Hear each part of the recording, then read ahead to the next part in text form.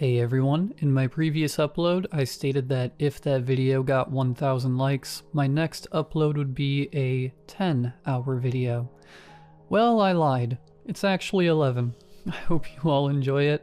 If you do, please be sure to drop a like rating. I won't set a like goal for this one, but liking the video does help out immensely. Subscribing if you are new is also very much appreciated. We are very close to hitting 130,000, and I'm curious to see if we could hit it before the end of the year. Anyways, sit back, do whatever it is that you do to relax, enjoy the ad-free content, except for the ad right after this intro. There won't be any more ad breaks after that one. And as always, I hope you all have a great night.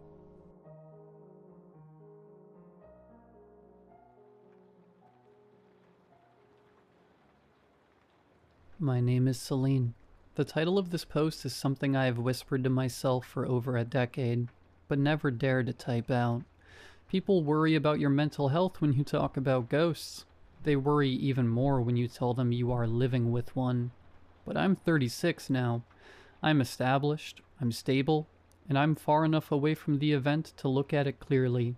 I need to get this down because I looked at her this morning, really looked at her, and I realized the truth is undeniable.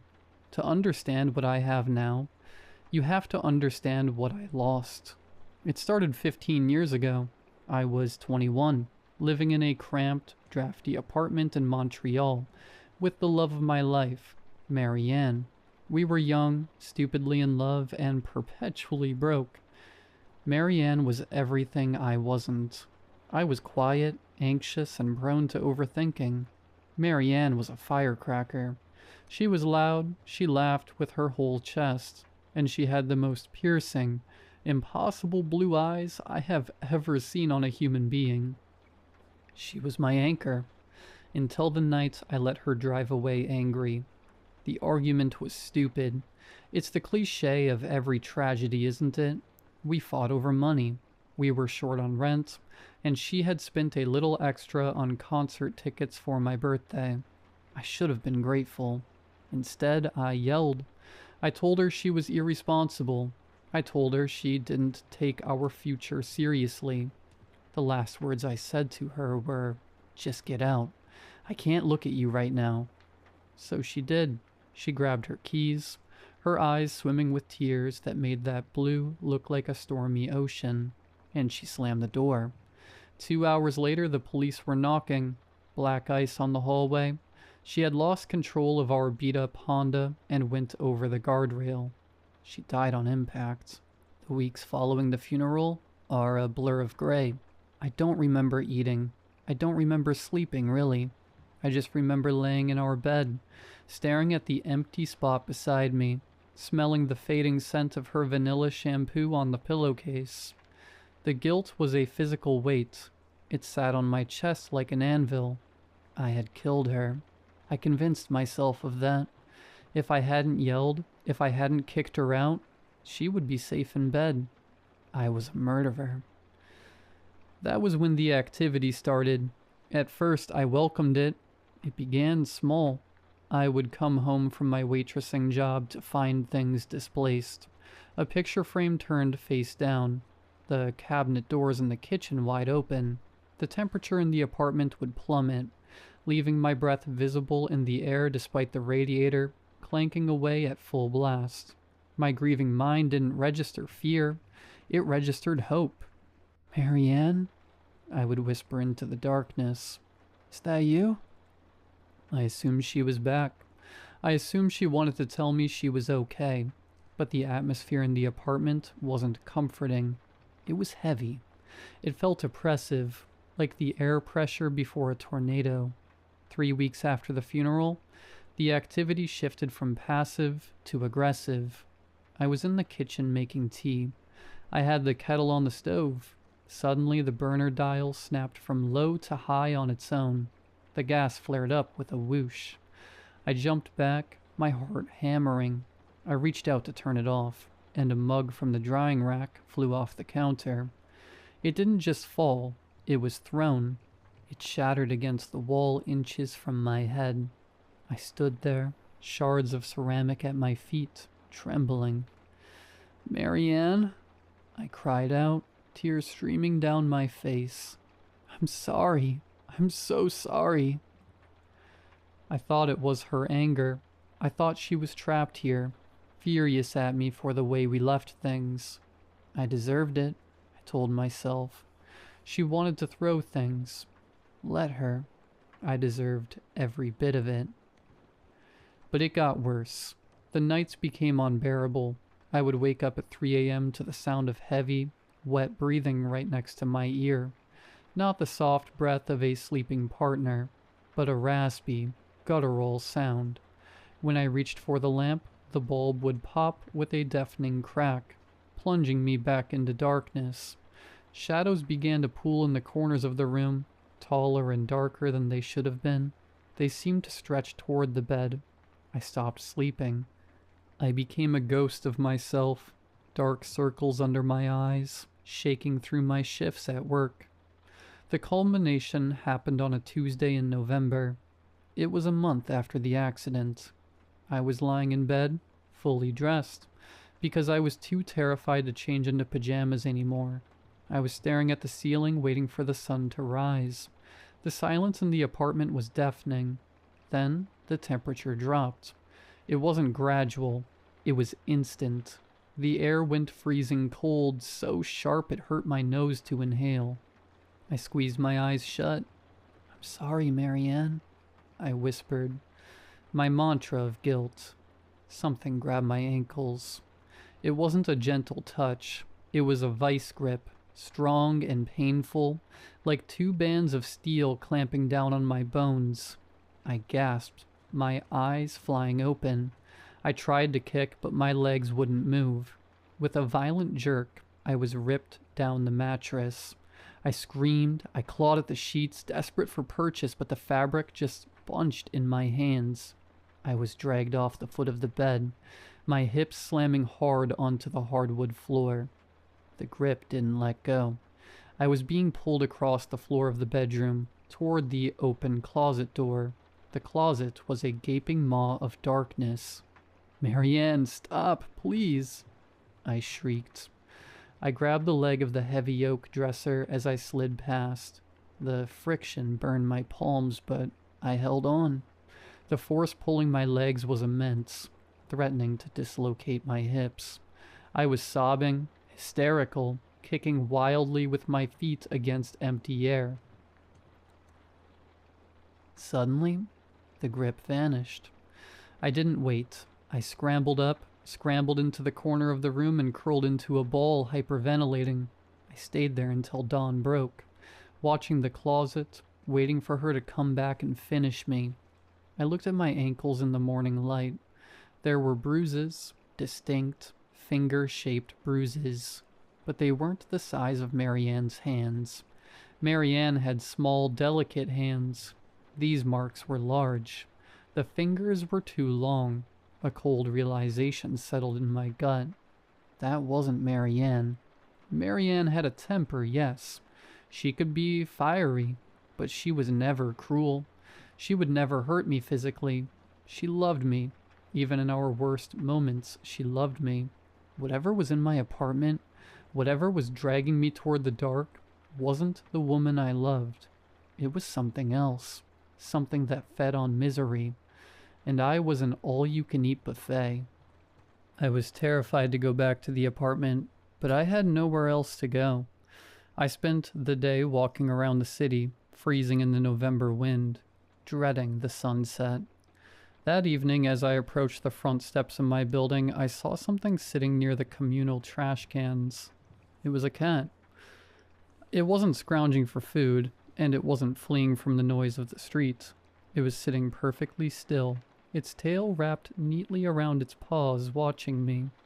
It was a calico, mostly white with patches of orange and black. I stopped at the bottom of the stairs. The cat stood up and let out a soft merp sound. It walked right up to me, winding through my legs, rubbing its cheeks against my shins. I reached down automatically to pet it.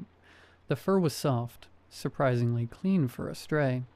Then the cat looked up at me. The breath caught in my throat. The eyes, they were blue. Not the greenish yellow or amber typical of cats. They were a deep, striking, impossible electric blue. They were her eyes. I fell to my knees on the sidewalk, ignoring the cold concrete. I stared at the cat, and the cat stared back with an intelligence that felt jarring. It bumped its forehead against my nose, purring, a sound like a small engine. "Hey," I whispered, my voice trembling. The cat didn't run away. When I stood up and unlocked the front door of the building, the cat trotted inside ahead of me, as if it owned the place. I hesitated, then followed. It climbed the 3 flights of stairs to my apartment door and sat there, waiting for me to turn the key. I opened the door. Usually the dread would hit me the moment I crossed the threshold. The heavy, malicious atmosphere. The cat walked in first. It strutted into the center of the living room, sat down and let out a long, low hiss. It wasn't hissing at me. It was staring at the dark hallway leading to the bedroom. The fur along its spine stood up in a rigid ridge. I stood by the door paralyzed. The cat held its ground. It let out a growl that sounded too deep for its small body. Then it strode forward, into the hallway, into the bedroom. I heard a thump like something heavy falling, and then silence. The cat came trotting back out a moment later, its tail held high, looking relaxed. It walked over to the couch, Marianne's favorite spot, jumped up, curled into a ball, and went to sleep. For the first time in a month, the apartment felt empty, but in a good way. The heavy pressure was gone. I didn't kick the cat out. I named her Marianne.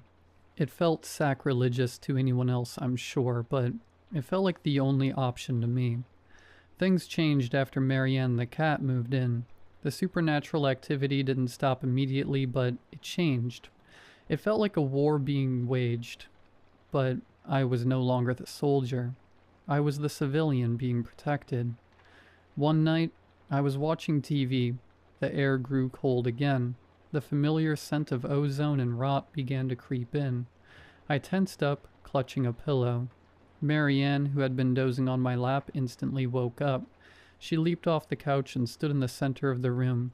She stared at an empty corner near the ceiling, her eyes pinned back flat against her skull. She let out a scream, that specific, yowling caterwaul that cats make when they are about to fight. The lights flickered. The TV turned itself off. Marianne launched herself at the wall. She literally ran halfway up the drywall, claws out, swiping at the empty air. I saw, and I swear this is true, a dark, misty shape recoil from her. She landed on her feet and hissed again, spitting, her blue eyes blazing. The cold air dissipated instantly. The TV flickered back on. Marianne sat down, licked her paw, and looked at me as if to say, "It's handled." This happened a few more times over the next month. Whatever that thing was, whatever dark parasite had latched onto my grief, it was trying to come back, and every time, Marianne was there. She was a sentinel.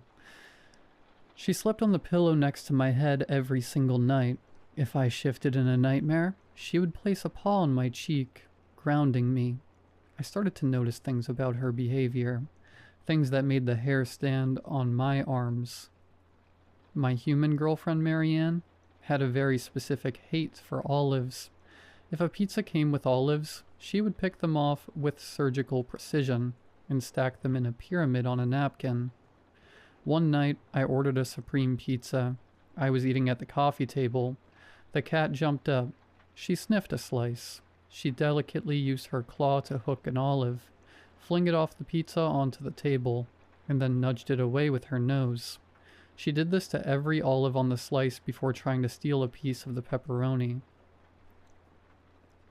I just stared at her. "Really?" I asked. She blinked slowly. Marianne the human also had a habit of tapping her fingers when she was impatient. The cat, when waiting for me to fill the food bowl, would tap her left paw rhythmically against the floor tiles. Tap, tap, tap. She didn't like cat toys. I bought feathers, laser pointers, fake mice.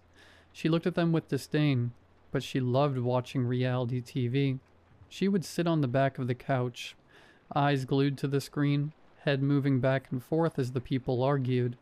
Human Marianne used to say it was her trashy, guilty pleasure.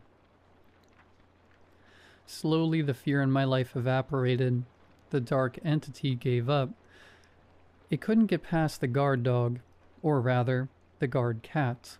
By the time spring arrived, the apartment was just an apartment again, but I was never alone. I talked to her. I know that's what crazy cat ladies do, but this was different. I told her about my day. I told her I was sorry about the fight. I told her I loved her. Whenever I apologized for the accident, for the argument, she would butt her head against my mouth to silence me. She would purr so loudly it rattled her ribs. It was forgiveness. I knew it. Life went on. I moved out of that apartment 2 years later. Marianne came with me, obviously. I went back to school. I got a degree. I started a career in graphic design. I dated a few people, though it never really worked out.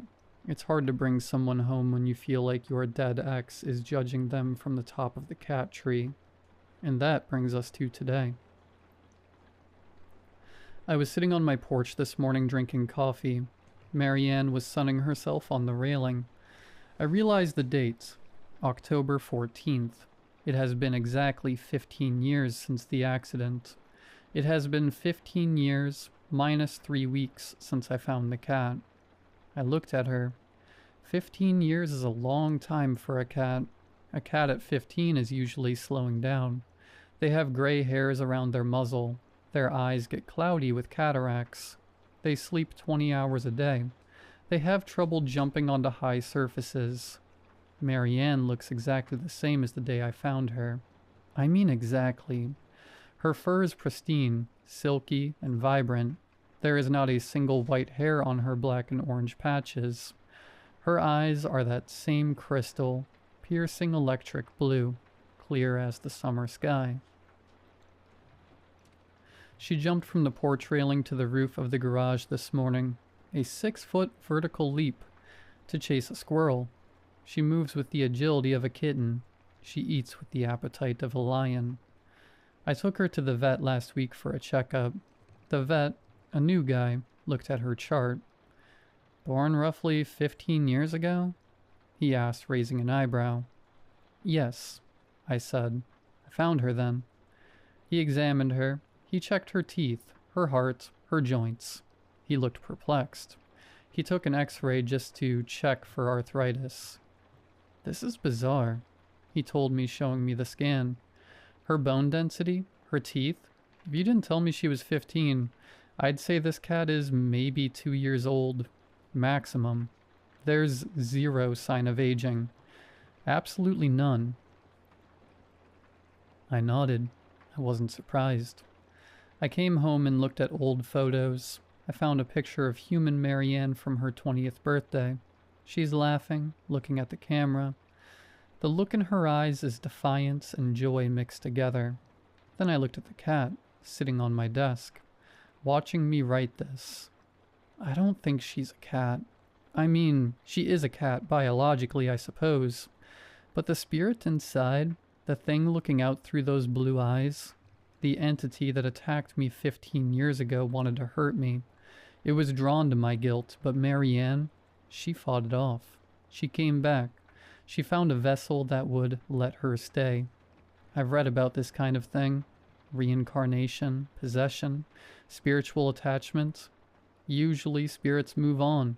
They fade, or if they stay in an animal, the animal eventually ages and dies. But she isn't aging. She isn't leaving.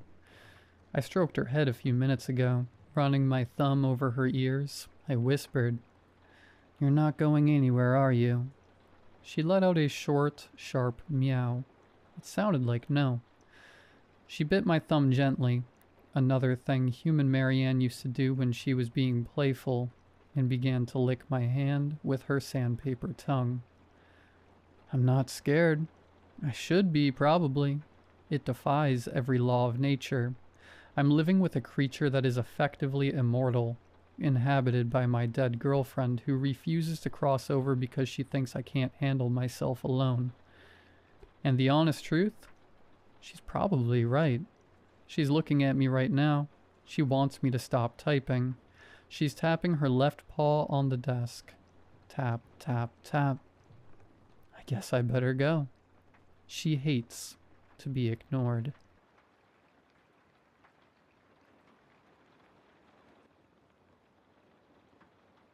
Children ask a lot of questions, but they're never the right ones.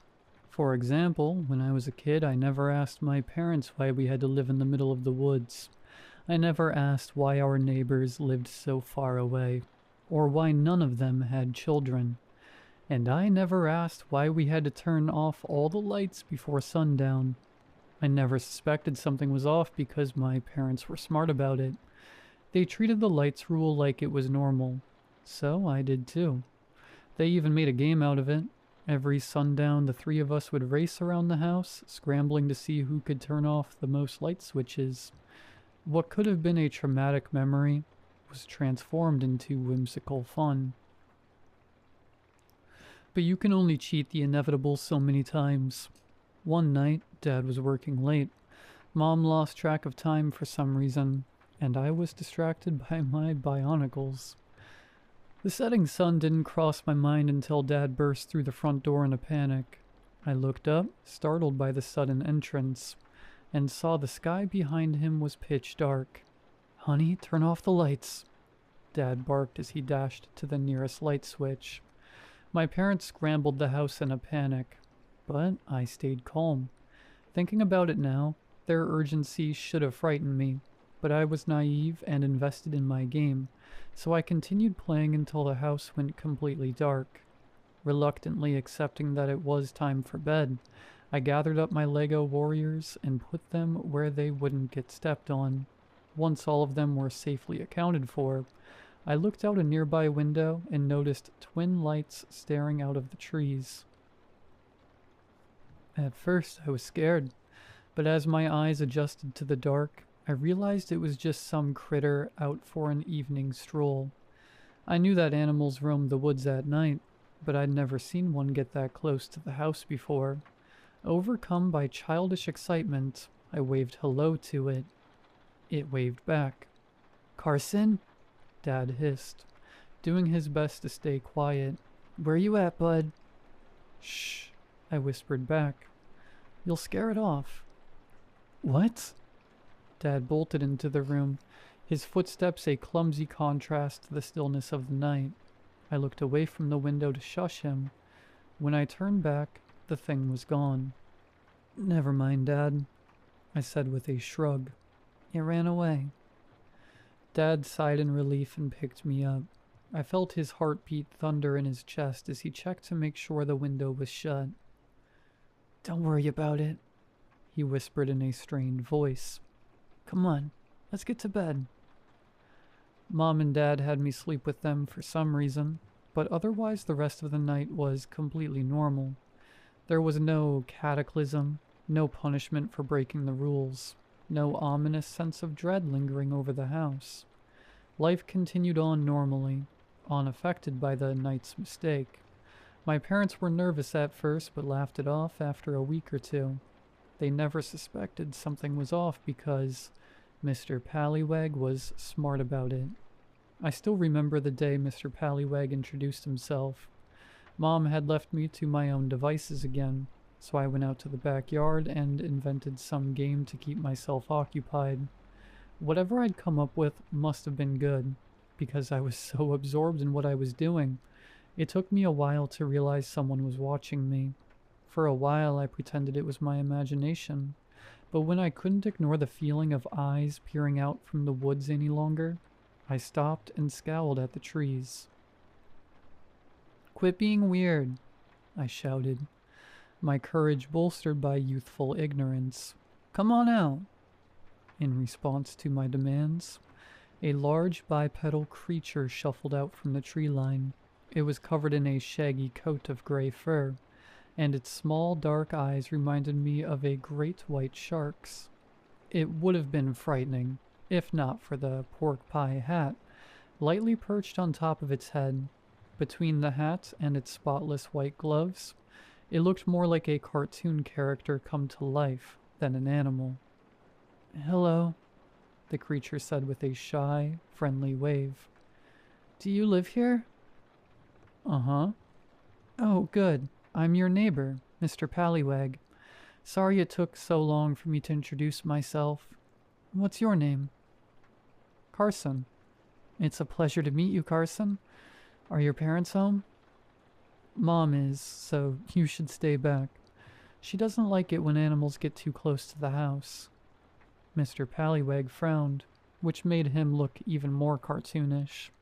I couldn't help laughing at his expression. "I don't see what's so funny." Mr. Pallywag huffed. "I'm not an animal. I'm a respectable citizen." "I'm sorry. You made a funny face, that's all." "Oh, that's not a funny face. This is." Mr. Pallywag stuck out his tongue and bulged his eyes. It looked so goofy I nearly passed out from laughter. I laughed so loudly, Mom popped her head out of the window and asked me, "What's so funny, Carson?" Mr. Pallywag made a funny face. "Mr. Pallywag?" "Yeah, don't you see him?" Mom scanned the trees, a frown firmly etched on her face.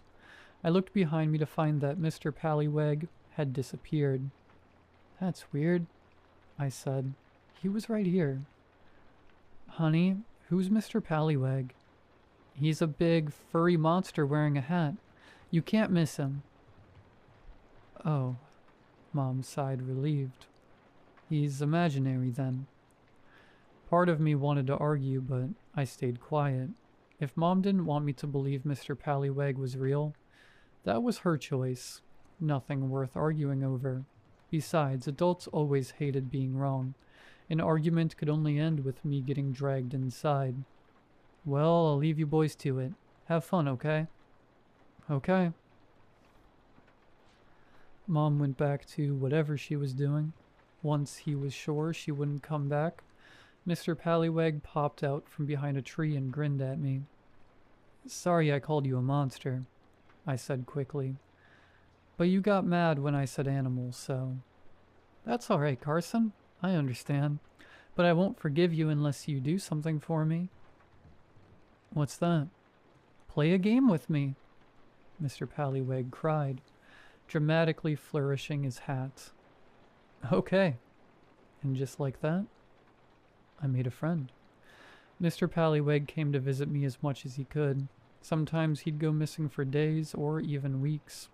But I didn't mind. He always made up for it with a fantastic new story about his travels. I always liked stories, but my parents rarely told me any. Most nights it was too dark to read anything, and they were too busy during the day. Luckily, telling stories was Mr. Pallywag's favorite pastime, and I was happy to listen.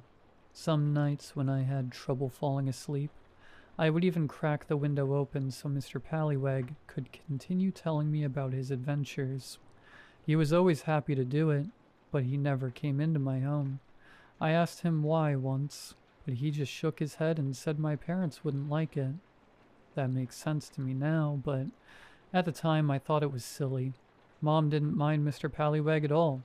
Dad did at first, but then one night, he and Mom had a fight about it. It got really intense until Mom said it was perfectly normal for a kid with no friends to make one up. That made Dad go quiet. He didn't say anything about Mr. Pallywag again. I can't blame my parents for thinking Mr. Pallywag was imaginary. He was very good at hiding. In fact, he was so good that, at first, I tried to make a game out of catching him. "Look, Mommy," I'd squeal with delight. "He's behind the swing set. No, now he's behind the sandbox." But eventually, I let him hide without calling attention to it. He was quiet as the wind and quick as a fox, and nobody could find him if he didn't want to be found. I also got the feeling something bad would happen if my parents caught him. I didn't want that. He was my best friend. Most of the time, Mr. Pallywag was content to play in my backyard, but he asked me to come into the woods with him twice. The first time happened because Mom yelled at me. Before I tell this part, I want to make it clear that Mom was not abusive. That said, she wasn't exactly Mother of the Year either. There were mitigating circumstances, granted. She didn't have a lot of friends, and we didn't leave the house much because of our isolation. Most days she was either alone or only had me for company. If that doesn't sound so bad, imagine being trapped in a remote cabin and the only person you can have a conversation with refuses to talk about anything that isn't related to cartoons, or how hungry they are. Frankly, it's a miracle she didn't kill me. I was usually content to entertain myself, but one day, for whatever reason, all I wanted to do was spend time with her. "Mom, come play with me," I whined. "Not right now, honey," she said, doing her best to keep her voice calm. "Why don't you watch a movie?" "I don't wanna." "Well, how about you play your PlayStation?" "No, I want to play a real-life game." "Okay, well, why don't you ask Mr. Pallywag to play with you?" "I don't want to play with Mr. Pallywag. I want to play with you." "Carson, I want to play." My tantrum raged on like that for a while. Mom tried to soothe me, but I refused to be sated. Finally, she snapped and shouted, "Enough." The force of the shout shut me up immediately. "I can't play with you right now, Carson. I need some time to myself, okay? Just shut up and go outside." With that, Mom stormed to her bedroom and slammed the door shut. Tears welled up in my eyes as I scurried outside. It was my first rejection. I remember it better than my first kiss. For what felt like hours, I sat on my swing set and bawled. If Mom noticed, she didn't come out to comfort me. Odds are she was just holed up in the house somewhere, but at the time it felt like she was actively ignoring me. "Hey, Carson!" Mr. Pallywag's sudden appearance didn't surprise me. He made a habit of showing up out of nowhere. Normally I pretended to be surprised, but I was so depressed I couldn't summon the energy for it. "Carson?" Mr. Pallywag asked. "You okay?" "Mom yelled at me," I choked out between sniffles. "Oh no, come here, bud. It's okay." Mr. Pallywag opened his arms and wrapped me in a big hug. I always liked Mr. Pallywag's hugs. It was like hugging a big warm pillow. There was something else about them too. Something that made you feel safe and protected. Kind of like falling asleep. "Tell you what," Mr. Pallywag said when I calmed down enough. "How about we do something special today?" "Special?" "Yeah, I'm gonna show you the best spot in the entire forest." "I don't know. Mom and Dad said I can't go into the woods because it's dangerous." "That's not true," Mr. Pallywag replied as he patted my head.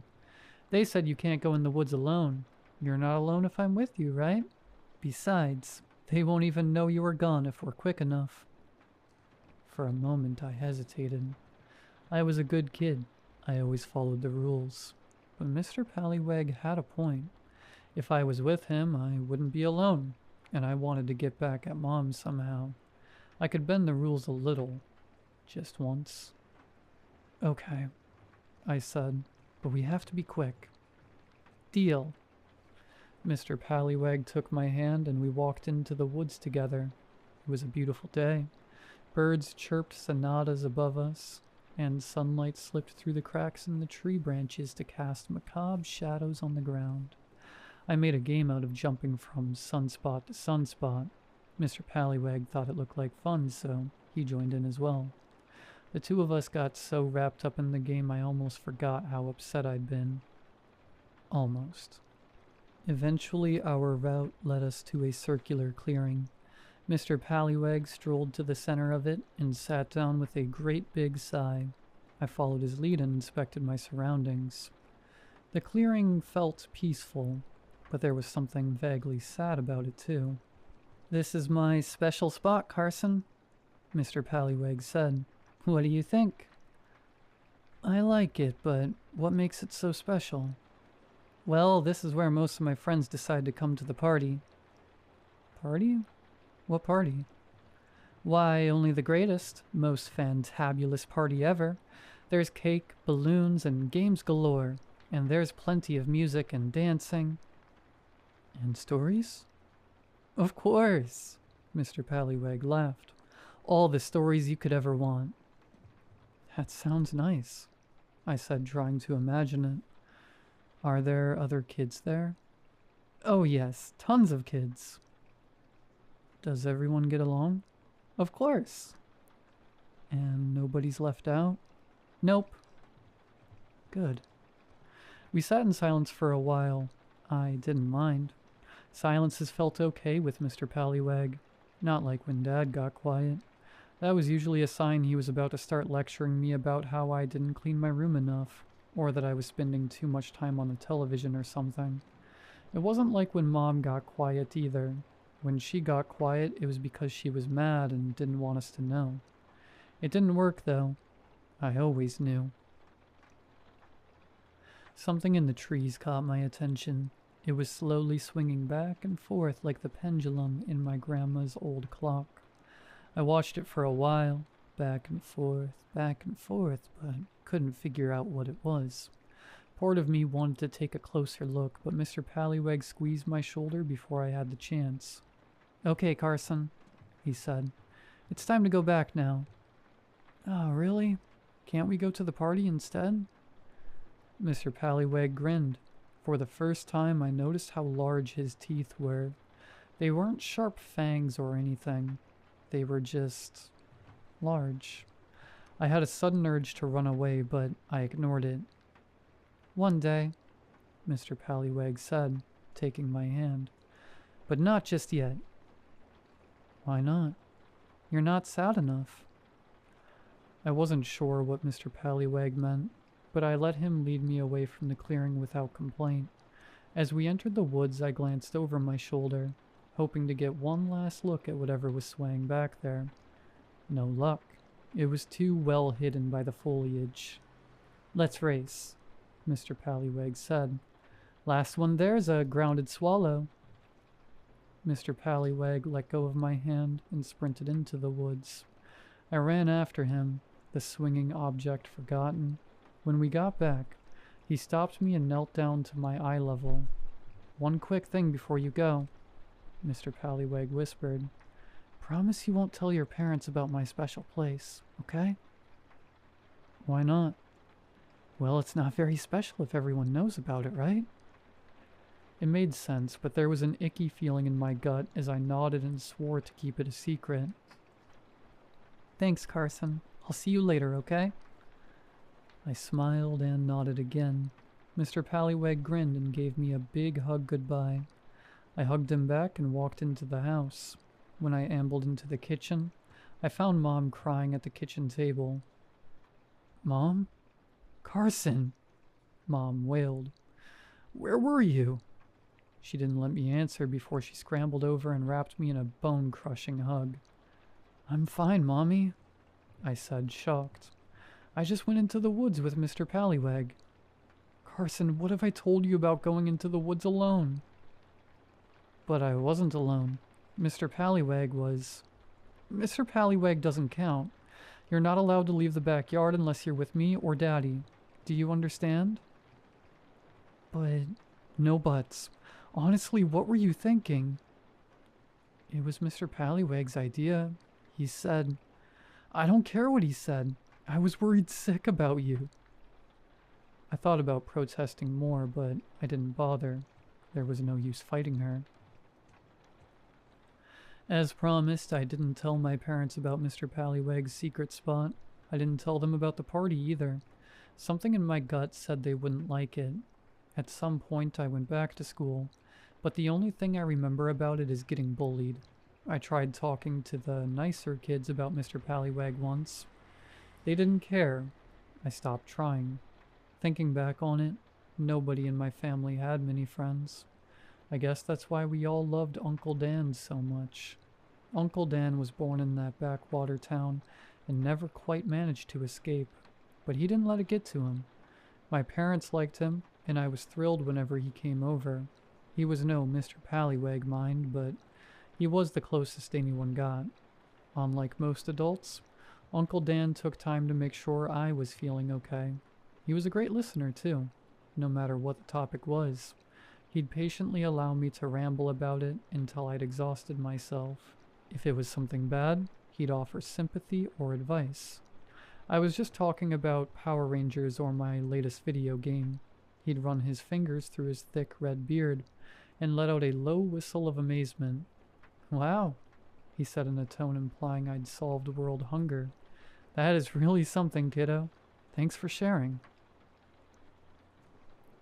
When most people said stuff like that, I knew they were only saying it to humor me. Uncle Dan was special because I believed him. One time I asked Uncle Dan why he liked talking to me so much. He got real serious and said it reminded him of spending time with his daughter. I asked if I could meet her sometime. He got real quiet and shook his head. I didn't ask about her again. For some reason, the one thing I didn't tell Uncle Dan about was Mr. Pallywag. In fact, he might never have known if I hadn't shown him my drawing. It was just a crayon scribble of Mr. Pallywag waving hello, but I'd gotten the hat just right, and I was proud of my work. Obviously, the next time Uncle Dan came over, I made it a priority to show him my masterpiece. Uncle Dan, look at what I drew," I chirped as I shoved the drawing at him. "Carson," Dad scolded, smiling despite himself. "Give him a second to breathe." "That's all right, Keith," Uncle Dan chuckled. "Let's see what Picasso whipped up for us." Uncle Dan ruffled my hair and took the drawing. The second he saw what it was, his smile faded. I waited for him to say something, suddenly self-conscious. He was quiet for so long, I looked to Dad for reassurance. He looked just as confused as I was. "Uncle Dan?" I asked. It's great, Carson," Uncle Dan replied, his hands and voice shaking. "Great job. What's the fella's name?" "Mr. Pallywag." Uncle Dan's face went pale. "That's fun," he said in a low, emotionless voice. "Carson, would you excuse us for a moment? There's something I need to talk to your dad about." Okay." Unnerved, I left the room. I'd never seen an adult act like that before. I knew I shouldn't have eavesdropped, but I was so worried about Uncle Dan I stopped by the doorway to listen in. "Jesus, Dan, what's wrong? You look pale."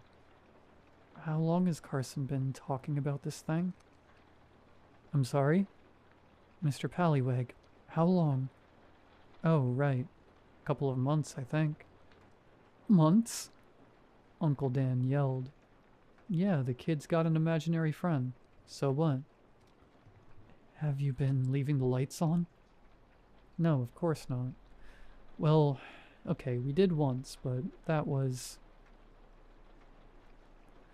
Mom must have walked in because I heard her ask, "What's going... Dan, are you alright?" "You have to move," Uncle Dan insisted. "Now." "Move? I don't..." "We're not moving," Dad snapped. "Don't give me that tough guy crap, Keith. Christ, I should have figured this would happen."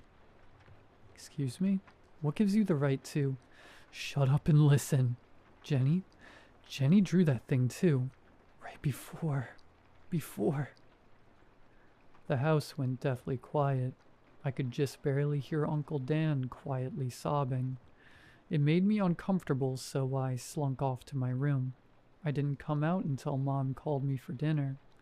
As I sat down at the table, I looked over to Uncle Dan. It was like nothing had happened.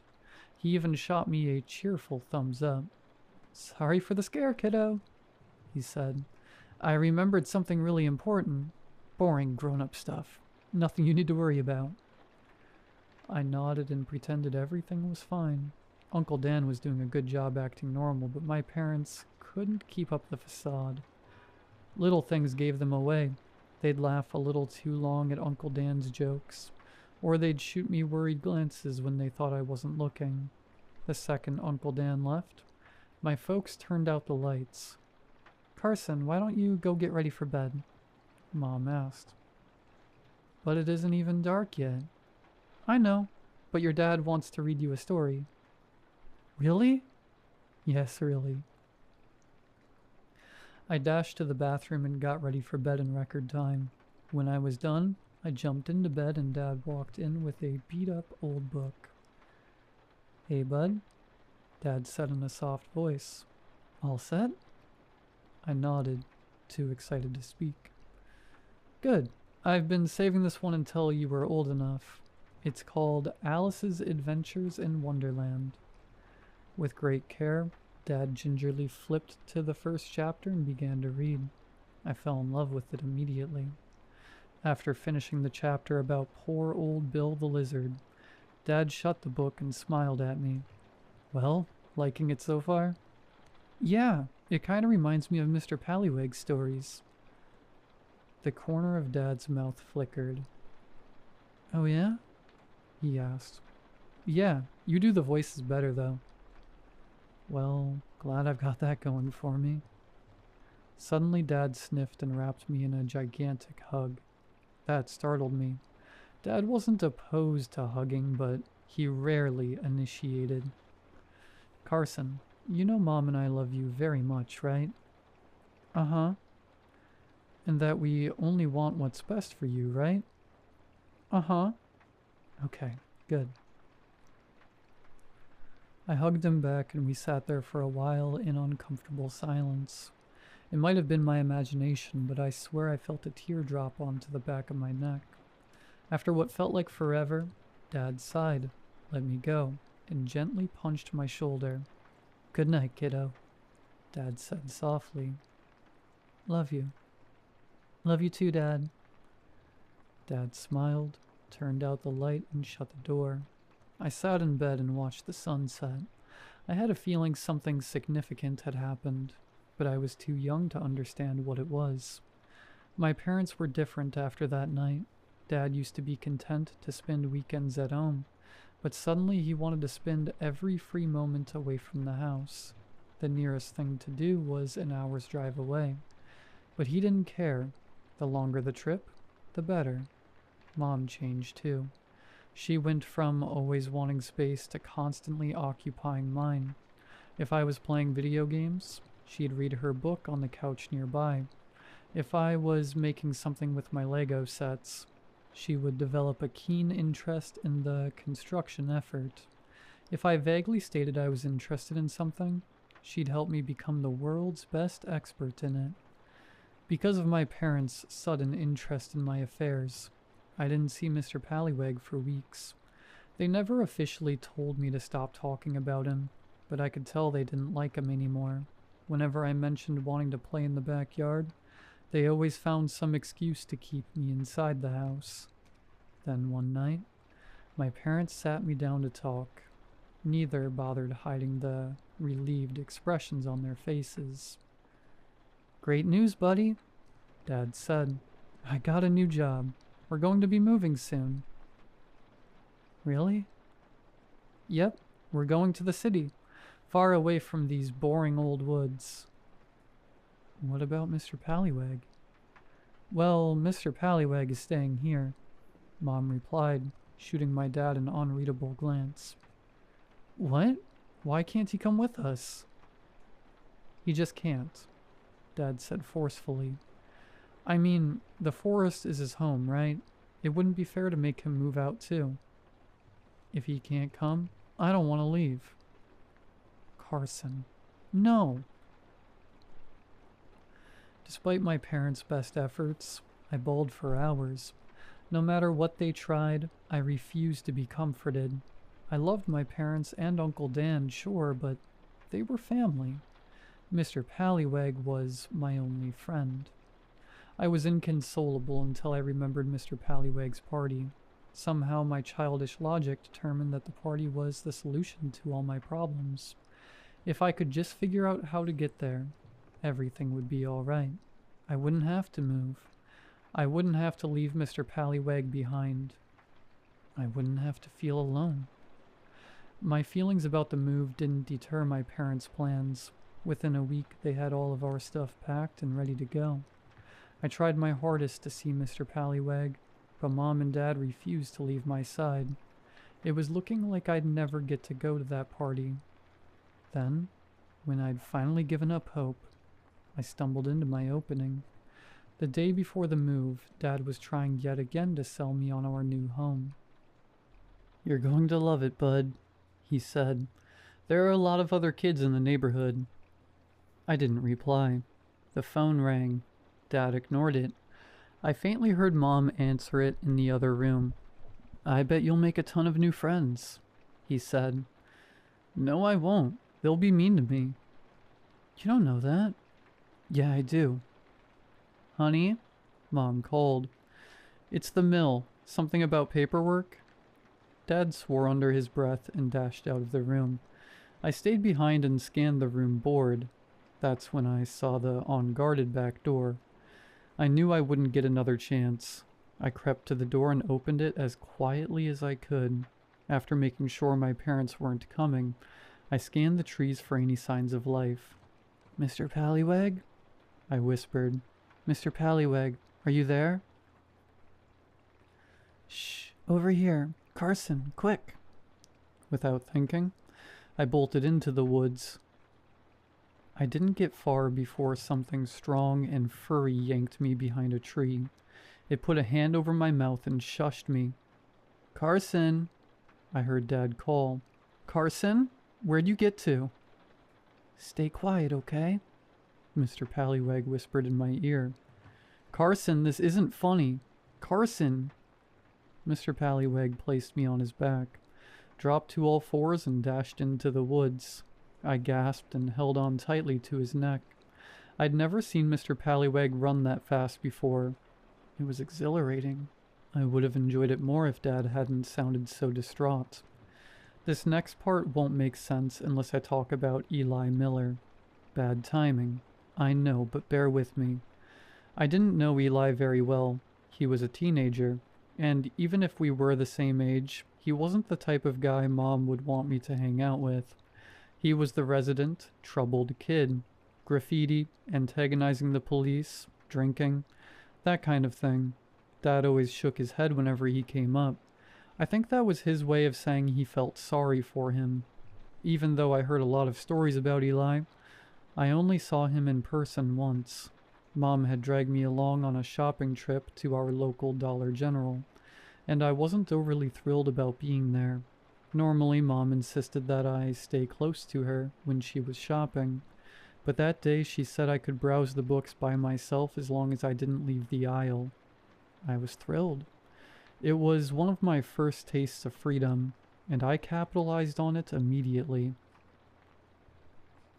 As I browsed through the scattered copies of Animorphs and Goosebumps, Eli strolled into the aisle without a care in the world. He whistled a tuneless song, picked a magazine off the shelf, and casually flipped through it. I was so low to the ground that he didn't notice me. Something about the way Eli flipped through the magazine made me stop and watch him with juvenile fascination. After a minute or two, Eli scanned the store. When he thought nobody was watching, he casually slipped the magazine into the inner pocket of his jacket. A perfect crime. That was when he caught me staring at him. He froze, his hand still clutching the stolen loot. I knew I should have called someone over, or told him off for stealing or something. Instead, I put a finger to my lips. Eli smirked, nodded at me, and walked away. He didn't get to the end of the aisle before he stopped and looked back at me. I kept my finger on my lips in silent assurance. A weird expression spread across his face. He rocked on the balls of his feet and kept glancing from me to the door. He was home free and he knew it. And yet... Eli shut his eyes and sighed. He removed the magazine from his pocket and put it back on the shelf. I cocked my head, confused. "Don't steal, kid," Eli whispered. I smiled at him and nodded. He shot me a wink and left the store. I never told anybody else about it, but that little encounter left a big impact on me. Weird as it sounds, Eli transformed into a sort of Robin Hood figure in my head, someone who understood right and wrong in a way stuffy adults don't. He was a living legend. A hero, maybe. That's why I was devastated when he killed himself. I never got the full story. From what I heard, the poor kid hung himself in the woods without leaving a note. It took a week for anyone to notice he'd gone missing. Took another 2 for somebody to find him. What hurt me most was the injustice of it. In all the stories I'd heard, dying alone in the woods was a fate reserved for villains. Eli deserved better. It wasn't fair. After Eli's death, I had a recurring nightmare. In it, I'd be walking alone in the woods. I could feel something watching me, but I couldn't see it because it was hidden by the trees. Eventually, I'd start running, but thick vines would lash around my throat and yank me off the forest floor. The vines would lift me off the ground by the neck. Higher, higher, and the higher I got, the harder it was to breathe. And I would choke and choke and choke until I finally woke up, panicking and screaming. I still have that nightmare sometimes. Mr. Pallywag didn't stop running until we reached his secret spot. I gave him a moment to catch his breath, then climbed off and wrapped him in a massive hug. "I missed you," I whispered. "I missed you too. I'm moving away tomorrow." "I know. I don't want to leave," I sniffled. "Can I go to the party instead?" There was a brief pause. "Oh, I don't know," Mr. Pallywag said with calculated indifference. "I'm sure you'd have much more fun living in your fancy new house in the city." "No, Mr. Pallywag, I don't want to move. I want to stay here with you." "More than anything?" I nodded.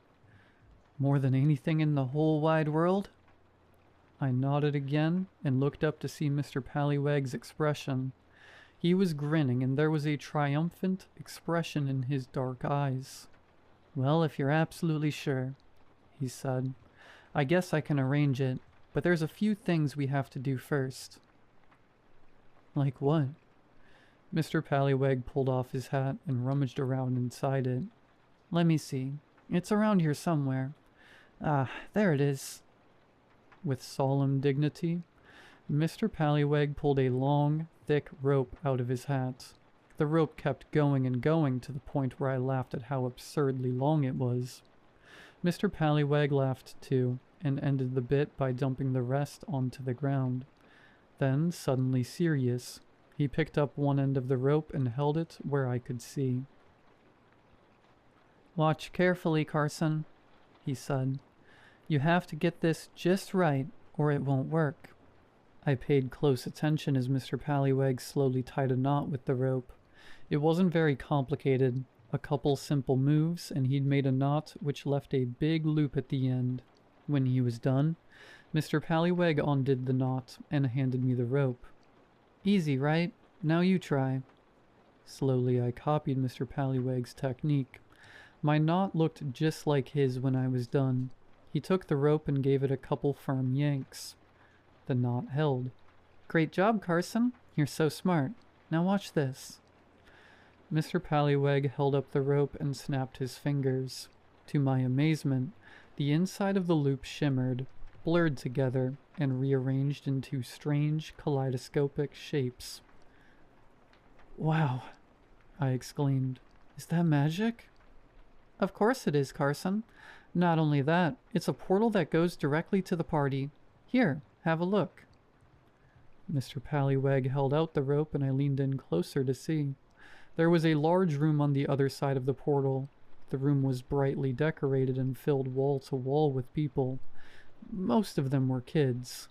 No sound came through the portal, but I could see people having animated conversations and laughing. What a party it was. It was everything I'd hoped it would be. There was cake and pizza and a ton of TVs with all my favorite movies and games on them. Everyone was having so much fun. I didn't see anyone who looked excluded or bullied or unwanted. It was like something out of a dream. A red-haired girl on the other side of the portal noticed me and enthusiastically waved hello. I waved back. The girl pointed me out to some of the other partygoers, and they all began beckoning me over.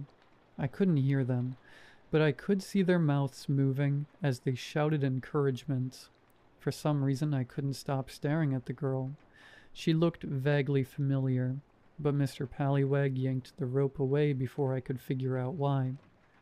Now, Mr. Pallywag began, there are a few things we have to do before we can go to the party. Are you ready? Uh-huh. Great. First, you'll need your invitation. Mr. Pallywag cleared his throat, grinned a wide, toothy smile, and took a deep bow. Carson, on the most momentous of days, I hereby offer you an exclusive invitation to the greatest party there ever is, was, or will be. Good for whenever, wherever, whatever, and forever. Do you accept? I giggled and said, yes. A soft wind blew through the trees. Something changed. Something subtle. A muffled static in the air. A slight shift to the left. A delay so tiny, no one would ever notice. The only word I can think of to describe it is magic settling in. Old and powerful magic mankind chose to leave behind. I didn't like it. Wonderful, Mr. Pallywag said, clapping his hands. Just 2 more steps and you can go to the party. The first one's easy. All you have to do is pick a tree. I nodded and began inspecting the nearby trees in turn. Midway through my search, something in the forest stole my attention. I squinted and leaned towards it to get a better look. It was a yellow strip of police tape. The strip blew gently in the breeze, tracing lazy shapes in the air. It marked the spot where I'd seen the swinging thing last time. I frowned and turned back to Mr. Pallywag. He was still smiling, but there was something hard in his eyes. Something wrong, Carson? No. Good. Which tree did you pick? Despite a sudden sense of unease, I pointed at my tree. Mr. Pallywag walked me over to it and positioned me under one of the branches. The branch looked thick and sturdy. Good choice, Carson. Very good choice. Mr. Pallywag nodded in approval and showed me the portal again. The red-haired girl was there waiting for me. She shot me a huge, sincere smile and held up a slice of cake. It was my favorite. A corner piece of red velvet with tons of icing. The icing had even been lathered into a big letter C, just for me. Hey, Mr. Pallywag, I said, unable to contain my curiosity. Who's that girl? Oh, that's Jenny. She's a very good friend of mine. Do you two know each other? The name was familiar, but I couldn't place it. I shook my head. Well, you'll get to know each other soon enough. Just one last step, and you'll be at the party. What is it? It's very easy. Just put your head through the loop and close your eyes real tight. An intense, shaky feeling shot through my body. I took an involuntary step back. What's wrong? Mr. Pallywag asked. Everyone's waiting. See? His smile didn't waver as he pointed at the portal. All of the partygoers were gathered in a big crowd. They were clapping and chanting something. I couldn't hear them, but I knew it was my name. I instinctively scanned their faces. It didn't take me long to find the one I was looking for. When he caught me looking at him, he held a finger to his lips and winked. Eli. I felt the blood drain from my face as I backed away from the rope. Mr. Pallywag chuckled. It's okay, Carson, he said, his voice as friendly as ever. I won't lie. It's scary at first, but don't worry. When it's done, you get to stay at the party forever. Just you, me, and all of our friends. Doesn't that sound fun? Mr. Pallyweg's grin widened. I'd never realized how big he was before. About the size of a grizzly bear. Maybe even bigger. I wanted to run, but I'd seen how fast he was. There was no way I'd be able to get away from him. I thought about the night Dad read me Alice, about the long hug he gave me, and the tear rolling down my cheek. With as much courage as I could muster, I shook my head. I don't want to go to the party anymore. Don't be silly, Carson. Everyone wants to go to the party. I don't. Carson? I shook my head again. Mr. Pallyweg stopped smiling. Did you know I could see the future, Carson? He asked in a low growl. I saw yours the moment I met you. Want to know what I saw? No.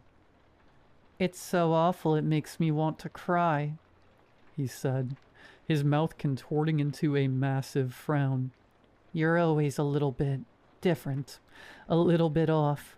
People don't notice it at first, but they always find out. And when they do, they abandon you. Shut up, you're lying. No, I'm not, Mr. Pallyweg droned, an annoyed teacher lecturing his student. You're going to end up all alone, Carson. No lovers, no friends. Eventually, you won't even have a family. No mommy or daddy or Uncle Dan. Nothing but a slow, depressing slide into endless misery. Shut up, shut up, shut up. Don't fight it, Carson. You already know I'm right. Something rustled in the woods. Dad's panicked voice echoed out soon after. Carson, Carson, where are you? The corner of Mr. Pallyweg's mouth flickered. I started to yell, but Mr. Pallyweg was on me in a flash. I closed my eyes and waited for the rope to close around my neck. To my surprise, Mr. Pallyweg just clasped his hand over his mouth. When I opened my eyes, he was grinning at me again. You already accepted the invitation, he said. Just follow the steps when you change your mind. I nodded, too afraid to do anything else. Mr. Pallyweg chuckled, uncovered my mouth, and walked away. Goodbye, Carson. See you soon. In the blink of an eye, Mr. Pallyweg was gone. Dad burst out of the trees moments later. When he saw me, he nearly bowled me over and wrapped me in a hug so tight, I thought my spine would snap. Thank God, Dad kept whispering. Thank you, God. Thank you. I didn't say anything. Dad took me home. Mom held me close, and none of us ever discussed the incident again. We were too relieved to jinx the miracle. The move went as planned. I never went back to those woods again. I did my best to move on, tried to make friends, even attempted dating a few times. But so far, Mr. Pallyweg's been right. Nobody stays. My parents are still alive, but we don't talk much anymore. Uncle Dan's dead. I talk to my coworkers a little, but I'm basically alone. Sometimes on really bad nights, I pull out some rope and tie that special knot. I let the loop shimmer, peek through the portal, and watch the party. More people join every year. Jenny and Eli are still there. They haven't aged a day. They look happy.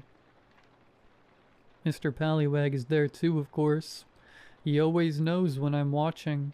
He stops what he's doing, looks me in the eye, and waves at me. I wave back. When he knows he has my full attention, he claps his hands and leads his guests in a mad dance. He whirls among them, hat in hand, dancing and singing and laughing. The party guests follow along, delirious with glee. I've tried to find a flaw with the party, an ulterior motive, or a sign that it's part of some sinister master plan. The problem is, it's perfect. Nobody disappears. Nobody's in pain.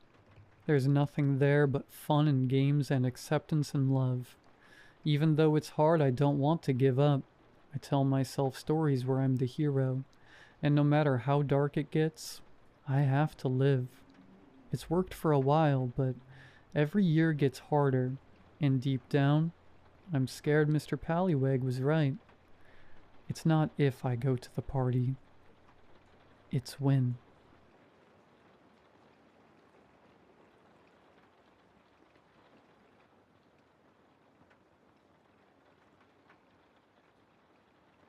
Sometimes I think we may have been too eager to own a home. If we had taken our time and been more discerning, we probably would not have ended up as involuntary hosts to the dozens of yearly visitors that wander onto our property from the small business next door. We live next to a funeral home, and by next to, I mean if our two buildings were any closer together, they could be condensed into a townhouse. A small strip of yellowish-green grass, barely wide enough to fit two people side by side, is all that separates our properties. And evidently, that strip belongs to my wife and me, because if we don't mow it, it doesn't get cut. Really, I should say that we live behind a funeral home, because while it is our closest neighboring property on our left side, that side of our house is actually facing its rear. The funeral home is on the corner of our block, and its entrance is situated more or less perpendicular to our front door on the wall farthest from our house.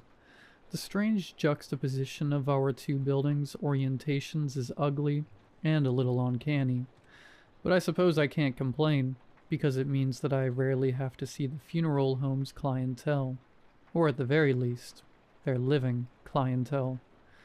The listing of our house didn't say anything about it being next to a funeral home, and when we pulled up to view it, we were more than a little put off by the prospect of living next to a building that at any given time would most likely contain at least one dead person. But the price was right, and after months of bad luck with the housing market, along with the expiration of our apartment lease quickly approaching, we jumped at the chance to finally have a place we could call our own. Besides, my wife and I both hold a fascination with all things paranormal and macabre. We spent our entire first date gushing over ghost shows and talking about the authenticity of various haunted objects. So after viewing the house and realizing that it had almost everything that we were looking for, we managed to convince ourselves that living next to such a strange, creepy building could actually be pretty cool. And to be fair, sometimes it actually is. Other times, however, it very much isn't. Our house, at 109 years old, is definitely up there in age, but its interior was fully renovated a couple of decades before we moved in.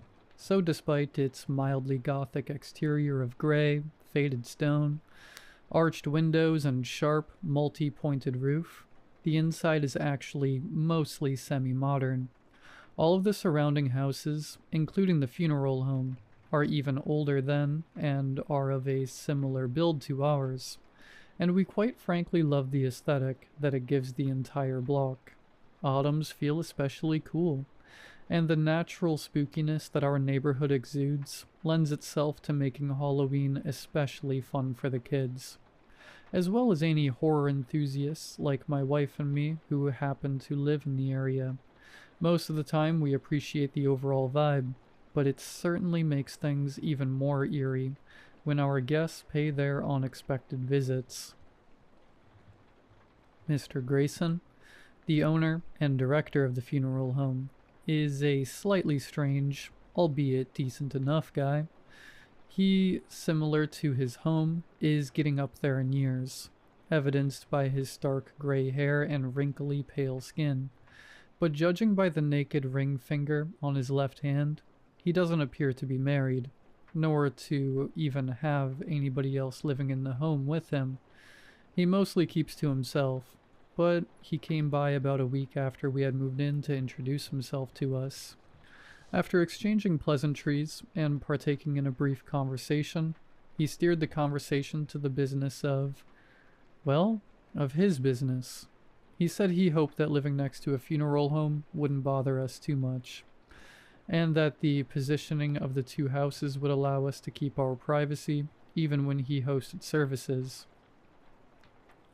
He told us that he didn't provide cremations, that he preferred to do things the old school way, whatever that meant, so we wouldn't have to worry about any unpleasant smells.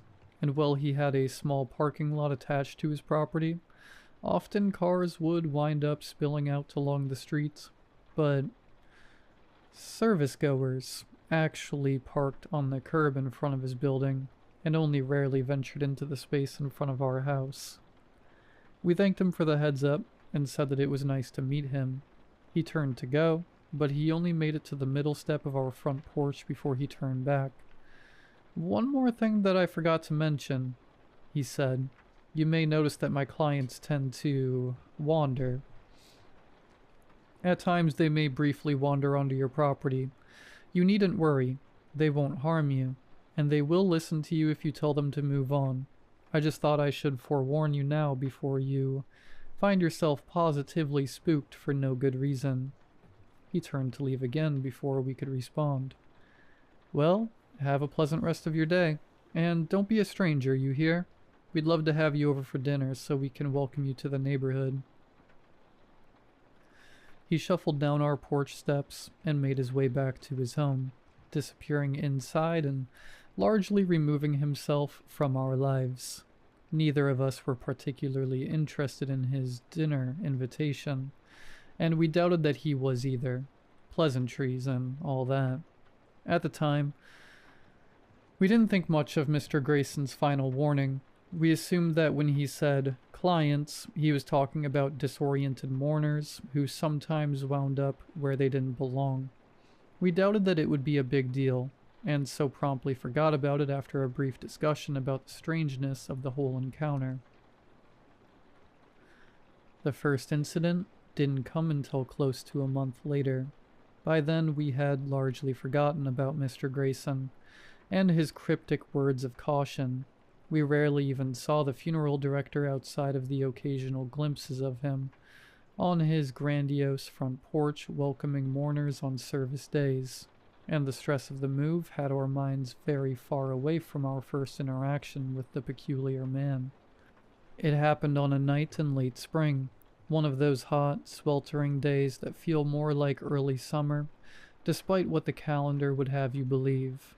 I woke up in the middle of the night desperately needing to pee, and seeing as our bedroom had never had a master bathroom installed during any of the house's renovations, I was forced to walk out of our room and all the way down the long hallway to the lone second floor bathroom on the far end, hoping that my tired, lumbering footsteps didn't wake my light sleeper of a wife.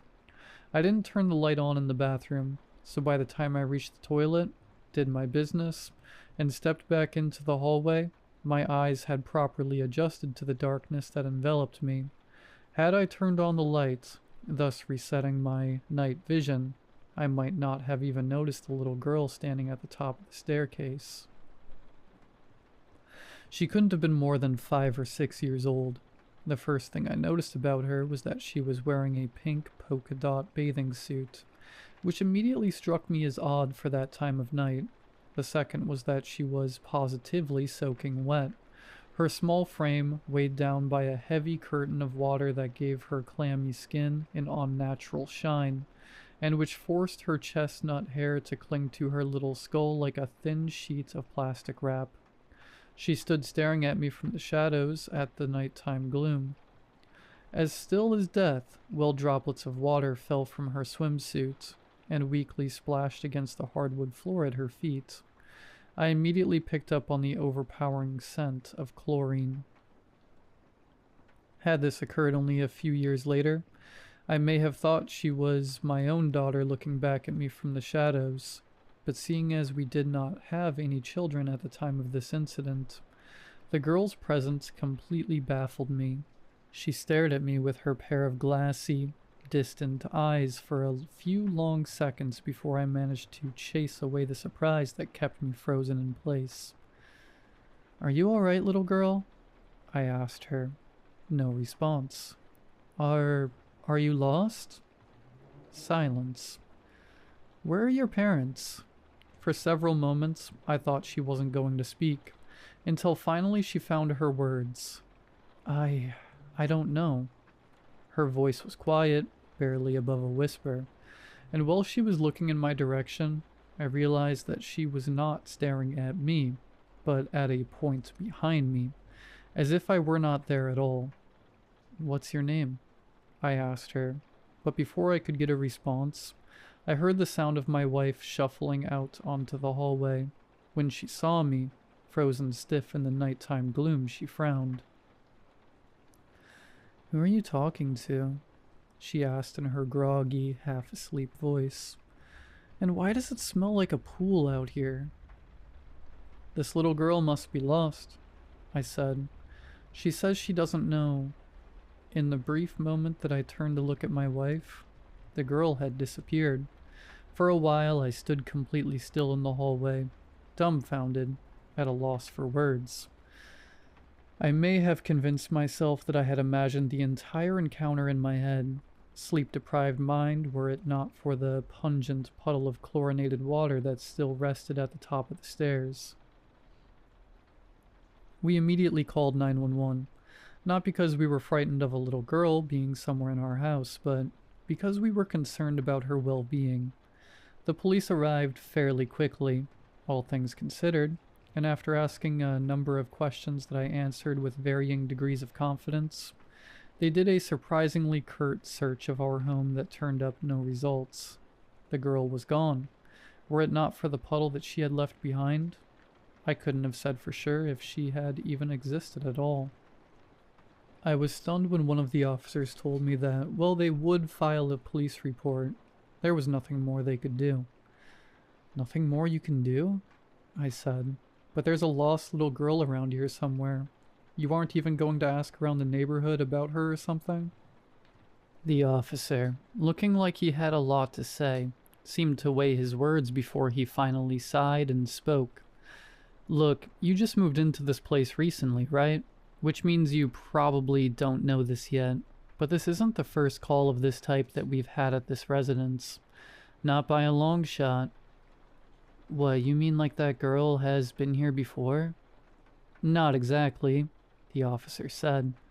"People tend to see strange things in this house, things that aren't necessarily there." "But she left a puddle at the top of my stairs," I said, flabbergasted. "It's still sitting up there right now. You're telling me I imagined that?" "No," he said. "In fact, I'm sure you saw something, but I don't know that it's exactly what you might be thinking." He paused, seeming to choose his next words carefully again.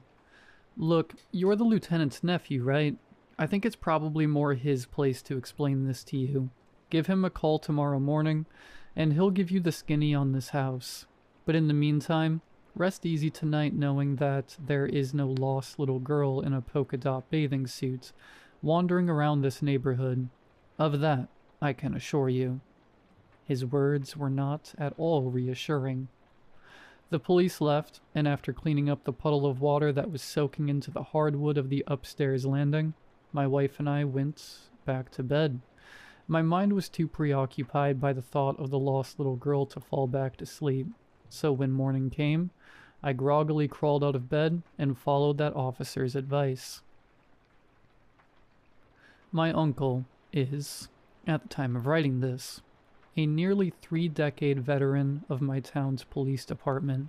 He's seen it all throughout the course of his career, including, apparently, personally going on several calls to my house back in the day, and so when I called him asking about the previous night's incident, he immediately knew what I was talking about. "Geez," he said from the other end of the line. "I didn't realize that you had moved into that house. If I had, I probably would have told you to steer clear of it before you signed anything that was legally binding." I frowned at this, despite knowing that he couldn't see it. "Why? What exactly is wrong with our new house?" My uncle waited a long time before answering, so long that I actually thought he had hung up on me, or we had otherwise lost connection before he finally spoke again.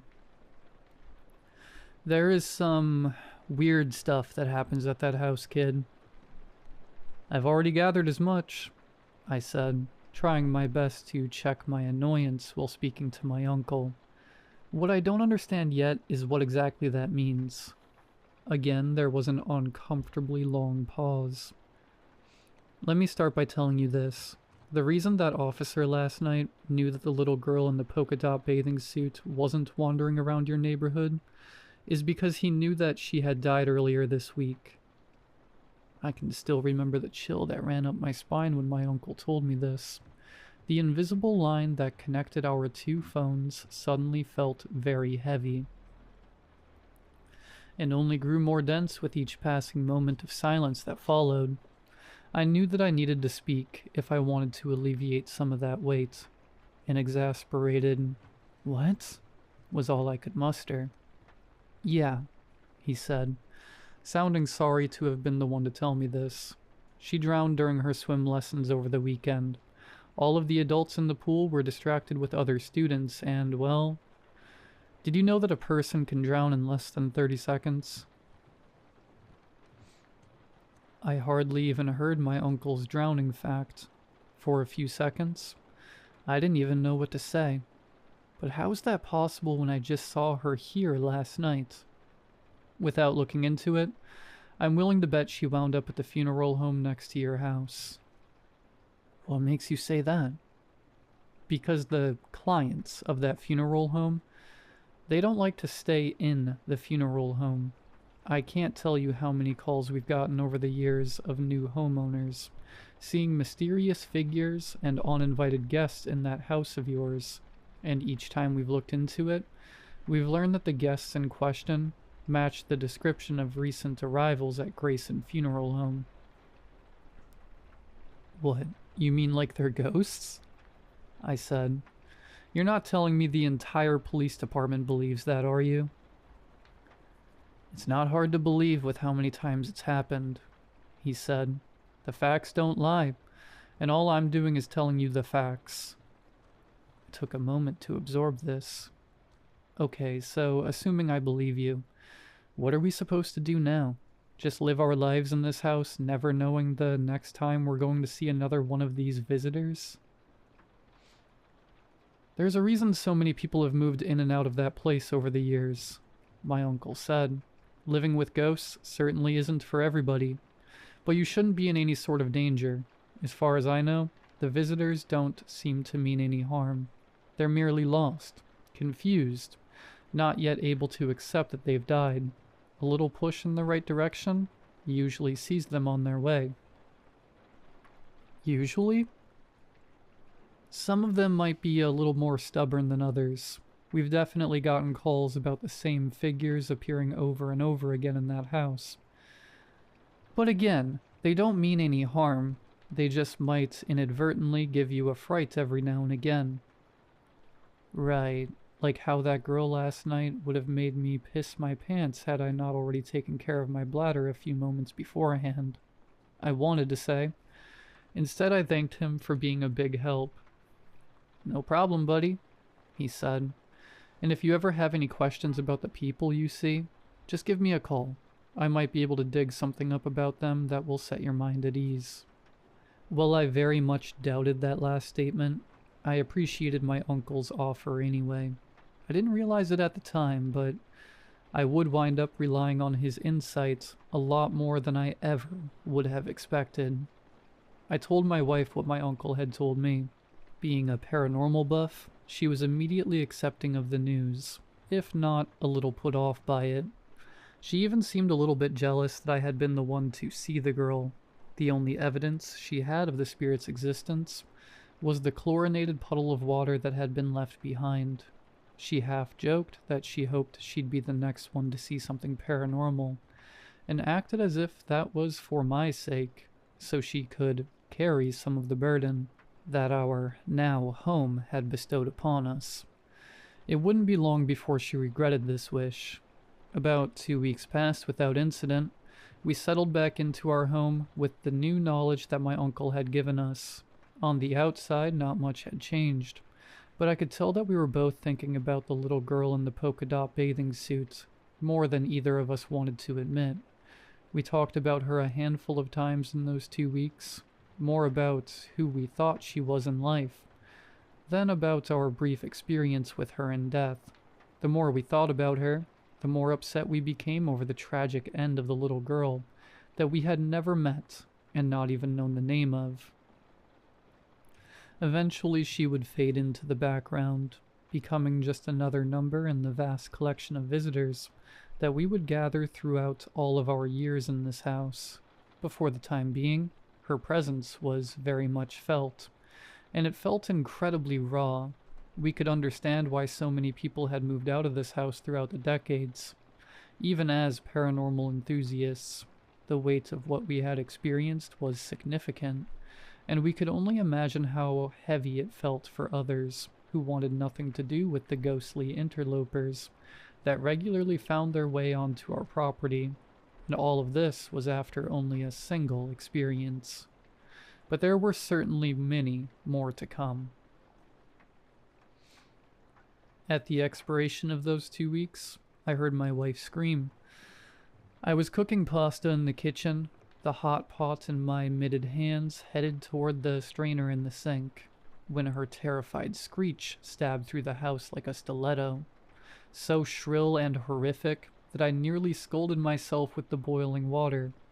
I placed the pot back on the stove with as much haste as I dared to, and rushed toward the sound of her voice, calling her name and asking her if she was all right as I went.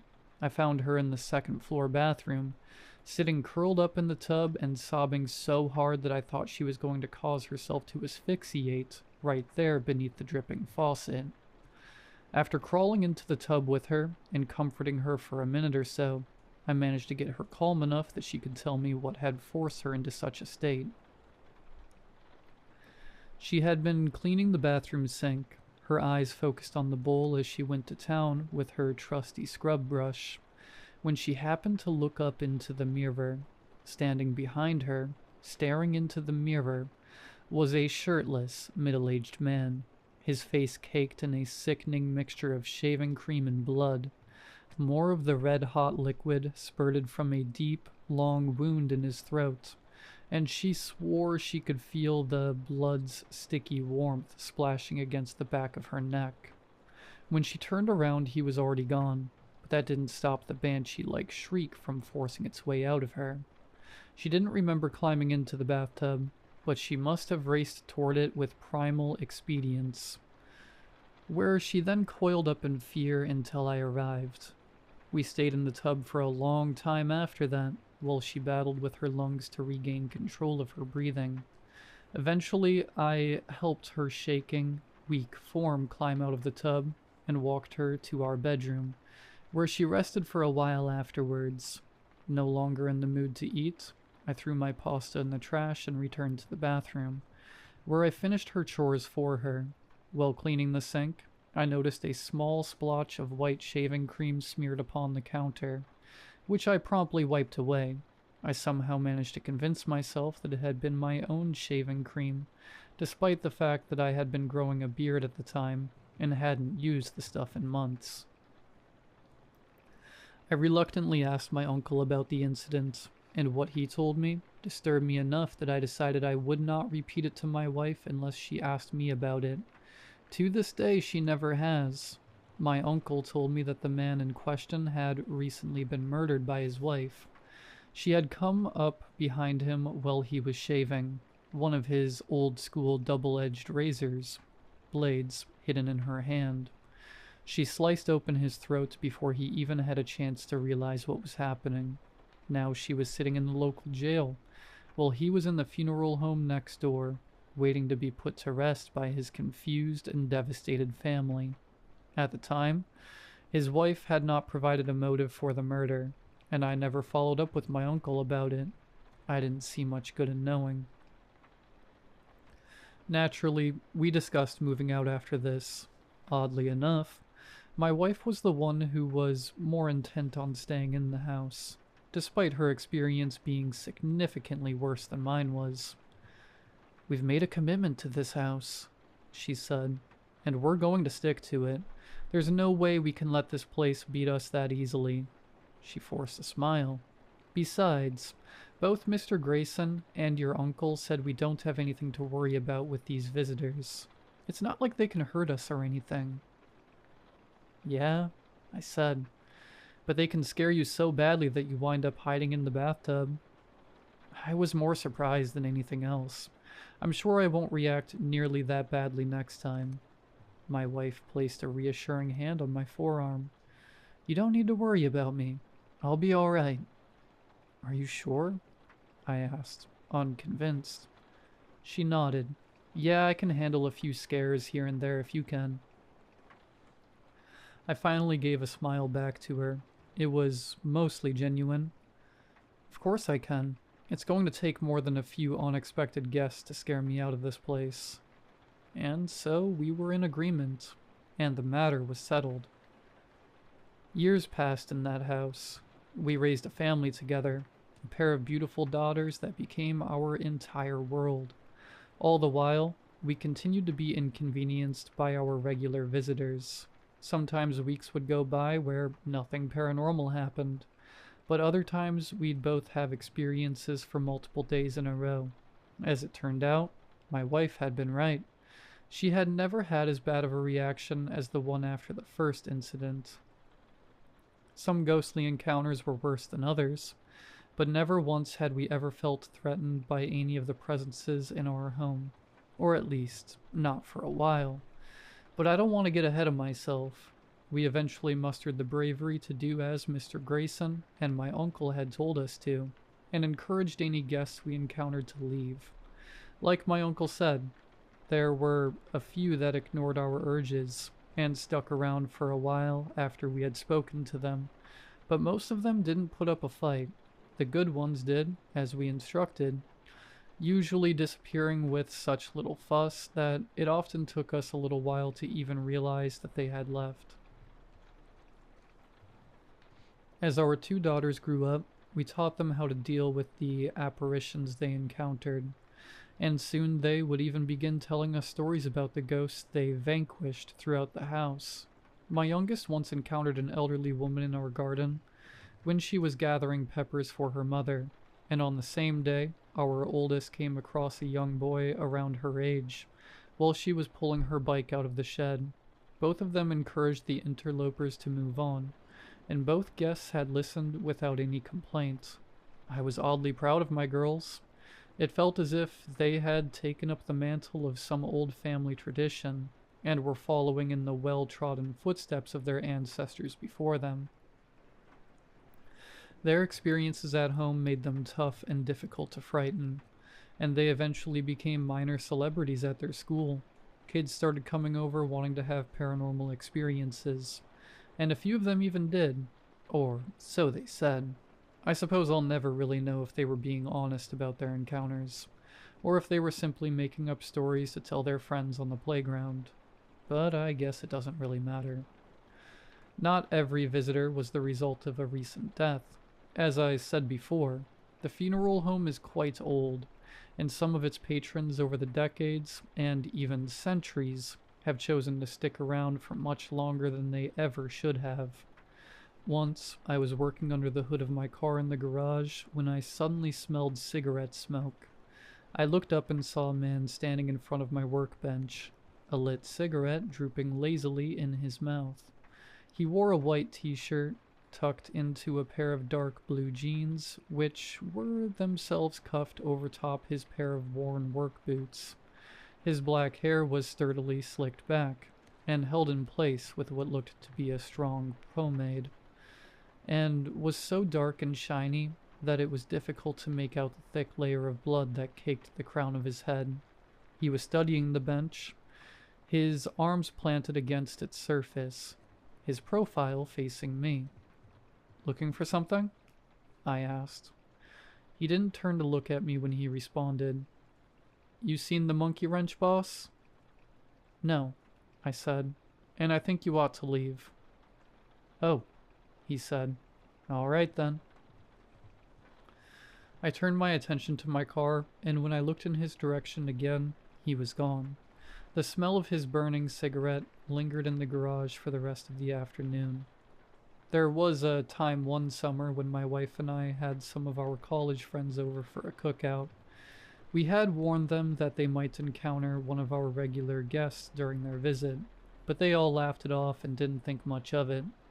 At night, we spent a few hours around a campfire in our backyard swapping stories, playing games, and just generally enjoying each other's company. The group initially consisted of 5 of us, my wife and me, along with our 3 friends. But at a point that I could not, and I still cannot discern, our number increased to 6. My wife was the first to notice him sitting in an empty space between 2 of our friends, and she subtly drew everybody's attention to him in the uneven light of the guttering fire. We could see his messy brown beard and matching hair beneath his brimmed hardy hat, as well as the Prussian blue jacket that adorned his upper body, and in the light of the flame, I could just barely make out that the jacket had been torn to shreds there. Our friends, too frightened to move, could only watch as the man in blue sitting between them leaned forward, pulled a metal flask from his hip and began to drink. The scent of whiskey cut through the burn of the campfire and drifted on the nighttime summer air as he drank, and in a few moments, the liquor that found its way to his stomach came pouring out of the tattered hole in his coat. The blue man slowly turned his head toward our friend, seeming to notice her for the first time. He raised the flask in his hand, presenting it to her. "Care for some?" Our friend, despite our earlier warning, was too petrified to respond, and so my wife spoke in her place. "No, thank you, and I think it's best that you move on."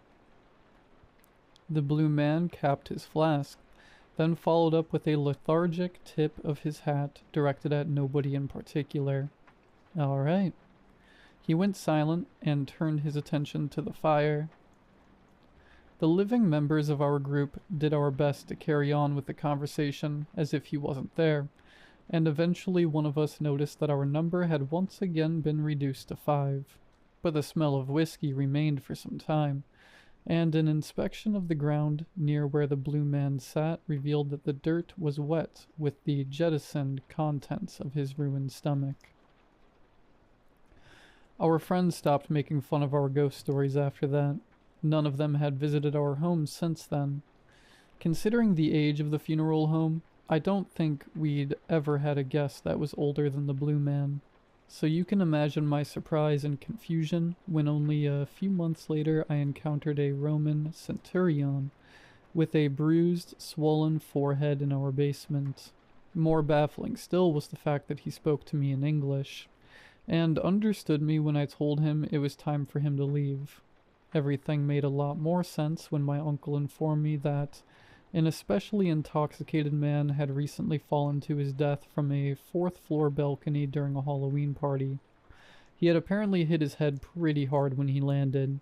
It is more important to reiterate that of all the visitors mentioned up to this point, never made any of us feel unsafe outside of the occasional initial reaction of surprise or fright, and even then, the occurrences became so frequent that we weren't even startled by our guests half the time anymore.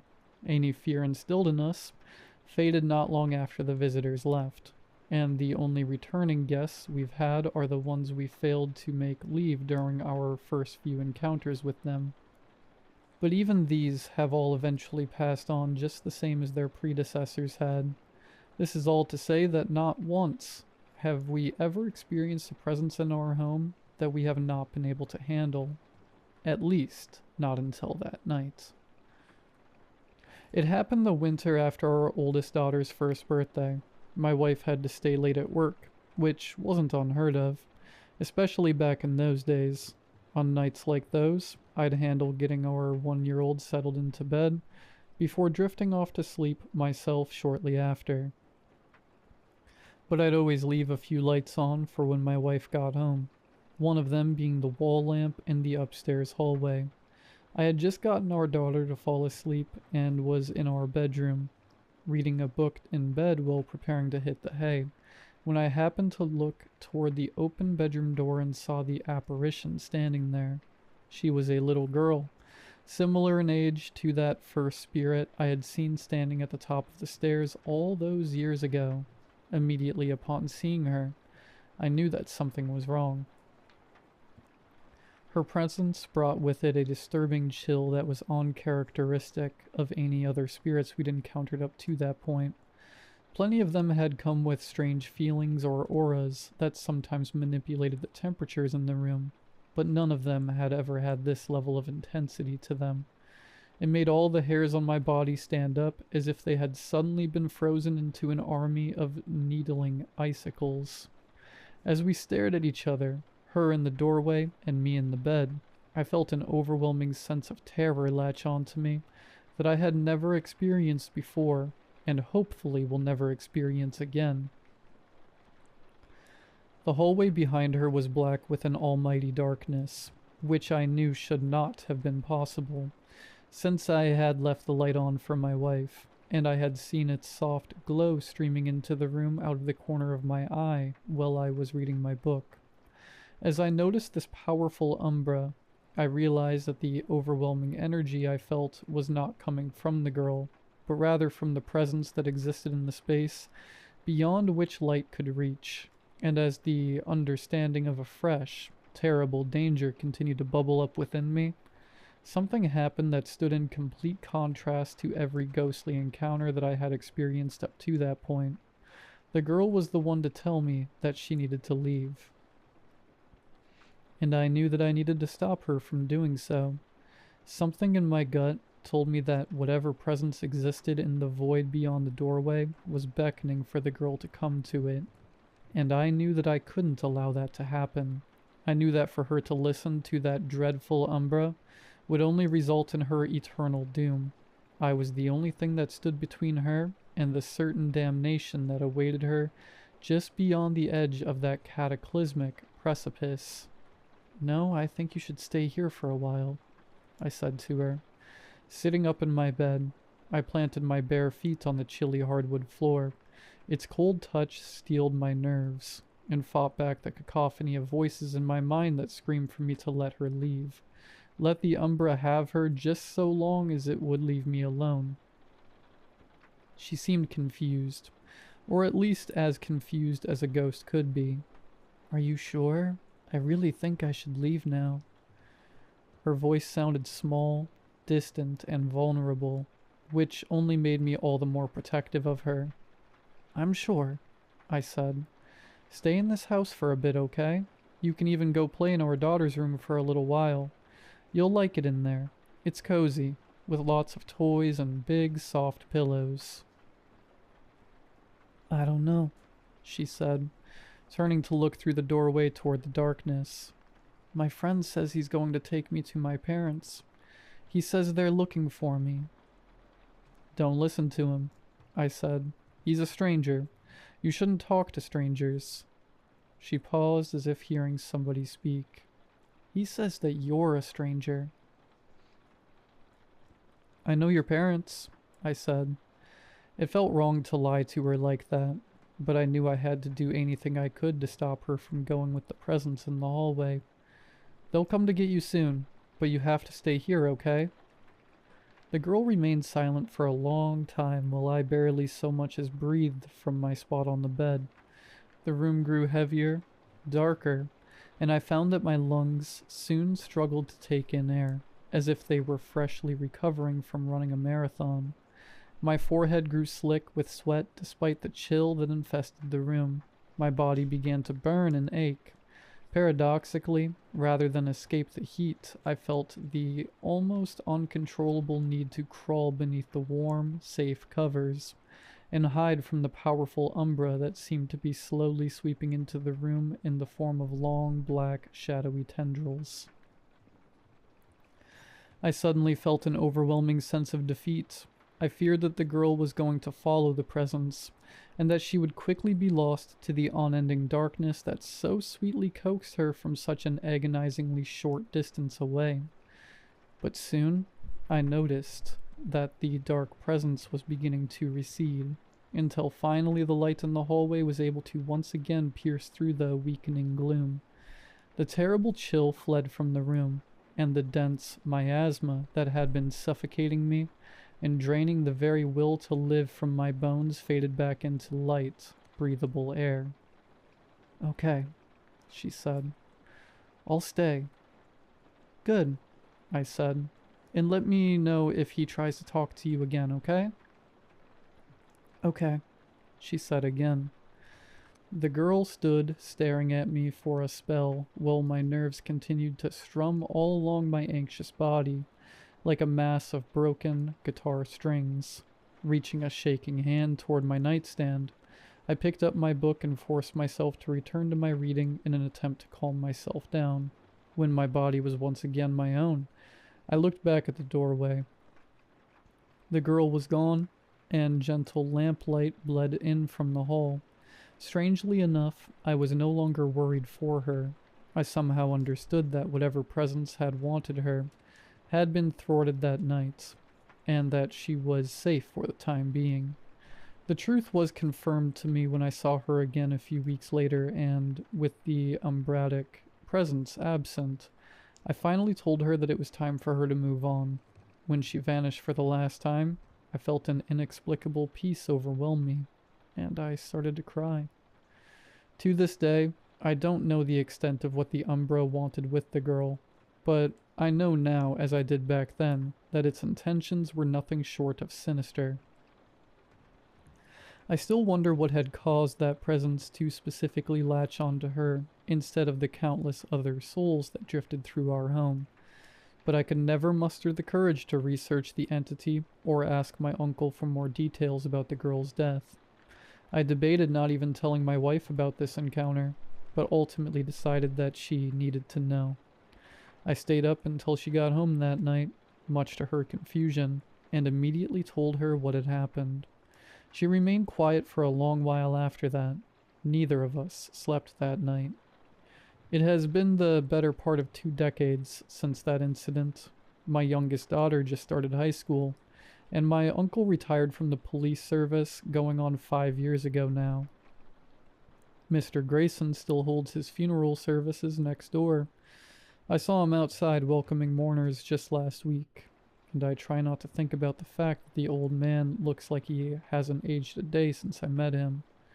Countless guests have come in and gone in the years since that terrible night. But that dark presence has not returned. I don't know if it ever will, and I pray to God that I never have to feel what I felt that night again. More than that, though, I pray that my wife and daughters never have to experience what I went through on that night. If that shadow decides to show itself again, I just ask that it does so to me, and to me alone, because I'll be here, waiting for it, should it ever choose to make itself known. I already know that I'm going to spend the rest of my life in this house, ghosts and all. If they couldn't scare me away in those first few months, then they're stuck with me until the time comes that I join their ranks on the other side of that thin, translucent veil that we call death. And who knows? Maybe I'll wind up in the funeral home next door when my time finally comes, and I'll have the chance to pay this old house one last visit before I say goodbye.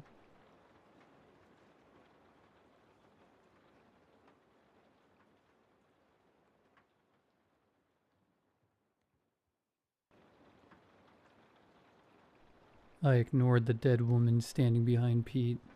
Well, tried to. I'd gotten pretty good at not looking at her, but not listening was another matter. Drip, drip, drip. Was it blood that perpetually rolled down her fingers, or something worse? No way of knowing without looking. My eyes burned with the temptation to take a peek. Just a quick one? Surely it wouldn't do any. I blinked hard and focused on what Pete was saying. No Shirley tonight? Kids have come down with the flu. I volunteered for setup duty. I gestured down the corridor. Shall we? I led the way, careful to keep my eyes away from windows, shiny doorknobs, unexpected puddles, anything that might cast a reflection. When we reached our room, I paused, casting Pete a sidelong look. Do you want to... He knew the drill. No setting foot in the room. Not yet. With exaggerated casualness, he leaned against the wall and fixed his eyes on the ceiling, while I opened the door and hurried inside. I fumbled the key into the storage cupboard lock and found what I needed within easy reach. Thank God for Shirley's organizational skills. All but sprinting back to the door, I uncorked the jar and drew a thick line of salt just inside the threshold. I caught the briefest glimpse of bare feet, bloated. The corpse white flesh shot through the blue. Dark, viscous liquid pooled around the rotting toes. Then Pete stepped over the salt and walked briskly to the storage cupboard, closing the door behind him with a firm click. That left me to deal with the blinds. It wasn't Pete's fault. It wouldn't be fair to expect him to do it. No amount of logic prevented the wave of resentment I felt as I wrestled with the ever-tangling cords, jaw clenched, waiting to hear. Tap, tap, tap. My mouth went dry. Just to my right, on the other side of the glass, was a glob of black ooze. And was that a fingernail? It's no wonder the cleaners hate us. The words erupted from my lips before I could stop them, followed by a giggle that sounded more like a shriek. Acknowledgement. Bad idea. But it broke the heavy silence of the room, cleared my head long enough for me to win the battle with the blinds. With the outside world at last shut out, I allowed myself a moment, just long enough for my hands to stop trembling. By the time I made it back to the storage cupboard, I'd managed to plaster a smile onto my face. Pete had already retrieved his talisman. He sat cross-legged on the floor, gripping the dog-eared book so tightly his knuckles had turned white. When he heard the door open, he looked up expectantly. All clear, I confirmed. Rough week? I bit my tongue on the question as he scrambled to his feet. It seemed rude not to ask, particularly when the circles under his eyes were so much darker than usual. But now was not the time. Our first and most important rule made that clear. We dragged the chains out in silence and set them in a circle in the middle of a room. Pete retrieved 5 thick white candles, one for each of us, and positioned them next to the chairs, while I retrieved the Book of Talismans. At the bottom was a jumble of metal tokens, symbols of a dozen different faiths. They were a hangover from the early days, when it was just me and Shirley, fumbling our way through the darkness. None of our eventual regulars turned out to be particularly religious, not even Stefan, our formal man of the cloth. We all preferred something a little more personal, a teddy bear worn nearly threadbare, a near-full bottle of whiskey, a dog's rubber bone, imprinted with the tooth marks of its former owner. I dug out mine, a key ring bearing a photo of a seaside town, and pocketed it. The cat tree was too cumbersome for either of us to manage alone, so we wrestled that into position together before parting again to finish up. Pete conducted a thorough search of the room, rifling through every drawer and dropping to his knees to crawl beneath tables. We weren't the only ones to use this room. A compact mirror, misplaced by the Knitting for Anxiety group, could prove disastrous. While he did his rounds, I set out the laminated rule cards. By now, I knew them by heart, but I scanned through them nonetheless. As Shirley often told us, taking a couple of minutes to refresh our memories could save us a lifetime of suffering. 1. Discussion must not begin until all protective measures are in place. 2. Any members with followers must not enter the room until the salt line has been drawn. 3. Cover any reflective surfaces. 4. Once the candles are lit, no one can leave until they have burned out. 5. Don't be a dick. Everyone's stories are valid, even if they don't match your own. 6. Listen when someone is talking. You'll have your own turn to speak. 7. Keep an eye on Ed. Daphne breezed in just as we finished, wearing her favorite fluffy pink jumper and carrying an enormous tin of biscuits. She gave Pete an assessing look before thrusting the tin into his arms. "You're looking too thin. Eat," she ordered. She gave me a quick hug before scooping the teddy bear out of the talisman box, holding it in her lap as she plopped into one of the seats. Mary came next, scowling and sporting a livid black eye. Daphne made a little squeak of dismay. "You poor love, what happened?" She caught herself, clapping a hand over her mouth and staring wide-eyed around the rest of us. "Don't worry," Mary reassured her. "The fist that did this was human." "Who'd be daft enough to take a swing at you?" I asked, incredulous. Short she might be, but when Mary wasn't running the pub, she was pitching in at her brother's farm. Between hauling barrels and bales, her arms might as well have been made of steel. Punter who'd had a few too many. She plucked the dog toy from the box, clenching her fist around it. The squeaker had long since died, but it emitted a sad puff of air. "He's barred now." "Just barred?" I raised my eyebrows. The corners of her lips twitched. Maybe a bit bruised, too. Stefan arrived last, a few minutes after our designated start time. Sorry," he panted as he wrestled the yowling carrier through the door. "He did not want to cooperate tonight." He placed the carrier on the floor with a thud, opened the door, and beat a hasty retreat. Ed stalked out, tail twitching in irritation. He turned his baleful green eyes on Stefan, who held up his hands in surrender. "Don't be a sourpuss." Daphne cooed. "Poor old Stevie, had to get you here somehow." All around the room, hands reached into pockets. They produced little chunks of cheese, cat biscuits, leftover scraps of chicken. Ed accepted our offerings like a king receiving gifts from his subjects. Mollified, he allowed us to pet him for a minute, before sauntering to the cat tree and cleaning the sleek black fur our filthy humans' hands had sullied. "Right," I said, looking around the group. "I think we're ready. Shall we make a start?" My stomach churned with the usual mixture of anticipation and dread. I knew the others felt the same, but they moved to take their places nonetheless. Stefan grabbed the bottle of whiskey as he went.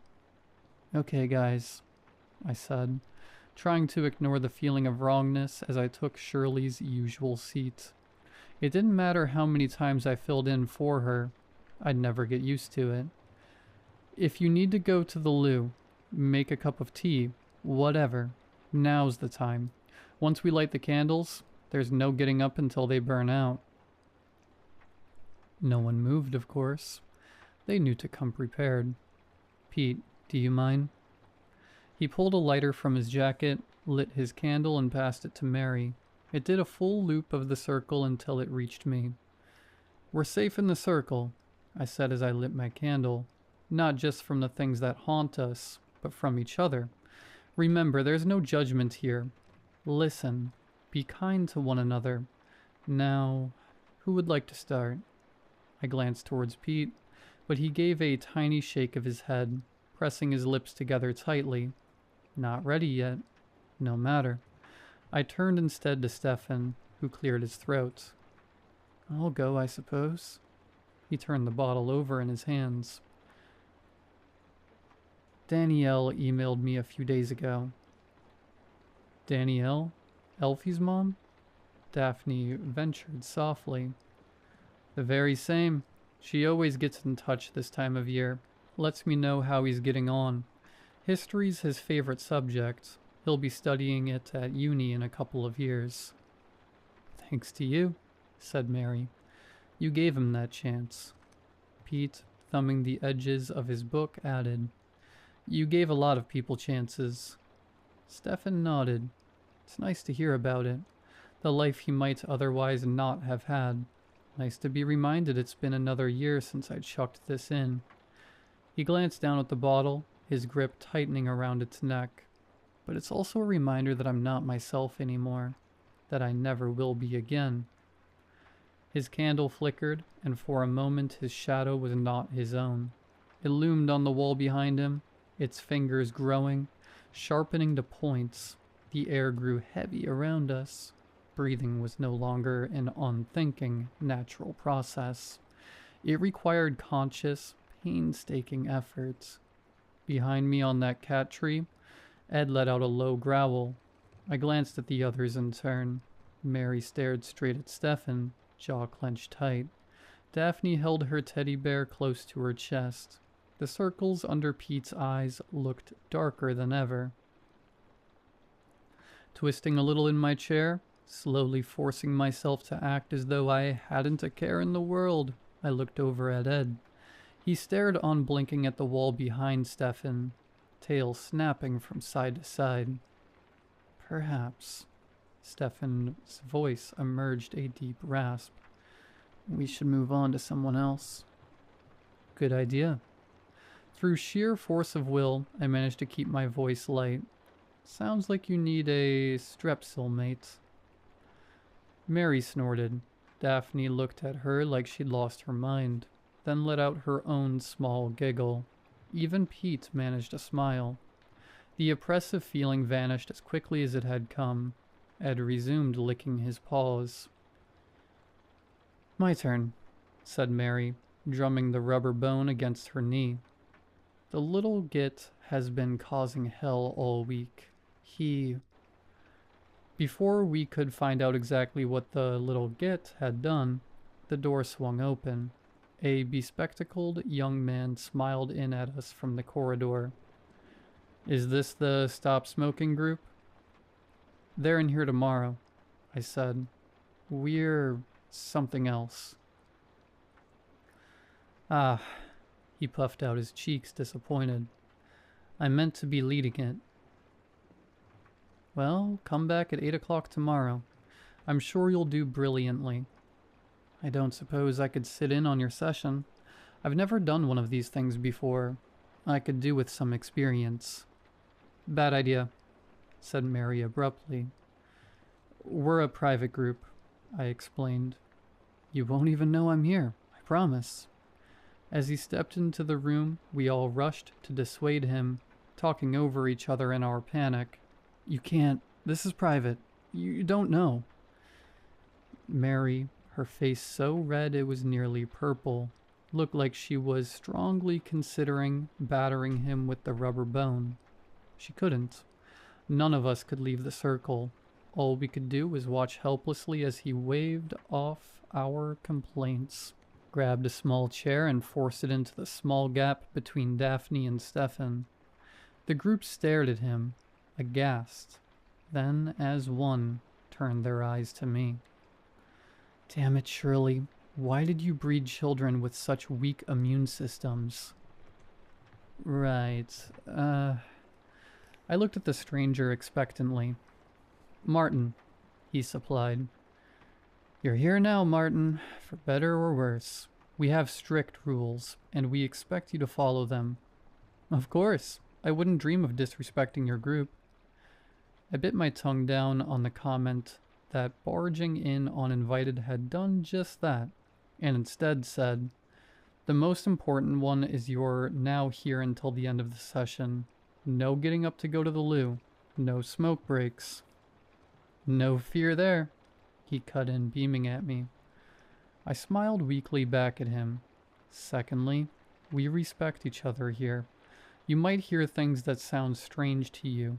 It's not your place to interrupt or invalidate anyone's experience.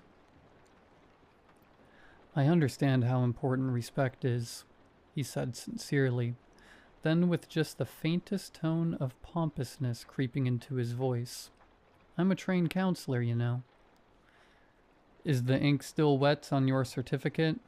Mary snapped. Mary? I said quietly. Less a caution, more a plea. She shot Martin a burning look that suggested she would be having words with him in the car park later. but said nothing further. "Would you like me to start?" Daphne asked. I felt a rush of affection for her. She was fiddling with the bear's ears, clearly uncomfortable, but she was still trying. "That would be lovely, Daphne." She took a deep, steadying breath. "It's been hard since the nights started getting longer. Winter's always the worst. You know, I've got lots of other little berries at home." She picked the bear up by his paws, made him dance a little jig in her lap. "They help, but when I wake up and see it standing there at the bottom of the bed..." She shivered, and when she spoke next, her voice was little more than a whisper. "It's those eyes, sewn shut, but it still stares at me." "Do you all have sleep disorders?" Martin butted in. "No," I said shortly. "And please don't interrupt. Sorry. Daphne, please carry on." "You hear stories about stuff like this," she resumed haltingly. "People seeing terrors in the night. They always seem to be there one moment, gone the next. You all know it doesn't work that way for me. Once it turns up, it's there until sunrise, following me around the house, always watching. It was a bit more bearable when I still had Graham. He used to sit up and watch films with me, hold my hand on the sofa." Her eyes were sparkling now. "In the early days, anyway. By the end..." I saw Mary's hands tighten around the bone. I knew how she felt. Logically, I knew I couldn't blame Graham. It took a special sort of person to stick around and deal with this stuff when they didn't have to. And as we'd all learned, those sorts of people were few and far between. Still, I hated him for leaving his poor, sweet wife to suffer alone. Stefan leaned over to Daphne, offering her his handkerchief. She took it with a grateful smile and dabbed her eyes. "Creative writing," Martin burst out. "What?" I asked. "You're a creative writing group, right?" "Mate, you've been told already to keep your gob shut. How hard is it?" Mary demanded, jabbing the bone in his direction. "She's right," I said. "Please don't make me ask you again."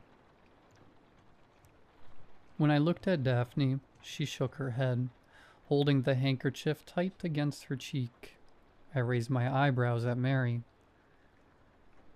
"Fine," she huffed. "I'll go. As I was saying before, we were so rudely interrupted." She shot Martin a scorching look. "He's been causing trouble this week. More than usual, I mean." "Has he been in the toilets again?" I asked. "Yes, literally in this case. That's how I ended up with this." She tapped her black eye. Drunk Punter went into one of the stalls, and the little shit popped his head up out of the loo. Course, it's not the place you expect to find a little old man in a bowler hat. Freaked him right out. Came running out, ranting and raving, swinging fists. She let out a grunt of dissatisfaction. 2 of the staff gave their notice that night. It's becoming an issue. We don't have a problem hiring. They hear the pub's haunted and think they might get a little laugh, a little scare, but the moment it inconveniences them. "Wait," Martin interrupted. Mary heaved a heavy sigh. "Here we go. Are you claiming that you're experiencing some sort of, I don't know, genuine paranormal phenomena?" When Mary's only response was a hard stare, he turned to Daphne. "And you too?" She gave him the smallest nod, just enough to confirm his statement. "Martin," I cut in before he could say anything further. "I was very clear about our rules. We don't invalidate anyone's experiences." "But you should." No. He caught himself, held up his hands in a gesture of contrition. "You're quite right. Your group, your rules. Please do continue." Mary's scowl made it clear she had no intention of picking up where she had left off. Pete and Daphne both pointedly ignored my looks. Only Stefan met my eyes. He cleared his throat, then suggested gently, "Perhaps you would like to." I really wouldn't. Not when Martin was now leaning forward, gaze intent and full of sickening concern. But I could hardly expect the others to open up if I refused to do so myself. Right. I shifted in my seat, balling my hand into a fist around the keyring. Yes, well, you all know how it started. Martin was acquainted with the story. I could have swung for Stefan, if I wasn't so certain he wasn't intent on torturing me. The rest of us were content to keep our experiences within the confines of our small circle, but he still had a streak of the preacher about him, and it was focused on warning the general public about the dangers we were intimately acquainted with, even if they branded him as crazy for his struggles. If you wouldn't mind. Not at all. The sentiment wasn't entirely convincing through gritted teeth, but it was the best I could manage. When I was a kid, we used to go to the seaside on holiday. I forced my fingers to unfurl and held up the key ring. Here, to be precise. Martin squinted at the key ring, his smile coming too quickly. It looks lovely. It was a bit of a shithole. The smell of greasy chips drifted back to me across the years. I remembered the sky that always seemed to be slate gray, even in summer, and the cold bite of seawater on my thighs. I could feel the musty arcade carpet beneath my cheek. Dad's arms wrapping around me and hauling me against his chest after I dozed off. Somewhere behind him, Mom and Becca bickered about her dress sense, or how her headphones seemed to be glued on, or whatever other piece of teenage rebellion my sister had engaged in to do my mom's head in. I grinned in spite of myself. But it had its good points. Arcades, fish and chips by the sea, that sort of thing.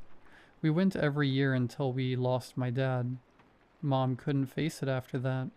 The year after he died, she took us somewhere else instead. Some broken down old cottage in the middle of nowhere. That must have been very difficult, said Martin somberly. The disruption in routine after... Shh, Mary hissed. Ignoring the interruption, I pressed on. There wasn't much to do there unless you liked looking at trees or playing board games with missing pieces. Mom spent a lot of time sleeping. That left me and Becca, my sister, to entertain ourselves. Becca was going through a phase, as my mom said. That was putting it lightly.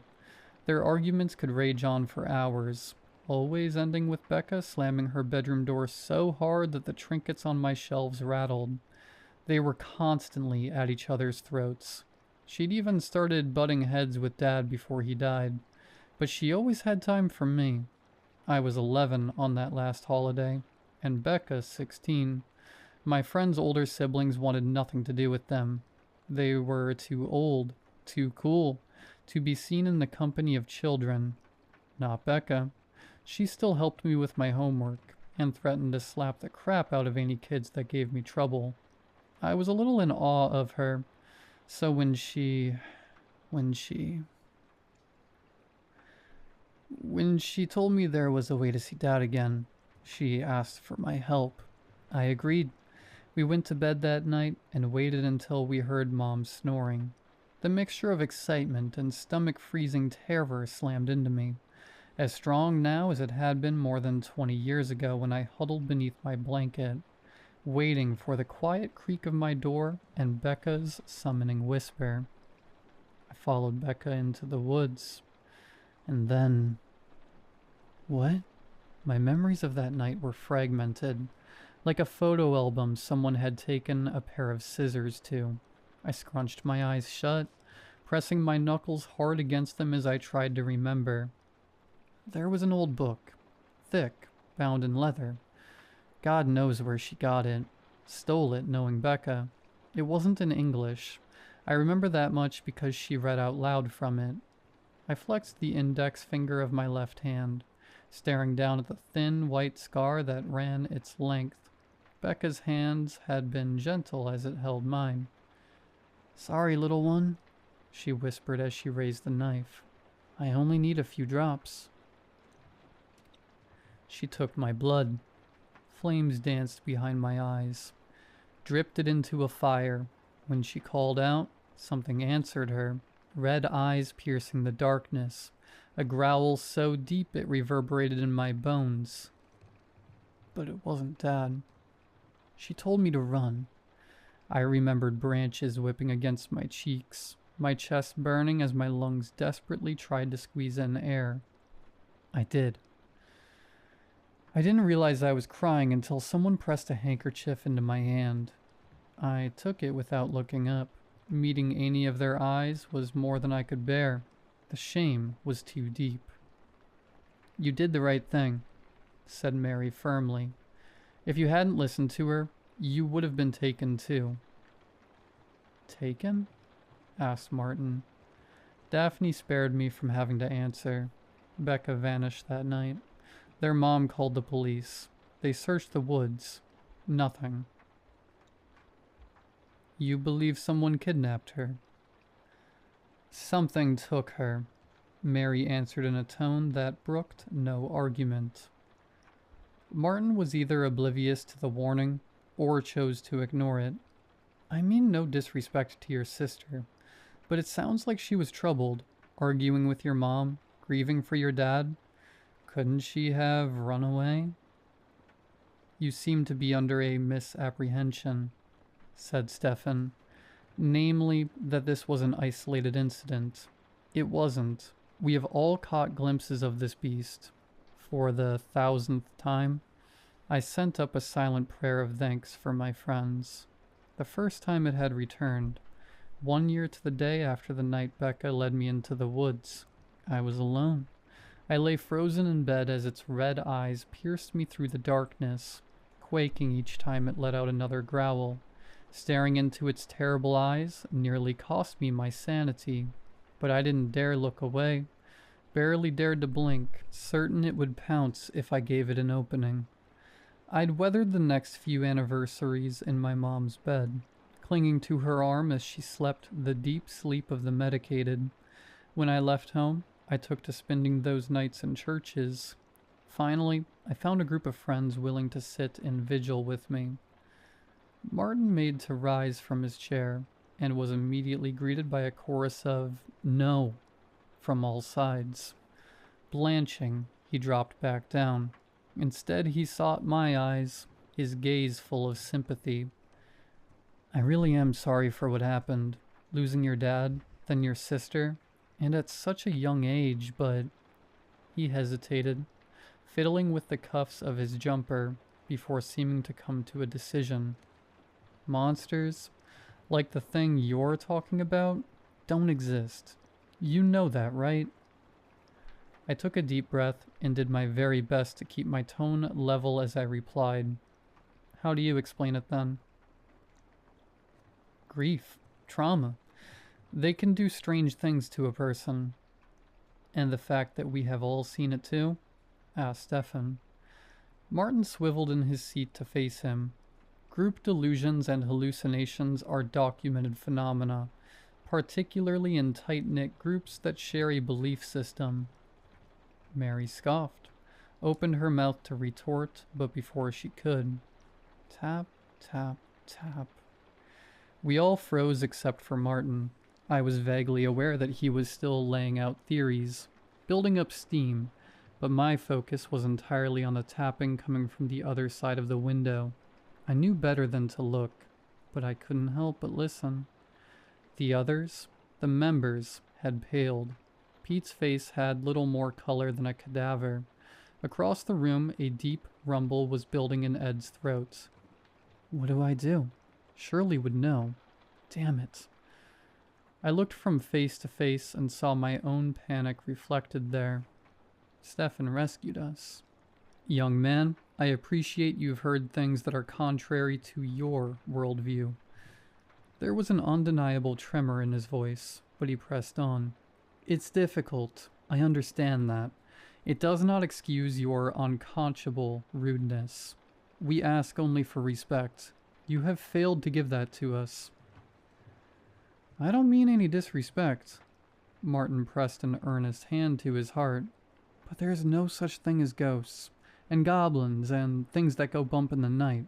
Such beliefs stem from illness. Tap. Ed began to growl properly now, a low, guttural sound that rose up to fill the gaps in the room. Mary opened her mouth, but Stefan held up a finger to forestall her. In some cases, that's true. Not in others. Certainly not in ours. There's medication that can help you, Martin insisted. Therapies. This is our therapy, Stefan said coldly. It's not. It's a shared delusion. It's only going to make you worse. You need... Tap. Martin whipped his head towards the shuttered window. Do you hear that? No, said Stefan. But we've heard quite enough out of you. Tap. There it is again. Surely you can hear it. You don't know what you're talking about, I said. Your cat does. He gestured towards Ed, who was now standing, claws digging into the fabric between his paws, eyes locked on the window. It's coming from over there. Don't, we shouted in unison, as he made to rise from his seat once more. He dropped back down with a thud. As he looked from one person to another, realization dawned on his face. You think it's some sort of monster, don't you? Silence, but for the tapping. I'm going to go over there. Please don't, Daphne whispered. And show you there's nothing to be afraid of.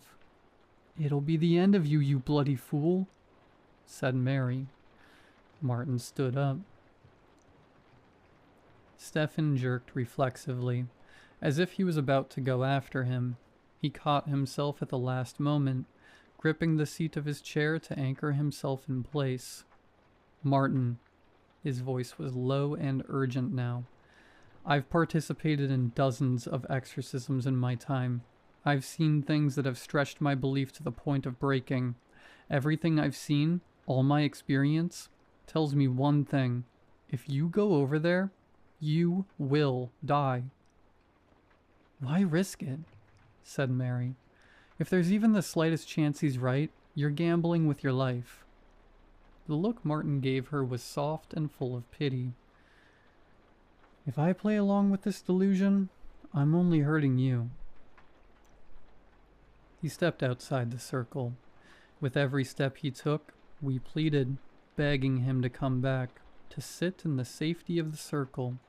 When he reached the window and made to raise the blind, Pete wrapped a trembling hand around my wrist and shook his head. I nodded acknowledgement. It's too late, I murmured. And when the others still clamored at Martin, raising my voice to a shout, it's too late, just don't look. I grabbed Pete's hands on one side and Stefan's on the other, a moment's hesitation, in which their faces cycle through denial, fury, and finally, helpless resignation, before the others followed suit and joined hands. How the fuck did this happen? Mary spat. We turned our eyes to the floor, silence now but for Ed's yowling, and beneath it, the soft click of the window opening. Hello? Martin called. Then, see, there's nothing there. It must have been the branches on the... Oh. Pete's nails dug into my skin. Are you okay? The slightest tremor entered Martin's voice. You look... I think he realized his mistake at the end. There was a clattering, as though he'd tried to jerk back and slam the window shut, only to become tangled in the blinds. I think he tried to scream. He only managed a sharp inhale, A muffled groan. Heavy thudding followed, like feet pounding against the ground and finding no purpose. Then silence, except for Ed.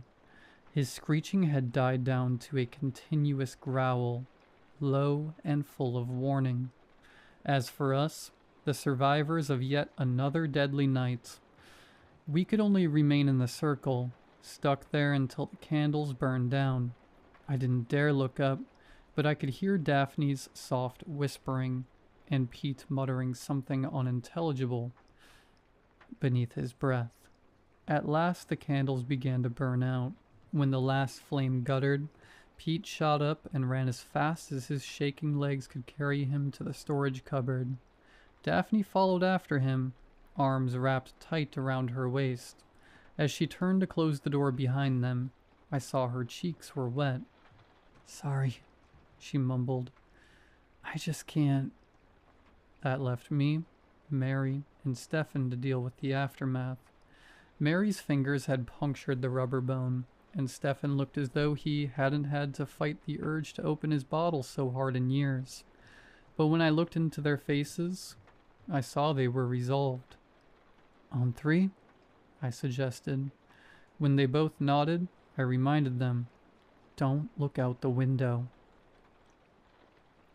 I counted us down. We looked in unison. Martin lay slumped half out of the window.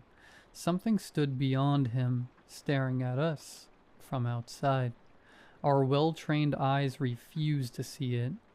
"If I get that window shut, can you move the..." My lips refused to form the word body, but they understood. "On it, boss," said Mary. They went first, Mary leading the way with her mouth set in a grim line. Grabbing hold of one of Martin's legs each, they heaved. He came free of the window and landed on the floor with a sickening thud. The moment he was clear, I moved in. For a dreadful moment, my arm refused to move. I was frozen in place, trapped by the fear that cold fingers would wrap themselves around my wrist when I reached for the window. "They've done their part," I told myself. "Now it's your turn." As I reached for the handle, I saw the woman standing outside, still, silent, mere feet away.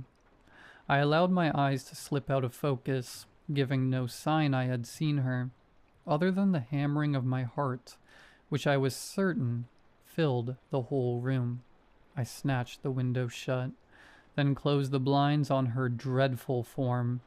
Only then did I allow myself to take a deep breath as I turned to inspect our next problem. The only outward signs of damage were the rivulets of blood that had trickled from Martin's ears, oozing down to stain the shoulders of his jumper. That and his eyes. They were wide and glazed, frozen open by the horror he had witnessed, the last thing he would ever witness. "What are we going to do with him?" said Mary. Her voice clipped. "Do we call the police?" "And tell them what?" I asked. "I don't know," she shrugged. "We could say he collapsed." "And how do we explain that we waited hours before calling for help?" I wrapped my arms around myself, shivering. They'll start poking around into what we do here. Then, next thing you know, we end up locked away in some hospital," finished Mary. "At best," I murmured. "I'll sort it," said Stefan. He was staring at Martin's corpse, face pale and clammy. "That could be dangerous," cautioned Mary. "I can handle it," he said sharply, running a shaking hand over his mouth.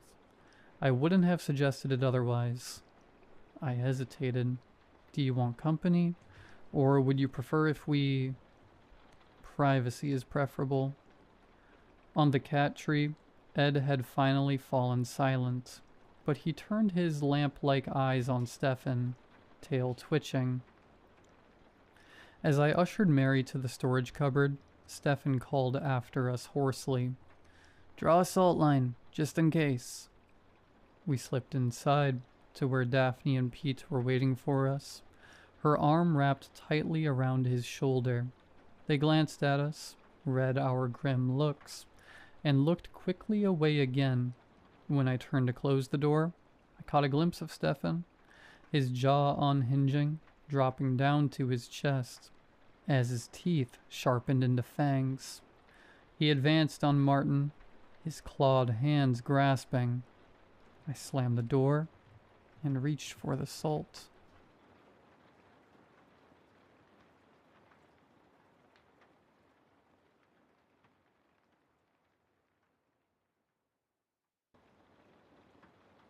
I went through a bad breakup. Couldn't get the guy to leave me alone. He was showing up at my work, home, even my mom's house. I decided I couldn't do it anymore. I started looking at states hours away from my hometown. Not a city, but not too small of a town either. I wanted to be able to walk the sidewalks and get to local shops. Moving to somewhere I knew no one. It would be nice to live in a neighborly town. I finally settled on a little town in the Pacific Northwest. I flew out to look for a job and a place to live. I spent the first few days walking around the main town, applying at a few shops. I quickly found a smaller book manufacturing company. I had an interview and fit what they were looking for. After that was settled, I set about finding where Cow, my little tuxedo cat, and I would call home. I started exploring a bit farther from the main town. There were some cute, quiet places, but they weren't calling to me. Then I found my new little neighborhood, Jerusalem Street. It was settled just a bit back from the main road. 3 rows of townhouses and a cul-de-sac. You could tell they had some age, but they were all well kept, and it was a lovely little street. Not the near identical wash of beige and gray have become so common. Most were light pastels. It looked like people liked living here. Lots of trees and gentle light dappling the ground underneath. Quiet. A couple of people out with their dogs or walking to town. A small area in the center with a bird feeder, a bench, and board that people could leave flyers or notes on. It looked like the people took pride in making a community. In the row at the back of the cul-de-sac was an empty lavender home with simple "for rent" sign out front. I spoke to the realtor in town, and everything was taken care of. Luckily, the owners left some basic furniture, so I didn't have to worry about anything too big. I flew back home, packed up my important stuff, and drove across the country with Cow buckled into the passenger seat. Of course, I had to stop and rest for a couple of nights on the way, let Cow out of his carrier, and stretch in a hotel room for the night. I timed our arrival for late morning so I would have a large part of the day to unpack and not disturb my new neighbors by getting there too early. Several people stopped by to welcome me as I was going back and forth from the car. An older woman with blue hair and eccentric dress introduced herself as Mrs. Jules. Said they had a welcoming committee. She was one that started it as she lived here most of her life. The neighborhood had a couple rules, but nothing too bad or anything like an HOA. They would be by around dinner time, when you really should be taking break anyway, she told me. She was nice. I told her I would be ready, and she said she hoped Cow would come out to see her. I smiled. I spent the next couple of hours getting everything out of the car so I could let Cow into the rest of the house to explore, and I could get a shower before the welcoming committee showed up. Around 5:30, there was a knock at my door, and I saw Miss Jules with a couple of other people. I welcomed them in. Miss Jules introduced me to Dave Hancock, the middle-aged neighbor directly beside me, and Kayla, a woman around my age who lived in the row of houses to my right. Miss Jules had brought some sandwiches and bags of assorted chips.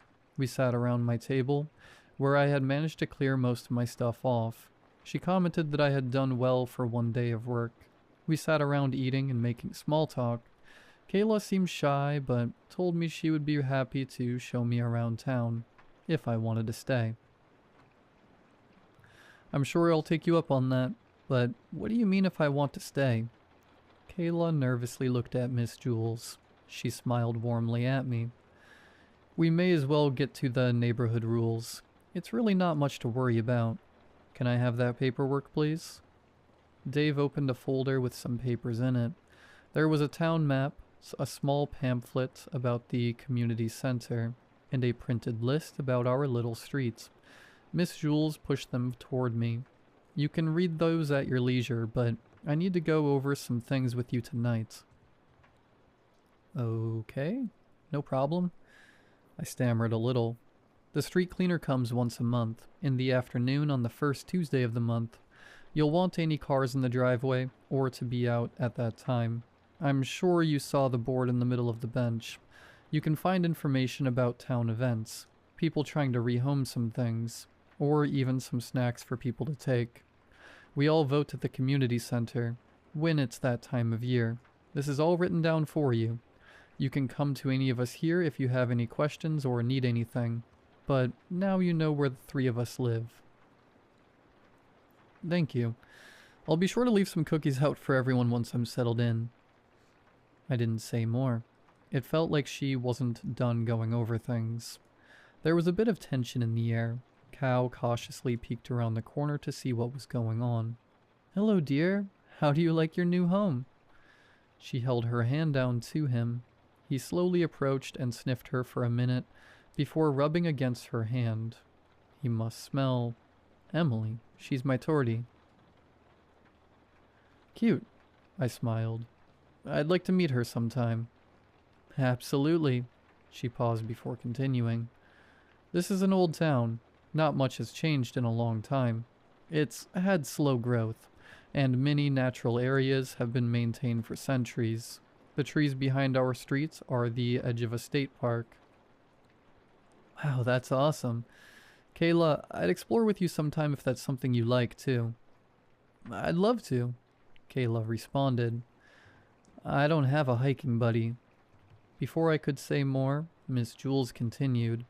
I'll finish up so you can get some rest tonight. There's just one more rule we all follow here.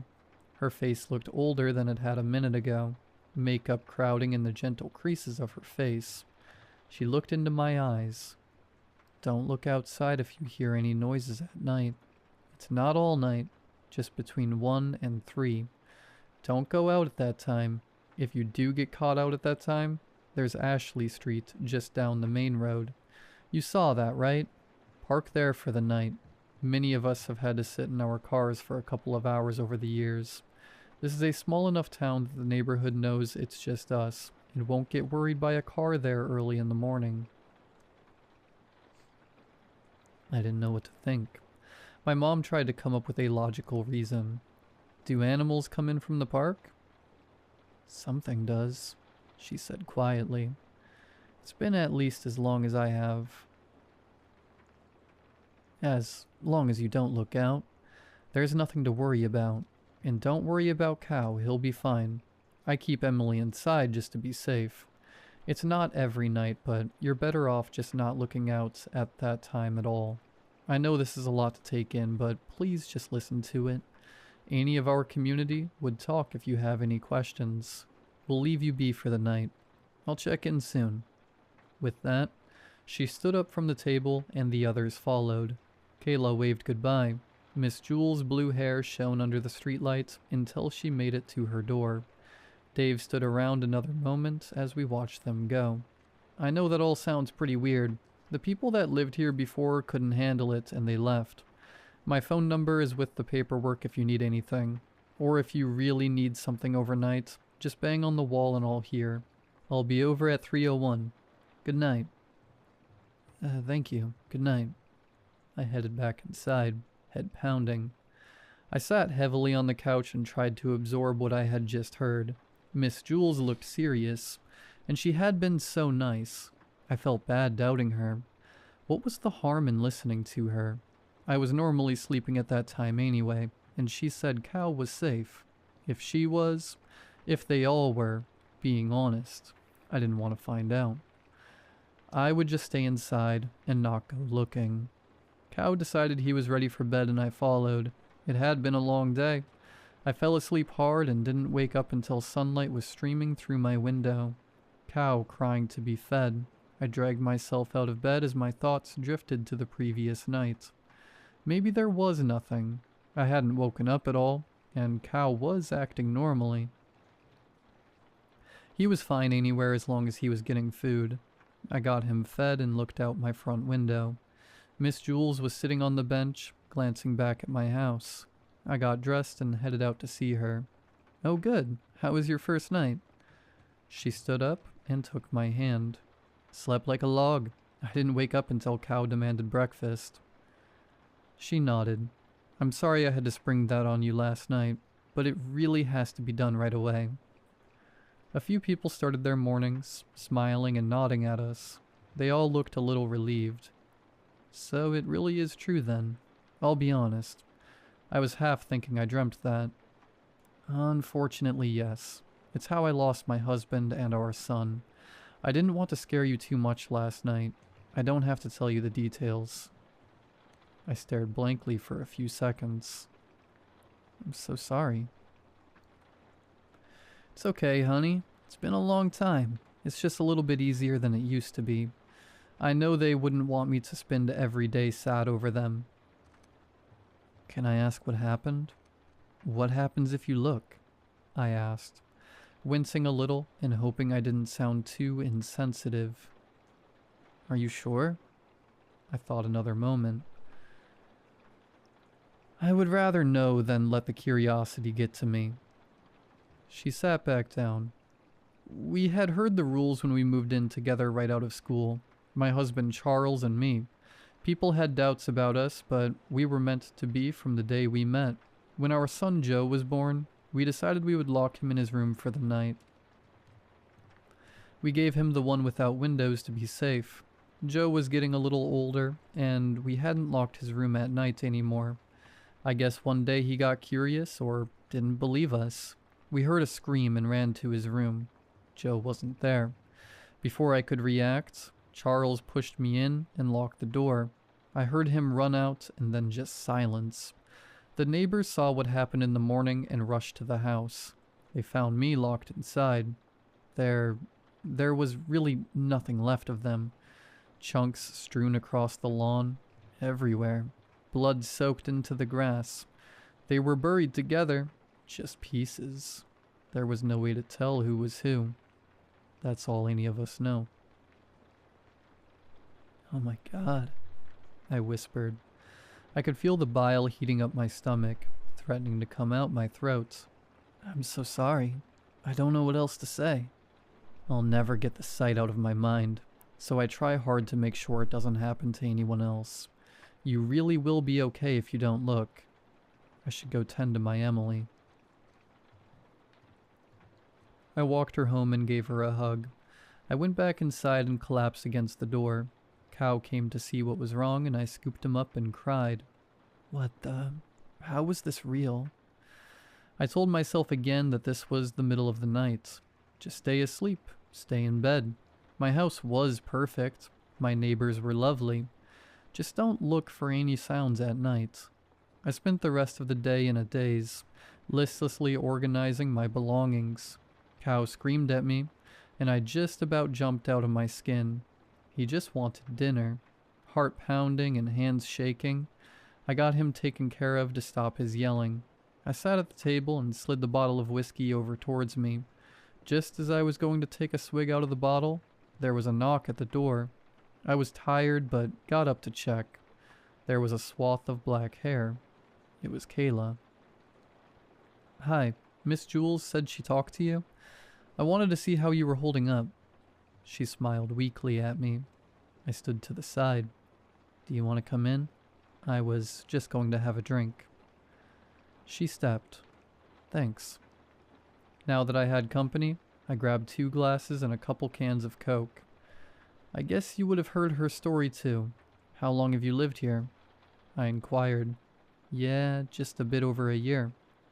"Have you seen anything?" "No, I've never dared look. No one else has looked since I've been here. The people who lived here before finally heard the noises and they left. She was pregnant. I think that's a big reason they didn't want to stay." So you have heard things. Not a lot. I started sleeping with earbuds pretty quickly. I didn't need to hear more. I looked at her, hoping she would go on but didn't want to pressure her. She continued. The first time I just heard something walking around. It was quiet, but I could hear it rustling leaves as it went. I told myself it had just been an animal. We do live against the woods.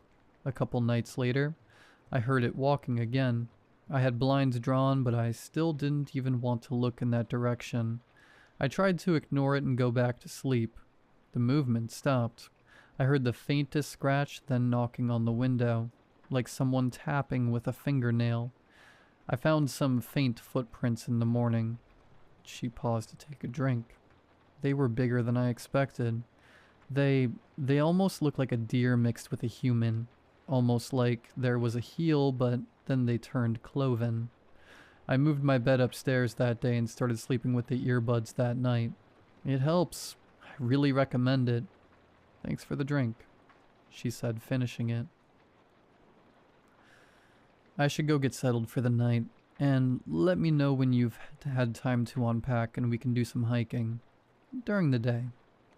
Of course, and thanks for the tip. The next couple weeks I continued to put everything in their new places and started my new job. I was getting the hang of it. Things started to feel a little normal. Kayla and I had started hiking on Saturday or Sunday mornings, still well after the sun had risen. I hadn't heard anything at night. I never forgot to close the blinds, but I did start to forget about the noises. Nearly a month after I moved in, I heard walking through the neighborhood. I had seen deer a couple times, coming around dusk to drink at a couple bird baths around the streets. They were back. That's all it was. Still, I was glad I listened to Kayla's story and put my bedroom on the second floor. I about crapped myself when I heard the tapping on my window. I whisper called for Cow. He sat up from the end of the bed. My heart sank into my stomach. The tapping continued. I reached for my phone. It was after 2:45. It should be over soon. I didn't want to disturb him, but I felt like I had to talk to someone. My hands were shaking so badly I had to retype the message about 4 times. Hi Dave, sorry to bother you so early. I just can't sleep. I jumped as the tapping started to get more aggressive. My phone went off. It's no problem, don't worry. It'll be over soon, just a few minutes and then it's over for the night. It's never gotten in. Just don't look. Let me know if you need me to come over after or tomorrow. 2:55, so close. Okay, 5 minutes, I can do that. Thank you. I think I'll get shades. The blinds aren't good enough. Dave. It's a good idea. Tell Cow hi for me. I sat for another couple minutes and then the tapping stopped all at once. There was no rustling of something moving away, just silence. I pulled a slightly disgruntled Cow up closer to me. Anxiety through the roof. I didn't sleep the rest of the night. Dave caught me in the morning.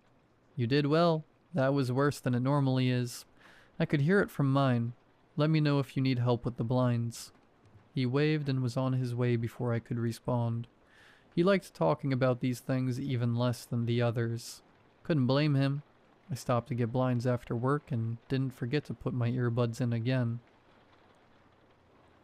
Things continued as they had. Work, hike, play with Cow.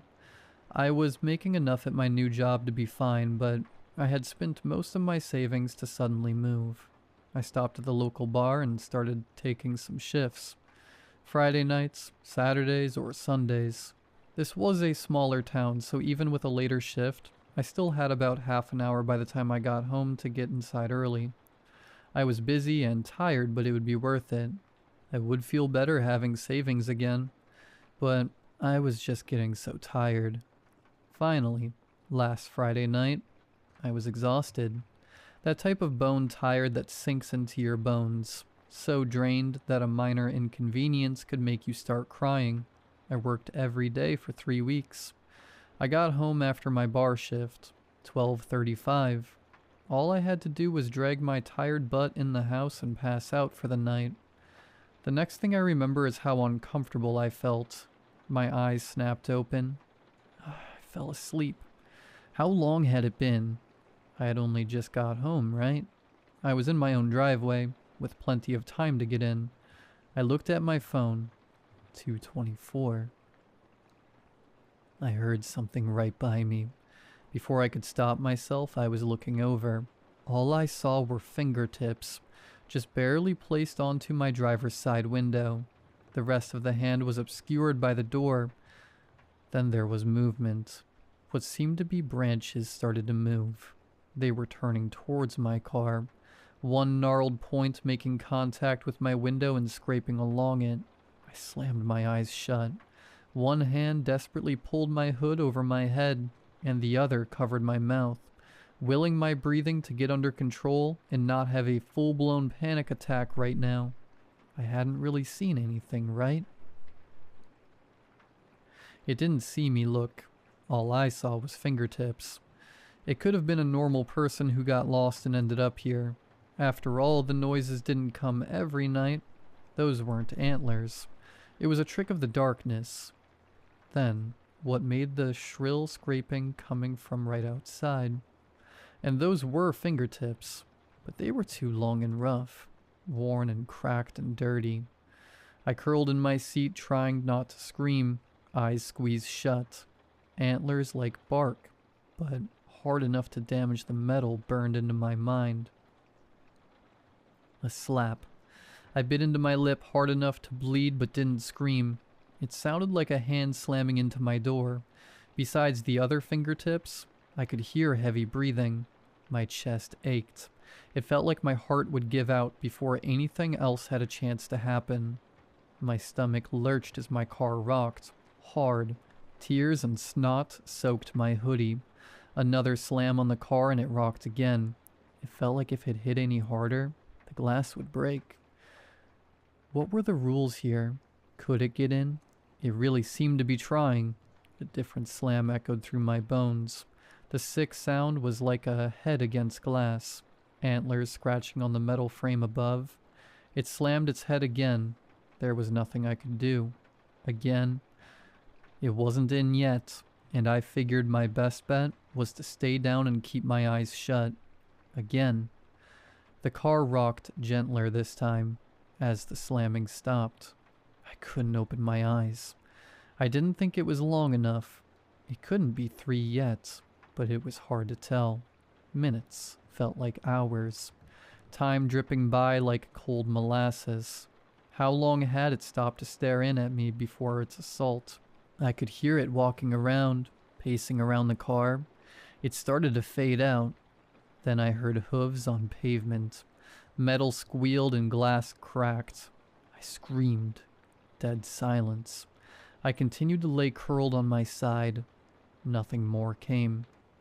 I heard Miss Jules calling me and running. I still didn't dare open my eyes. It took a few minutes of convincing, but I finally held my phone up and looked. 3:12. I started uncontrollably sobbing. Fear and relief racked my body, and I laid there shaking badly, stomach in knots. I was eventually able to unlock my door. Miss Jules ripped it open and held me in her arms. We cried together. That was nearly a month ago. I thought I'd leave that day, but still here. Where else would I go? I have kind, caring neighbors. My home is nice. I talk with Miss Jules. Dave checks in on me. I hike with Kayla. I hold Cow close.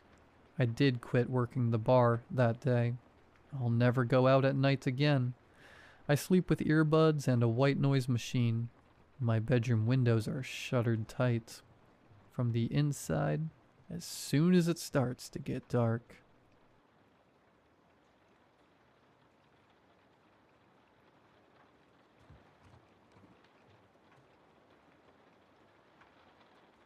My name is Joseph. I'm a 25-year-old living in Wisconsin. I am part of a very close-knit friend group composed of about 7 people. My 2 best friends being Ben and Max. Ben is a lively, dependable guy. Max is a very chill guy. Polite, super empathetic, and a bit anxious at times. Both are super funny. All three of us play games once a week together whenever we find an evening open. It's the way we hang out when life gets too busy to see each other in person. It's sort of a comfort zone for all of us. We've been doing things this way for years. In this friend group, it's a known rule that you're not allowed to ask to come into my room. You either barge in or don't come in at all. We've never really shared why, outside of our group. I think I just need to share it somewhere. My friends believe me when I talk about it, which was great at first. After the past 3-ish years, though, I've started to doubt myself and feel awkward keeping it as a rule. I don't know, maybe that's an excuse. Maybe I just want it out there. Around 3 years ago, when I was about to turn 22, I had a free evening after work and texted the group chat to see if Max and Ben were free. At the time, I lived in a suburban duplex apartment. I got normal responses from both of them. We have a unique flavor of stupidity that we throw around when talking. It felt pretty standard at the time when they responded. We started pretty late, around 12 a.m. Our game sessions usually lasted a few hours, and seeing as I had been getting up at 6 a.m. every morning, I was pretty tired and a bit loopy already.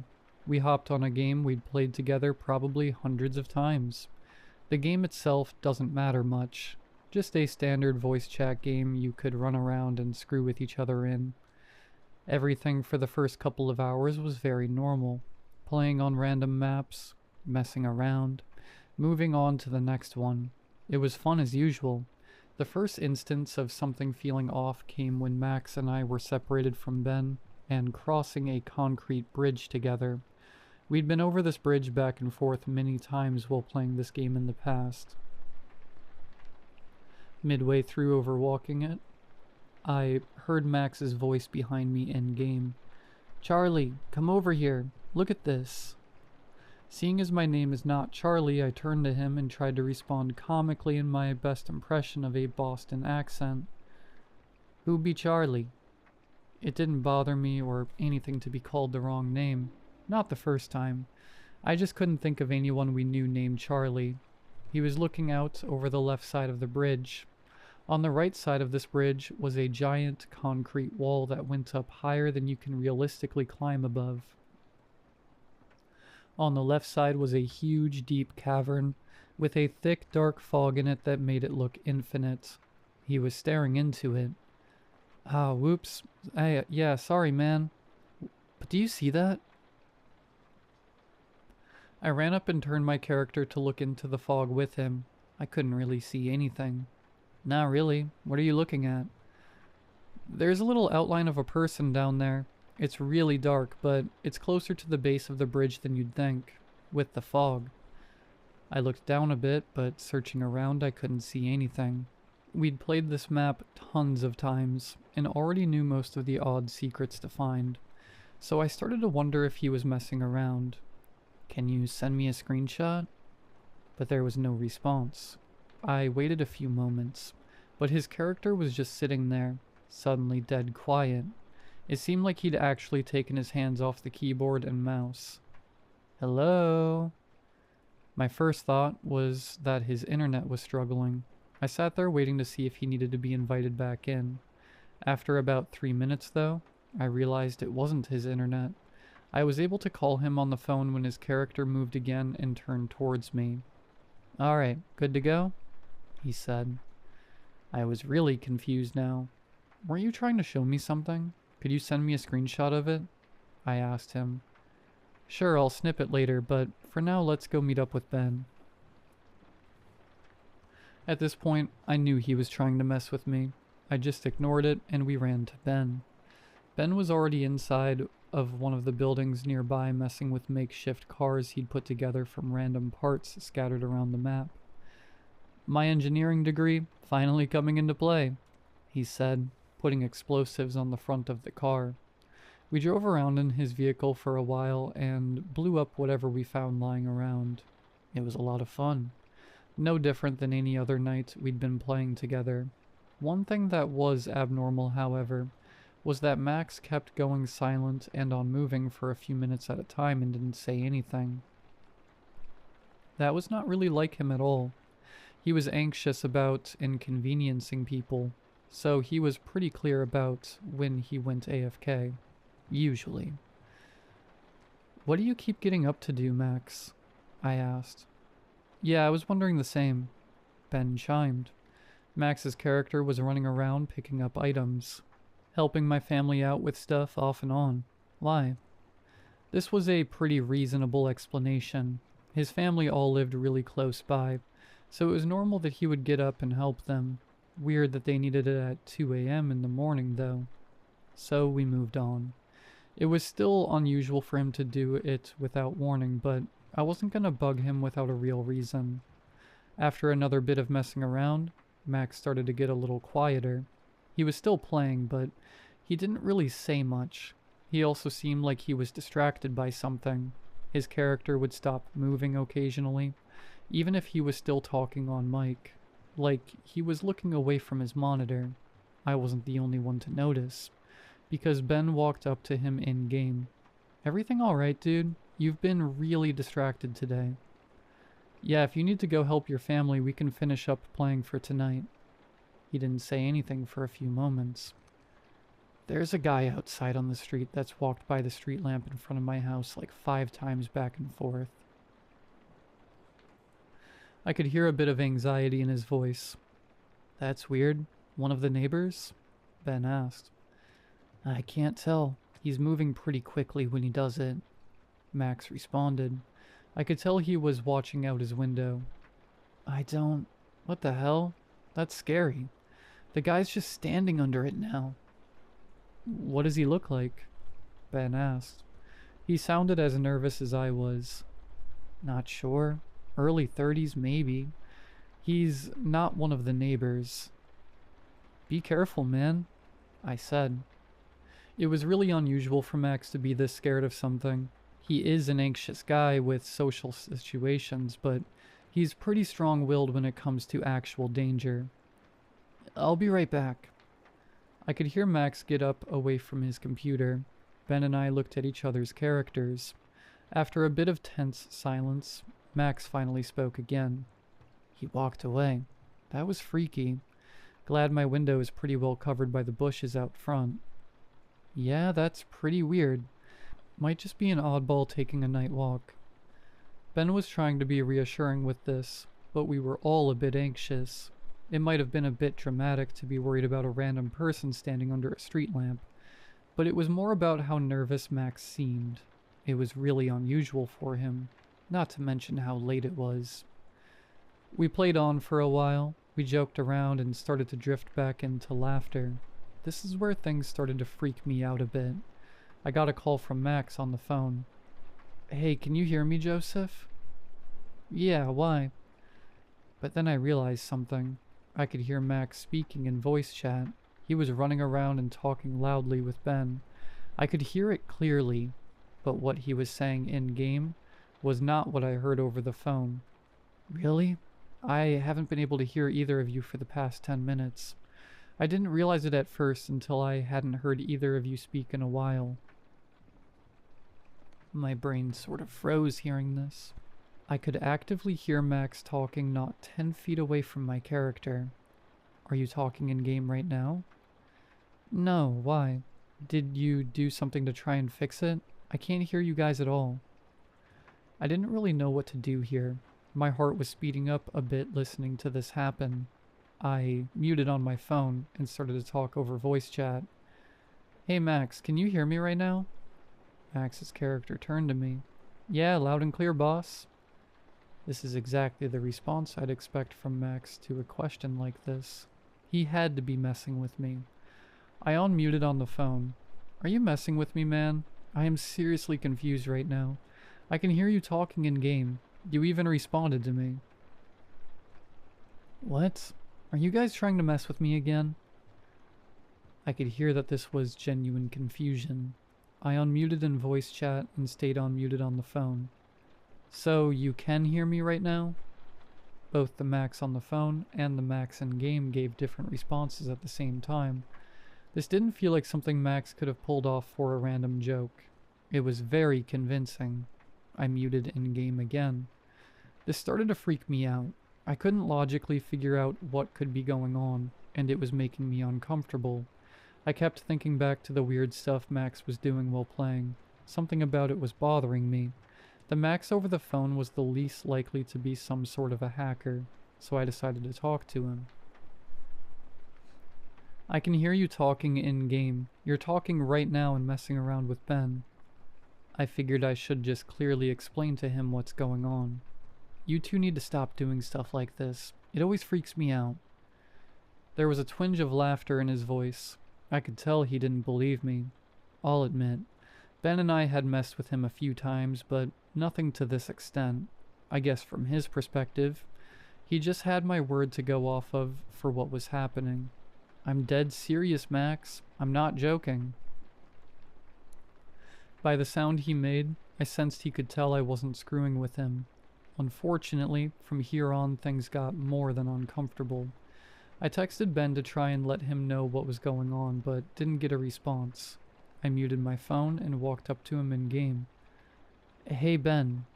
His character wasn't moving. I think he got up to do something real quick, I heard Max's character say. I didn't like that I couldn't tell if it was really him or not. Both the Max on the phone and the Max over voice chat sounded exactly like him. I sat there and waited for a while to see if Ben would come back. I heard Max's character speak again. Holy shit, he said. This sounded like he was genuinely startled. It made my heart sink a bit. What? I can't see it clearly on the street, but I think someone's being attacked. I see something in the road, and a girl is screaming. I heard a loud noise that sounded like him getting up from his chair and ripping off his headphones. What is that?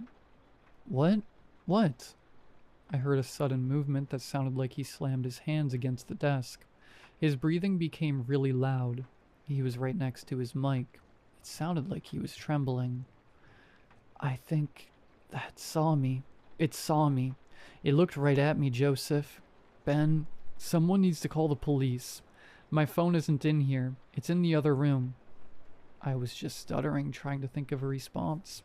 At this point, I didn't know what to do, because I was on the phone with who I thought was Max already.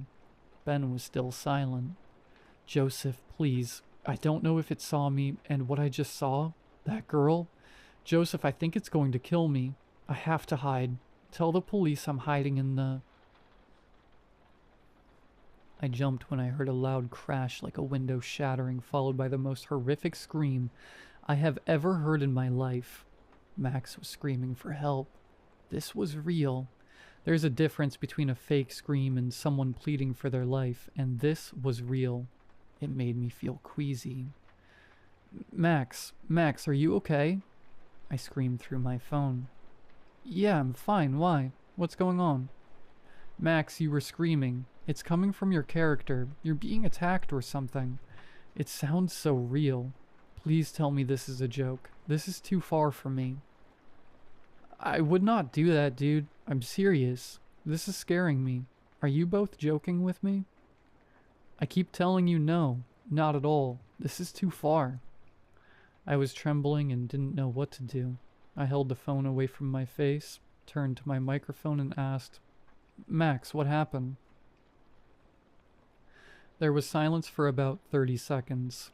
My whole body tensed when, very loudly and clearly, I heard what sounded like someone grabbing the headset and putting it on. I stayed quiet. Someone was breathing very quietly on the other side, and Max's character began to move again. Over the phone I asked Max whether he was moving or not. No, I'm on the phone across the room from my PC. Something about the air of the situation had changed. I didn't know if I should move my mouse or speak. What was moving the character? Who was I on the phone with? It sounded like Max. Was it? Out of nowhere, Max's character turned and froze, staring straight at my character. After a moment, it ran up to mine, and Max started speaking in-game. Can I come in, Joseph? Can I come in, Joseph? Can I come in, Joseph? It repeated this over and over. It didn't take a breath. The sound was almost like a recording. Then I realized something. I tore off my headphones. I remember feeling every hair stand up across my body. The character was repeating the phrase. I could hear it in my headphones, but removing them, I could still hear it. It wasn't just coming from my headphones. It was muffled, coming from my closet just a few feet behind me. I was unable to speak or move. Something about the noise I made caused Max to sound panicked. Dude, what's wrong? Are you crying? Something is in my room. I could barely get the words out. Max said he was going to call the police, which made me panic even more. I would be alone with this thing while he was on the phone. No, Max, please stay on the phone. It's here. It's in my closet. I'm terrified. What do you mean it? Wait, no, just stay quiet. I'll stay. Don't worry, man. I'm here. I'll message the group chat and tell someone to call the police to your house. I sat there silently for far too long, shaking. I could still hear the muffled words coming from my closet. Not once did it pause or slow down. It sounded like Max, but I knew it wasn't. I couldn't tell if it sounded excited or distressed. Its voice was getting shakier with each passing repeat. My heart was going so fast I thought I was starting to have a heart attack. I wasn't even trying to figure out what this was anymore. I wanted out of there. But the door out of my room was on the other side of the closet. Okay, Joseph, Mary is calling the police. Just stay put and quiet. I'm also getting in my car to drive over there to you. I'll tell the others to meet me there too. I tapped my phone in an attempt to acknowledge him. Suddenly, the repeating voice stopped. I was petrified to think it may have heard me. The tap was so quiet. I don't know how anyone would be able to hear it, especially from the other side of a closed closet door. I'd also spoken a moment ago. Why did it react this time? Then it started up again, repeating. Whatever it was listening for movement. Despite this, I decided to try to get past the door. The window behind me would be loud, so it wasn't an option. I took very slow steps, trying my best not to creak the wooden floorboards beneath the carpet. I got to right before the closed closet door. I could hear it clearly. Deep in the lower part of the closet, it wasn't whispering, and now that I was closer to it, I could hear something else. Very quietly and softly, in between repeats, I could hear what sounded like tapping on the door. It was almost as if it was trying to knock. I did not want to step in front of that door. Every part of me was resisting. The moment I put my foot in front of the closet door, the voice stopped. I have never experienced heightened senses like I did at that moment. The silence felt so loud it hurt. My skin felt like it was burning horribly on the side closest to the closet, in what I assume was bated anticipation of something opening the door. I had to stop myself from screaming when the door shook violently with 3 consecutive hits. It was knocking again, but much more forcefully now. This time it was directly next to my head on the other side of the closet door. The knocking was followed by the repeating phrase, starting back up again. It sounded faster, more frantic. It almost sounded like it was on the verge of screaming. It was very clearly as close to the door as possible. I wanted to run so badly. With every step forward, the voice followed me, inches away from my ear on the other side. It obviously knew I was there, so I just gave in to my fear and sprinted. I got to my bedroom door and started to open it. My skin felt like it was still on fire from the fear. I heard something violently turn my closet doorknob behind me and push it open with immense force. I did not wait or look. I ripped open my door and flung myself through, slamming it behind me, and sprinted into the living room. I don't remember what I said to Max at that point over my phone. Apparently he could hear over the phone what I'd been hearing once I'd gotten close enough to the closet. I could tell he was rushing to get into his car. Watching, nothing came out of my room. Nothing even touched the door. It was just pure silence. I kept listening, but nothing made a sound. Waiting there in silence was horrible. I began wondering if it entered some other part of the house. but for some reason I had a strong feeling in the pit of my stomach.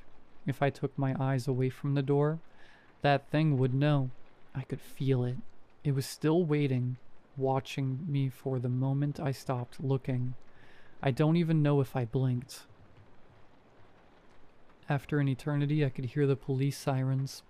They arrived and found me trembling in the corner of the living room.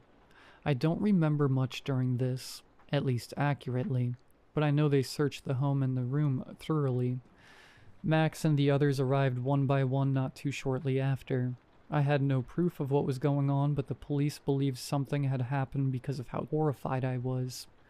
Unfortunately, they suspected it was a bad drug trip of some kind. Granted, that is not only the more reasonable explanation, but is also not uncommon here. My friends and parents testified that I was not a user of drugs of any kind, so I didn't have to get a drug test, but I get the feeling the officers used that as their explanation.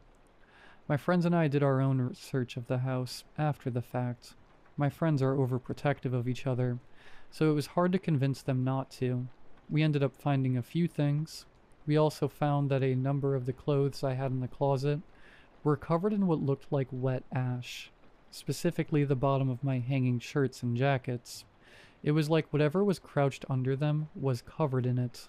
The same substance was scraped across the door from where it had followed me. It smelled horrible. I don't even know what I'd compare it to. It just smelled rotten, like death. Then what made us leave immediately after was the fact that my closet door was still open, but my window was closed. That thing never left my room. I don't know how long it was waiting in my closet, but I didn't want to assume it could just phase through walls. I'd been in my room all day. I didn't feel comfortable assuming the thing had just vanished off somewhere. Instead, we left immediately, and I stayed with Max for a month while I moved apartments. I feel terrible about this, but I hired movers to transport everything. I didn't want to go back there. I also warned the owner of what had happened, and, as I expected, they didn't really seem to believe me. I don't blame them. It's honestly difficult for me to figure out what really happened in that situation. There's a few more things. These two bothered me more than all the others. Firstly, Ben hadn't played with us at all that night. He showed us, and he hadn't even received the text I sent, nor Max's response. Max and I both showed him that he'd responded to the group chat. He assured us he never even knew we were playing that night. So, even beyond whatever it was imitating Max, it also imitated Ben from the start. Finally, something far worse came up in the next few days. This is what assured me beyond anything else. This was not a hallucination. In Max's neighborhood, a woman was found mutilated in a field that lined the street in front of Max's house a few days after all of this happened. No information was put forward to the public other than her name.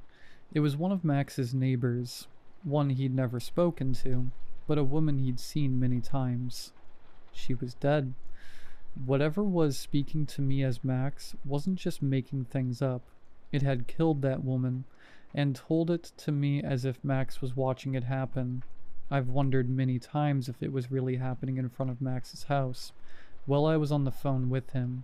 I burned the clothes that had the ash on them out in a field as soon as I got them from the movers. I didn't want anything to sit remaining from this. Ever since that night, we've depended more heavily on in-person hangouts. The anxiety has dissipated, as nothing's happened since then. It almost feels like a dream. If it weren't for Max and the experience with Ben, I'd have probably been able to say it was a bad nightmare or something. I don't know if that would be better or worse. I'm not looking for anyone to believe me. I suppose I wanted closure of some kind. If something like that is out there, it makes me wonder what else we don't know about in our daily lives. It scares me. How often do we interact with people we consider friends and family without realizing they're a cheap imitation? That thought runs across my mind every time I have a sentimental conversation with a friend over the phone, or think of a good memory with a person I love, where we weren't face to face. Someone getting my name wrong sends me so much anxiety. If I couldn't see them in these memories, was it them? Were they really there? For my own sanity, I have chosen to try and believe they were. However, I have a feeling I will never have a way of really convincing myself it's true.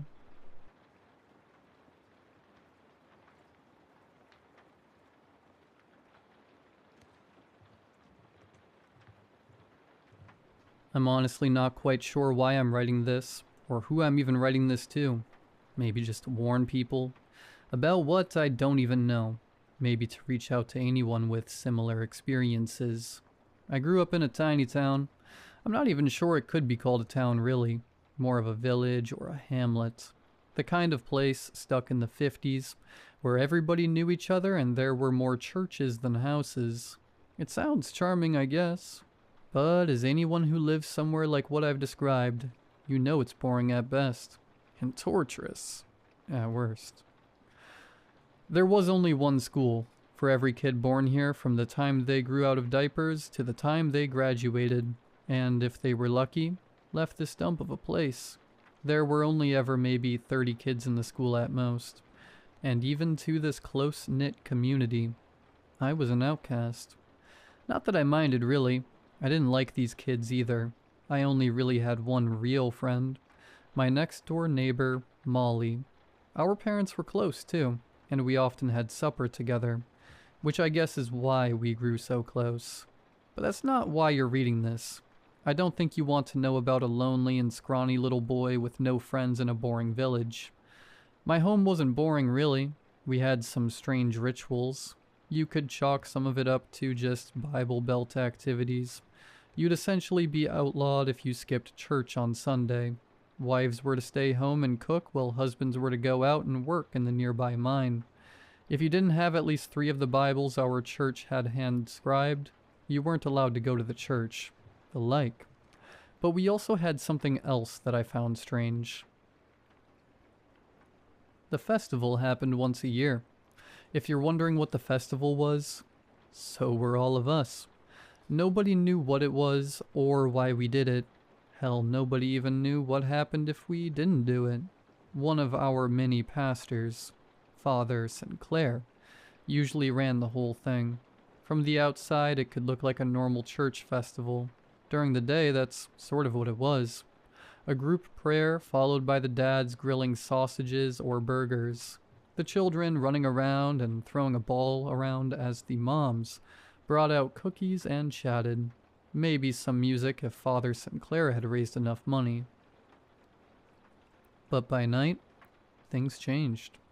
Everybody was to go inside, except Father Sinclair and some volunteers from the school. After they had ensured all residents truly were inside, they completed it. Curious kids who wanted to know what was happening may have pressed their ears to the bedroom windows to hear nothing but silence. Well, until 3:33 in the morning. Every year without fail, at 3:33, a loud, screeching-like sound could be heard, followed by otherworldly chanting, followed by silence again. I know that because I was one of those curious kids. Molly and I both were. The story I'm telling took place during our 12th festival. By this time, it had been a few years of Molly and I theorizing what the festival was for. It was maybe a week or so until our next festival, and this year we were dead set on discovering what it was. Maybe we could sneak out during the night portion of the festival. Well, that wasn't for another week. We decided to go through Father Sinclair's office to try and discover dirt on him. After the usual Sunday service, Molly and I took advantage of everyone being distracted by a bake sale to sneak into the upper level of the church. I'm not sure if we were doing this because we were genuinely curious, or if we just liked the thrill of doing something naughty, but either way, I remember my heart beating in my throat as we crept into Father's office. "Unlocked," Molly whispered as we stifled giggles. You know, if he's so protective of his office, he really should do a better job keeping people out. We both held our breaths as we slowly opened the door, being careful of any creaks. It was kind of underwhelming.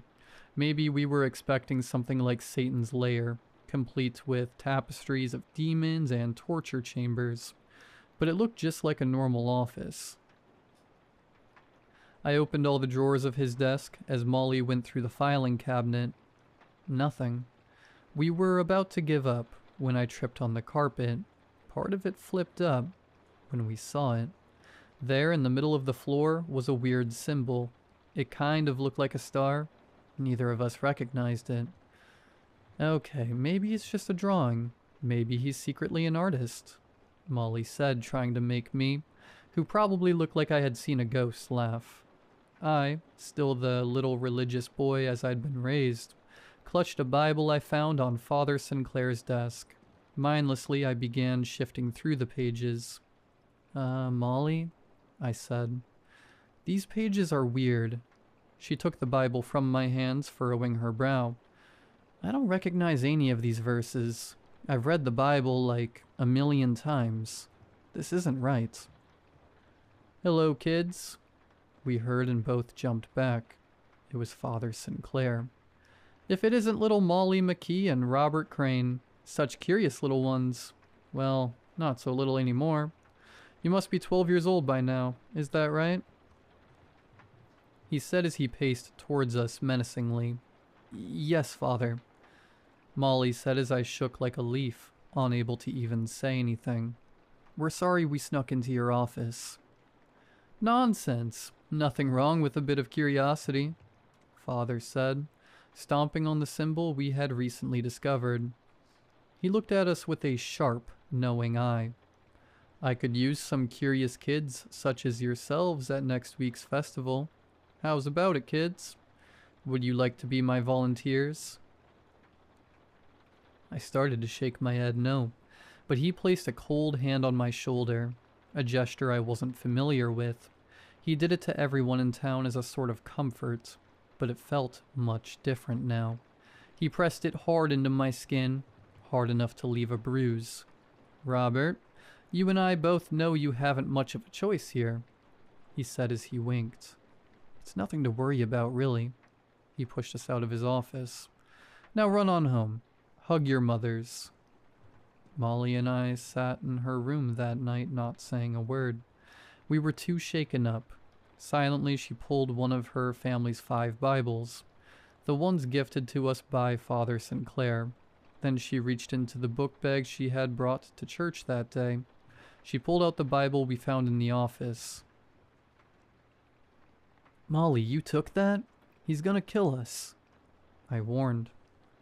I think he was going to do that anyways, she said dryly as she opened them side by side. I watched as she seemingly got more and more puzzled. It makes no sense, Rob, she said as she flipped through both books. These books say the complete opposite of each other. I don't know which one to believe. There, that verse isn't our Bible. What's it say? I pointed at one, which Molly began reading aloud. Be alert and of sober mind. Your enemy the devil prowls around like a roaring lion looking for someone to devour. Every year without fail, at 3:33 a loud, screeching-like sound could be heard. The volunteers from the school. Molly? I said tentatively. What happens to the volunteers every year? Well, usually they move away.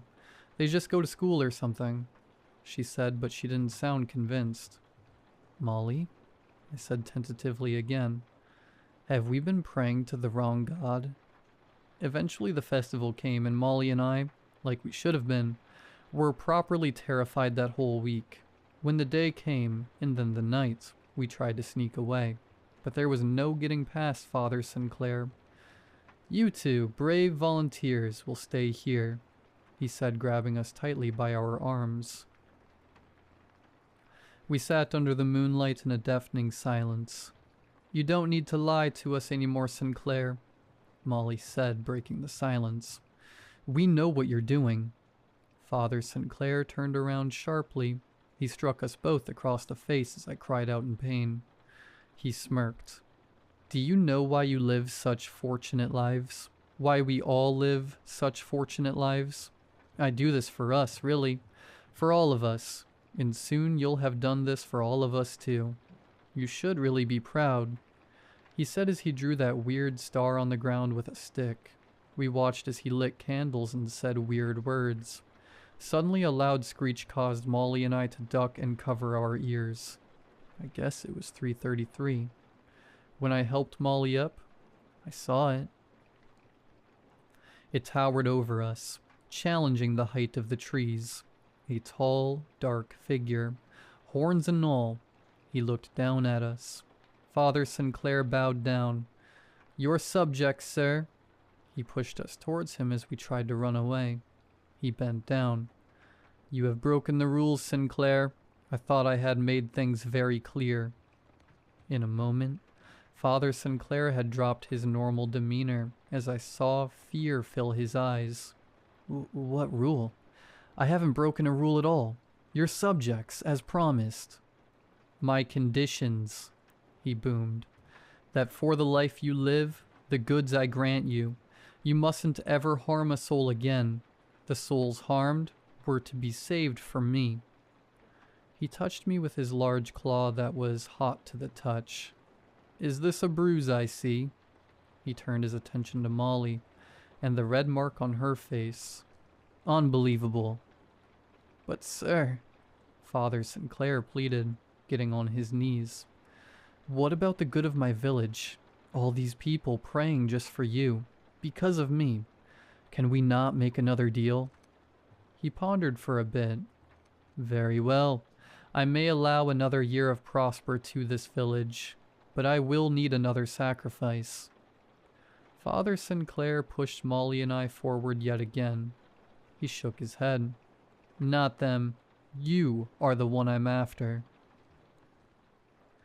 And with that, we watched as he grabbed Father Sinclair with a massive claw and threw him like a doll to the ground as he was consumed by the flames below him. I can still hear his screams to this day. Molly and I stood in shock until the massive being turned his attention to us. And you too, he said, bending down to our level. Go, leave these grounds and do not return. You must get out of here.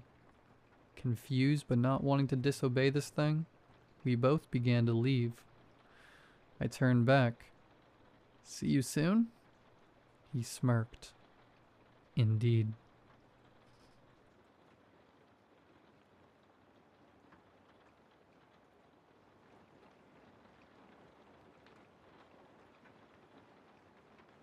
Whenever I tell people my profession, they always laugh. A professional residential exorcist?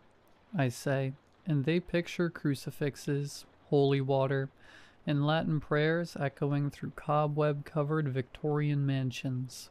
They picture Max von Sydow from The Exorcist, with his sharp cheekbones and unwavering sense of justice. They can never imagine what I spend most of my time doing.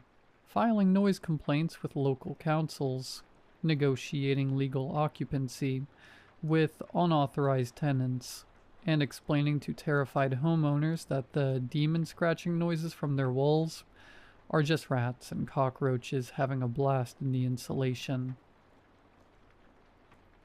My name is Xavier Rexar, and yes, I do have a Master of Exorcism Studies from SOAS, University of London.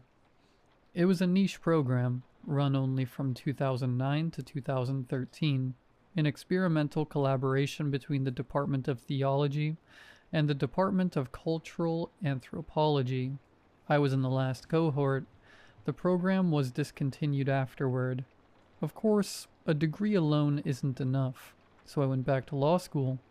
Nothing embodies the identity of a professional exorcist quite like explaining to a ghost, while quoting the 1988 Housing Act, that the house would no longer belong to him once he died.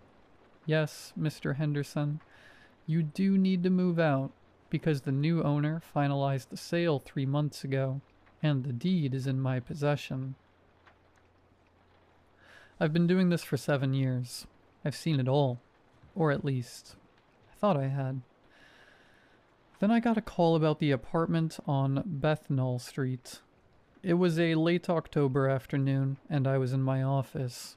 Actually, an empty bedroom in my apartment that I'd set up as an office, with a desk, a filing cabinet, and a bookshelf filled with books I'd never read. My phone rang. Not my cell phone, but my office landline, which hardly anyone uses anymore. I should have taken that as the first warning sign. But hindsight is always easy, isn't it? I'm Xavier Rexar, offering residential exorcism services. I replied because that's what it says on my business card, and I'm known for my profession. Mr. Rexar? The other person was a middle-aged woman with an accent I couldn't quite place. Perhaps East London, but it sounded like something else entirely. I need your help. It's my apartment. There's something in there. I grabbed my notebook. Yes, I was still using pen and paper. Paper seemed to reassure clients, and pressed the pen. What's your name, madame? Arachne. Marie Arachne. She paused, and I could hear her rapid, shallow breathing. I don't know what it is. That's why I called you. The priests can't help either. They say they don't sense anything amiss. But I know something's definitely wrong. I can't go back. I've been staying at my sister's for 3 weeks. Alright, Miss Arachne. Let's start with the basics. What exactly happened to you in that apartment? Another silence. This time longer. It changes. The apartment changes? Everything changes. The furniture moves. The walls are a different color every day. Sometimes the room is bigger than it should be. Sometimes it's smaller, and I don't know how to describe it. It's a feeling. Like the apartment is watching me, waiting for something. I sighed inwardly. This sounded like typical stress-induced paranoia, possibly accompanied by some kind of neurological disorder. I learned to recognize these signs. Vague descriptions, emphasizing feelings rather than specific events, and an inability to provide concrete examples. But I had to pay rent. My services weren't cheap. Did you notice any physical symptoms in that apartment? Like headaches, nausea, and dizziness? No, none of those symptoms, Mr. Rexar. I know this might sound a bit strange. I know you might think I'm crazy, but I'm not. Really not. There's definitely something wrong with that place. Something definite, and I need someone there to document it. Isn't that what you do? You stay there overnight, documenting everything that happens? Yes, it's part of my job, but I should mention that in about 90% of cases, we can find a plausible explanation. I'll give you £3,000 for 2 days. She interrupted me. Cash, half up front, half later. I stopped mid-sentence. £3,000 was more than 4 times my usual rate. Marie Arachne was either desperate or had too much money to burn. Perhaps both. Miss Arachne, this is incredibly generous. Why are you in such a hurry? Why is the fee so high? Because I need someone to take this seriously and... She hesitated again. Because I've contacted 4 other people who do the same job as you, and they all refused as soon as they heard the address. Please, Mr. Rexar. Please, you're my last hope. Her voice, well, sounded like a writer who couldn't write a female character and wrote her emitting a duck-like squeak. That's interesting. I leaned back in my chair, twirling my pen between my fingers. What's the address? 47B Bethnal Street, 3rd floor, right in Bethnal Green, near the tube station. I opened Google Maps on my laptop and entered the address.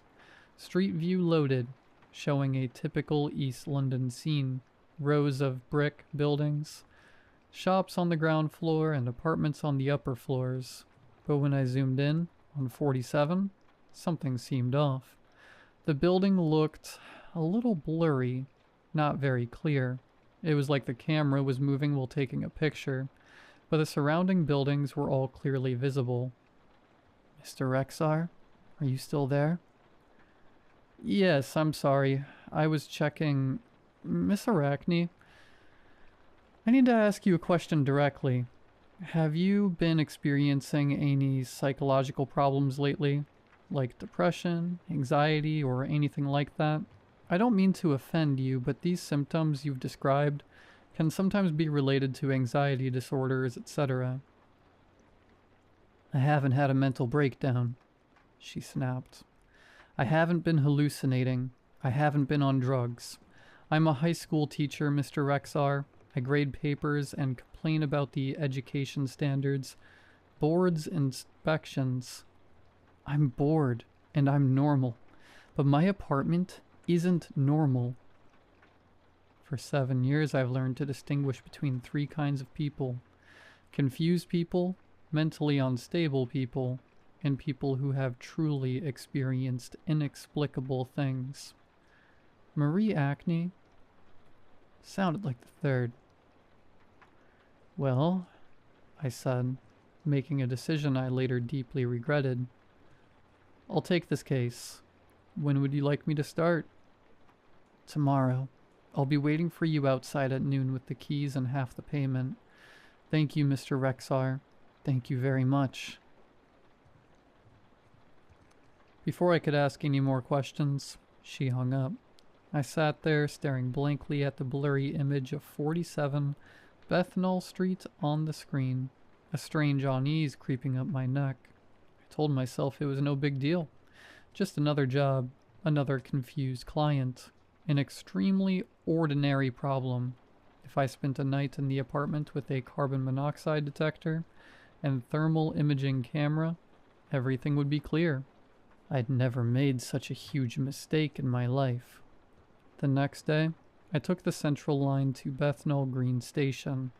It was a typical overcast day in London in winter time.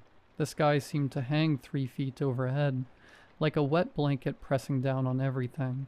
We get a lot of cases at this time of year because there are so many people with depression. I packed my overnight bag, a change of clothes, toiletries, a laptop, an electromagnetic field strength meter, a carbon monoxide detector, a flashlight, a first aid kit, and a copy of the land registry information I had checked earlier.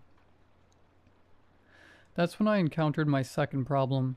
Though I didn't fully recognize it at the time, according to the land registry, 47B Bessemer Street didn't exist. 47 was a shop, a Turkish kebab shop. Above were apartments, 47A and 47C. 47B didn't exist. I initially thought it was just an administrative error, perhaps due to recent renovations and the system not being updated yet. I'd encountered this before. I should have turned back. I should have called Marie Arachne and told her I couldn't take the case. But £3,000 is £3,000. I found Marie Arachne waiting outside the kebab shop, but as she had said, I guess she was in her 50s. With brown hair streaked with gray, tied in a neat ponytail, and dressed in comfortable, slightly worn clothes. The kind of person who prioritized practicality over fashion.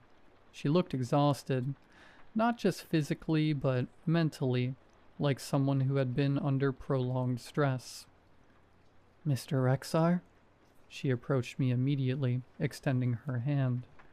Thank you for coming. I thought you weren't coming. I shook her hand. Her hand was strong, but her palm was dry. There was no sign of sweat or trembling. You mentioned that other exorcists refused to take this case. Why is that? It was evening, the traffic was bustling, and people hurried across the street from the barbecue restaurant and Tesco convenience store. No one noticed us. I don't want to talk about this here, she said. I'll show you the apartment, and then we can talk.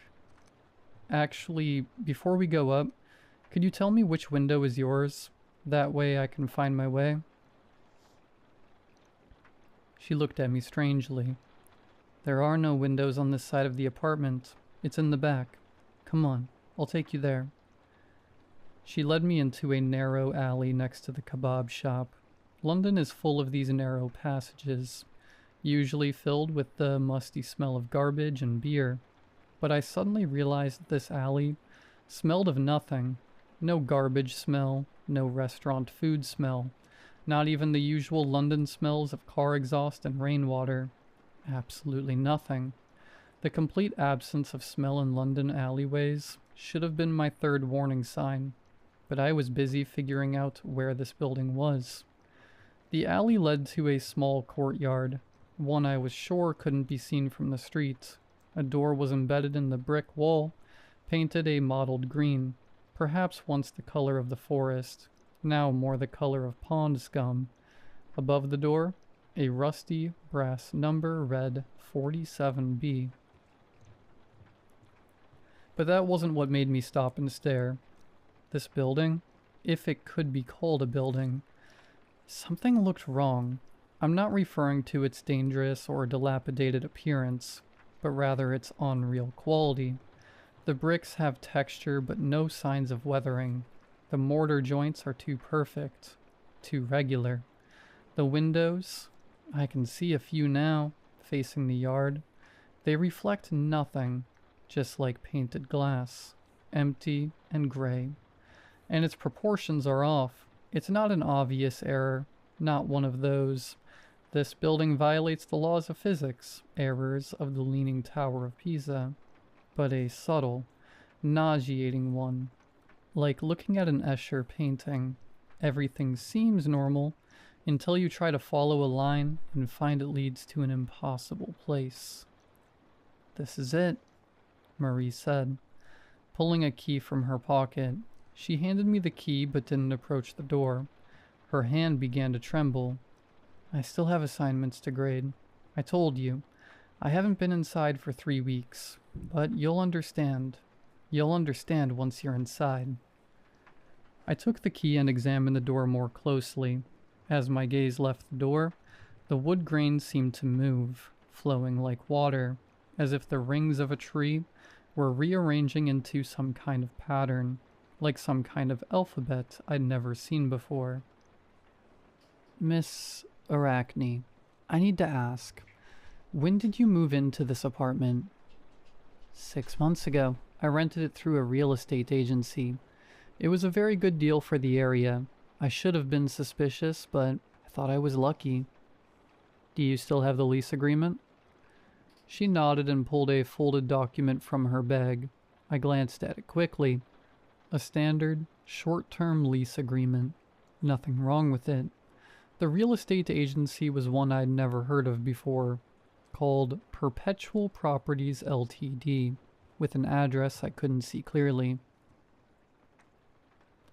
However, when I looked at the signature section, Marie Arachne's name, which should have been her own handwriting, was moving. The letters crawled across the paper like insects, rearranging themselves to spell different words. I blinked, and the signature returned to normal.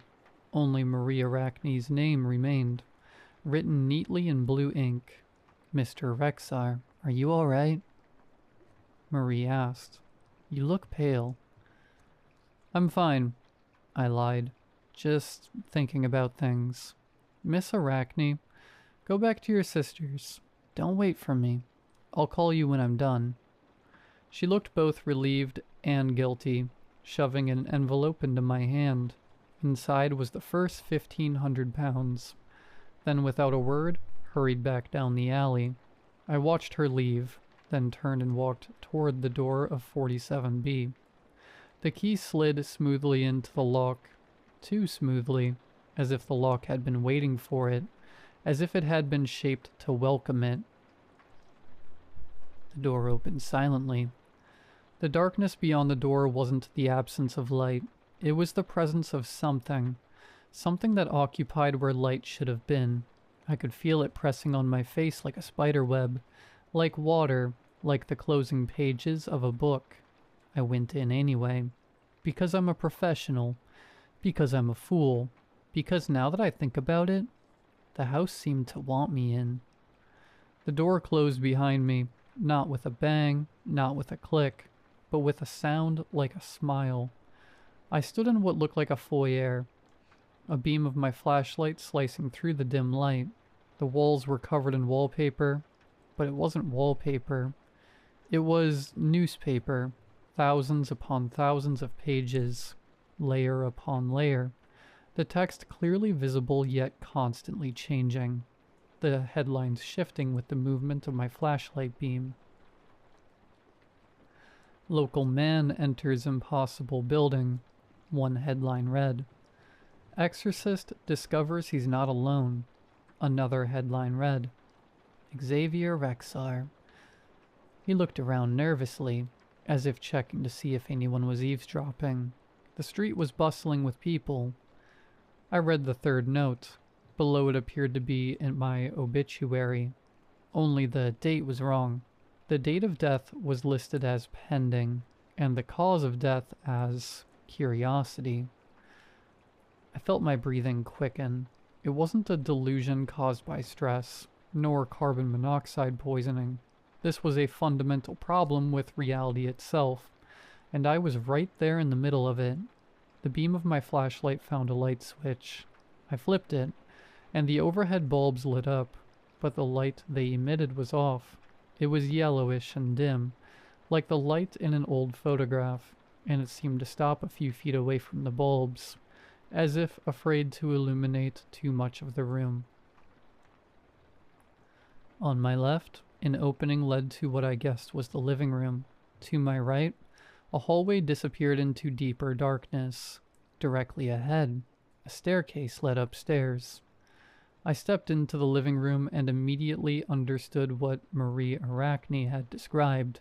The room was furnished, with a sofa, chairs, coffee table, bookshelves, television, but everything seemed like a stage set, as if someone had read a description of a typical London apartment living room and pieced it together from memory, without ever actually seeing a living room like this. I walked to the sofa and reached out to touch it. My hand slipped through the cushions, feeling as if they were made of paper, because it really was made of paper, not even the kind of cleverly folded origami, just ordinary paper with the sofa's image printed on it, somehow standing upright, maintaining the illusion of three-dimensionality until you actually wanted to interact with it. I pulled my hand back. The paper crumpled, then straightened out.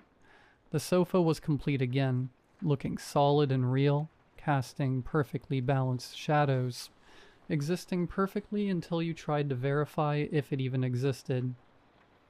Okay, I muttered to myself, because only muttering to myself could keep me from screaming. This is good. This is a conceptual space, a place that exists as an idea, not a physical location.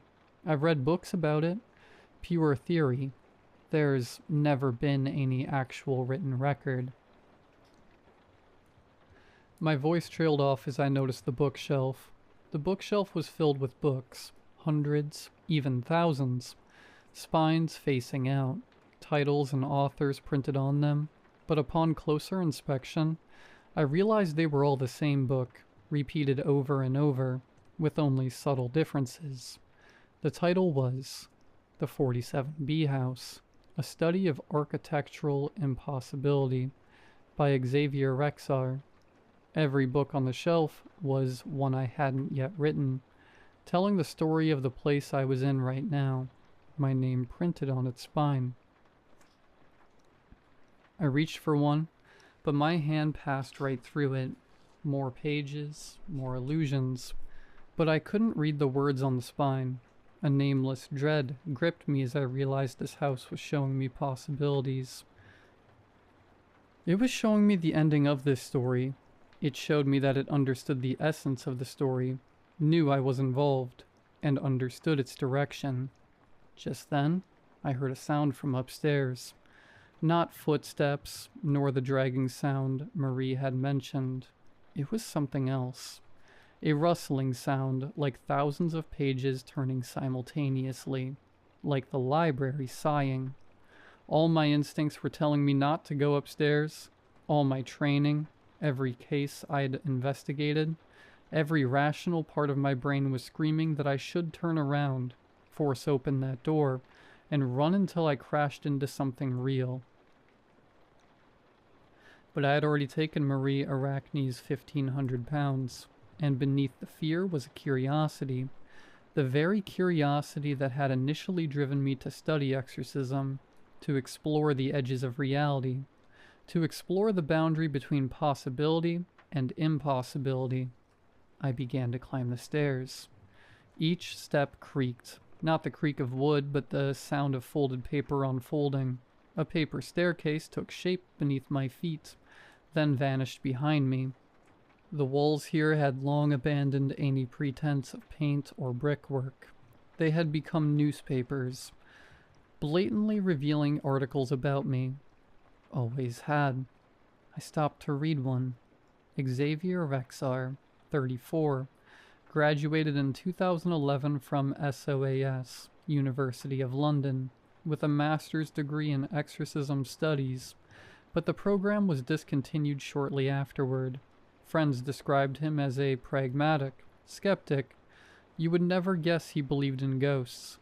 A journalist contacted his mother, who said she wishes he had gone to medical school. This was true. 5 years ago, my mother and I argued, and she had indeed said this. How could the house know any of this? How could it know anything about me? Another article containing a photograph of me, but I had absolutely no recollection of anyone taking my picture. I continued climbing. The staircase spiraled upward, disproportionate to the building's external dimensions, each turn sending me soaring far beyond its intended height. I counted the floors, 5th, 6th, 7th. From the outside, the building appears to have only 3 floors.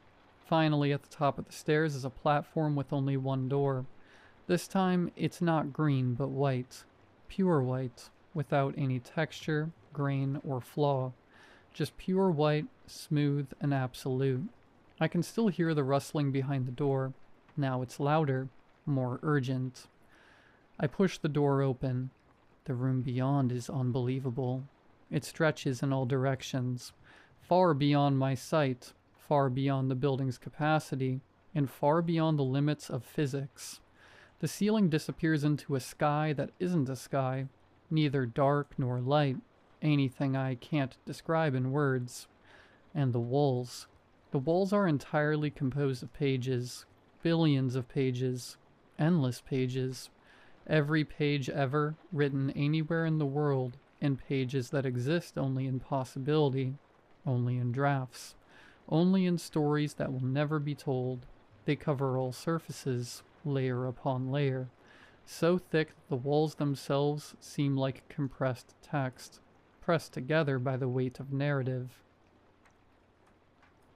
In the center of the room, something was writing. I say something because I truly didn't know how to describe it. When I looked directly at it, my eyes couldn't focus. My brain simply refused to process what it saw.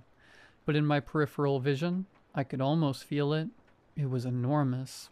It had limbs or appendages, or extensions of itself. Those extensions were perhaps the limbs. Like the walls, it was made of words, narratives, and stories. But it was also alive, conscious, and perceptive. It wrote with something that might be a pen on something that might be paper, and where it wrote, really submitted to it. I froze, watching it write. The sofa downstairs was now made of red leather instead of brown fabric. I didn't even need to check to know the sofa had changed. Xavier Rexar felt a powerful urge to approach it. My feet began to move, involuntarily pressing me forward, and I had to fight my own body to avoid crashing straight into that incomprehensible, living mass of words. Xavier Rexar stopped. I stopped abruptly, my feet dangling in midair, as if I'd bumped into a wall. That thing, or rather the house, because I now understood that the entire building was merely an extension of this entity, a materialization of something that existed primarily in narrative form. The house seized its writing and turned toward me. I still couldn't see it clearly, but I could feel its vast, ancient, and utterly unfamiliar gaze fixed on me, like I would on an ant crawling across my table. Curiosity, slight interest, a desire to know what I would do next. "What are you?" I managed to ask, my voice barely audible. The pen moved again, and I swear the way it traced the paper seemed almost mocking. "A man with a master's degree in exorcism studies, standing in a building that shouldn't exist, conversing with something that doesn't actually exist.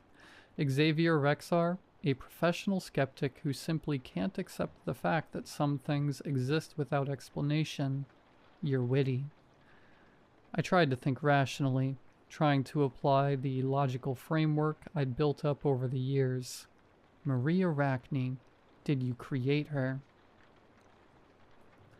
"I created her image.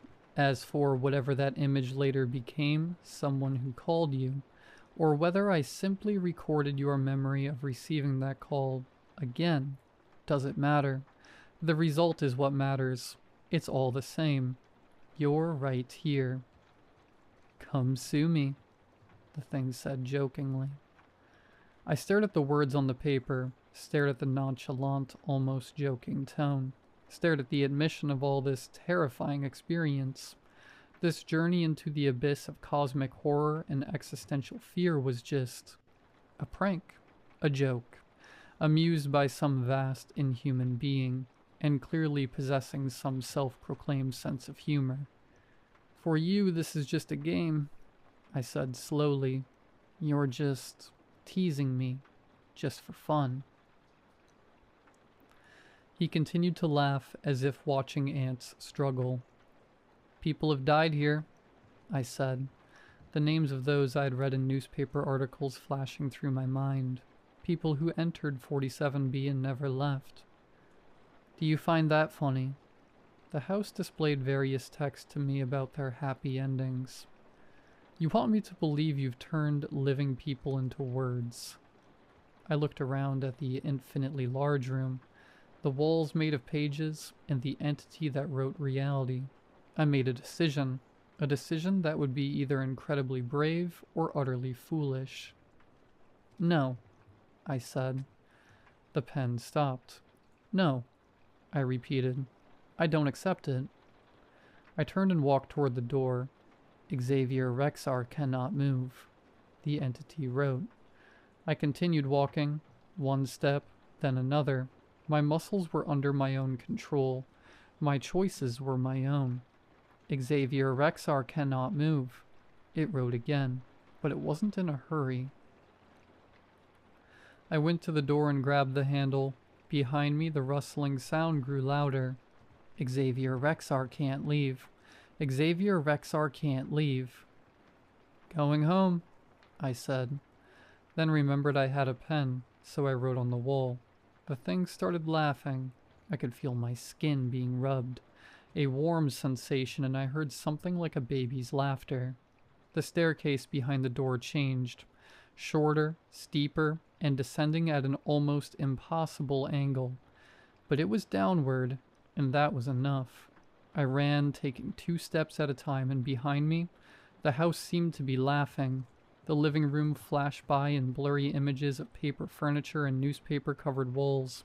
The foyer appeared before me. The front door was right there, green, peeling, and almost impossible to open. But I grabbed the handle and pulled hard, and this time, it opened. I stumbled into the yard, landing heavily on the sidewalk, scraping my palms. I struggled to my feet and ran down the alley. Without looking back, I dashed into Bessemer Street. Breathless and terrified, I reached the street. The afternoon shoppers looked at me with concern but kept their distance. I must have looked like a madman. Honestly, for a moment I felt like a madman who'd gone crazy. I pulled out my phone. Of course, it was dead. I checked my watch. It was still Wednesday, the afternoon of the same day I'd gone in.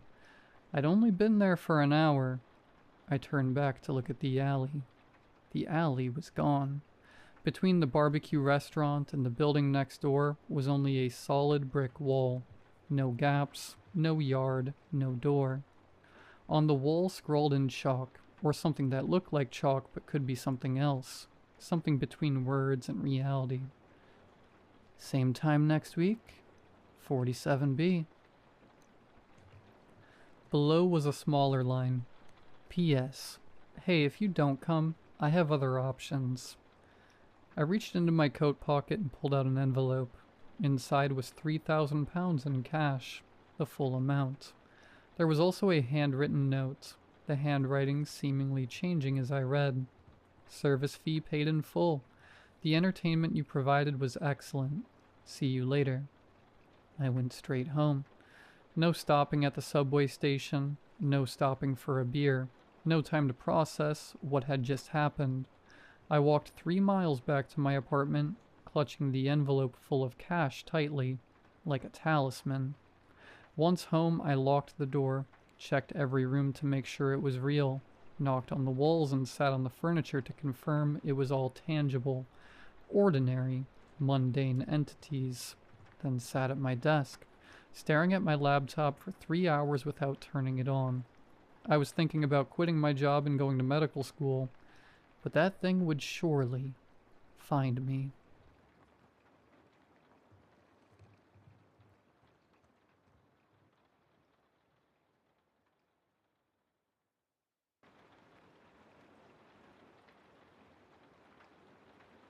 One thing to know about me, I love Halloween. Always have, always will.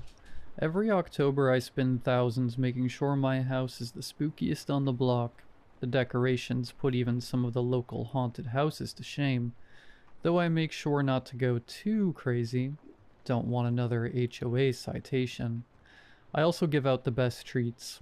King-size candy bars. That's right, king-size. It's no wonder so many trick-or-treaters come crowding outside my door each year. But of course, they'll have to earn it first. So many kids nowadays don't take Halloween seriously, throwing on last-minute costumes just to feed their sugar fix and rot their teeth out.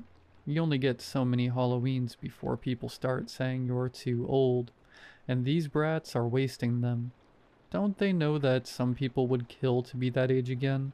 Young like the girl currently ringing my doorbell? Trick or treat! She lisps between 2 missing front teeth while lifting up her treat bag. She can't be older than 6, and her costume isn't really much of one at all. Just an ordinary child's romper that cuts off above her terribly scraped up knees. Like she'd fallen on the way here.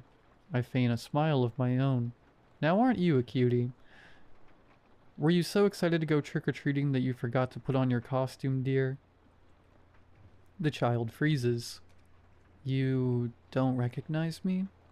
I look her over again. Maybe she's dressed as a character from some TV show she likes. Still doesn't change the fact that it's an awful costume. Boring, like those wise kids who think it's a good idea to dress up as someone from The Office. A good costume should be eye-catching regardless of whether someone gets the reference or not. I'm sorry, hun. I really don't. Before I can shoo her off my porch, I notice tears welling up in her big green eyes. For heaven's sake, really? Reluctantly, I reach out to comfort her, and she grabs my arm with a strength uncanny for someone her size. An ugly, guttural sound emanates from her throat as she chokes back sobs.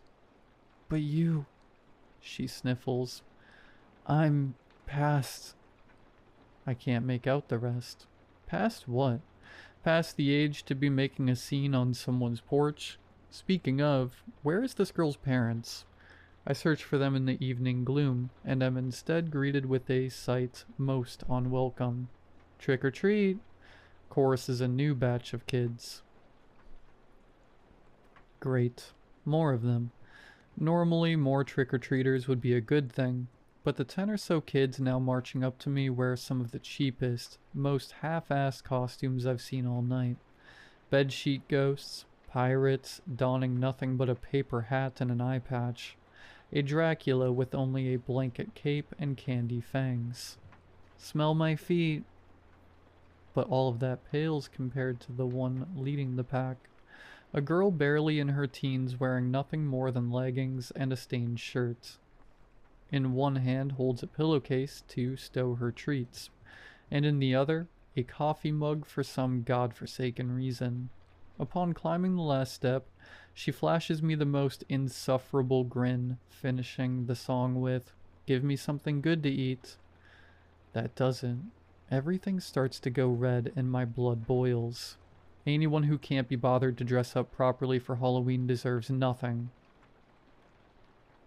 Maddeningly enough, the adolescent has the audacity to look confused at what I said.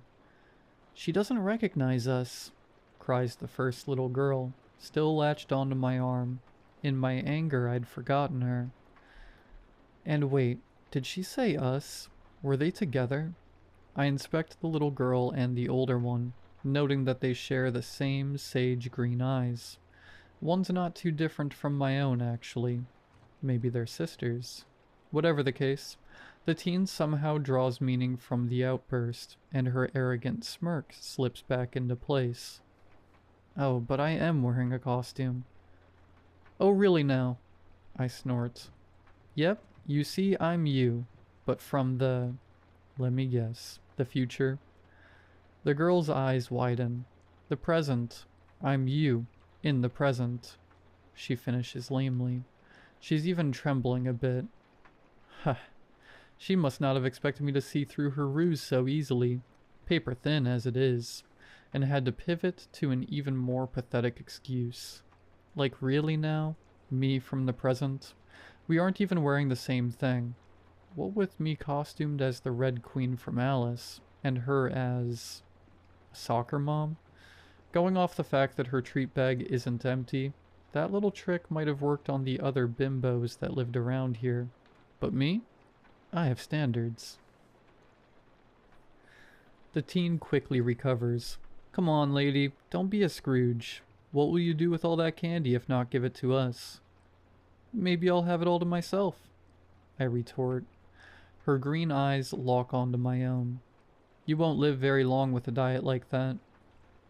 My rebuttal dies on my lips as I finally become aware of the other trick-or-treaters. The juvenile mob still silent behind her, and how their eyes, wide as saucers, seem mesmerized by the candy dish in my hand. Drool trickles from their mouths, running down cheap plastic masks and over-painted faces. Greedy little fingers jerk and spasm, forming claws ready to shred anything that stands in the way of their sweets. My blood turns cold and I feel the urge to rush back inside and away from these little monsters, slam the door in their faces. And I try, but the little girl has my arm in a death grip. I can't even budge an inch. Desperately, I search for anything, something, that can get me out of this situation, and spot a lone figure shambling towards us. "Now that's what I call a costume," I shout, pointing behind them. A couple of the delinquents manage to tear their eyes away from the candy dish long enough to follow my finger, and what follows after they lay eyes on the newcomer screams. At first it's just one, high and blood-curdling, sharp enough to split the nightly air in half, and then like dominoes the others turn around, first to the screamer, then to the cause of the screaming, and fall into the chorus until all the block seems to be filled with their terror. Not that it's completely unjustified, it's one hell of a costume. The newcomer is a girl of indiscriminate age, being impossible to tell from underneath her costume. Through what must be an ingenious use of makeup and prosthetics, the new girl appears as if she's been eaten alive, or more accurately, gnawed to death by a horde of vermin. A soiled, raggedy dress reveals even raggedier flesh, shot through with countless wounds oozing and congealed blood, and clustered around each one are ants, cockroaches, centipedes, posed to look like they're burrowing inside the girl, tunneling, hollowing her from the inside out. A living, walking hive. It must have cost a fortune. As the new girl shambles up the porch, the other kids back away from her, some of them fleeing outright. The only exception, surprisingly enough, is the first little girl who seems entirely unfazed by the gruesome costume.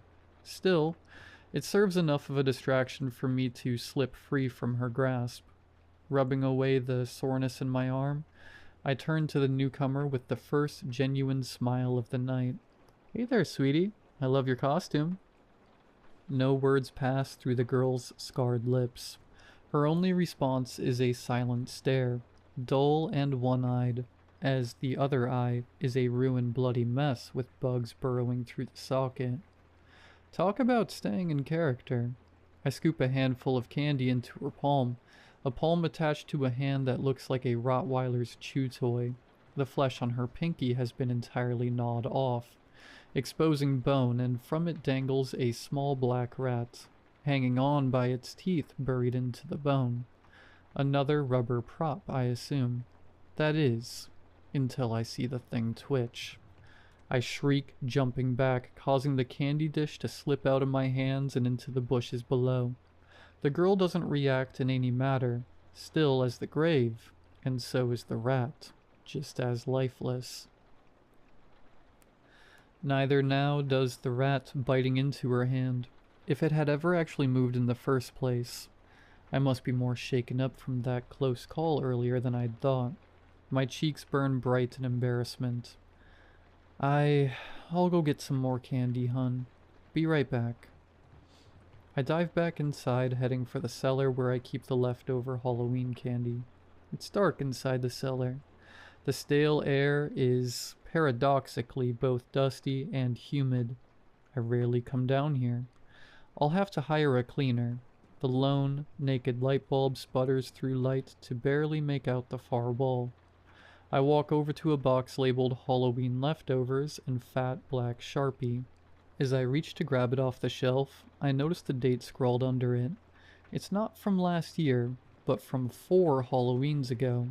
And yet, somehow, the box feels oddly heavy, oddly full. Slowly I open the top flaps, and am immediately sent gagging from the stench of spoiled milk and fermented sugar. No, this won't do. This won't do at all. I'm hiring that cleaner first thing in the morning. When the nauseous fumes have finally left my lungs, the tears they sprung blinked away. I realize in dawning horror that this is not a one-time blunder. Deeper into the cellar, lining the walls, are entire shelves of old Halloween leftovers. Like the first, each box is marked with a date, revealing an entire mausoleum of spoiled sweets. A sugary graveyard. How could there be so much of it? Did I really hand out so few treats each Halloween? Perhaps I should lower my standards. Just a bit.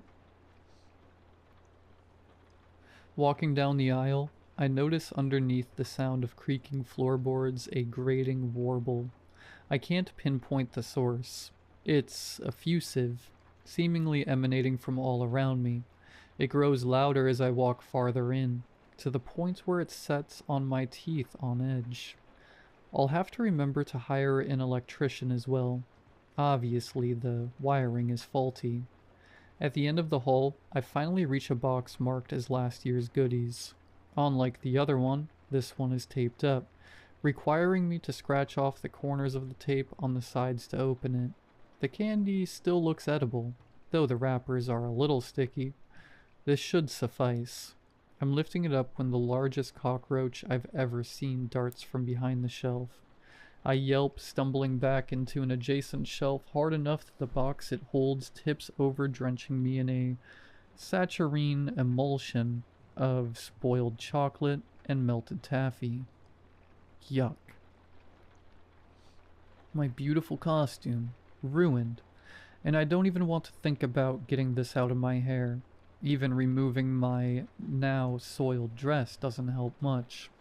The sugary goop seeped right through it, and onto my skin where it adheres like a candy crust.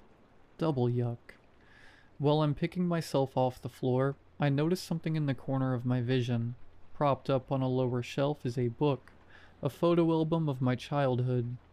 Conspicuously, already opened to a page in the middle. I recognize the photo instantly. It was taken 20-some years ago. Depicting a me fresh out of kindergarten. I remember the day well, of course. I had fallen off the swing set, landing face first, knocked out my 2 front teeth, and got scraped up real bad. A small part of me thinks it a little messed up that my parents would put this in the album. A much larger part of me is consumed with the realization that the bawling girl in the photo is the splitting image of the little girl I'd met earlier, the one missing her front teeth. Unbidden, her words pop into my head. When I asked about her costume. I'm past. Past. P-A-S-T. That's what she meant. She's me from the past. Baffling choice and get-up aside, there's absolutely no way she could have seen this photo, having been down here collecting dust all these years. Even I had long forgotten about it. And like some great horrendous machine churning to life, my brain begins to turn. Begins to make other connections as well. Like about the older girl who claimed to be me from the present, and how, with my costume taken off, I noticed that my underclothes are the exact same. Even the coffee stain from when I spilled my latte during my rush to find batteries for the animatronic skeleton. Okay, so there's one girl dressed up as me from the past, another as me in the present. Did that mean that there was one more girl, the me from the future? For some reason, the thought brings chills. I mentally replay the night's events in my head and can't come up with anyone that could fit the bill. Maybe they don't exist. Maybe there is no third weird little girl with an eerily accurate costume. Or maybe I just haven't met them yet, haven't gone inside before they could arrive. If I was to go back outside as originally planned, would I get to meet her? Maybe she's already out on the porch, right now. Would I even want to? To meet this me from the future? The thought is morbidly tantalizing, like standing on the edge of a cliff. Inexorable as gravity. I shake the thoughts out of my head. This is stupid. With this Halloween being a bust, the only thing I'm going to do is turn my lights off early and get this candy off me by way of a long hot shower. Picking myself up, I dust myself off. Or try to anyway. The gummy sweets adhere too strongly to my skin and clothes to brush off. Definitely going to need that shower. I make my way to exit, but when I try the door, it refuses to budge. Because of course it wouldn't. Guess I'll have to hire a locksmith too. I never should have come down here. I shoot a text to my maid who has a spare key of my house. 2 minutes later and still no response. Just because you're on your day off doesn't mean you can't pick up your calls, Martha. Good grief. For a second, I debate calling 911 but ultimately decide against it. It's not really an emergency. Besides, I don't want to give any of those terminally bored housewives I'm unfortunate to call neighbors anything more to gawk at.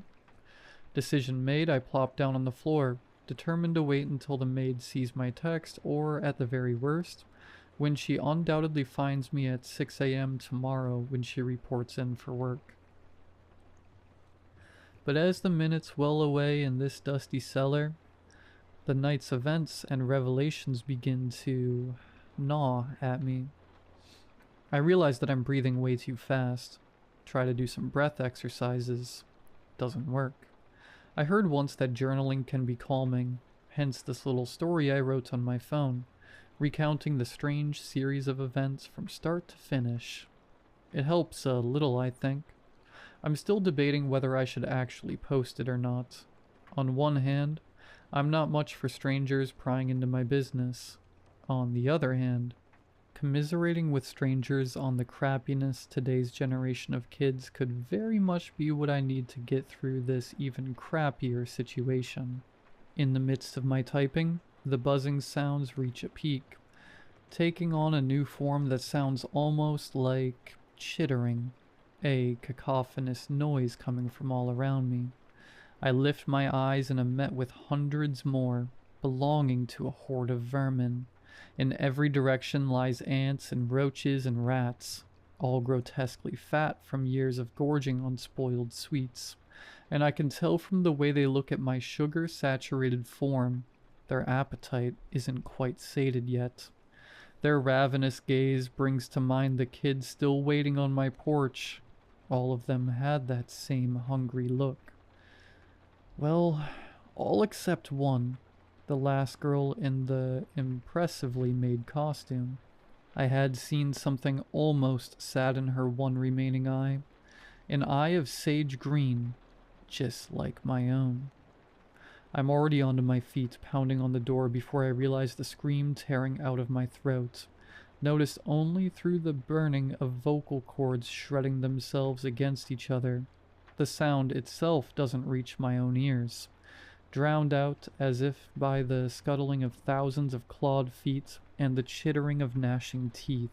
I don't dare look back, vision narrowing solely to the door in front of me, and how it can't be locked because the knob turns and yet it won't move. I fumble around with my phone, madly shaking my legs to get bugs and worse from crawling up them, and turn on the flashlight, glued stuck with the door hinges and some gummy substance. Old taffy. Desperate, I try clawing it off, but recoil when I feel a sharp pain in my hand. I lift my hand up to the phone's light. Tangling off my pinky is a small, mottled black rat. It had bitten me right down to the bone.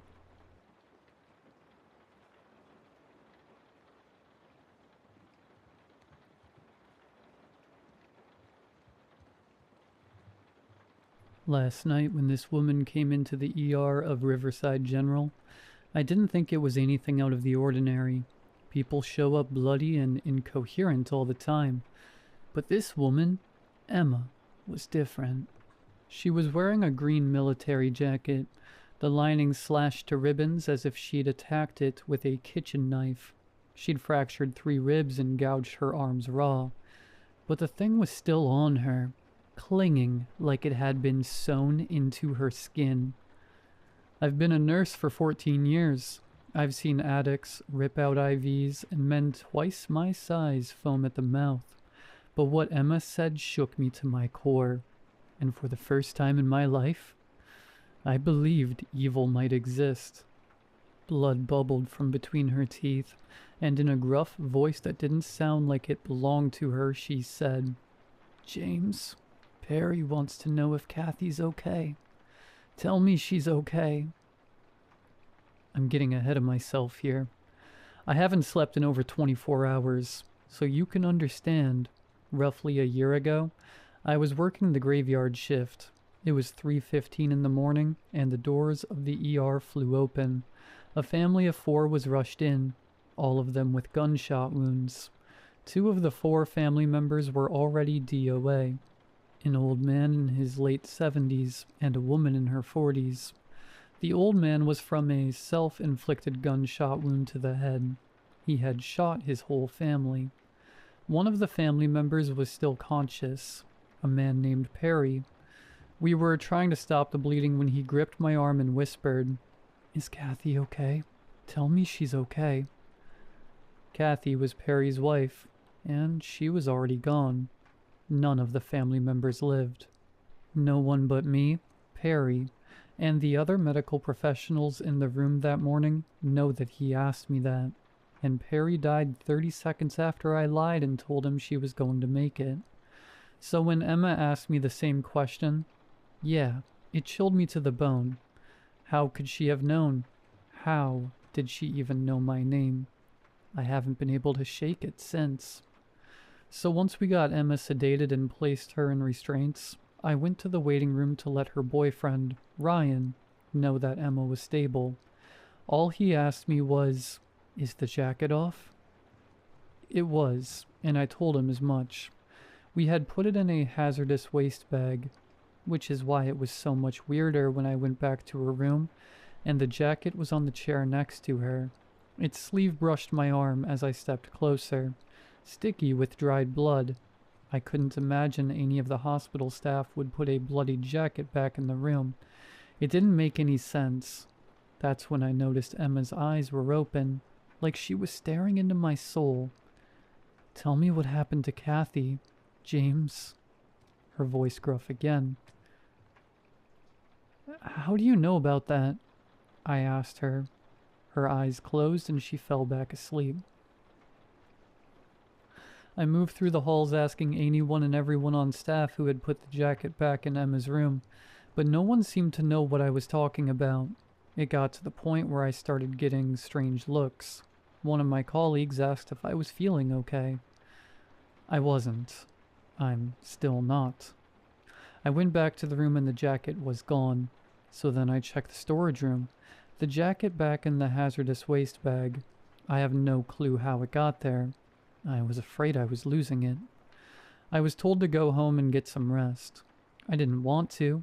I needed to figure out what the hell was going on. But I was basically forced to leave. I went back home. I had a couple drinks. Think I just needed to relax. But I stayed up all night, with thoughts of Emma and Perry. I couldn't understand how they were connected. It was proof of an afterlife. I'd seen people die over and over, and now it felt like evidence that we didn't simply cease to exist.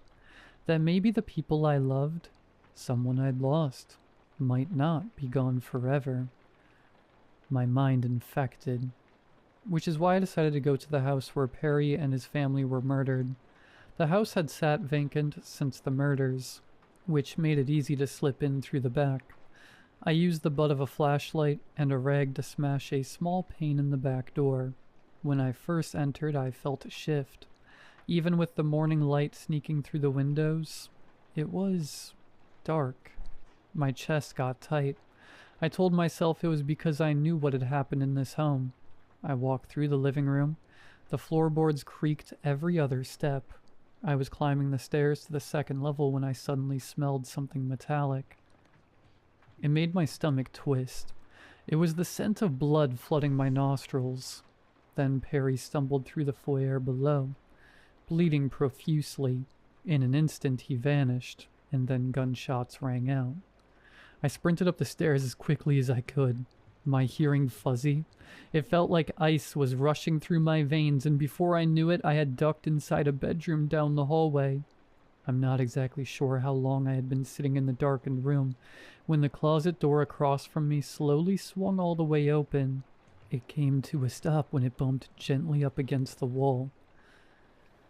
I could only see children's clothes hanging inside. A soft voice from inside the closet said, "Hey, come here." Then a child's pale arm protruded out from between the hanging clothes and waved me towards the closet. There was no way I was going over there. The child whispered again, "We need to hide. Grandpa's acting weird." I was terrified, both by what he said, but also the thought of moving toward the closet. I came to the house for answers, though, so I went over to the closet. I stopped right in front of it. I couldn't see past the clothes. They prevented me from seeing anything beyond them. I could either leave or wonder forever what I would find out. So I parted the hanging fabrics and crawled inside. I didn't see the boy. I looked behind me, to my left, right. "Hello?" I said quietly. He wasn't there. The hair stood up all over my body. I took out my phone and turned on the flashlight, and the boy appeared out of thin air, covering the light with his hand. "No," he hissed. There I sat, face to face with a ghost. "When's my mom coming back? She said we would leave after dinner." His big eyes looking up at me. I realized he was scared. Do you know a woman named Hannah? I asked him. The look on his face shifted. His fear vanished, replaced by a strange recognition. You know who I'm talking about, don't you? He stayed silent. I could tell he knew something. She was my wife. I can't tell you how badly I wanted him to say something, and I think he was about to. Then he heard furious footsteps pounding up the stairs from below, and I snapped back to being scared. Shh. He cut me off with a harsh whisper. He backed himself further into the closet, hiding as best as he could. His bedroom door flung open and smacked into the wall. I could barely see out from behind the clothes, but I had a sliver of a vantage point and caught sight of someone walking in. Joshua? An old man's voice called out. I heard a rifle being cocked. I couldn't see him anymore, but I could hear his footsteps. It felt like forever, but must have only been a few seconds when he moved back into my line of sight. He turned slowly toward the closet. Joshua, are you in there? He walked over to us methodically. I could hear my heartbeat, thumping like a freight train. I looked to the little boy whose eyes were shut tight.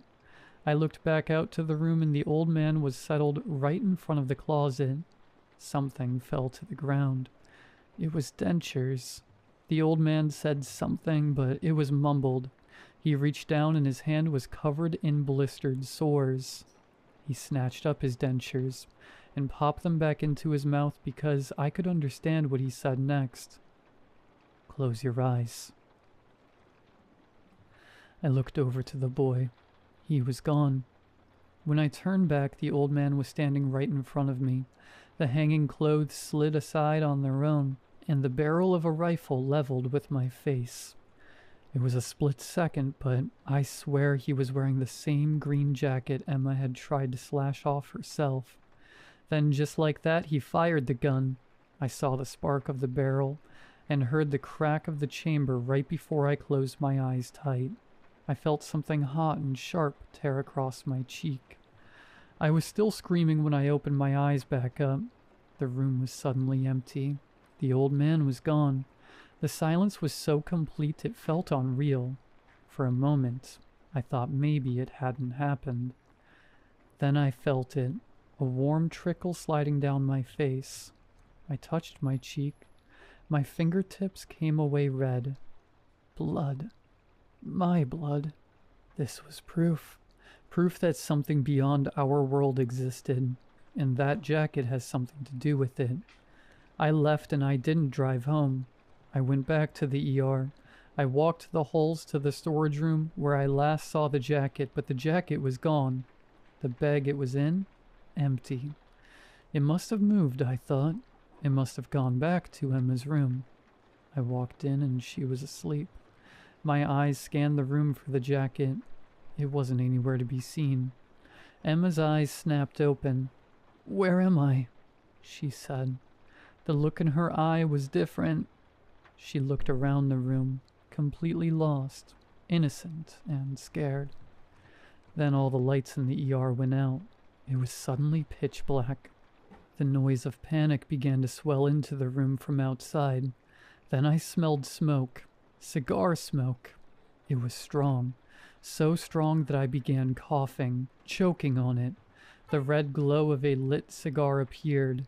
Its embers shed just enough light for me to make out the face of the old man, where Emma had just been.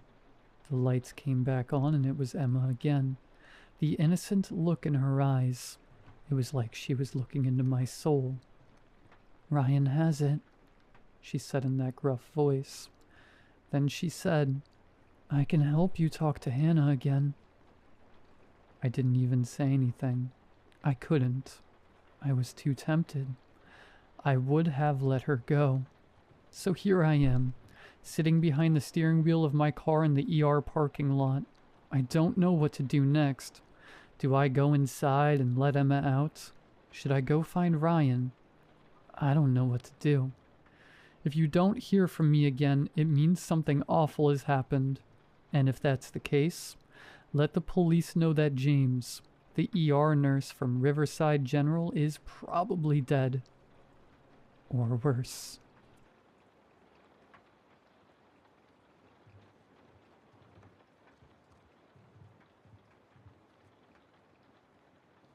It's hard to say when it started.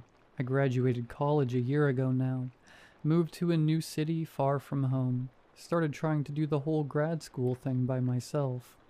It was a lot at first, but after almost a year in, I felt like I was getting it all figured out. After my first few weeks here, though, I started feeling really, really off. And I don't mean mentally. I had headaches, chest pains, nausea, the whole deal. At the time, I was scheduling doctor's appointments to figure it out. I know now it was a precursor of my new condition. I was undergoing some kind of change that I didn't understand. At some point in the last 2 months, my body decided to fall apart. The first to go were my molars. You know that powdery taste that fills your mouth when the dentist drills into your teeth? That was on my tongue for 3 weeks. I was absent-mindedly smacking my lips for a month, trying to abate the calcium's tang, completely oblivious to what was coming. It was annoying, but it didn't seem dangerous at the time. I figured I could schedule another checkup once my new job's health insurance kicked in. That plan went out the window when I woke up and felt soggy clumps of teeth sloughing into the back of my half-awake throat. I shot upright, gagging and spitting. My tongue desperately felt along my teeth for the cause, and stopped once it reached the right first and second molars. There was still material there, but it wasn't bone. The closest thing I can think of to describe it is a sandcastle at high tide. There was a shape, some structure, but with every second, I could feel grains of myself slipping away to be digested by my own saliva. I wasn't scared yet, just confused. I was in shock, my brain refusing to put together what was happening. The fear came when I realized I couldn't feel it. Parts of my teeth were separating from the roots, and I can't feel it at all. My fingers dug into my mouth before I could tell them to, clawing for some kind of information. The only thing that came was a delicate squish, marrow spreading over my hand like warm butter. Naturally, I screamed. I screamed for a while. It took my voice giving out for me to even remember. I could move. I thought of my bathroom mirror. If I could just see what I was feeling, maybe I could figure out a normal explanation. I threw myself out of bed, but didn't find the solid footing of a functional step. Instead, my calf sunk into my ankle with a muted crunch. I barely had time to register my heel's liquidation before I hit the ground. My head bounced off the floor, more sticky resin seeping from my mouth into the carpet. My eyes instinctively moved to see what had happened. My left foot was mangled. It looked like the bones of my heel had vanished, leaving nothing to stop the shin from sliding into its position. Despite the damage, my toes could still wiggle. I could feel them just as I had my entire life. Moreover, just like with my teeth, pain wouldn't come. My head throbbed from the impact of the fall, but the foot felt perfectly fine. I leaned on my bed and began to lift myself up, being careful not to put any weight on my left side. I managed to find my balance, and attempted to limp toward the bathroom. I was surprised to find the foot could still support my weight if I was on my toes. But walking flat felt, I don't know, incorrect. Half sturdy limb and half waterbed, I guess. With each step, I felt whatever was left of my tarsals sloshing through whatever was left of the muscle, creeping into the structurally sound portions of my body. Finally, I made it to the mirror. If I hadn't shouted my voice apart earlier, I would have surely lost it then. Distracted by my own disintegration, I had completely ignored the lack of sensation in my right ear. While it remained firmly attached, the shape of it dragged down the side of my face. I hesitantly reached to touch it. and flinched as my fingers sunk into the deflated cartilage. My thoughts were brought back to my teeth. I leaned my head back and pulled my cheek to the side. My gums were slathered with the gritty, whitish substance. I closed my mouth tightly and sucked on my teeth in an attempt to wipe the slime away. I carefully opened up again. I prodded at where the molars had been rotted, and to my horror, the gums caved in as well. I heard it as much as I felt it. A soft, mushy squish. I didn't even have to call an ambulance. The neighbors apparently thought I was being stabbed to death with how loud I was shouting. The officers sped me to the hospital after seeing the state I was in. I spent 6 days in the emergency room. Needless to say, the doctors had the same amount of information I did. Latent genetic disorder was tossed around. I heard cancerous mutation at one point. They couldn't take a blood test because, in their words, my circulatory system had become irregularly located. They took some x-rays, but every time they would come out blurred, as if the machine itself was shaking from what it was looking at. Query after query, guess after clueless guess. They weren't able to help, but thought I was too fascinating to go unstudied. I got shipped from the ER across state lines to some specialty lab. The only possession I got to bring with me was my laptop, which would be nice if I couldn't see them jotting down notes as I typed this. That was 2 weeks ago.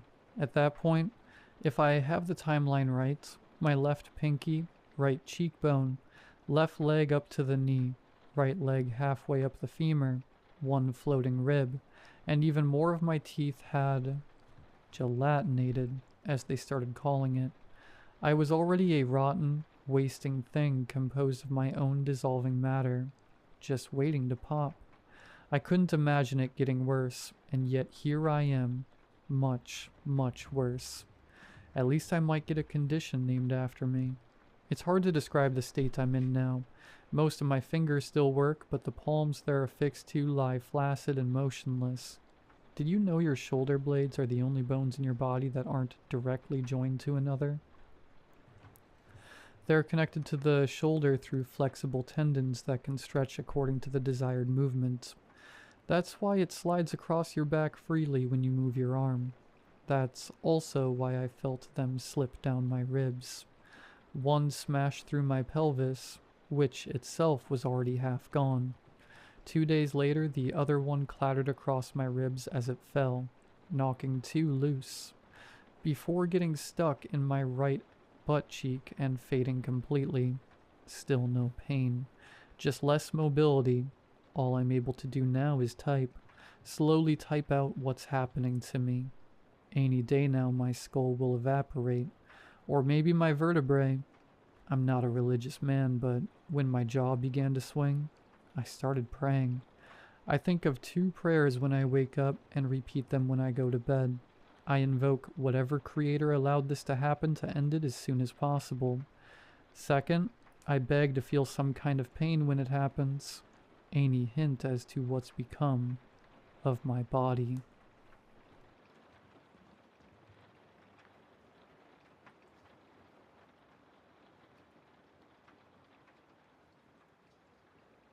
Ever find yourself jobless, angry, and fed up? If not, I envy your life. Unfortunately, that's the state I find myself in. Worked at a grocery store for about a decade. Customer decided to get rough with one of the other employees over some baby formula. One punch later, they're getting a couple $100 in gift certificates not to sue, and I'm out the door. I'd say funny how life works, but there's nothing funny about my situation. So here I sit, combing through Reddit for some horror to take my mind off my impending financial doom, watching 80s slasher films when that gets old, and rereading my Stephen King collection, of course. It'd be a good life if I wasn't sneaking ever closer to starvation. One day, though, I get a chat request. I accept it and see a phone number. My first thought is that it's for some kind of ARG. So, wallowing in shame, worry, and boredom, I give it a call. Thank you for calling Project Insomnia. How may I direct your call? An upbeat female voice says. Got sent this number on Reddit, wondering what everything is about. I reply. Good for you. I'll connect your call. The voice replies. After a few minutes of hold music, that's exactly as you'd expect, someone answers. Nathan, glad you decided to call. I've heard you're looking for employment and enjoy horror. Am I correct? A professional-sounding man says. I'm a little weirded out. I'm not the type to use my name. Of course that isn't my name but a stand-in, but I'm sure you all know that. Online much. And I certainly haven't been posting about my financial state. Till this, anyway.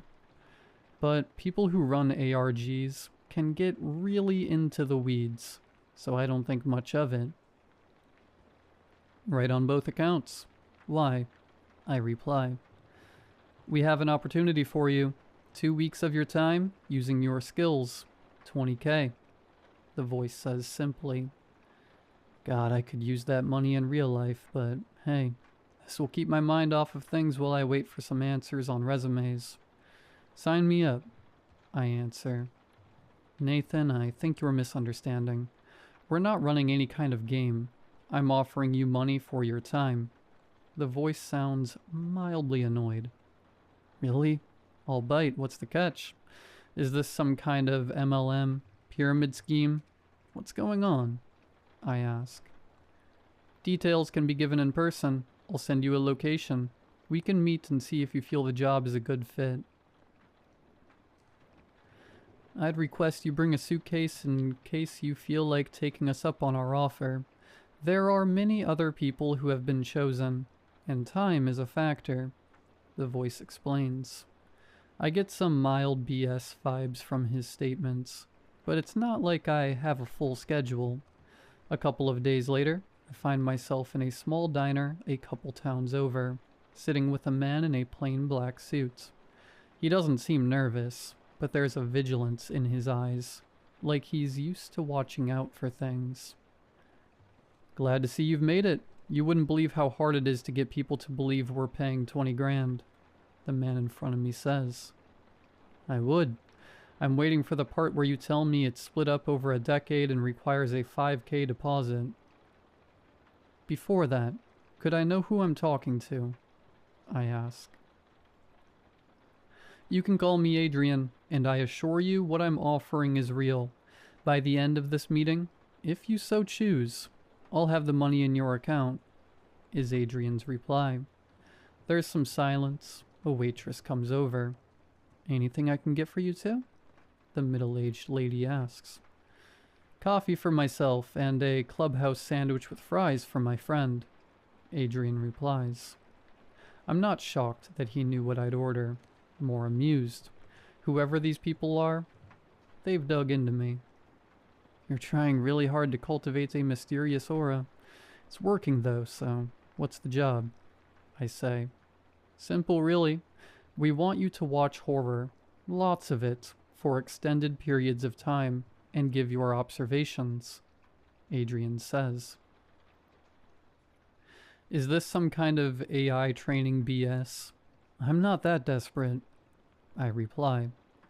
No, Nathan, you will be watching real people, nothing artificial about it. But I know the question you're really asking. Why are we offering you so much money for something you do every day? Will you hope to get a call back from the sanitation office or a McDonald's? The answer is not going to be as exciting as you think. Your accommodations are going to be rather Spartan, somewhere between a small apartment and a prison cell. We need secrecy and a high volume of participants, hence the arrangement, Adrian explains. My food comes. I feel like I'm under a microscope as I eat. Adrian's eyes dissecting my every movement. So this is some kind of test run, I'm guessing. Halloween-themed attraction at an amusement park? You're paying for me to shut up about it more than anything, I question. Adrian gives a half shrug. Close enough for government work. So what's the verdict? I've got 2 more people I have to see tonight, Adrian offers, sliding over a small stack of papers and a pen. I read through the contract, smirking a little. This is some McCaney Manor stuff here, Aid. Like, this part about consenting to methods of encouragement that may lead to physical harm. You can't sign away your rights against assault. So clearly you guys aren't going to be knocking out anyone's teeth. Adrian smiles. No one in organization has any intent to put hands on you. Astute observation, though. If you want my opinion, remove those parts. Just let people imagine what bad things could happen. But all the real bits seem in order. So what about my money? I ask. The grin Adrian gives me should have been my warning sign, but I was too busy getting a notification of $20,000 in my nearly empty bank account. Jesus, Murphy. You weren't kidding, were you? It's like someone tried to turn a submarine brig into a bachelor pad, I say, looking around the small room. There's a bed with thin sheets, a large desk with a few dozen monitors, and that's about it. Enough room to maybe do some push-ups, but nothing more.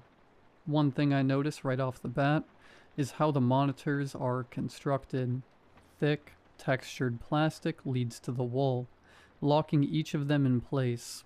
They're hardwired into the electrical system, the plugs being reinforced and grounded behind the wall. There's a small vent in the ceiling doing its damnedest to minimize the musty odor of the place. The toilet is what I'd expect, stainless steel and industrial, but at least it's clean. The door gives me pause, thick, steel, and with a slot in the middle. If the project takes off, maybe we will look into making the workspaces more comfortable, Adrian offers. Not like you could make it any less so. But hey, $20K makes it seem a lot bigger than it is, am I right? I reply. Meals are served 3 times a day. We've not found any dietary restrictions in your research on you, but if you have any, feel free to let us know. You may keep your cellular device, but usage in most cases will be seen as contrary to the rules outlined in the contract. Once daily, you will be expected to give a report on what you're seeing on the monitors. Attention to detail is key, Adrian explains. Okay, so this is kind of like a night trap meets escape room situation,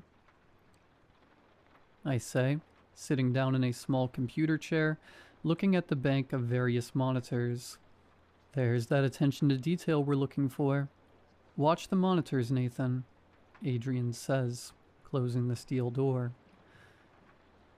Want to know what I'm feeling? Joy. Yeah, everything is grimy and eerie as hell, but it's supposed to be. I'm alpha testing something or other. An immersive horror game, maybe. I light up a cigarette and immediately notice 2 things.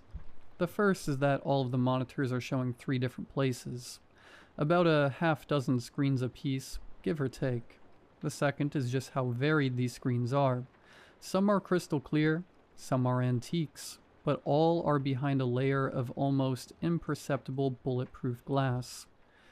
How do I know it's bulletproof glass? I don't, but it's clear. I can't scratch it, and I can't leave a scorch mark on it. Most of the monitors are dull. A fast food place, a gas station, and the inside of a house. After a while, though, someone comes home. A nice-looking lady, early 30s or so, smartly dressed and coming home late at night. I've been watching paint dry for hours. I'm instantly drawn to anything resembling action. What the hell am I doing here? I say, frustrated as I watch her through an impeccable screen. The house is dark. Her kitchen lights obscure the background. Shadows play like feral cats in her McMansion. I yawn, wondering when dinner is, or for that matter, what time it is. Then I see it on one of the older monitors. Could just be glitches from the ancient tech, but I swear it's a pair of eyes. Subtle, well done. It makes the hair on the back of my neck stand up, but as quickly as they appear, they're gone. The woman turns, looking to where the apparition once was. As she does, her fridge door closes. Whether of its own accord or something else is unclear. Nice, I say, complimenting the scare. Theater or not, my heart's racing. Boring hours flew by like water in a dangerous lake. I'm brought something they assure me is dinner. Meatloaf, heavy on the loaf, nearly green. Green beans and cornbread I debate on keeping to whittle. At least the coffee is decent, and given to me in a 2-liter carafe. I look away when the woman starts changing. I'm starting to think this is live improv, and meeting someone after I've seen them naked seems gross. One lamp on the desk lights her as she places modest jewelry in expensive cases. There's a noise, a keening wail, and the woman turns around seeing nothing. We're in the same boat.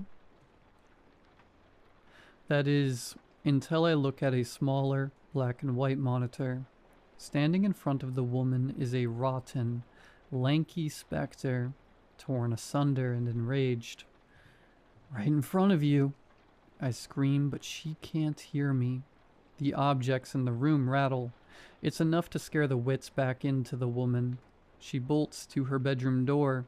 The thing, that mournful thing, grabs her by the arm. A sleeve of the woman's housecoat crumbles, the flesh beneath it beginning to wither. She tries to pull free, but the grip of the specter is immovable. She hammers down a hand, and somehow after 3 frantic blows, the spirit lets go, growling in rage.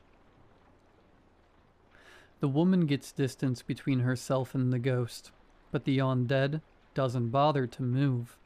Small furniture flies like it's been caught in a tornado. Windows rattle and fracture, sending broken glass and waves onto the carpet. The woman takes a wrong step, lacerating her foot. She holds on to a banister for support. The ghost laughs. The woman rises as if she's been picked up by one leg. She's screaming now, begging. Blood pours from her torn foot into her eyes. The spirit dangles her in midair. Her arms begin to twist and warp, snapping and breaking. I try to cover the speaker, but it's no use. I hear her pain. For a moment she's still. Then, defenseless, she falls. The feed on that set of monitors cuts out, and I'm jarred back to reality. Sweat beading, nails digging into the armrests of the cheap chair. Well done, guys. I'm not usually one for ghost stories, but that was damn near worth the time, I say to whoever is keeping tabs on me. A few more hours of staring at the screens and there's a loud klaxon, jarring in the small room. The monitors shut off and a pre-recorded voice says, "Now begins your 10-hour rest period." There's a handful of reasons I have trouble falling asleep, not the least of which is the amount of coffee I've had. A close second, though, are those noises. I've watched everything from Psycho, great, to a Serbian film, horrible, and not once has audio stuck with me so much. I'm woken by that same eardrum-punching tone. Before I can brush the sleep from my eyes, a breakfast is shoved through the slot in the door. It's about as well made as dinner was. More coffee, and half a cigarette later, I hear a voice from an on-scene speaker. "Hey, Nathan," the voice says. I can hear paper rustling. "That's me," I reply.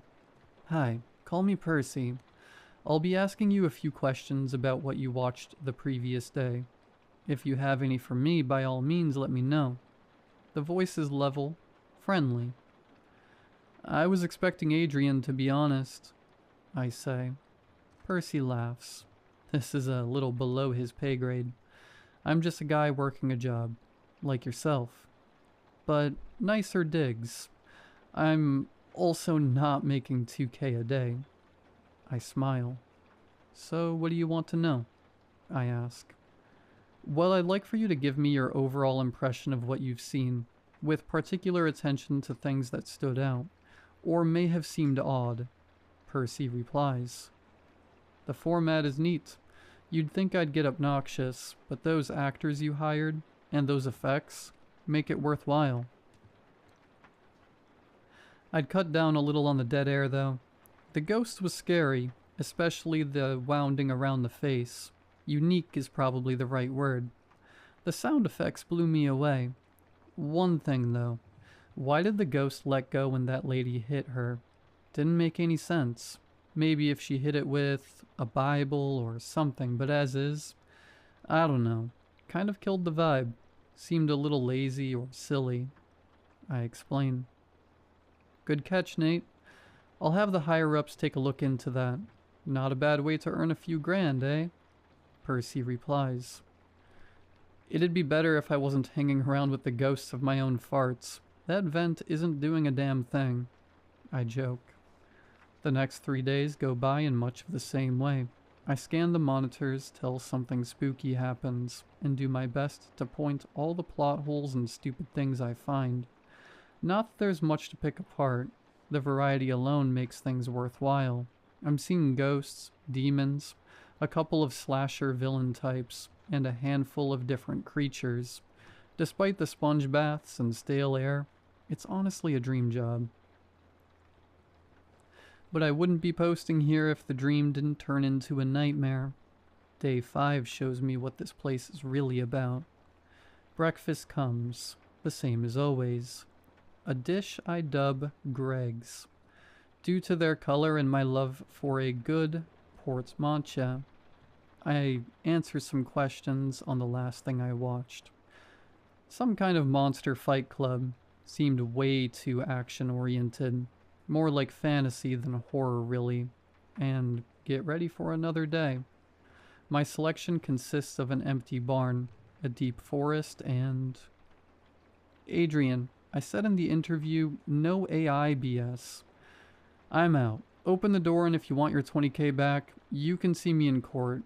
I'm not going to be part of the downfall of art. I say. No reply.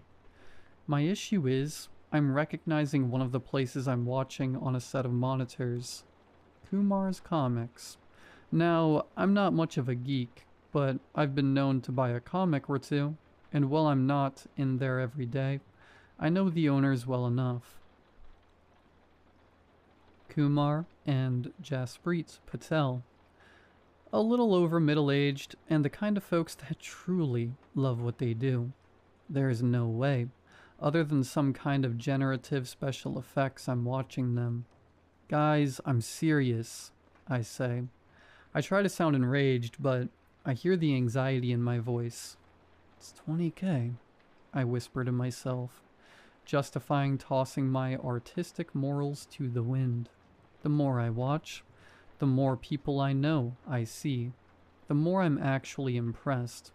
I hate saying anything good about AI, but if I didn't know better, I'd swear I was actually watching cameras hidden in the shop. The longer I watch, the more I think that this can't just be some kind of special effect. I'd try to shake the thought, but as the hours slowly tick by, it's all I can think about. But what can I do? How could I prove things one way or another? My hand starts to move towards my phone, a plan forming. The second I grab it, a loudspeaker, distorted voice hits me like a slap in the face. "Nathan, do you know much about firing squads?" Adrian says, his voice calm. "What? No, why?" I stutter. In any firing squad, one man is given a rifle loaded with a blank. None of them know who. The reason why is that certain actions carry a weight, one that's too heavy to carry for most, no matter how noble the intention. It leaves that sliver of doubt that maybe you didn't really do anything. It's how most members of a firing squad sleep at night. If you make that phone call, it's only going to make things harder for you. Cling to that doubt. Cling to it like a life raft, Adrian explains. "What are you saying?" I ask, panicked. As little as possible for your sake, and I have to remind you, using your device to communicate is against the rules of your contract and will be dealt with. Adrian threatens. I feel like I'm on the edge of a cliff. On one hand, I know this is all just some game. Spooking me out is the point. But on the other, a lot of things aren't adding up. I dial the number, I hear the ring echo through the monitors. My heart drops. I feel sick to my stomach. My phone disconnects. When I look down, I don't even see the "for emergency calls only" prompt. Just a string of strange, illegible characters. I hear Adrian sigh, then the speaker cuts out. A few seconds later, the industrial toilet/sink combination starts spewing water. It goes on for minutes, soaking everything in the room and leaving about 3 inches of standing water. I'm shivering, scared, and I understand how truly screwed I am. Watch the monitors, Nathan. You may not understand, but you're helping to save a life as we know it. Adrian demands. What else can I do? The day slowly trickles by. Every customer, every shadow makes my heart stop. Around 11 p.m., Kumar and Jasprit begin to close down the shop. I think maybe they're safe. Is this just another of the feeds where nothing happens? No one likes being proven wrong, myself included. The door wasn't locked. A short, stocky man in a dragging raincoat and beat-up fedora walks in. Sorry, buddy, store's closed. Open up bright and early tomorrow, though, Kumar says. The man ignores him. The stranger's faded plaid coat catches on a set of action figures, knocking them over. Sir, show a little more care, please, Jasprit says. Nicer than necessary. The stranger laughs, mockingly.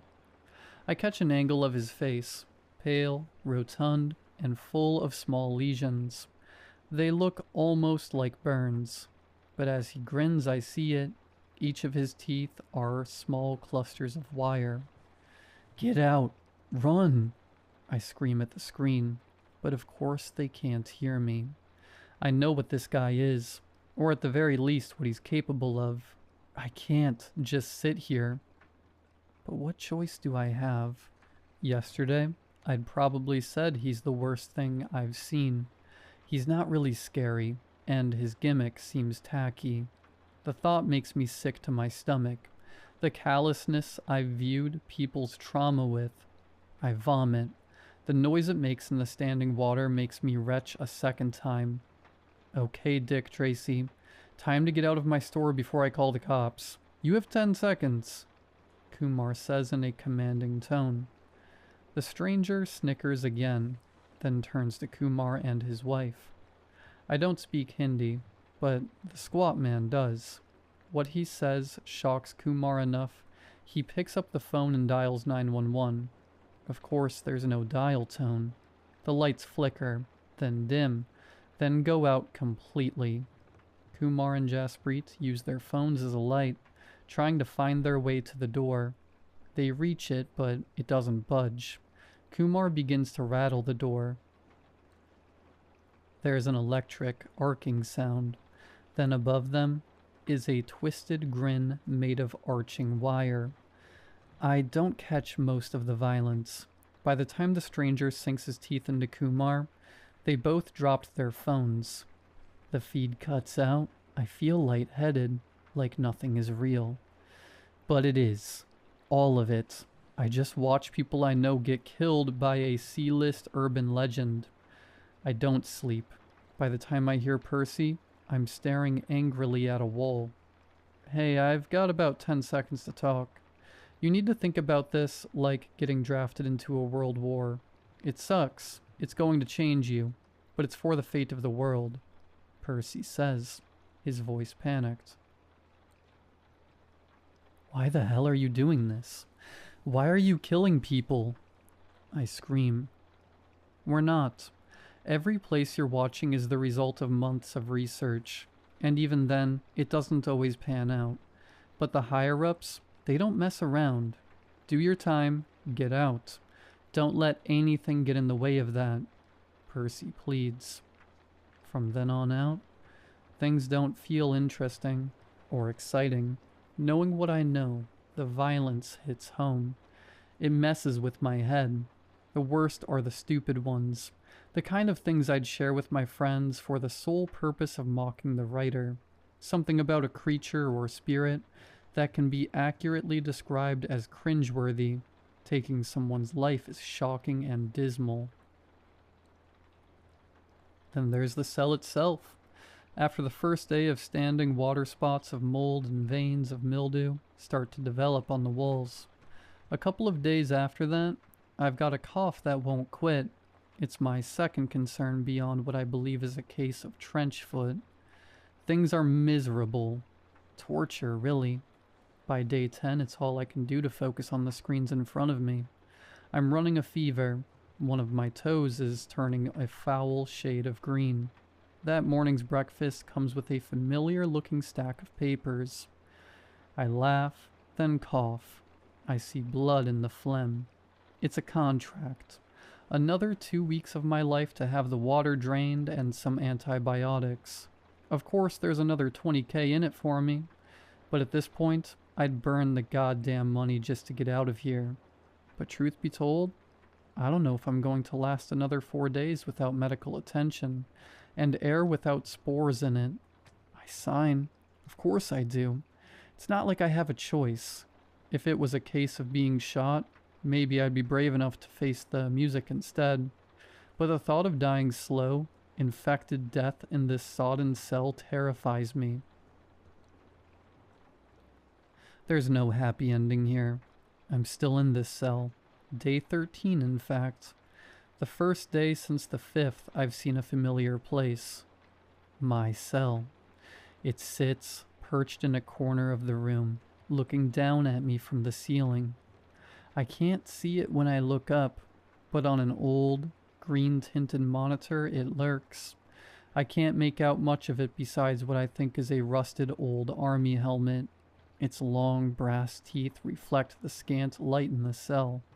Water is flooding my prison as I finish typing this. A punishment for reaching out to all of you. This is my cry for help. My scream to the void to try and figure out some way out of my situation. But this is also my warning. Something is happening in the world. Something big and chaotic. And worse than anything we've seen before. Rules are breaking. Logic is failing. Things aren't what they seem. And someone, somewhere out there, is keeping an eye on all the Reddit threads and YouTube comments, looking for people that know what they're looking for. Those of us who live and breathe urban legends and ghost stories. Watch your back, guys. I don't know what else to say.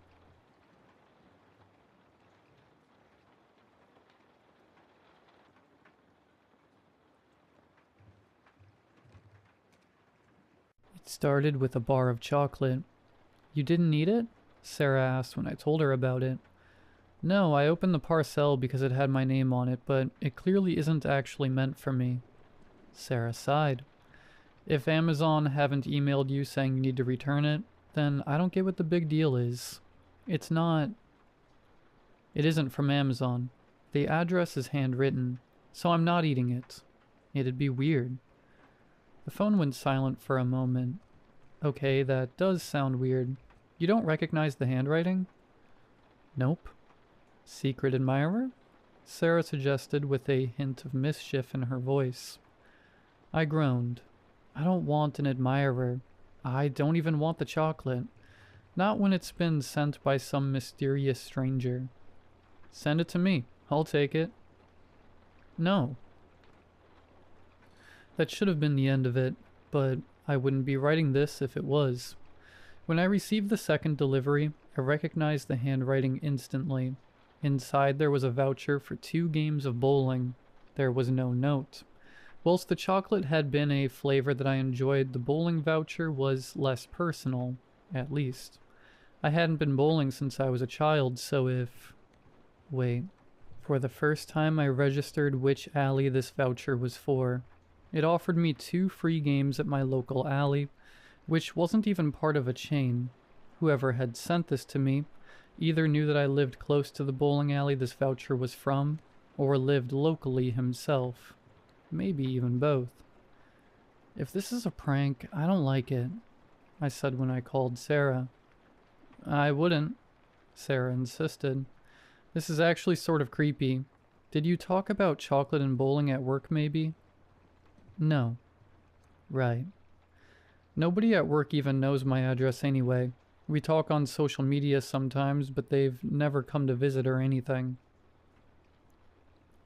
There was a pause, and I could hear tapping from the speaker of my phone, the gentle yet repetitive sound of Sarah poking her phone screen. Are you seriously scrolling on your phone whilst we're having this conversation? I didn't like the sound of my voice as it left me, a shrill, demanding cry. Still, I felt my concerns were serious enough that Sarah should be paying more attention than casually multitasking. It's not like that, she said quietly. I was seeing if I could find your address. But you know my address.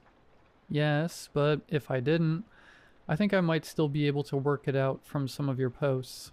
You took a photo of the skyline and said it was from your window. You have a post you tagged with support your local library, things like that. I don't think / could work out how to find you from this, but only because I don't know what I'm doing. I've read stories about people who've tracked exes down from photos, where there's a letterhead with their address on, that they hadn't realized was there, and there are people online playing games where they can track a location from a photo of a park bench or whatever. This could be somebody from your work. I had to think of any of my coworkers who might like me or dislike me enough to do this. In fact, Sarah continued, it could be anyone at all. You still have a Facebook page, and your name's pretty unique. Is it even private? I don't know how to tell. It isn't. It will be. I'm sure it's nothing, she said. Sarah has never been a good liar, and the slight waver in her voice betrayed the fact that she was now almost as worried as I was. I ended the call and threw the voucher away. If I'd been unsure whether or not the gifts I'd been receiving were well-meaning or creepy, the next parcel more than made up for it. It was larger and heavier than anything that I'd received so far, and really I shouldn't have opened it, but I did. The cardboard box held a small, cool box inside like you might use if you wanted to bring some pasta salad with you on a summer's hike. I pulled off the lid with increasing dread and found myself looking at long, sandy blonde hair. I wasn't scared at first. The gentle curls sat there waiting for a reaction, and I felt nothing at all. In a trance-like state, I lifted the hair out of the box, as if getting a closer look would make all of the pieces fall into place, and the hair came up as one connected mass. It was then that I noticed the pieces of scalp holding the hair together, and I screamed so loud and so long that my next-door neighbor forced the door open to reach me. "Are you hurt?"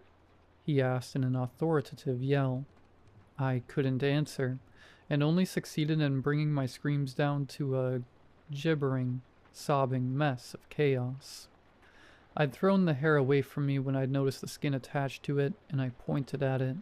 He picked it up just as I had, and recoiled when he realized what he was holding. "What the?" he muttered. The police were called. I think they were reasonably thorough, but I don't know what steps they're meant to take when someone gets a scalp delivered to their home. They took fingerprints and DNA from both me and the neighbor who'd stormed in to help me. He didn't look pleased with the interaction, but he complied. I was advised to stay somewhere else if possible, and to get cameras. "I broke the lock on your door when I came in," my neighbor admitted. "Do you want me to install a new one?" I shook my head. I'd never had to attach a lock to a door before, and my neighbor had given me no reason to distrust him, but whoever was sending these parcels was dangerous, and right now, anyone could be a suspect. "I'm sorry. I thought you were in trouble," he said. He did ask if I wanted him to stay with me, but I'd feel no safer with this stranger, whose name was either Mick or Mike, and occasionally played death metal loud enough that I could hear it through the walls than I would alone. He left and closed the useless door behind him. Staying where I was tonight seemed unwise. Ideally, I'd stay with a friend, but Sarah was my closest friend, and she lived a 2-hour flight from where I was. Even at that point, I didn't want to reach out to my parents. I didn't want to upset them, partly for their sake, but partly for my own. I'd been to years of therapy, but neither of them had really dealt with what had happened when I was younger, and instead developed an excessive fear that something truly terrible could befall on any of us at any moment. They fed into each other's paranoia, and I was terrified that if I told them what was going on, then they'd suck me in, and I'd finally become so fragile and broken that I couldn't be fixed. I bought cameras and locks, and spent the evening making my home as safe as it could be. I didn't sleep that night, and kept a kitchen knife near me at all times. The next parcel was small. I wasn't even supposed to open it, and if it had arrived sooner then I wouldn't have. But I'd been trying to get the police to tell me anything about the investigation into the scalp I'd received, and they weren't telling me anything. Some crazy part of me thought that this parcel could have a clue, and I'd be able to solve the mystery myself. There was nothing particularly disturbing in this box but a child's toy. Specifically, it was a Polly Pocket set. Not the newer ones that I think are still made today, but a mermaid-themed set that was new when I was a kid. This wasn't the brilliant lead I'd hoped for, but it wasn't nothing either. An hour of internet searches told me that this set hadn't been in production for a long time, and barely anybody was selling this particular set online. Only one of the sellers wasn't overseas, and so I decided to start there, sending a long and emotional email explaining that if they recently sold a Polly Pocket Mermaid sleepover set, then I desperately needed details of who they sold it to. I attached photos of the scuff marks near the clasp and the chipped paint on Polly's dress, in the hope that it would verify that I was telling the truth. 2 days later, I'd received no word from the toy seller, but my dad called. Grandma had been in some sort of accident, and as she didn't live near to me and my parents, they were both traveling out to help look after her. I knew that my mystery stalker was behind that too somehow, but I couldn't prove it, so I said nothing. Finally, there was something close to good news. I received an email from the online toy seller telling me that she had sold the set in the pictures recently. I didn't recognize the name that she gave me, but she also gave me his email and his address. I had his actual address. A sane person would have called the police, but they still hadn't said a thing about the scalp, and this guy was messing with my family. A quick Google told me that the address was only a 10-minute drive away, and I grabbed the kitchen knife that I had taken to sleeping next to, and headed to the place where my stalker apparently lived. Once I arrived at his door, I realized that I wasn't sure what to do next. I knocked and regretted it immediately. When nobody responded, I should have left, but I needed answers. An attempt to shoulder barge the door open resulted in nothing but a dull pain that radiated all the way down to my wrist. But there were rocks nearby in someone else's garden, and I threw one at the window. It didn't break straight away, but I threw another, and then removed my jacket and broke away enough of the shards that I could climb inside. The house barely looked lived in. There was furniture, but no photos. No ornaments, no TV. There was nothing beyond the bare essentials in various muted tones, until I reached the study, and there on a cheap pine desk lay a diary. I didn't remember writing a diary before today, but as soon as I saw the bright aqua notebook adorned with its mini stickers, I knew it was mine from childhood. It was only a small book, and yet was still barely 2/3 full, so perhaps I'd forgotten about writing in it because I hadn't kept a diary for very long. The only other thing on the desk was a red bureau, and I flicked through the first few pages until I saw a phrase that had been underlined in red and then checked off with a large, passionate swoosh. It was an entry in which I had mentioned wanting a bar of chocolate that my stalker had ended up sending to me. A few pages later, there was more red ink, this time marking my displeasure at being too ill to go to another kid's party at the bowling alley. I flicked through a few more pages and found a jealous whine about how I wanted hair, just like Stacy's. The vague memory that I had of the child I'd written about had the same color of hair that I'd been sent with pieces of her stuck to it. The next entry that had been marked made no sense at first. A rant about how I wished that mean girl in my class would just shut up. It wasn't someone I'd spoken to in school. With a sense of dread, I wondered what had been done to her. I didn't even have any way to find out. My parents came under fire with an entry saying that I wished that they'd just give me some space. And so he'd created a reason that they'd have to move away for a while. We were nearly at the end of my entries now, and I turned to the last page. The script here was different. It was still my handwriting, but it was rougher, and almost stabbed into the page. I remembered why I'd stopped keeping a diary.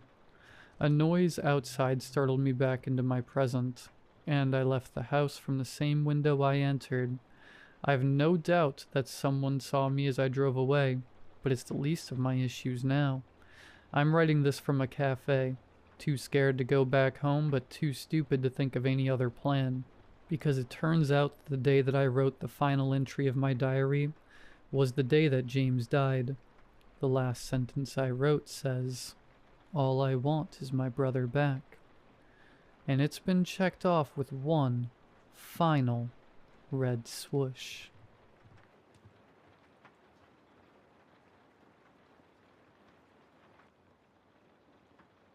Neither of us knew what was waiting for us inside Max's candy bucket. We just brought it back home from trick-or-treating and unlocked the front door. The second I turned the knob, Max shot into the living room, holding his pumpkin-shaped candy bucket in both hands. He flipped it over, gave it a shake, and all his candy poured out onto the carpet. Then he tossed the bucket aside. "Mommy, Mommy," he screamed. "Can I eat my candy now?" I came in behind him laughing, because only a 5-year-old could get that pumped up about eating candy. "Thank you for asking. Go ahead." I sat beside him, crisscross applesauce, and watched. Max worked through the pile by opening a piece, tasting it, then either scrunching up his face or giggling in approval, before moving on to the next. It was adorable. Seeing him like that made me smile. But as I kept watching, the moment began to sour. See, I was a single mother. We lived off my income alone, and because I was just a waitress in a small cafe, money was tight. There were some days when I could only afford to feed Max and not myself. Whenever he asked why I wasn't eating, I'd say I already ate at the restaurant, which was a lie because even with my employee discount, those meals still cost money. My manager had even fired employees before for sneaking food without pay. I lied because I didn't want Max to worry. I think kids shouldn't have to worry about those kinds of things. They should be having fun, like Max was doing now. But while I watched him eat his candy, and I saw the happiness he got from what only strangers could give him, something twisted up inside me. I felt like a failure as a mother. Max noticed I wasn't eating any candy and piled several pieces in front of me. "No, honey," I said, putting them back on his pile. "These are all yours. Mommy doesn't want any." "Why not?" "Because I don't want to take any from you." Once I said that, a flicker of sadness moved in his eyes. He looked up at me, almost like he was beginning to understand something about me, like he'd had a realization, wise beyond his years. Broke my heart. "Okay," I said. "Just one. You choose." Max smiled. He hovered his little fingers over the pile, carefully weighing his options. installed over a Reese's peanut butter cup. He squeezed down and lifted. Underneath, the corner of something jabbed out. It looked like a small stack of paper. It looked glossy and even gleamed in the overhead light. Whatever it was, I could tell it wasn't candy. Did one of the neighbors put something in there by accident? I reached down and pulled at the corner, and out slid a stack of Polaroid pictures. There were 3 of them, stuck together with a rubber band. "What's this, Max?" Max didn't say anything.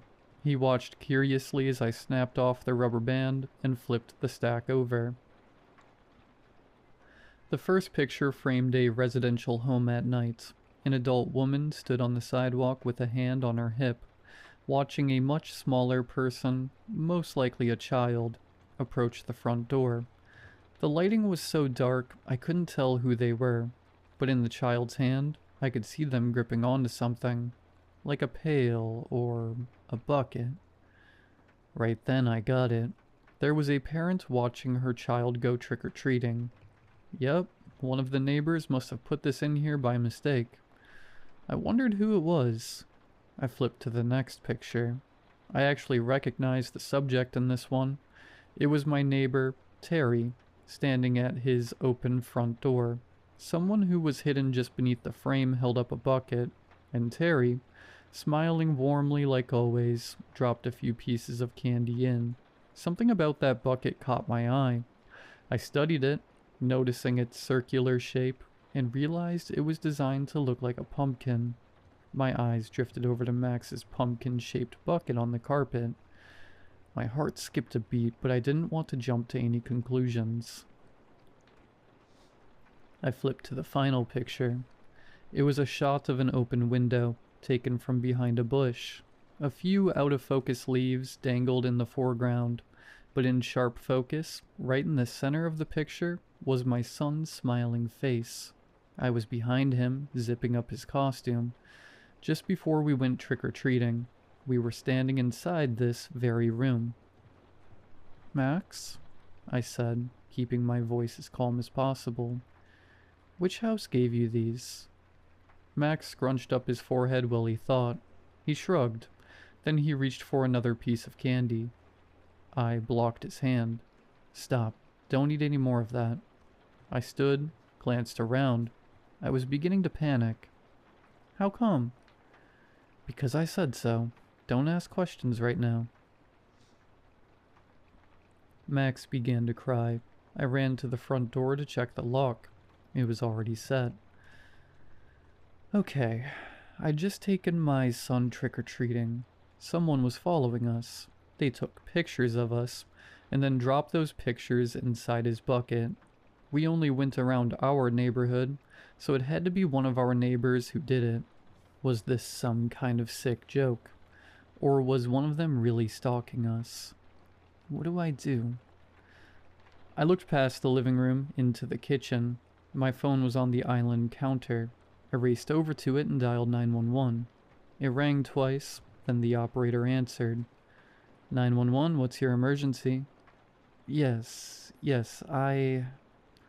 Max interrupted, tugging on my leg, crying for me to let him eat more candy. Honey, I will buy you more candy, but Mommy is on the phone right. 911, the operator repeated. Please state your emergency. Yes, we need help, please. I think someone is stalking me. The operator took down my name, address, and details about what happened. 10 minutes later, 2 officers were at my house. One shone a flashlight around my property while the other one, a young, tall officer, came to the door. He introduced himself as Officer Dan and asked for the photos. I'm Jenny, and this is all of them, I said, handing them over. He took them with a gloved hand and scanned over the first one. While I waited, I felt Max stir behind me. He was hiding behind my legs, peeking up at the officer. Officer Dan flipped to the second one, looked at it, then cleared his throat. Who's the man here? That's my neighbor Terry, but it couldn't be him. He's a good man. I'm sure he is. he said. He flipped to the final picture. He studied it, and as he drank in the details, the faint lines around his eyes sharpened. He looked down at Max, then up to me. "So, what's going to happen now?" I said. My voice sounded more desperate than I had intended. "We're going to sweep the neighborhood. Even if we don't find anything, there will be an officer nearby to patrol every hour. Also, we'll speak with Mr. Terry, not because he's a suspect, but just in case he's seen any suspicious activity. Also, I see that he has a Ring camera. We'll check the footage on that as well. Now, ma'am." He took a glance behind me. "Is it just you two in the house?" "Yes," I said. "Just us. Is there somewhere else you can stay tonight? Maybe with friends or family?" There wasn't. All my friends were my husband's, and once he left me, so did they. I started to answer but was caught by surprise when tears welled in my eyes. Whether it was the stress of our situation, or just me being scared, I didn't know. I blinked them away before they could fall and shook my head. "No, it's just us." He nodded. "Well, there's a DoubleTree down the road. Wouldn't be a bad idea for you guys to book a room tonight." "Book a room? I don't even know how I'm going to feed Max tomorrow." "Officer, that's not really an option for us." Officer Dan gave me this look then. Honestly, it wasn't so different from the one Max sometimes gave me. With Max, I always thought it was a normal sadness that kids feel when they don't get their way. But with the officer, there was something deeper. I think he actually felt sorry for me, and I never wanted that. I never wanted that from anybody. I felt embarrassed. "Look," he said, pulling a pencil and notepad from his shirt pocket. "This is my personal number. Doesn't matter what time. If you need anything at all, give me a call. I'll be close." "Thank you, officer." "Just Dan," he said, placing a hand on my shoulder.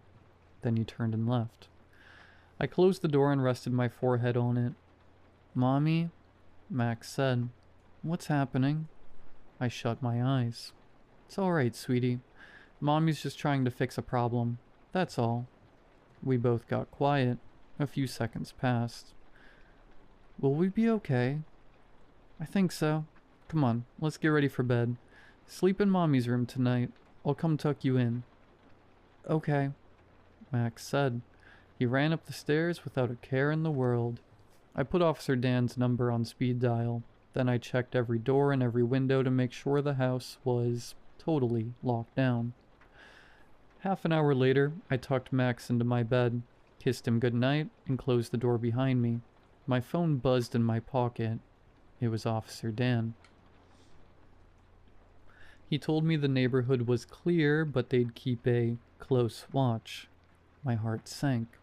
I had hoped they would have caught the guy, and we could put this whole mess behind us. All the same, I thanked the officer and told him good night. Sleep was out of the question. Instead, I'd fix a cup of coffee and sit up all night, and if I heard so much as a twig snap outside, I was calling the cops. I headed downstairs to start on the coffee. My chest tightened with anxiety. He was still out there. I just knew it. Probably even close by. What if he was standing outside the house at that very moment?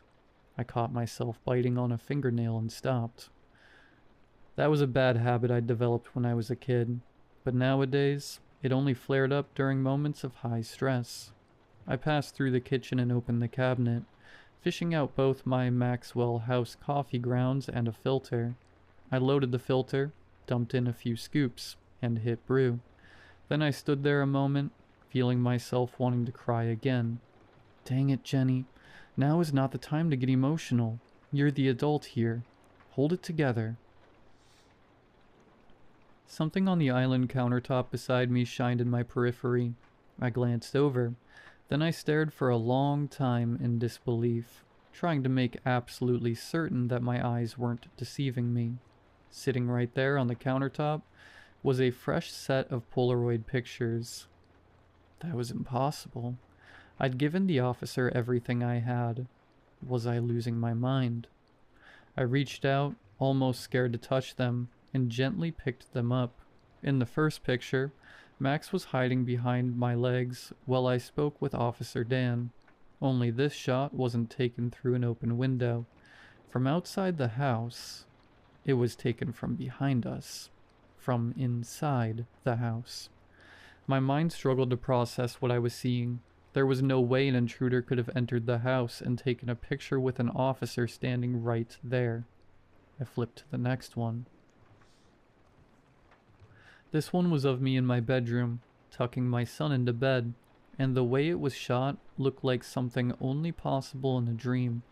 It was captured from a bird's eye view, directly above our heads. A blade from the ceiling fan even cut into the edge of the frame. Because it was taken so close to the light, the shot was overexposed, which put a hazy kind of filter over it.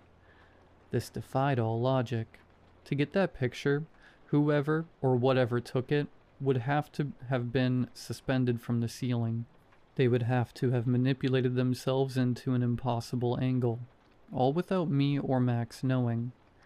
My hands were trembling now. The room was beginning to spin. Terrified now, I flipped to the final picture. It was of me, my back facing the camera, standing in my kitchen. I was looking down, studying something in my hands. Just like I was now, at this very moment. The shot was taken so close behind me. Whatever had taken it could have reached out and touched me.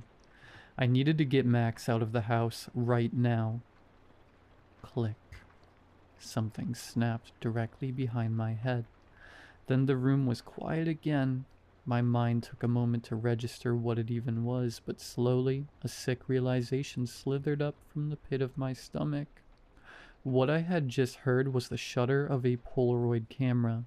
The camera's inner mechanisms hummed as it worked to print out the picture.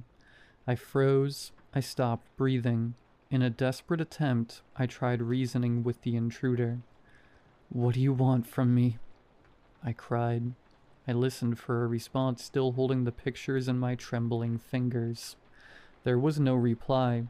The picture finished printing, and whatever was behind me stood perfectly still. Several seconds ticked by. Was it waiting for me to turn around? Across the counter, against the back wall, was a block of kitchen knives. I wished they were closer, but they were way out of reach. Depending on what happened next, maybe I could get to them, but for now, I would have to turn and face whatever was behind me head on. One slow inch at a time, I turned my head, my heart pounding inside my chest. I expected to be stabbed or choked or grabbed at any second. I turned a little bit further, then shot a glance back. The kitchen was empty. I exhaled, but a new fear, much greater than before, exploded inside me. It's going to get Max. I dropped the pictures and shot around the counter and ripped out the biggest knife from the block. Then I dug out my phone and hit call on Officer Dan's contact.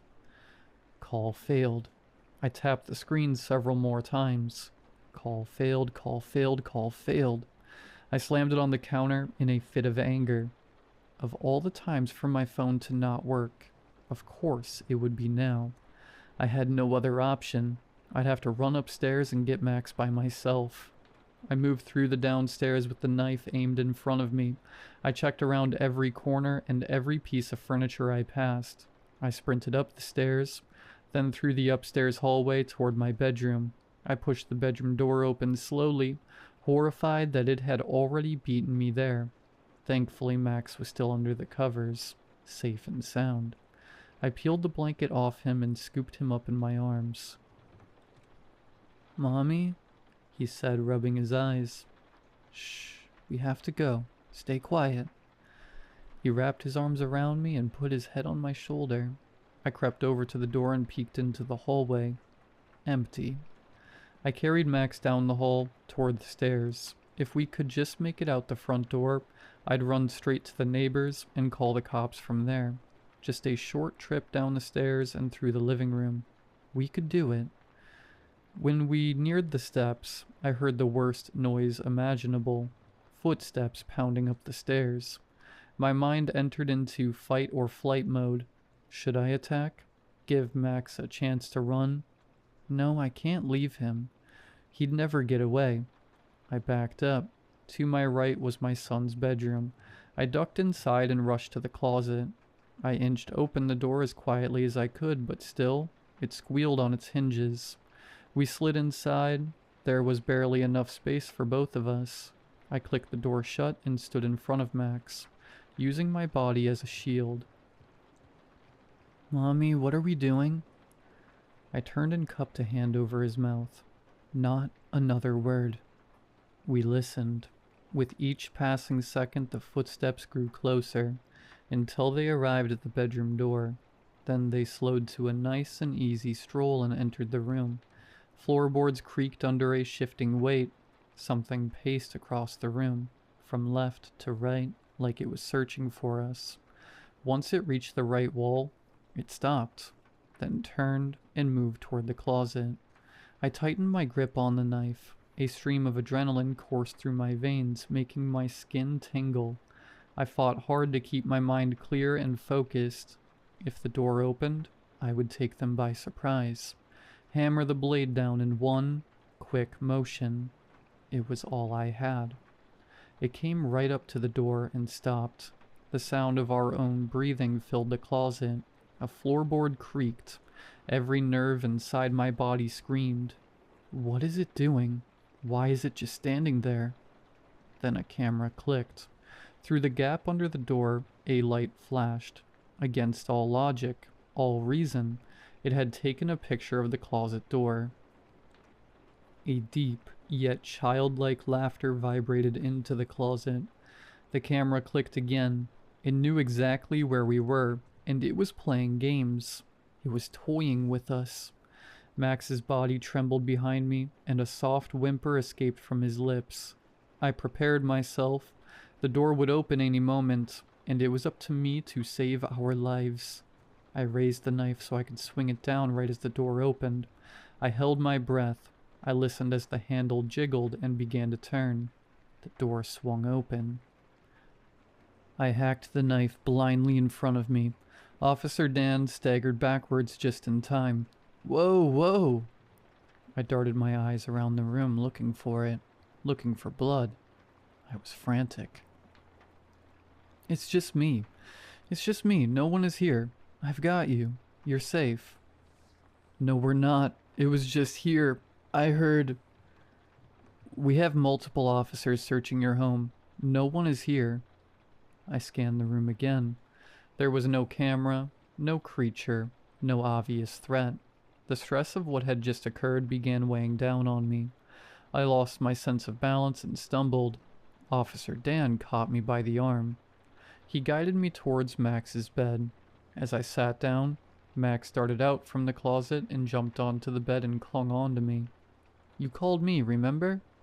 Officer Dan said. But you didn't say anything, so you were afraid something had happened. We forced open the door. Then I heard you guys in here. Do you think he broke in? I know he did.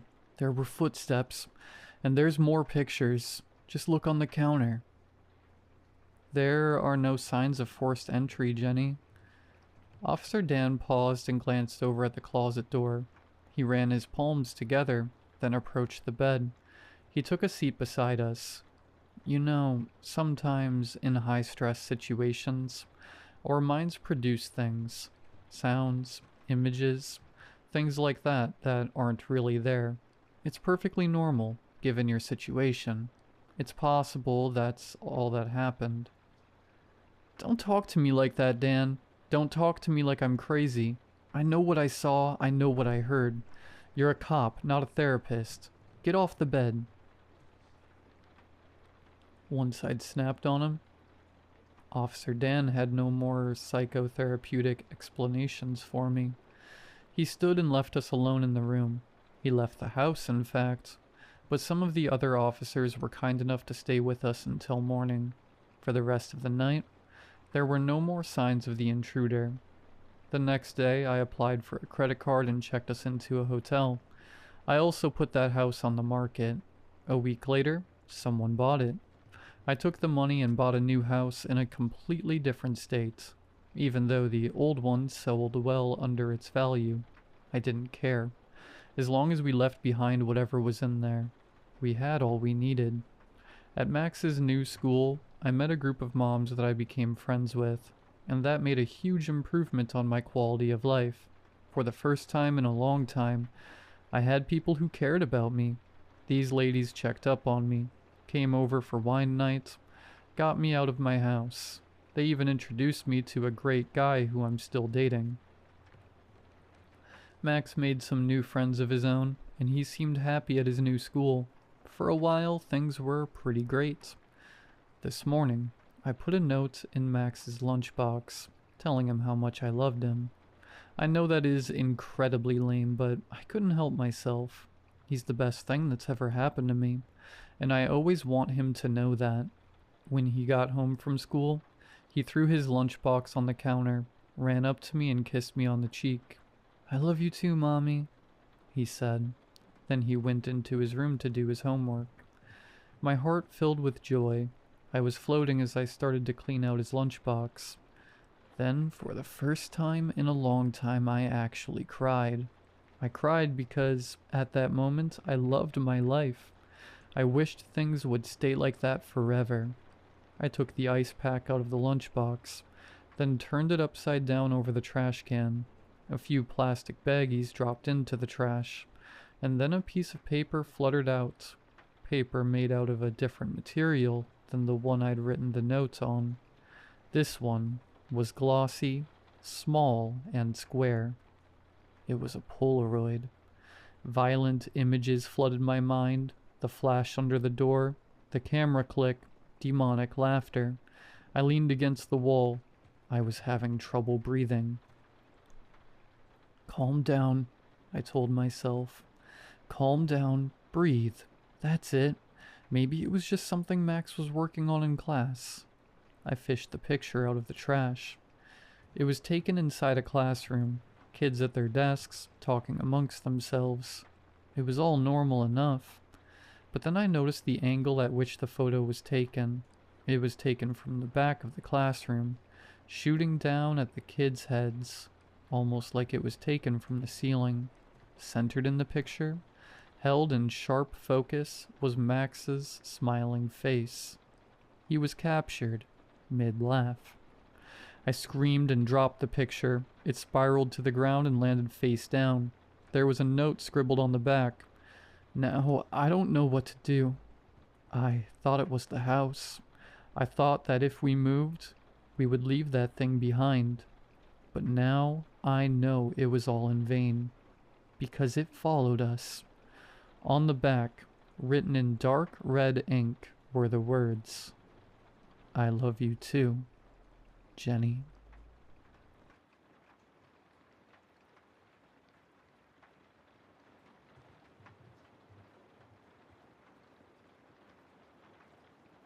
I don't usually post stuff like this. I don't even use Reddit much except to scroll when I can't sleep. But lately I've been waking up around 3 or 4 in the morning, just knowing something's outside my window. So maybe writing it out will help. Maybe someone here has gone through something like this. This all started last winter, around mid-December. My cousin Nate had this idea to go stay at his family's old hunting cabin, up by Lake Superior.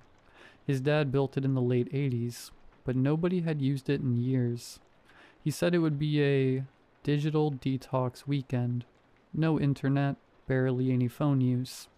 We only brought our phones for emergencies. Just a wood stove, some beer, and a couple days of peace and quiet. I was hesitant because the timing sucked. Roads were icy, snowstorms every few days. But Nate wouldn't shut up about it. Said he needed to clear his head after his breakup, and that I owed him one for missing his birthday. So I said screw it. The drive up was worse than either of us expected. The last few miles were winding forest road. Barely plowed, no cell service. Snow was falling in thick sheets, and the trees looked like black walls on both sides. Every now and then we'd see a deer dart through the headlights and vanish into the dark, and both of us would flinch. By the time we got to the cabin, it was almost 9 p.m. The place was buried halfway up the porch in snow. No footprints, no tire tracks, just untouched white. Inside smelled like damp wood and animal piss. The first thing we noticed was the cold. Not regular cold. It felt wrong somehow. Heavier. Like it didn't belong inside. We got the generator going. Thank God it still worked. And the little place started to warm up. Nate cracked a beer, joked about how we were real mountain men now.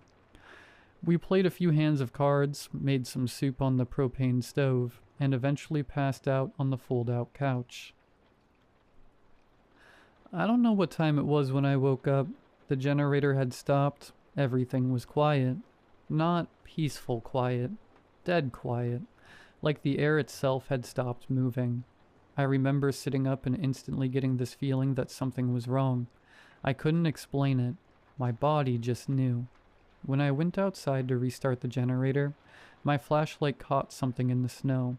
A trail of prints circling the cabin. Barefoot, human-shaped but off somehow. The toes were longer, the stride uneven, like whoever made them had been dragging one leg. They went all the way around the cabin and disappeared into the woods. I woke Nate up. He stumbled outside with me, half asleep, swearing I was overreacting, until he saw them himself. He crouched down to look closer, and I swear I saw his breath catch when he realized how deep they went, like whoever made them weighed a lot. We locked the doors, piled some firewood in front of the entrance, and tried to pretend it was fine. We barely slept. The next morning the snow had stopped, but the air felt heavier. There was this strange smell. Not quite rot, not quite metal, but sharp enough to burn in your nose. We ate a quick breakfast and decided to leave early, but when we went outside, the truck wouldn't start. The battery wasn't just dead, it was gone, like it had been pulled out cleanly. The weirdest part? The hood wasn't even damaged. The latch was still locked, like something had just lifted it open. There were drag marks in the snow leading off toward the trees. He grabbed a hatchet from the shed and said he was going to follow the tracks. Just a little way. I told him not to, that we should stay put until someone found us, but he was stubborn like that. He didn't come back. I waited for maybe 20 minutes before I went after him. There were new prints now, his mixed with the others. I followed them about 20 yards before the trees got thicker and the light dimmed. Then I noticed the smell again, stronger this time.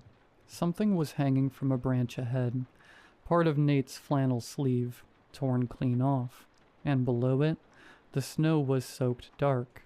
At least, it looked like blood. Later, when the snow melted and refroze, it was gone. Maybe that's why the search team didn't find any sign of it, but in that moment, it was enough to make me freeze in place. That's when I heard him, or at least, I thought it was him. He said my name, soft at first, then louder. It sounded like it was coming from deeper in the woods, but the echo didn't sound right. It was like the voice was inside my head instead of around me. Nate had shouted my name earlier when he left, so at first I thought maybe he was still close. I called back, but there was only silence. Then I saw it. It was standing between two trees, hunched but still taller than any person should be. Its skin was stretched tight, grayish, and thin enough to show ribs. The head looked human at first, but the jaw was too long, like it had been broken and never healed. When it opened its mouth, I could see black around its gums, and something wet and red dripping from the corners. It stepped forward, and the sound it made wasn't footsteps. It was more like cracking branches inside the snow. I don't remember running, but I must have. I just remember the feeling of my lungs tearing apart in the cold air, and the moment I saw the road, a narrow stretch of white cutting through the trees. I didn't stop until I hit pavement, maybe 2 miles away. When I finally got to a gas station, I called the sheriff's office. They told me the roads were blocked by fallen trees and they couldn't get a plow up there until the storm cleared. They sent a team 2 days later.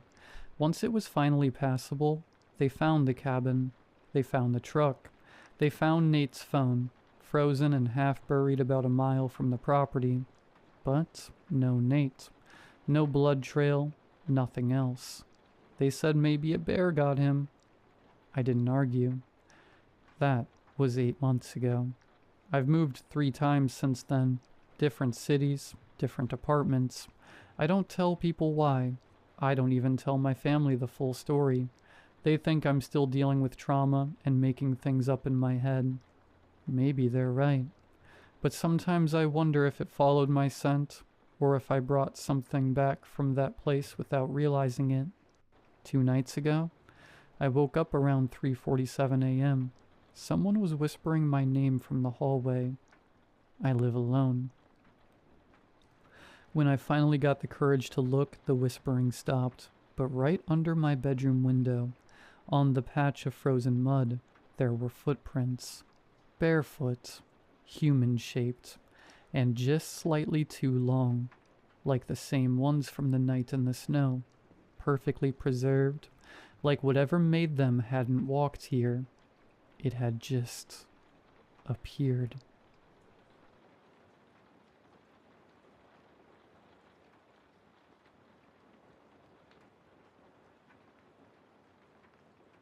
One night, I picked up the last of my life in a U-Haul and headed south.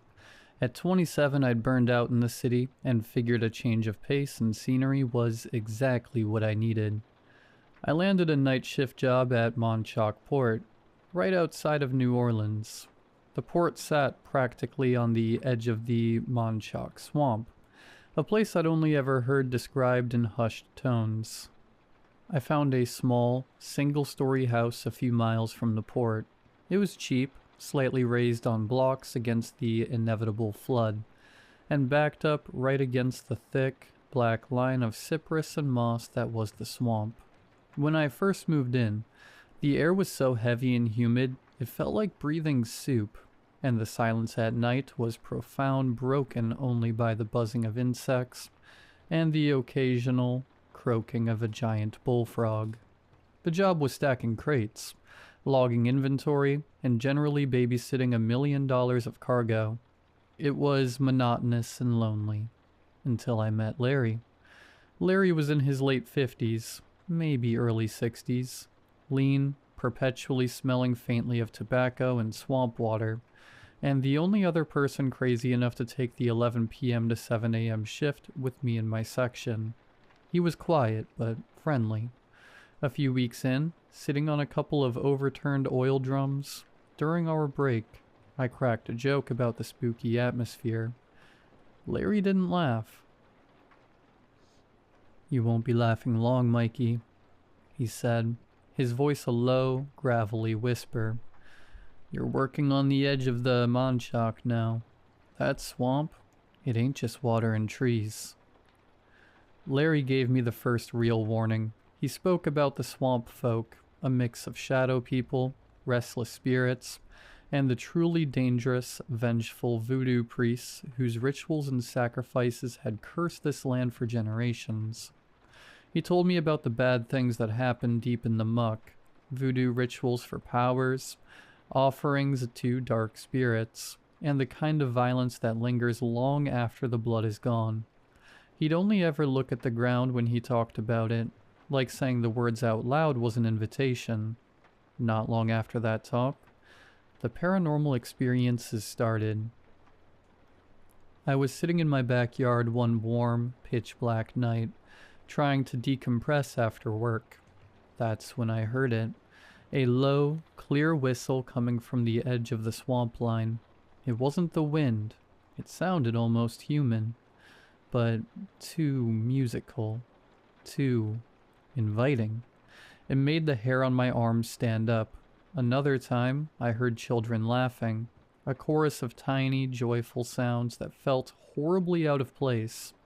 Montauk is no place for kids, and the sounds seemed to swirl just beyond my sight, fading into the moss and muck. I'd also hear weeping, a faint, mournful sound, like a woman crying into her hands, always coming from the deep cover of the trees. The lights were the worst. Weird light orbs, sometimes blue, sometimes a sickly green, would float right above the swamp water like eerie lanterns. They weren't fireflies, and they didn't move like anything natural. They were just there, watching. At work, the port felt like a stage for an audience I couldn't see. I'd be alone in the inventory section, and I'd clearly hear voices, muffled and indistinct, whispering my name or speaking in some strange, guttural language. Then came the random footsteps, heavy boots on the concrete that would stop just behind me. I'd whirl around, flashlight beam cutting through the gloom, but there was never anyone there. That's when I started seeing him, the Hat Man. A flicker of movement in my peripheral vision, a shadow taller and darker than any man, wearing what looked like an old-fashioned brimmed hat. He wasn't solid, just a void that moved, and every time I turned to face him, he'd be gone. I told Larry about it. Everything. The whistles, the laughs, the Hat Man. He'd just grunt, stare out at the swamp, and mutter something like, "Didn't I tell you, Mikey? Leave well enough alone." He never wanted to talk about it, and his silence was more unnerving than anything I'd seen. The tension was building, a coil winding tighter around my chest. One night, a blood-curdling scream ripped through the silence of the swamp, a sound of pure terror and pain, before it was suddenly, sickeningly cut off. I didn't sleep for 2 days. I was standing on my back porch around 1 a.m. The air was thick and absolutely still. The whistling started up again from the swamp, closer this time, almost right on my property line. It was the same mesmerizing, chilling tune. My curiosity, against all common sense, was winning. I took a step toward the tall grass. Then my phone rang. It was an unknown number. I answered, breathing heavy. A woman's voice, rough and urgent, cut through the line. "Don't look. Don't look," she hissed. "Do you hear that whistling? Ignore it. You hear it again? You bolt the door and stuff your ears. He'll think your curiosity is an invitation to him. Now hang up.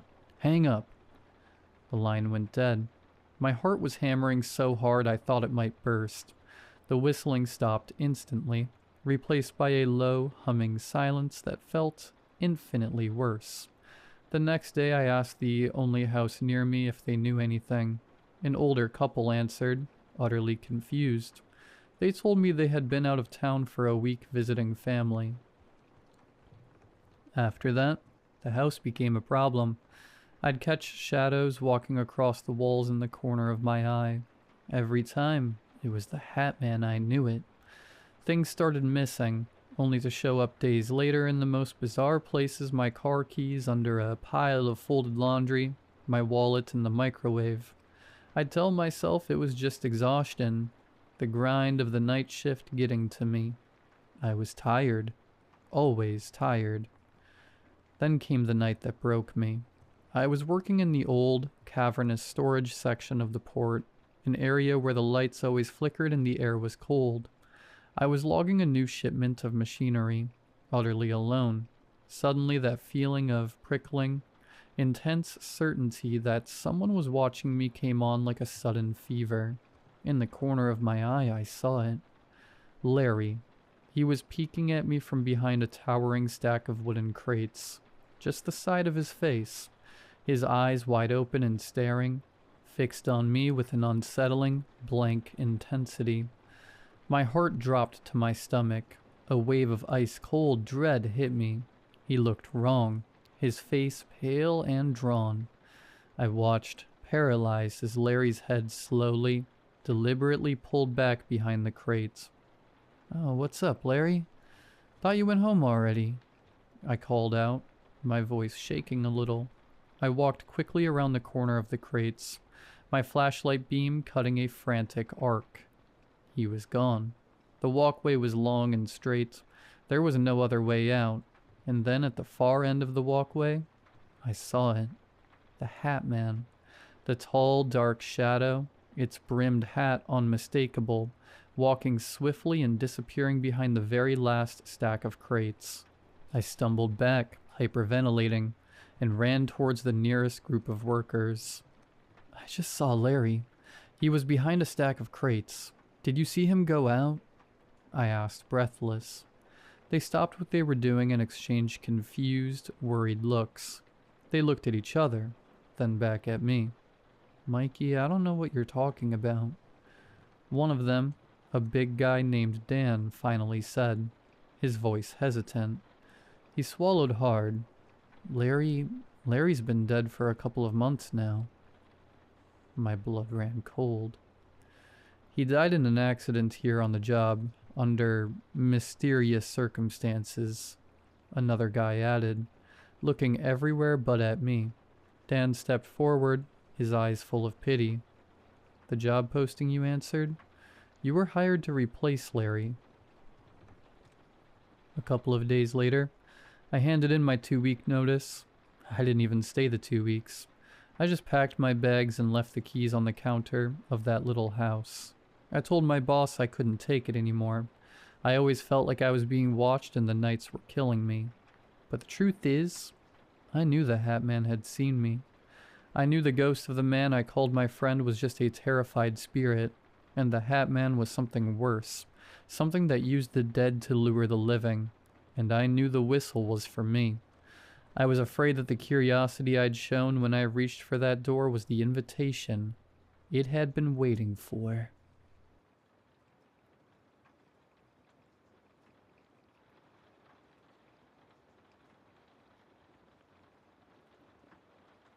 When I look back, I can still smell the candle wax. Brandon's girlfriend, Kate, had this habit of lighting 5 different scents at once. Like the mix of vanilla, pine, and burnt sugar could disguise the fact that her apartment always felt too still. My girlfriend, Leela, teased her for it while the 4 of us sat around the coffee table eating takeout noodles and half watching a movie while playing Uno. It was supposed to be a normal night. I remember thinking how quiet the neighborhood was, the kind of quiet that makes you hear the hum of the refrigerator and the soft static between words.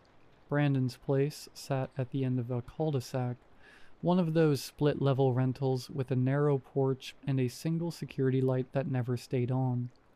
We'd just started talking about weekend plans when the knock came.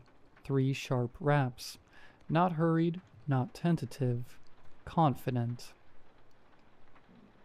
Brandon furrowed, half rising from the couch. Expecting anyone? No, I said before I could stop myself. It wasn't my house, but the sound felt directed at me. The knock came again. Same rhythm, a beat of stillness between each hit. Kate looked at the door, then at Brandon. Probably a delivery mix-up. But Brandon wasn't moving. Neither was I. There was something about the cadence that made my stomach tighten. Relax, Leela said, nudging me. I'll check. Before I could tell her not to, she padded across the living room and flipped on the porch light. It flickered once, then steadied. I caught a glimpse through the window, a shadow on the other side of the frosted glass. Same height as me. Leela opened the door halfway, then she froze. Brandon? She said quietly. You might want to come here. He joined her at the entryway, confusion flickering over his face. Kate leaned over the back of the couch, but I was already standing. I don't know what I expected. Maybe a prank, a neighbor. When I reached the door, the air felt thinner. The man outside looked exactly like me. Same jacket, same haircut, same tired circles under his eyes. Even the way he held his shoulders, slightly turned like he wasn't sure whether to step forward or back. It was mine. He smiled when he saw me. Hey, he said, voice perfectly calm. Why do you change the locks? For a second, nobody said anything. My mind searched for an answer that made sense. Twin, look-alike, some kind of joke? Brandon muttered. What the hell? The man outside tilted his head. You going to let me in? It's freezing. The breath left my lungs. Who are you? He blinked, surprised by the question. Funny, you tell me. I slammed the door before he could take another step. The sound echoed through the living room. Kate yelped. Leela grabbed my arm. What the hell, Matt? There's somebody out there pretending to be me. Brandon turned the deadbolt. Okay, that's insane. Maybe he just looks like you. No, I said. You saw him. It's not possible. From the porch came 3 more knocks. Slower this time. Leela whispered. What if it's a prank? What's that thing called? Deep fake or something? I shook my head. He had my clothes. He even talked like me. I don't think my parents would be able to tell. The knock stopped. Brandon exhaled shakily. I'm calling the cops. He grabbed his phone and started dialing. Well, he talked to the dispatcher.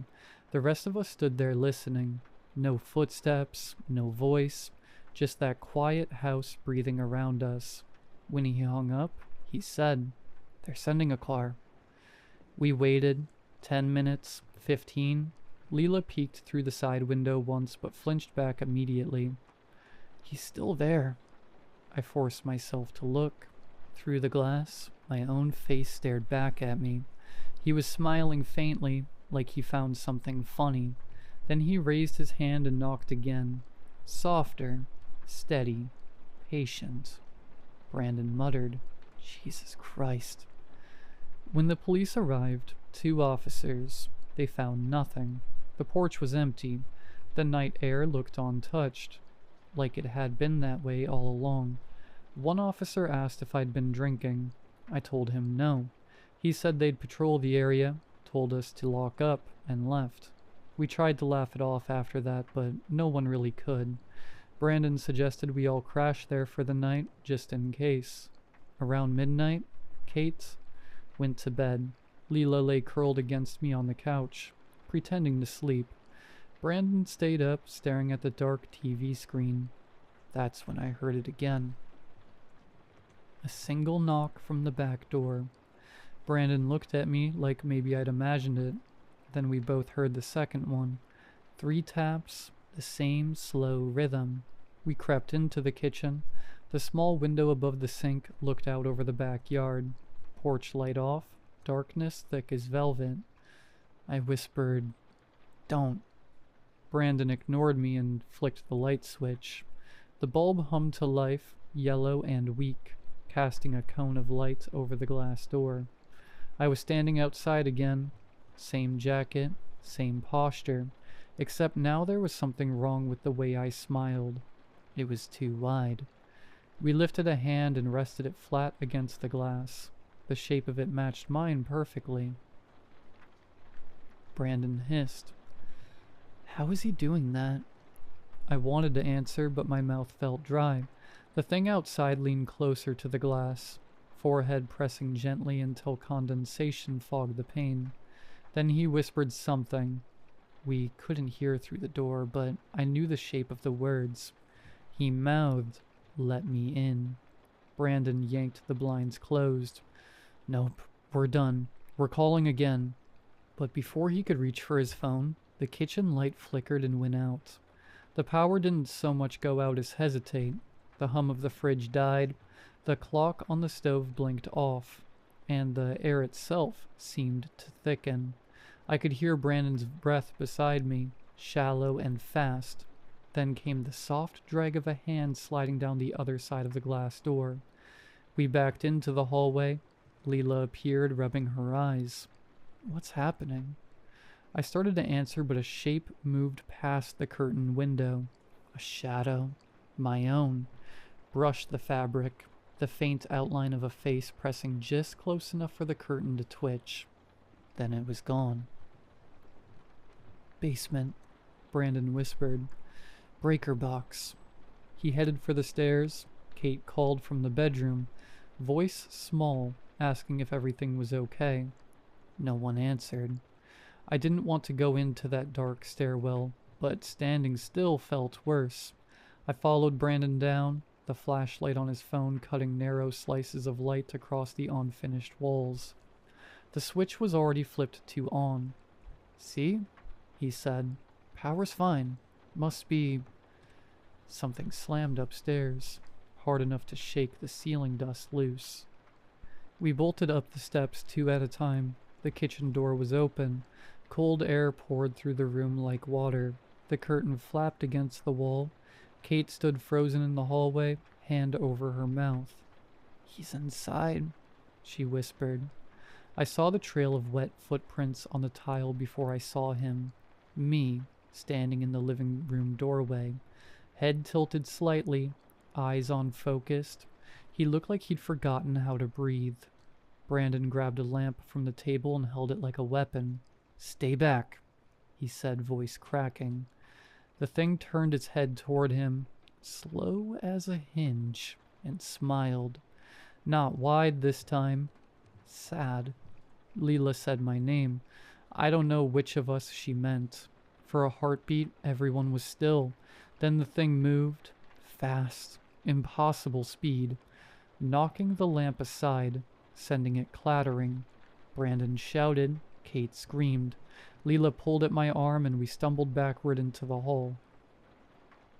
I remember flashes, the sound of something heavy falling, glass breaking, Brandon's voice cutting off mid-word, his grunt as he hit the floor. When it was over, the silence was worse than the noise. The power blinked back on. The bulbs buzzed faintly overhead. The air smelled like ozone and sweat. I was standing in the middle of the living room. My hands were shaking. There was something on the floor at my feet, lying still. He looked exactly like me. The police came after Kate called them. I barely remember the sirens, just the questions. Where did the intruder come from? Why did he look like me? What happened to Brandon? I kept saying, I don't know. One of the officers pulled me aside and asked again, slower, like maybe I'd stop lying if he softened his voice. He pointed at the sheet-covered body. "You expect me to believe you don't recognize him?"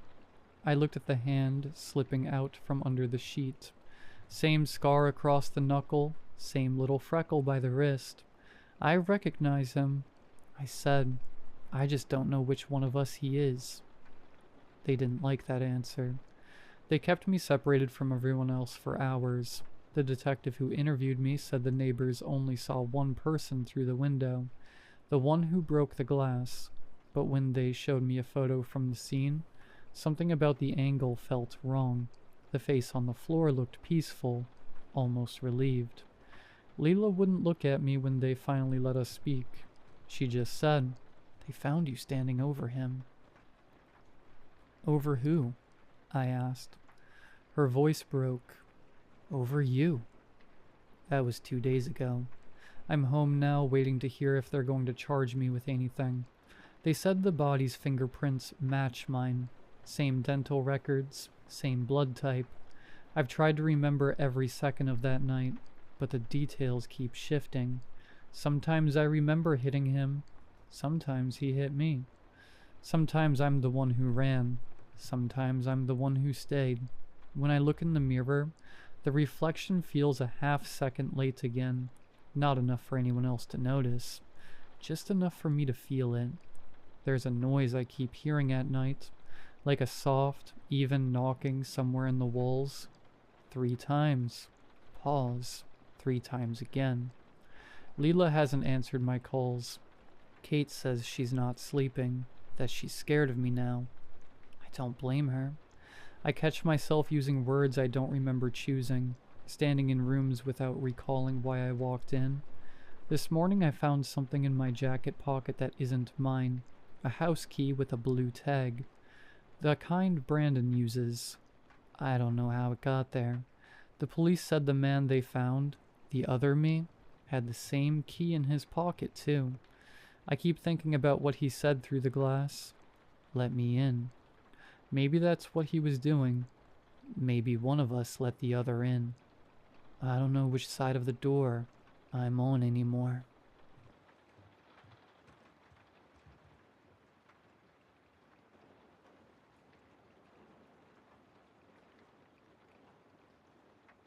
I was 9 when Dad began to crawl. I remember the summer had been a particularly long one, or at least it felt like it. It was one of those years that didn't go the way you expect years to go. We'd had no rain since January, and the sun came out suspiciously early, though the temperatures remained low well into June, and it seemed to get dark far earlier than it should have on account of the fogs that would roll in each afternoon to snuff the sunlight. I remember the unseasonable weather was the only topic of conversation among everyone in our town. But that was the same most years, and the weather being wrong is seemingly commonplace everywhere now. But that year had been especially off. Memorably so. Especially since it also brought us the September when Dad began to crawl. It wasn't as strange as it sounds, at least not to us. We grew to accept this new way of things quite readily. That was just something he did now. My dad was prone to change, though perhaps no more than anyone else outside of the madhouses. Sudden diets, interests, and hobbies that disappeared as quickly as they'd begun. Changes in style.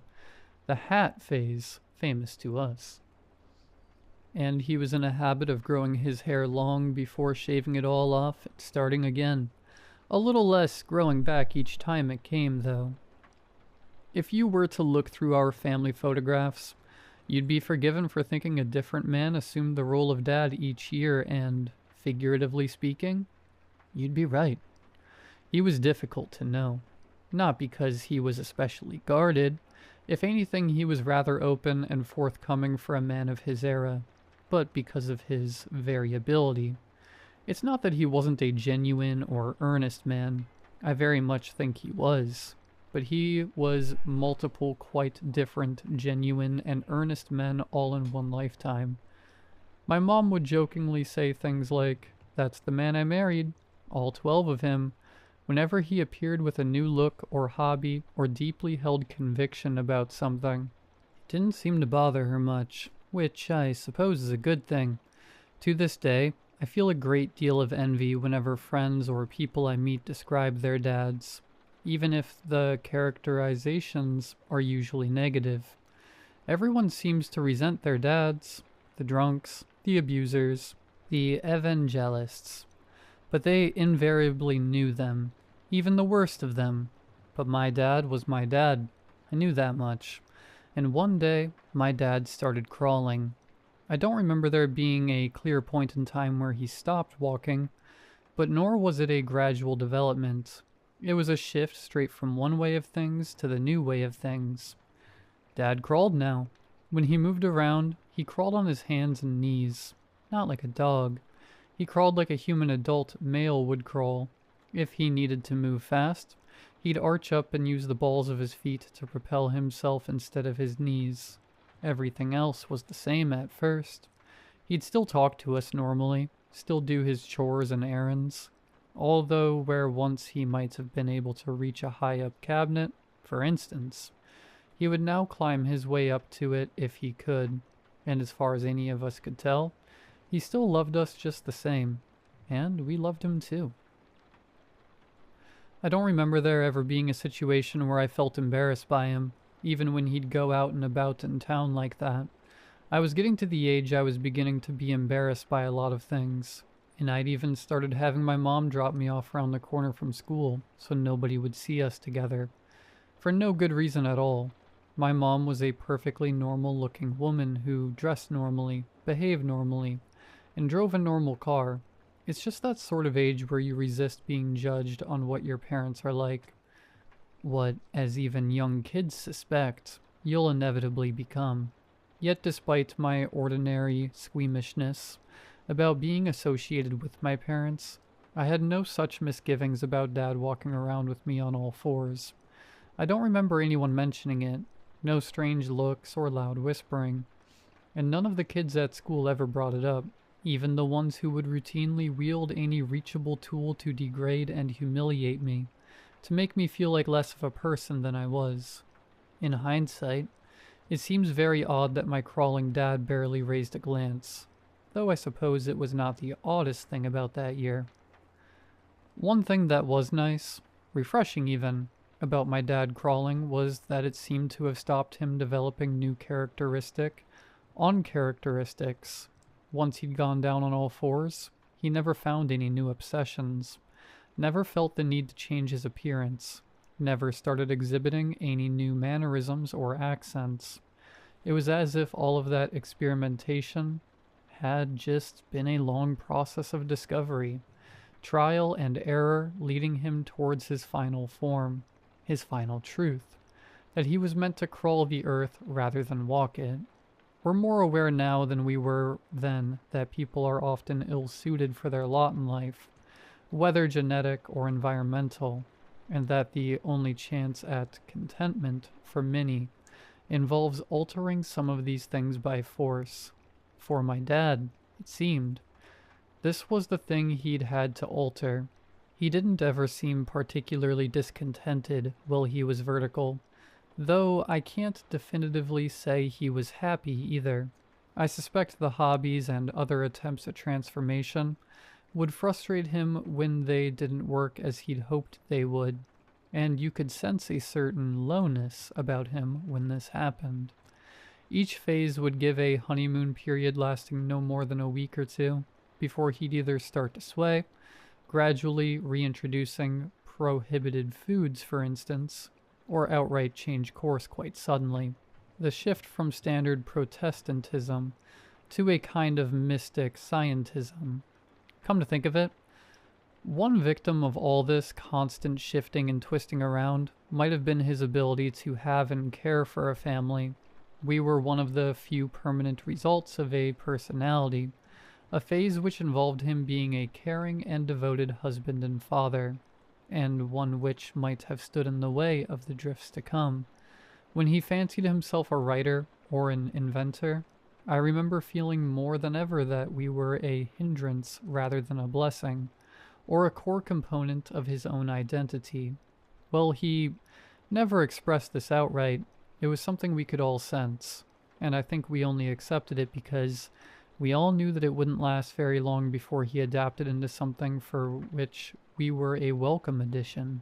In any event, whatever discontentment he may have experienced in the course of all these things dissipated entirely when he started crawling.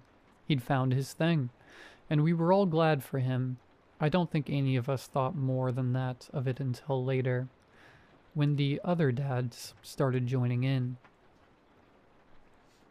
I'll admit that, like all 9-year-olds, I wasn't paying as much attention as I should have been. Any childhood is comprised of moments, really, a procession of abstract glimpses and impressions that can't be coalesced into a coherent story until long after that part of the story is over. I remember being confused when grown-ups would be able to talk about life holistically, interpreting things from the past and extrapolating into visions of the future. It might as well have been magic, and I suppose in many instances it is like magic, or at least appears to have the same rate of failure as any other nebulous, esoteric form of divination. And though I believe I am able to recount the events of that winter in a way which represents the truth of what they were and the implications they might have, I suppose I can't be sure either. All I can do is try to remember the least of what it was, something no one else seems fit or willing to do when it's brought up. Our town was a family town, in the sense that people between the ages of about 18 and 35 didn't really exist there. You were either a kid or a parent, or a grandparent. The kids would often leave as soon as they were able, and stay gone until they were old enough to come back with a family. Who could blame them? There were precisely 0 avenues of establishments in the town itself, where you weren't under the constant glance of sensible adults, As such, we were forced to develop and explore our independence out in the insecurity of wilds that immediately surrounded the town.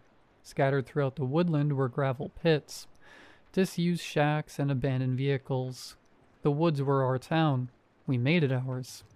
Indeed, so complete a microcosm of society it became, its own machinations.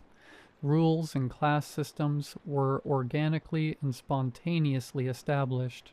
Certain landmarks held functions, and there were areas which were de facto off limits to those in the wrong circles.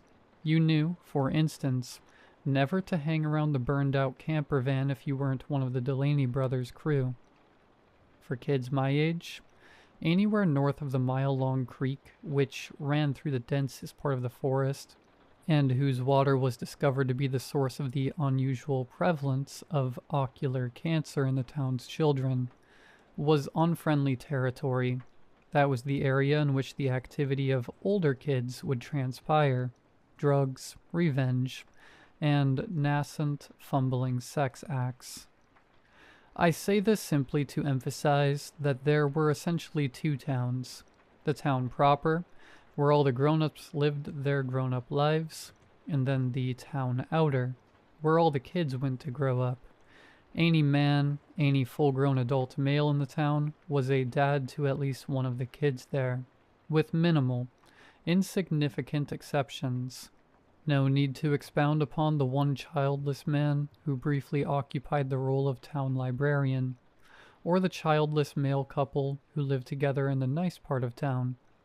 Neither were there long enough for it to matter, and your guess as to why they left is probably the correct one. Some dads occupied the sorts of roles you would expect of men in that sort of time in that sort of town: mechanics, locksmiths, store managers. But most of them worked at the factory a couple of miles away. The factory, known only and always as the factory, was our town's industry. It was credited with seeing us through several recessions and economic upheavals, relatively unscathed, and, as mentioned, with contaminating the creek that caused the unusual prevalence of ocular cancer in the town's children. In town, the factory was treated as unmoving and essential, a thing as the air itself, even less prone to variance, in fact. It sat just elevated enough that its lone gray turret could be seen from virtually any vantage point within the town or its surroundings. Although myself, and presumably most of the non-dad townsfolk, had never actually seen the entire building up close. It was sufficient to know that it was simply there, and it was there that most of the dads would go to work. I don't know what the factory was for, nor do I really know what my dad did there. From any discussion, form, or pay stub, the most I can discern is that he was a worker there. I never bothered to ask for any more detail than that, and he never offered any unbidden, like some dads might do. To him, it seemed, his job was just a minor inconvenience, a tedious and unimportant necessity to facilitate his true passions, whatever they may have been that week. But he never complained about it, and he never missed a day, even after he'd gone horizontal. As I said, my dad was the same dad he always was. If anything, he became even more the same once he'd started crawling. There was nothing else to him, nothing new for us to acclimate to. He just crawled around, went to work, played with us kids, and crawled into bed with his wife at the end of it. Only one time do I remember it occurring to me that there might be something wrong with this. At that age, and for as long as I can remember before it, I always slept with my bedroom door open looking out onto the landing. I don't know if there was any particular reason for it, but I couldn't have it any other way. And if one of my parents closed the door after putting me to bed, I would always rush up to open it again. There was nothing I was actually scared of, yet it would send a cord of terror down my spine as soon as that door closed while I was in bed. One night, I'd woken up suddenly from what must have been a bad dream, one of those ones so terrible that your memory rejects them outright. if you're just left with the dread sensation that you had experienced a horror in sleep, and it might have followed you back out. The wind outside had been pummeling the trees so the tendrils of their branches scratched against my window, adding sensory stimulation to my already overwhelmed juvenile limbic system. Instinctively, I did what I'd always done in this situation and cried out for my dad. I'm unsure why he was always my first choice to comfort me when I was frightened. On balance, I'd say I was definitely closer to my mother, who, typically of the women in our town, had been much more present and involved in the key stages of my emotional upbringing, and certainly was my first port of call in any other emotional or physical state. But when it came to being frightened, it had to be Dad. Perhaps it was because I'd never seen him frightened by anything himself, and I knew he'd always come. Sure enough, it wasn't long before I heard the clumsy thump of limbs on their bedroom carpet, then the frantic patter of his hands slapping against the hardwood floor as he approached my door. It was then that I got the deep, distinct impression that something was wrong. Deeper than the sensation whatever nightmare I'd had already stirred within me.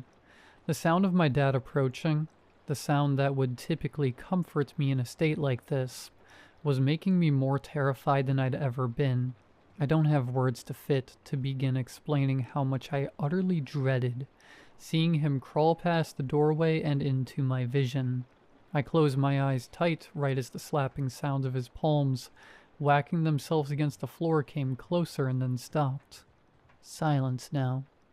He must have been outside my room, looking at me. I couldn't bear to open my eyes. I knew it was just Dad. I knew it would be the same Dad I saw every day. I was even used to Dad crawling. It never disturbed me in the slightest, but at that moment, I couldn't imagine anything more horrifying than what I knew I would see in that doorway if I were to open my eyes. He remained silent. I remained silent as well, stifling the sharp, panicked breaths that were trying to burst out of my chest. I wanted nothing more than to hear those same thumps and thwacks of limb upon wood, retreating back to his bedroom. I couldn't explain nor rationalize it to myself. I simply wanted him gone. But still there was silence. For how long, I could not say. Too long. My eyes instinctively wanted to open a little to see what was going on, but I forced them to remain firmly shut. I was locked in, suffused with the most primal, physical fear I'd ever known up to that point, and remained that way until my eyes suddenly sprang open to reveal an empty room and an empty hallway, bathed in the morning light. The impact soon faded as with any nightmare, and I was untroubled when Dad came crawling into the kitchen for breakfast. But to this day I won't sleep with my bedroom door even slightly ajar. By late October, it had become commonplace for the other dads to crawl. As with my own, I remember this being neither sudden nor gradual. I'd first seen one dad crawling down the main street, a thermos clutched in his free hand, and simply thought, not much of it. A couple of days after that, it occurred to me that everyone's dad had been crawling, as if it had always been that way. It was a development, but not one that struck anybody as strange, wrong, or frightening, nor did I credit my dad with having started the trend. Soon after that, Dad became even more horizontal than he had been. He refused to assume any vertical orientation, and would no longer climb upwards onto chairs or into bed. He requested that we serve his plates on the floor at mealtimes. My mom never disclosed much at the time, and she says even less about it now, but I would sometimes be woken by sounds from their bedroom at night. Strange sounds. Not unnatural, but rather too natural. Sounds that I, as a child, could only imagine emanating from deep wilds or abattoirs. Eventually, Dad wouldn't even climb the stairs at night. I'd come down in the early morning to find him in the middle of the living room rug, prone like a sphinx. His eyes wide open, somehow even more open than when he was awake. Then he stopped sleeping entirely. By mid-November, the fog had been descending daily from the woods, became denser and permanent, and it became impossible to see more than 6 feet in front of you. Walking into town was akin to what I'd imagine walking through clouds to be like, with only blurry streetlights and vague shapes and impressions to guide your way. More often than not, the shapes you'd see would be those of crawling beasts, skittering in and out of visibility, their details completely obscured by the deep murk that enshrouded us. Soon enough, the fog had become so heavy and pervasive that it seemed unwise to go out in it, and we all began to stay home. All of us, except the dads, that is. The dads would still leave their homes every morning as usual, on hand and foot, with nobody driving cars around town. It became their sole dominion to crawl. Nobody knew what they were doing and nobody asked. We assumed they weren't going to the factory, which was more than 2 miles away through the woodland. An unthinkable journey to crawl, but it didn't affect us. And I imagine if I'd had the foresightness to ask questions, I would have squarely been told it was none of my business. In fairness, it wasn't any of my business. I would come to know that, whatever business this was, it existed far beyond my remit. That the dads were doing what the dads were doing is about as close to certain as I can be on the matter, and as long as Dad came home, I had no reason to concern myself with it any further. One evening, early December, Dad didn't come home. None of them did. They had left their houses that morning as usual, with no outward signifiers that this day would differ from any other, and they never returned. The following day, I remember accompanying my mom on a drive into the town's foggy maw, to search for him only to find all the other moms and kids doing the same thing, headlights scanning vainly for things long since gone. Even at that young age, I somehow knew, intuited at least, that my dad was never coming back. It took some of that growing and comprehending I mentioned before to realize that Dad had already been gone a long while before that day the dads disappeared. The next day, the moms organized a search party, scouring the woods around the town for dads. I wasn't allowed to go, so my older sister was left with me at the house. I remember spending the day staring out of my bedroom window. The only thing I could see through the impermeable mist was the factory's turret, silent, unmoving in the distance, the only constant left. When Mom came back that evening, I heard sobs, harsh breaths, and the frantic exchange of hushed voices between her and my sister. I wasn't supposed to hear, but I sat hidden at the top of the stairs and tried my best to make out what had been discovered. My mom has never spoken about it again. Any of it. Not my dad, not the crawling, not the fog, not the town, not the factory, not what they had found there. After corroborating with my sister, what I know is this. The moms had followed several trails, hand and footprints, coming from all different angles into the forest. Along these trails, they found articles of clothing, Dad's clothing, across the forest floor, although the clothes hadn't simply been removed. They had been bifurcated, precisely down the middle, as if carefully sliced off whatever was wearing them, and they were hot to the touch in spite of laying on the cold earth for at least a whole day. Gradually, the various trails of prints had begun to coalesce and meet in the middle, beyond the point they all met. About 1 mile south of the factory, they formed one single trail, one set of hand and footprints, the size of 70 men's put together, which crawled in a straight line directly to the factory. The very next morning, we left town. I'd been woken up by Mom around dawn, who listlessly told me we were going and we wouldn't be coming back. I barely had time to fill a backpack with my things, let alone begin to comprehend the emotional weight of all that was happening and what it meant. Dad's possessions were left entirely untouched. I got the distinct impression that nobody would ever touch them again. As my mom listlessly drove the car through the last of the mist, which dissipated as soon as we had pushed through the town's surrounding woodland and broke free of its limits, she kept her eyes fixed firmly on the road ahead. If at any point she had looked behind her, she would have seen the town swallowed whole by the fog, all except for the factory, which still stood tall in the far distance, glowing deep red from within, as if filled with an infinity of burning coals.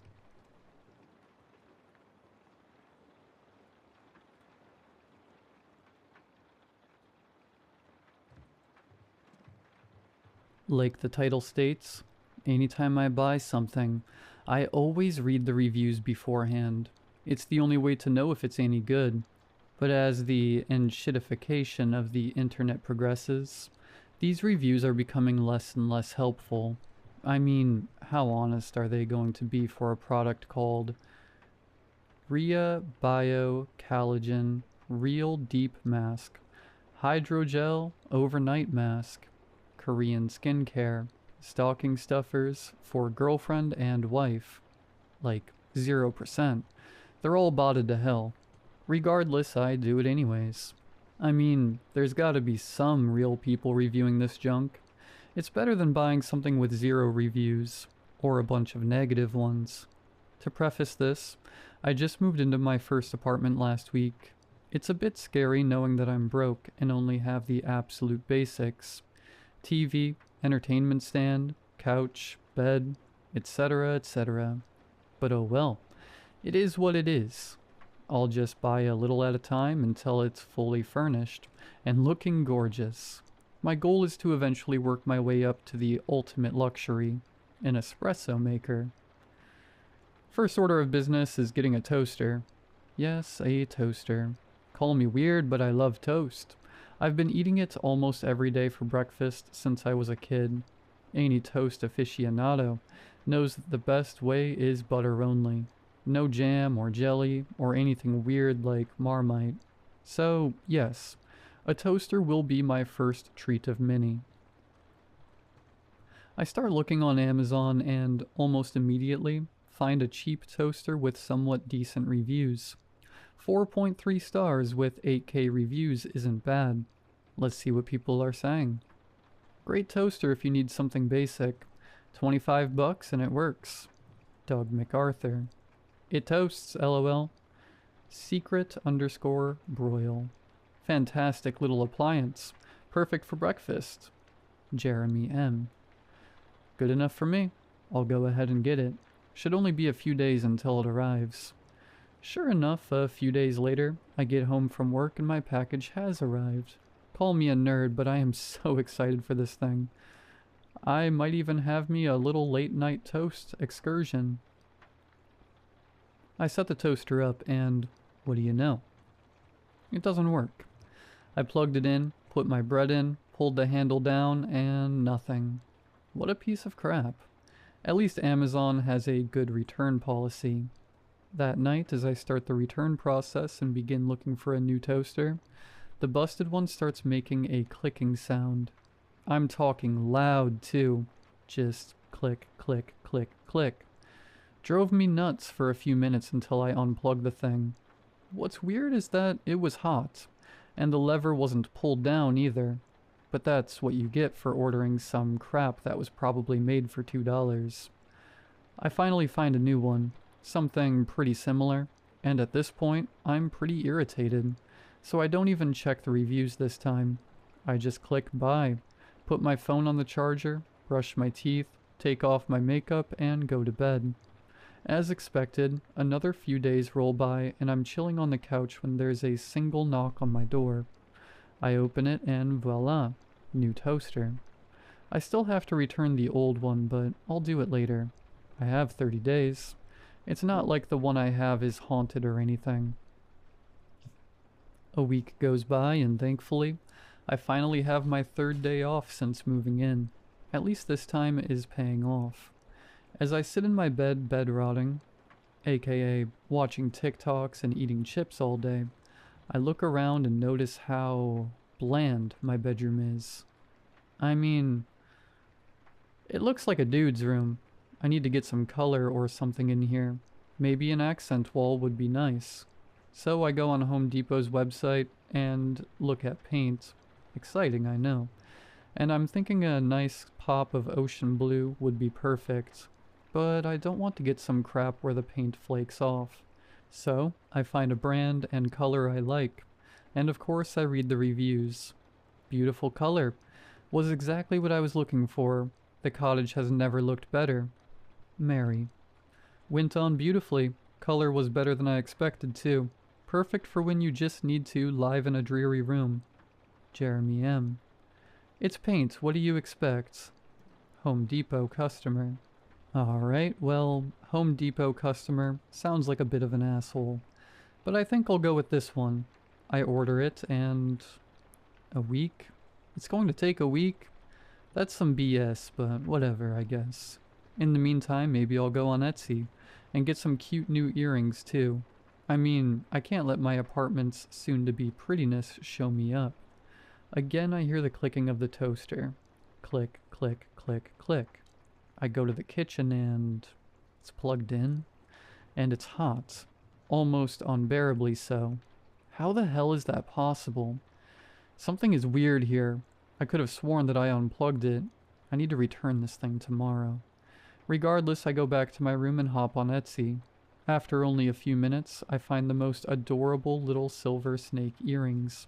I mean, they aren't everyone's cup of tea, but apparently I like reptiles in mine. Now I bet you'll guess what's coming next. Cue drumroll. The reviews. Got them for a friend's birthday. She loves them. Kirsten. Talk about quality. I've been buying from Sam Slithers for a few years now, and they've never disappointed. 6 stars if I could. Goose Gobbler. Absolutely fantastic. Truly, I mean, why would you want your new apartment to be prettier than you? Jeremy M. What was that last comment? Who would say something like that?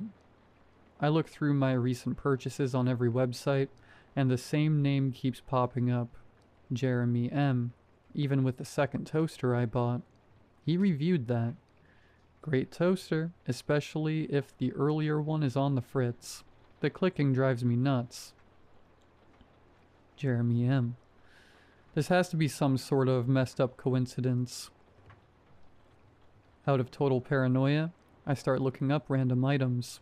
Paper towel holders, vacuums, baby gates. Great for your first apartment out of college. Jeremy M. If only it could vacuum by itself. Unfortunately, being a girl living alone, you have no choice but to do it yourself. Jeremy M. You'll never be able to use this, Jess. Why bother? Jeremy M. What the... Who is this? I go to the original review and click on Jeremy M's profile.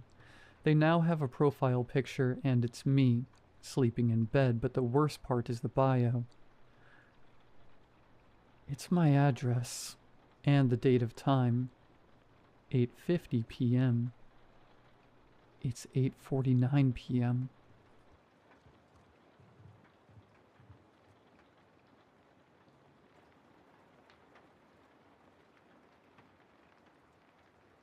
I've always been afraid of the ocean. It's not crippling. I've been able to ignore it for most of my life. Sometimes it's mentioned when phobias come up in conversation, or when a beach visit is suggested by a friend or by a partner. I've been lucky enough to grow up in a landlocked county, far from the coastline. I don't have the experience of an arachnophobe faced by a many-legged monster, frozen and sweating with terror. It's more that proximity to the ocean causes a kind of unease. A feeling that something is wrong, rooted just below my ribs like a pit. It makes me a little jumpy, on edge. Approaching the surf fills me with heavy foreboding, as if to step into the water would be the very end of me. Wrapped around it is the tiniest feeling that something is missing, that to enter the water, to let the waves wrap around me and drag me down with green hands, is the only way I could ever really be whole. The combination of these feelings has been the root of much confusion in my life, the contradiction of the whole thing. My parents were silently resigned to my strange behavior around the sea as a child. We never had a lot of money, and holidays to the beach were not a regular occurrence. Maybe 2 days spent at the coastline over the summer. My siblings as happy in the sandy water as the tiny skittering crabs, while I stayed back with my mother. It was on one of these holidays, when I was 15 years old, that she gave me my first warning. You feel it, don't you?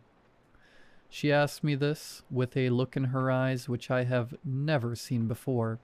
Something between sadness and fear. It was not the kind of expression you ever want to see from your mother, and it worried me. What? You can feel the sea talking to you. I looked out across the ocean. The round, dark head of a seal is visible in the distance, gulls swooping above it. She looked out too, but her gaze was directed towards my father and brothers, splashing in the shallows. My sister felt it too. That's how I know. You have the same look on your face when you are near the water as she always had. She turned to me, taking my shoulders in her hands and facing me towards her. Whatever you do, don't go to the water. I can't lose someone else. At the time, I was confused and a little annoyed at her lack of an explanation. Eventually, I forgot, let it fade away, as memories of childhood tend to do. I never knew my aunt, as she died before I was born. After my recount of the conversation with my mother, you may expect to hear that she drowned. However, she was simply ill. I was never told the exact form of sickness, but I know that she was wasted away slowly, fading into death. I think the loss of her older sister fundamentally changed my mother. My father has told us stories of how she was when they first met, when she was happy and vibrant and overflowing with life. By the time I, the third child, was born, she was little but the shell of a mother to us. She acted as a mother should, comforted us, fed us, taught us what we needed to know to live. But if you looked, really looked, then you could tell there was nothing there. Hollow eyes behind a bright smile. When I was younger, and had not known loss, I didn't understand. Now I have a certain sympathy for her. This emptiness slowly drove my siblings away. By the time of her death, several years after my father's, I had become a live-in caregiver for her. As such, I was left to deal with her house and affairs. It's a strange thing, the loss of a parent. You can never be ready for it, and just when you feel as if you want to do is cry, you're struck with all these terrible responsibilities which now rest on your shoulders. Breaking the news, organizing a funeral, dealing with decades of possessions.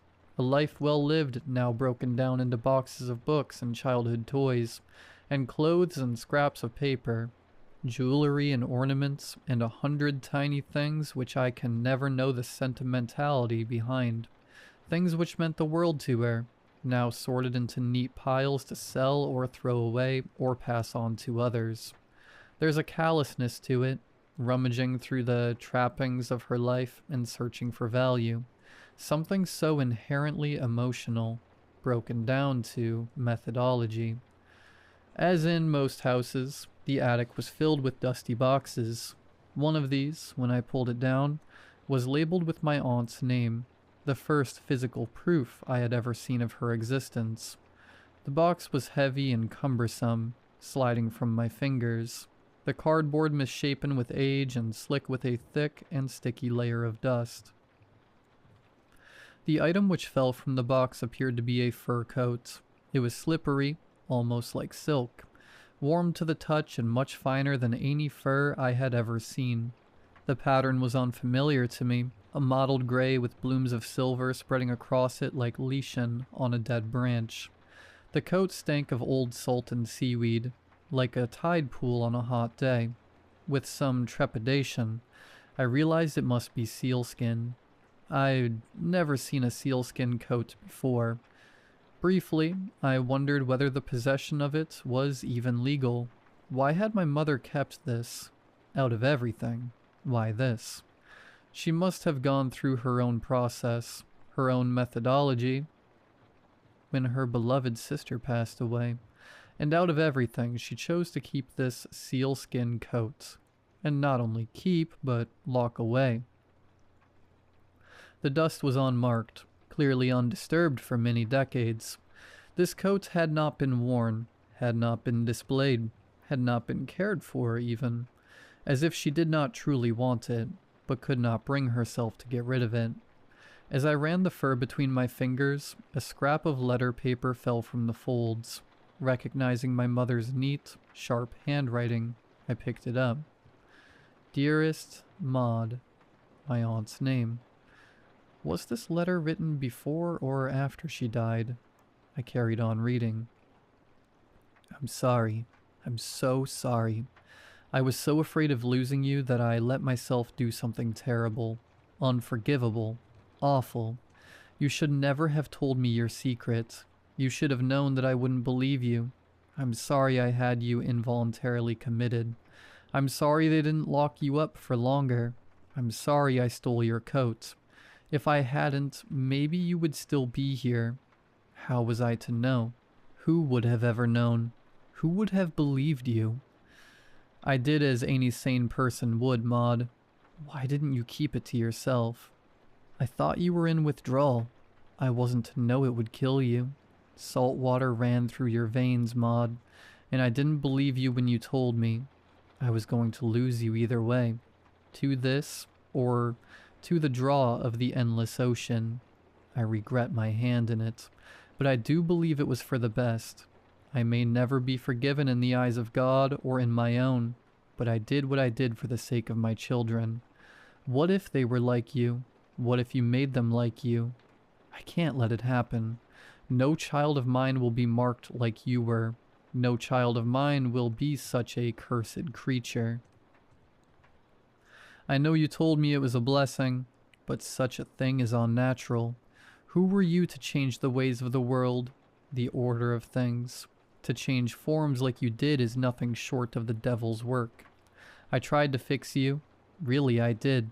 And when I couldn't do it, I tried to have the professional do it instead. But you really were of sound mind, weren't you? That makes it worse, you know. You knew exactly what you were doing and how wrong it was. But you turned your back on everything, right and holy and true, and you put all your faith in that coat. I hope you are happier where you are. I hope you are healthier.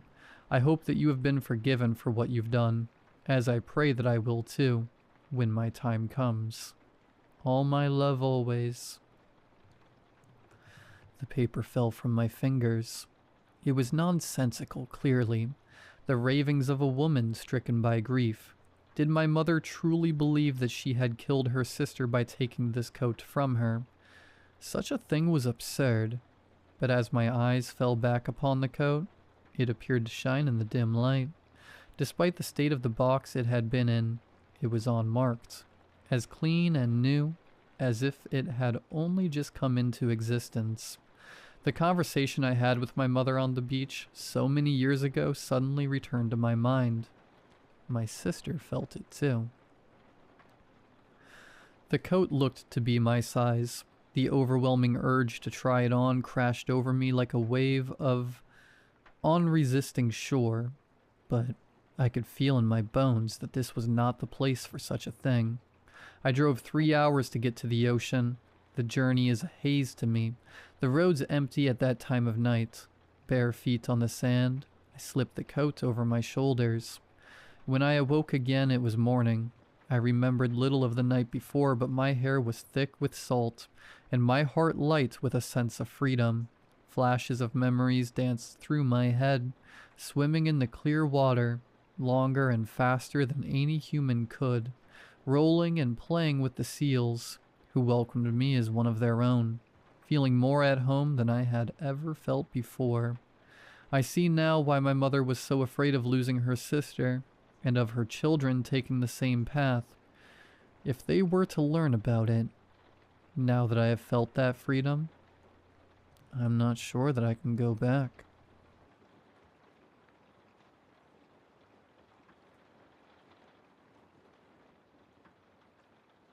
Warning, check your back seat. I wasn't worried about the message when it first popped up. It's one of those things they put in these days to make sure no one leaves a child in a hot car, I guess. It had never shown me that message before, but I figured maybe a passenger had left a purse on the floor or something and it was detecting the weight. There wasn't anything there though. I looked under the seats and everything. Even ran my hands along the back edge to see if there was a wallet or phone stuck in the crack. I didn't think that sort of thing would set off the alarm, but the car was still fairly new, so I couldn't be sure. Regardless, nothing was there. I'd forgotten about it by the end of the next day, honestly, but when I pulled into my driveway and turned off the car, there it was again on my dashboard. I checked the back seat again. Still nothing. I hadn't had any messages from passengers looking for any lost items either. Maybe this was just a thing the car did. Just a general warning to remind drivers to check the back seat every time they got out. If so, it felt counterproductive. If the warning was there every time, people were bound to start ignoring it. It would just become part of the background. Also, I was sure that the car hadn't been doing this for the first several months I'd had it. On the other hand, this was the sort of change they might have pushed through a software update. There could have been some new legislation, some lobbying group pushing to have this warning on permanently, like the meaningless parental advisory stickers on music. I looked online that night, searching through car forums and news posts for any mentions of this warning. I couldn't find any indication that it was supposed to be happening every time I turned the car off. In fact, it didn't seem to be showing up for anyone else. This problem was only in my car. Clearly it was just a bad sensor. It was probably still under warranty, but in order to get it fixed, I'd still have to leave it at the dealership for a day, and the warranty wasn't going to pay my lost income for the day off. I told myself I could just ignore it. It was just a single line of text. I'd stop noticing it in no time. I was wrong. Every time I turned the car off, that message glared at me like a dire omen. I found myself obsessively checking the back seats every time I got out, even though I knew I'd find nothing. I vacuumed the car until not so much as a crumb remained. I checked the seatbelt latches. Everything was perfect, but the warning still appeared. I tried ignoring it. I averted my eyes when I turned the car off, but I could feel it glowing from the deactivated dash. See the phantom words printed across the darkness of my eyelids.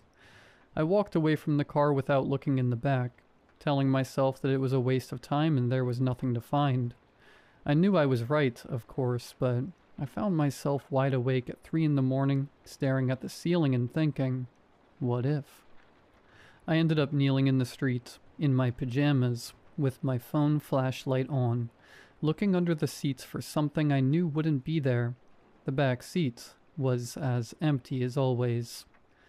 The warning haunted me constantly. I only saw it when I stopped the car, but I knew it was always coming. I began to watch the back seat constantly, eyes flicking to the rearview mirror, more than was safe or reasonable. My passengers noticed. My rating began to dip, with notes making concerns about attentiveness to the road. My tips suffered as well. Finally, I bit the bullet and took the car in to get the sensor fixed. The warning mocked me as I parked in the lot, daring me to go inside without looking. I wanted to. I knew there was nothing there, but if I claimed there was a sensor issue, and they found a bag or a box or some other physical object sitting back there, I'd look like I was too dumb to have just checked the back seat. I knew I had checked it. I had checked it 1,000 times, but I looked once more just to be sure. I explained my problem to the man at the counter. He typed some notes into his computer and said, "Gonna be a few hours until we can get you in." "That's fine," I said. "I'll wait." "You sure you don't have—" he began. I cut him off more emphatically than I intended. "There is nothing in the back seat. I have looked." All right, he said, raising his hands to placate me. "Just trying to save you some time in case." I went to look again after that. I really couldn't have stood being wrong at that point. It was empty. It was always empty. I knew every crevice of that back seat now. There was nothing there. I sat in the waiting room drinking coffee and playing on my phone. I was inexplicably nervous. I couldn't figure out why. It was just a sensor issue. They would find it and fix it. The problem would go away. It was crazy that I'd waited this long, that I'd let it get to me this much. Finally, they called me back up to the front. "Well, we can't find anything wrong with your car," the mechanic said. "What do you mean?" "There's absolutely nothing in the back seats. I have made very sure of that." "Back seat's clean as a whistle, sure, but we can't get that warning to turn on either. Not without someone in the back seat. It cuts on like it's supposed to with a person back there. But if it's just the driver, it doesn't show." My expression must have been somewhere between disbelief and rage. The mechanic took a step back.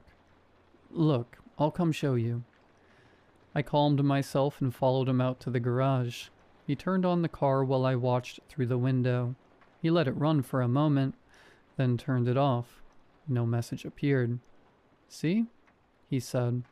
"We can replace the part if you want, but since we can't find an issue, it's not going to be covered under warranty, and we've got to take the entire back seat out to do it, so there's going to be a decent labor fee."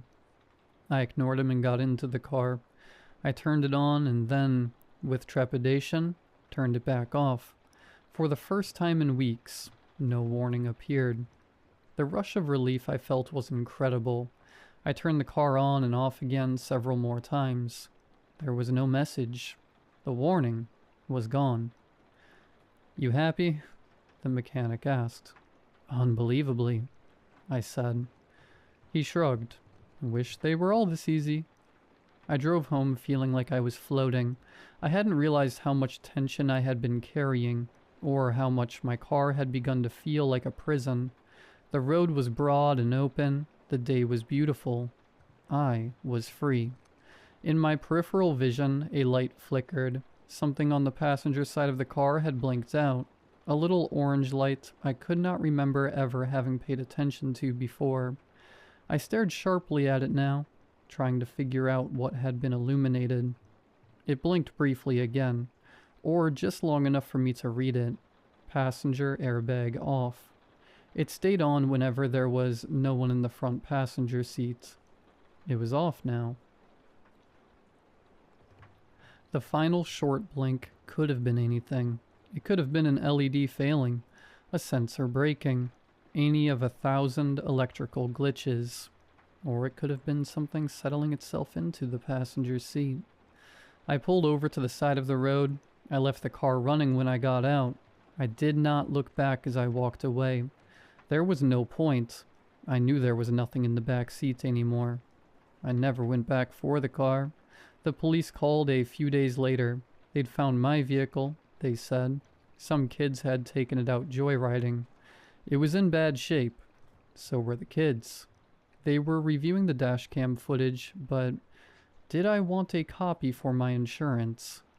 I shouldn't have watched it. I knew that before I ever put the thumb drive in my computer, but I had to know.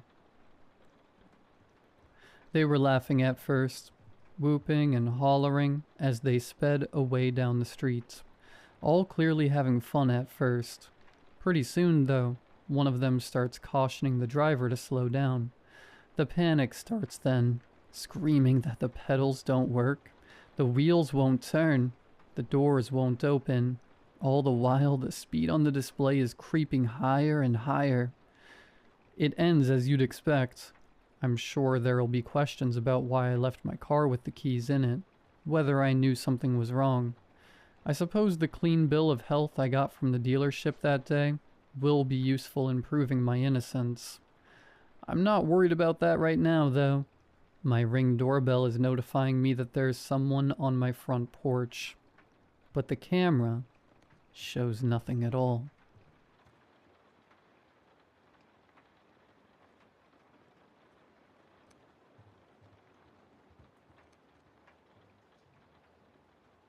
I'm a 26-year-old British male, and I graduated from university about 2 years ago.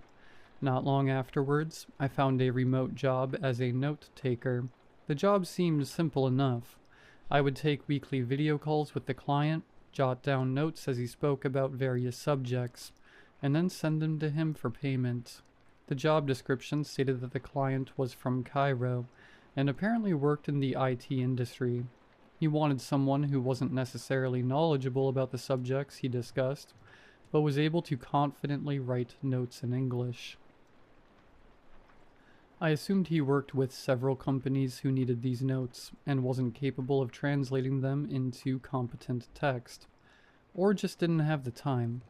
I applied for the job one evening, and within the hour, I received a call from an unknown number. Normally, I don't answer those types of calls, but I'd been applying to as many positions as possible, finding myself in a slightly strained financial situation at the time. I wasn't going to ignore a potential interview offer. I answered, and a deep, gravelly voice spoke. It was the client from Cairo. For anonymity's sake, I'll just call him Eamon. He invited me to an interview on Teams the next day. The interview went well, better than well actually. Eamon was very friendly, and despite his deep tone, he had a good sense of humor. He gave me a sort of gentle giant vibe. He looked middle-aged, had a thick beard, and wore rimmed glasses. He barely asked about my experience, and although I'm not the most charismatic person, I felt that I'd won him over with my personality. On reflection, I realized that neither of these things ever mattered to begin with. After signing the contract and starting the job, I began to notice something about Eamon. He spoke slowly, slower than I expected him to. This made the job easier, but also dragged the sessions on far longer than necessary. I didn't mind too much. I was paid by the hour, so the longer, the better, even if I did occasionally get a bit bored. Eamon would often stop the sessions to take a break for 10 to 15 minutes. His camera was always off and his sound muted during the time, which I didn't mind. I used it as an opportunity to grab a snack. When he came back on camera, he always seemed different, more relaxed. I could never quite describe it, but he spoke even slower. I assumed he might be on medication, or even drugs. Honestly, it was none of my business. I'd worked for him for around 3 months by the time Christmas rolled around. Every year, I traveled home to see my parents and grandparents. It was tradition by that point. About a day before I drove home, I received the most unexpected message imaginable. It was a screenshot, sent to me by email from Eamon. I had to blink several times to make sure I was seeing what I thought I was seeing. It was a single plane ticket. One return flight from London Gatwick Airport to Cairo International. At first I was just confused. What was the context? Did he expect me to fly out to see him over Christmas? Eamon had never mentioned family once, but even if he had one, why the hell would he want me there? I was weirded out, but figured it must have been a mistake. There was no message, no title, no explanation. I assumed he'd meant to send it to someone else in the UK. I replied within minutes, asking if he'd meant to send it to somebody else. His response surprised me even more. It was firm but simple. No, I didn't. Can you not make it? I was definitely concerned. I didn't want to be rude, but I also didn't want Eamon thinking this was okay. It breached employer-employee boundaries tenfold. I let him know that. While I appreciated the gesture, I already had family plans, and it wasn't appropriate to buy me plane tickets to another country without even asking first. I expected a quick reply, but there was nothing. A week passed, then 2. By the time I was eating Christmas dinner with my family, still nothing. At this point, I figured the job was over. I was frustrated, but what could I do? The man lived in another country and paid me from one bank account. My dad found it incredibly strange. He told me I should check the contract to see if there was any clause about a no-contact period. If Eamon had broken the contract without a legitimate reason, I might be entitled to compensation. For the next week, I combed through the lengthy contract. Not much stood out. It was mostly legal mumbo-jumbo, but just as I was about to give up, I found something. A clause stated that the employer could seize contact for a maximum of 3 weeks without explanation. If broken, a fair payout would be deposited into my account, and the contract would become void. I was shocked this clause even existed. Why did it exist? The most interesting part was the 3-week period was due to end the next day. So the next day, I constantly checked my emails, hopeful he'd message me, but also hopeful he wouldn't, so I'd get that payout. And exactly an hour before the 3 weeks were up, I received one. It was from Eamon. He apologized profusely, saying he'd been busy over Christmas and was sorry for buying the plane ticket without telling me. He claimed it was an early Christmas present, but realized it was in poor taste. He finished by asking if I was still interested in working for him. Of course I was. I needed the money and I didn't want to give up the easiest job I'd ever had. Eamon might have been odd, but I'd never meet him in person. He was harmless, behind a computer screen. When we jumped on a call a few days later, I was back home in my flat. The first thing I noticed was that Eamon was sitting in a new room. Previously, he'd always been in the same one. As if he could read my confusion, he immediately said he was in the middle of a move, and would be staying in multiple Airbnbs to save money. I thought nothing of it, and our calls went on as normal. Our calls became less frequent over the next few weeks. 1 or 2 a week instead of 3 or 4. Each time, Eamon was in a new room. Again, I didn't think much of it, until something made my blood run cold. Eamon was finishing a discussion about cybersecurity issues. I was halfway through jotting down bullet points when he announced it was time for a break. I looked up at the screen. Unlike most times, when Eamon would turn off his camera before leaving, he stood up first, revealing the wall behind him that his body had been blocking. At first, what I saw didn't register. Then, just before the screen went black, I realized what it was. A Type G socket. If you don't know, a Type G socket is exclusive to the United Kingdom, meaning Eamon was not in Cairo. Eamon was in the UK. During the break, I double-checked online. Cairo used Type C and F sockets, not Type G. I spent the next 15 minutes staring at the black screen, questioning whether I'd really seen it. When Eamon's camera came back on, I caught a glimpse again. It was definitely a UK socket. And to cement my suspicion, what happened next made my breath catch. My flat sits beside a busy road, especially at rush hour. It was about 10 past 6 when a car honked its horn. The sound immediately echoed through Eamon's audio. My body stiffened. Surely that was a coincidence. Seconds later, another honk. Again, it echoed through his feed. That's when I realized Eamon was staying somewhere near my flat. For the rest of the call, I forced a poker face. Luckily, it only lasted another 30 minutes. In that time, several more cars honked, and every time I heard them twice. As soon as the call ended, I sprinted to the window overlooking the street. I scanned every building's window, heart hammering. I couldn't see anyone, but then I realized the obvious answer. A small hotel sat across the street. I passed it every day on my way into town. That must be where he was. It had to be. Seconds later, my girlfriend came home from work. I hadn't mentioned her before because she hadn't been relevant to the story, but as she poked her head in, she could see something was wrong.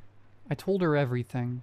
She already knew about the plane ticket, which she'd found weird, but when I told her what I'd seen and heard, her face went pale. "Should we call the police?" she asked. I'd consider it, but what would I say? He hadn't committed a crime. All he'd done was stay in a hotel. As she tried to calm me down, the pieces began to fit together. For 3 weeks, Eamon had planned his route, booked his flights and hotels, all while moving closer to me. The only question was, why? My girlfriend said I was probably overthinking it. Maybe he'd come to surprise me or introduce himself properly. Perhaps it was innocent. That night, I could barely sleep. Eventually, exhaustion took over, but what felt like seconds after drifting off, a faint sound came from the hallway, loud enough to wake me. I gently nudged my girlfriend awake and pressed a finger to my lips. She froze too when she heard it. It was the sound of the front door lock. Somebody was trying to pick it. I jumped out of bed and rushed to the door. I already knew who it was. Anger overtook me. Who did this guy think he was? I peeped through the peephole. Nothing. Maybe I'd misheard. Stress and lack of sleep can play tricks on you, but no. My girlfriend had heard it too. I opened the door and looked both ways down the hallway. If someone was there, they were long gone now. The lock appeared to be untampered with too. I never normally put the bolt locks on, but that night I wasn't taking chances. The next day I was due to call Eamon. My girlfriend initially advised against it and told me I should now call the police. But I told her there was no evidence of a break-in. If we were going to prove it was him, then we would need to prove it on camera. I tried to stay as focused and nonchalant as I could possibly be on our call. Eamon seemed normal, not like a man who had attempted to break in the night prior. I had a burning rage towards him, but I used all my strength to hold back from snapping. That night, my girlfriend and I were ready. I had placed a mounted camera on the other side of the peephole, from the inside of the flat, and I was sitting several feet away from the door in the pitch black. My girlfriend was in bed, though she told me firsthand that she would not get any sleep that night. Neither would I. I had a couple of energy drinks in my system, and I was gripping a thick baseball bat in my hands. If Eamon would dare try and break into my flat again, I would make sure he didn't get another chance to try it. Granted, I was half terrified, but like I said before, rage and anger was firmly holding the other half of my emotions. To my surprise, I would only need to wait an hour past midnight before I began to hear the sound of the lock being tampered with. I waited a few minutes, making sure that the camera captured as much footage as it could. Then I slowly crept over to the door. I left the bolt locks off this time. I wanted to be able to unlock the door and catch him in the act.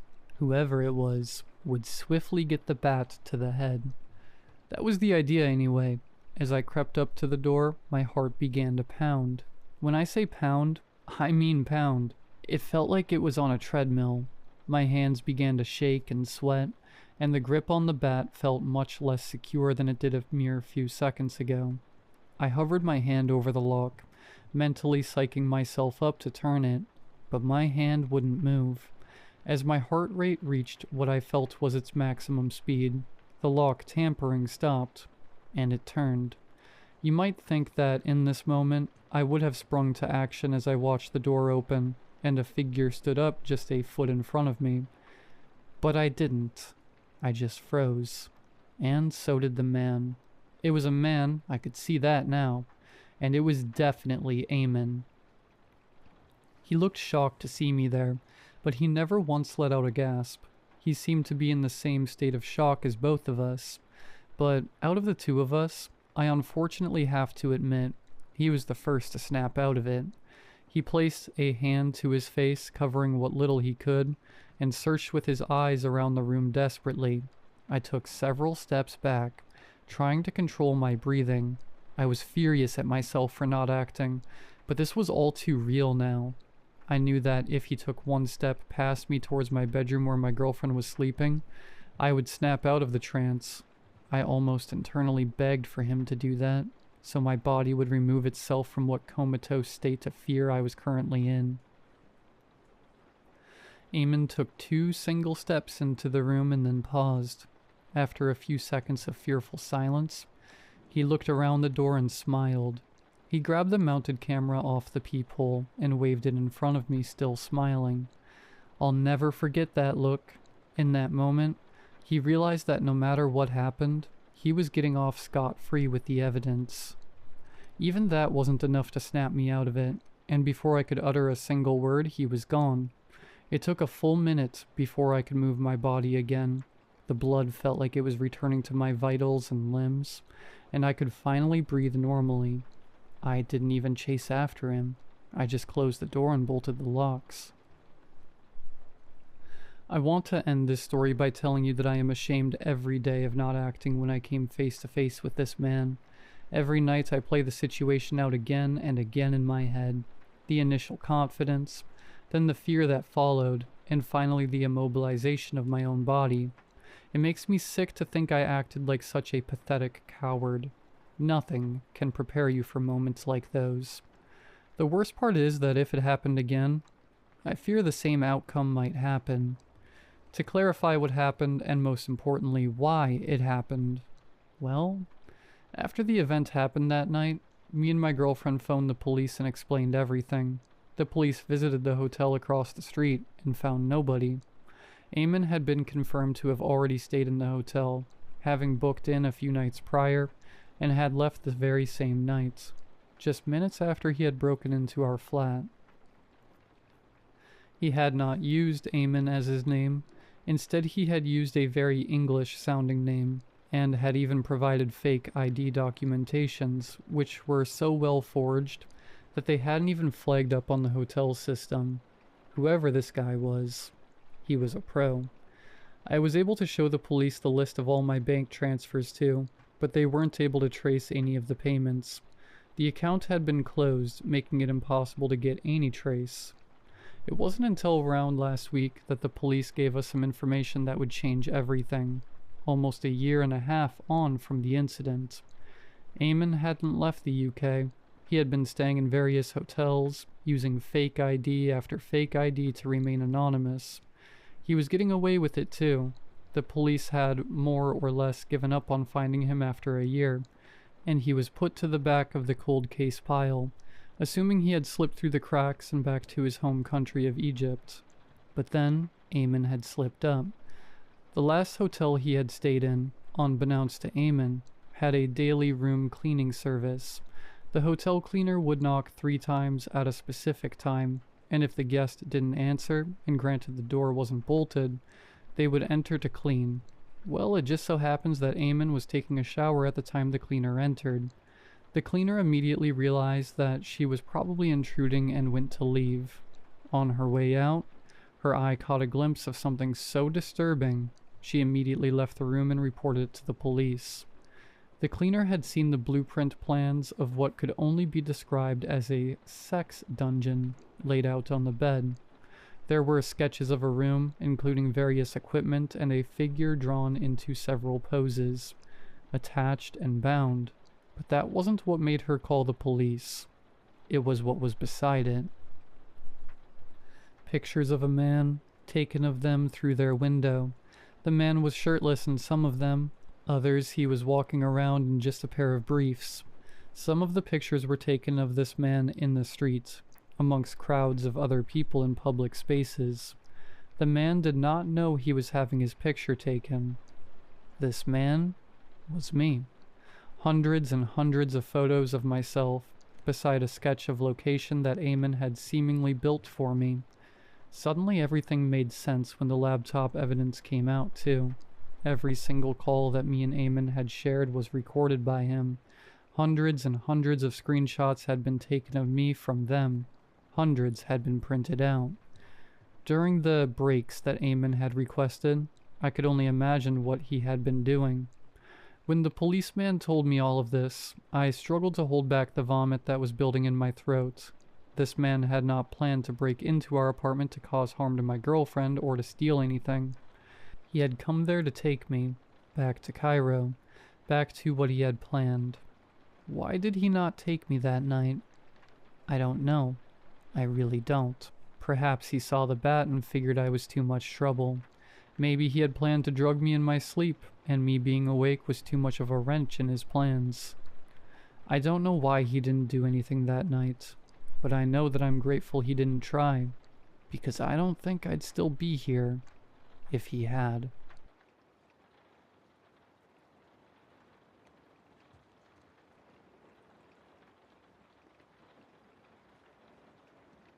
When my wife Sarah and I bought the house, it felt like a dream come true. Quiet neighborhood, plenty of trees, and a big backyard with a rusted, overgrown fence running along the far edge. The realtor said the forest behind it was undeveloped county land. No trails, no utilities, no trespassing. She mentioned the fence was probably an old property divider, but it wasn't just a fence. It was nearly 8 feet tall, made of rusted iron, with twisted, sharp points along the top, like it was built to keep something in, not out.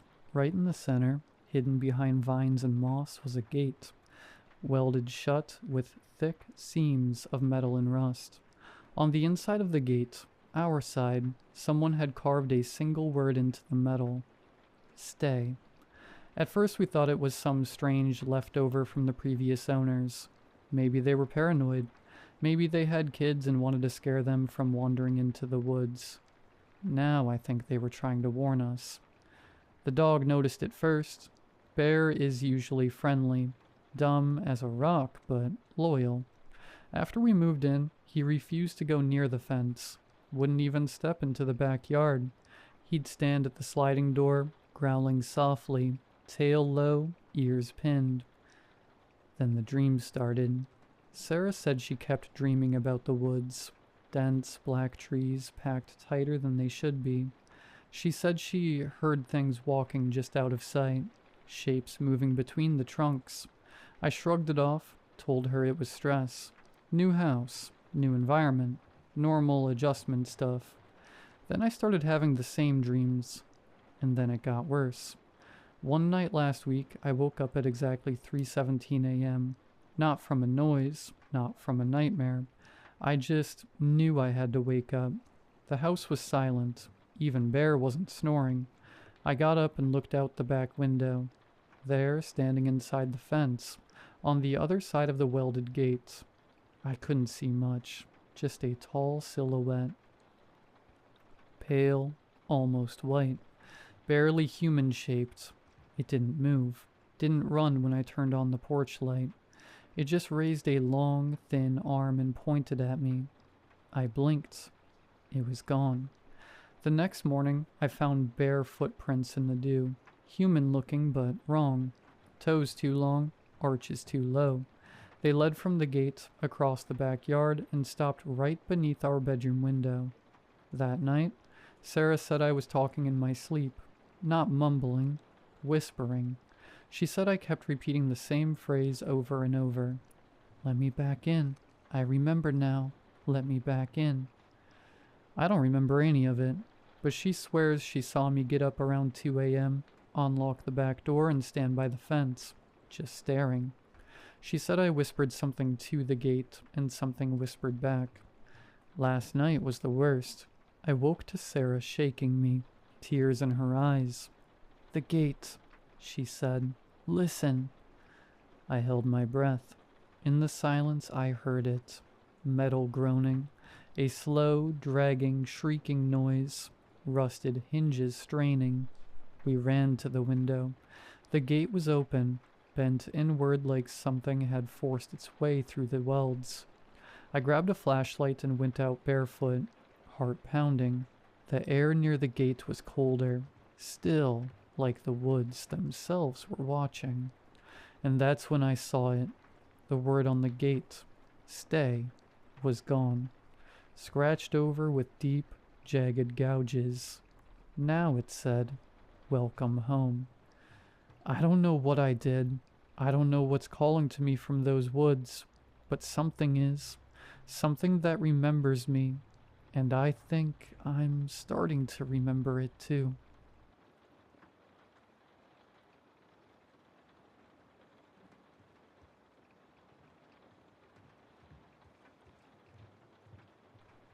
I stepped off the tour bus and smelled the sea. The laughter of other passengers mixed with the cool breeze as I looked at the cruise ship towering over the dock. The excursion of the historic center had been perfect. Local food, souvenirs, and dozens of photos, mostly of street cats. I was looking forward to the dinner on board, during which the ship was going to leave the port and begin a 7-day journey across the Atlantic towards the Caribbean. After I changed clothes and freshened up in my cabin, I headed to the main dining room. An announcement was made that the departure is delayed by about 10 minutes due to a pair of passengers being late. Oh well. The second time during the cruise that this has happened. I walked past slightly annoyed-looking passengers and reached the dining room. It was a beautiful restaurant, stretching across the width of the ship and towering 3 decks high. It was decorated with white panels, completed with blue decorations on the tables and the chandeliers. Most passengers were already seated, while I was led to a small table for 2 in the back half of the hall. I couldn't see out of any windows, but I wasn't bothered by it because the food was very good. The other people were talking, laughing, and enjoying their vacation. I finished the main course and was looking forward to my dessert when I noticed a couple sitting next to a window. The window was slightly dirty and had round corners, but what caught my attention was that they were crying. They didn't look particularly sad, but there were tears streaming down their face. Without talking, they stood up simultaneously and left. Soon after, I heard shouting and loud noises outside the dining hall, but I didn't think much of it and finished my dessert. I did not see the couple afterwards, and headed for a small library lounge on one of the lower decks. On my way, I saw multiple crew members speaking quietly to each other while looking slightly nervous. After I sat down with my book, a crime novel from the 30s, I felt a slight sense of dread. I was sure it came from the overall feeling of unease coming from nearby crew members. After I noticed 2 of them talking, I started walking slowly in their general direction, pretending to look at the bookshelves. They were brought to the cooling room on deck 3, I heard one of them say, followed by, "I heard it was a mess. I am glad we were not there." Then they walked away, leaving me wondering what they were talking about.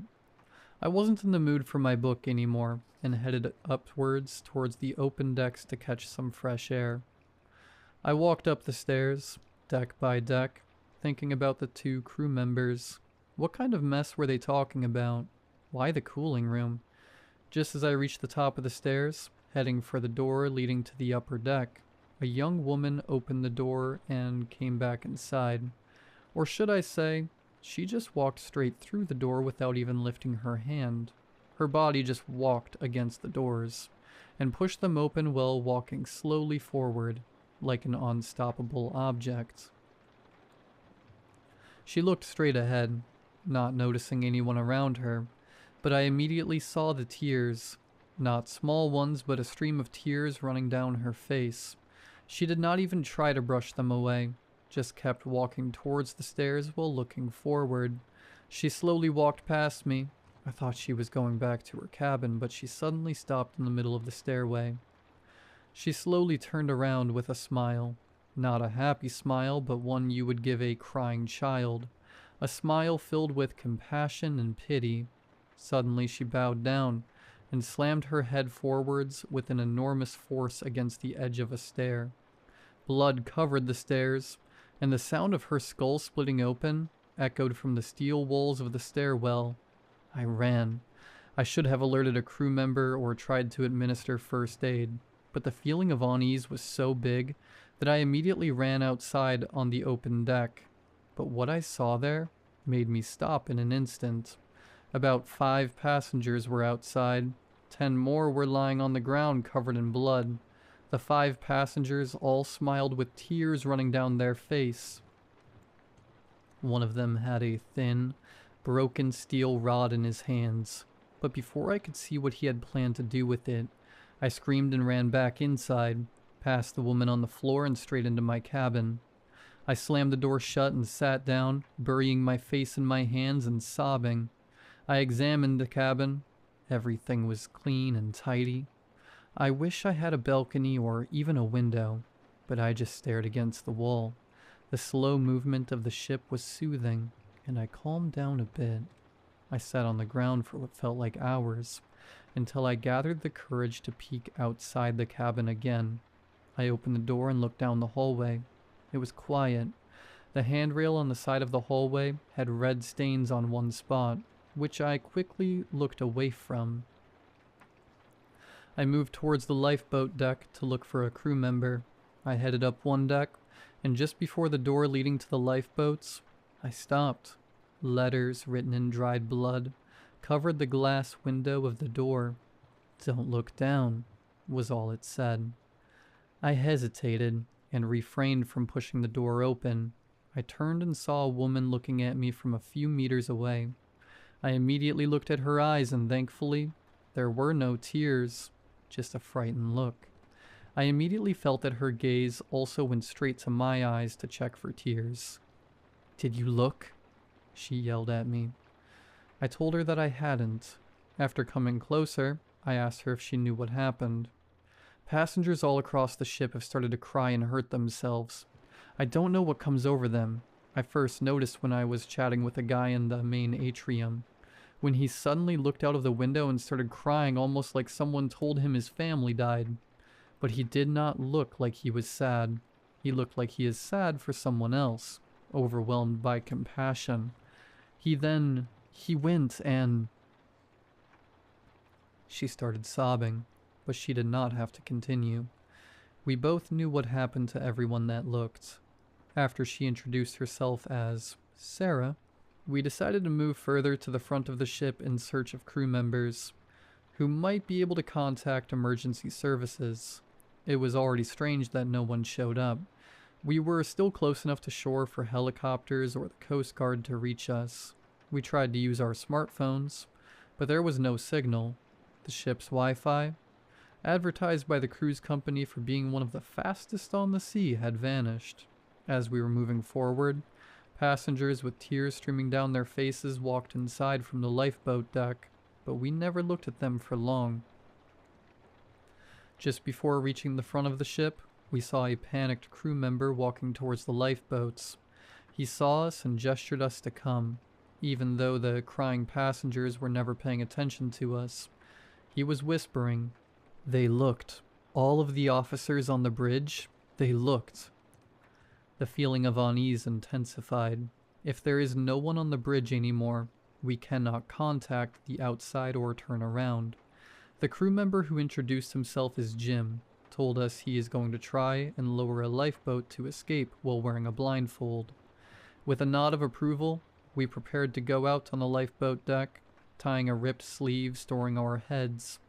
Jim went first and pushed the door open. Cold air hit our faces like 1,000 needles. We slowly moved forward and then to the left.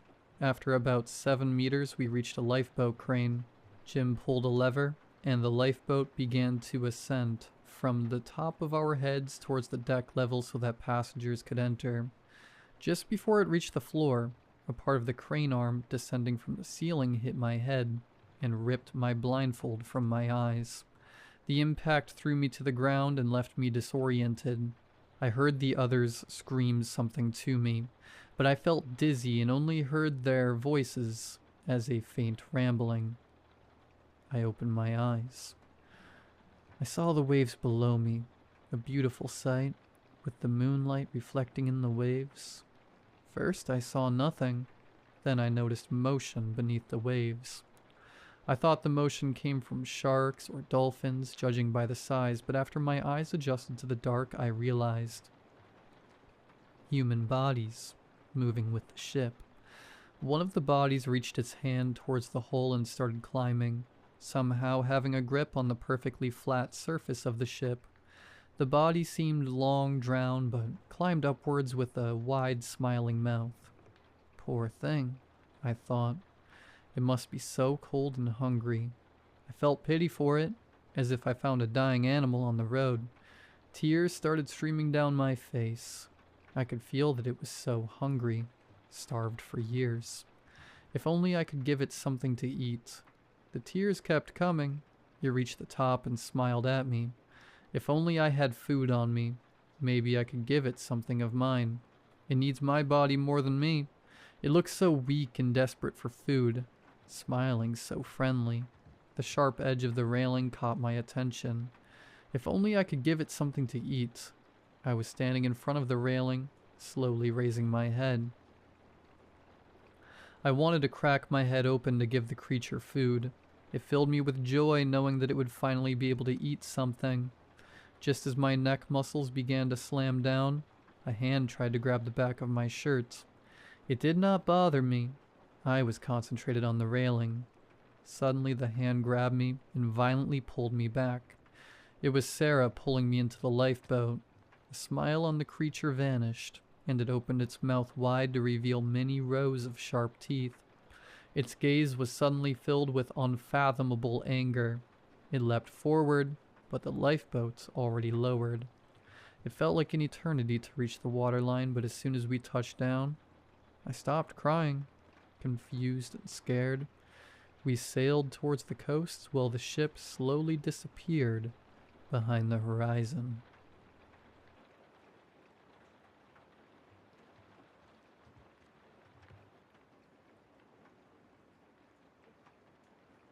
My whole town's gone into a state of mass hypnosis. It started with the tomato seeds. She got a whole bunch of vegetable seeds, but she talked about the tomato ones the most.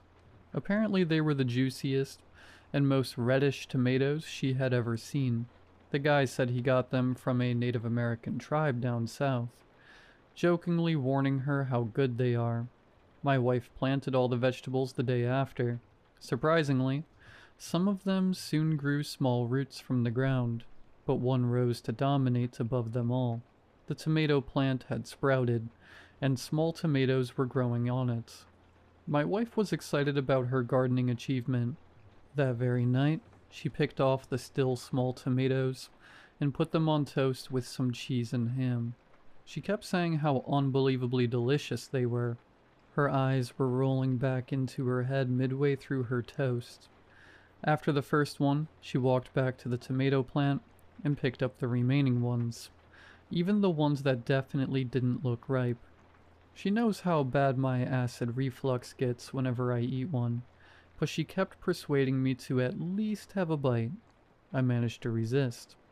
The morning after, I woke up early for work. While eating my quick bowl of overnight oats, I looked out onto the garden. Much to my surprise, the tomato plant had tomatoes growing on it again. This time they were bigger than yesterday, and there were so many of them. It looked like the plant would crumble under the weight. I walked out to the garden to look closer at them. I picked one of the plants, but the tomato was strangely greasy with gooey green slime.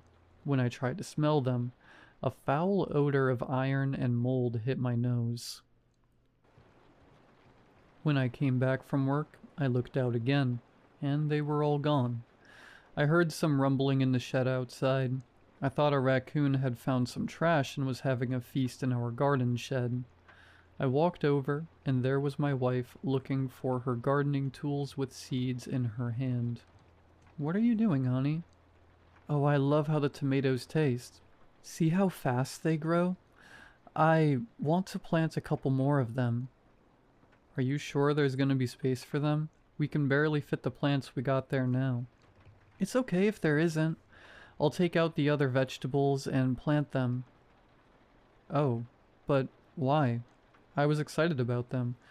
And you know I can't eat tomatoes." "I know you can't, but they're just so good. I know it upsets your stomach, but you should try them."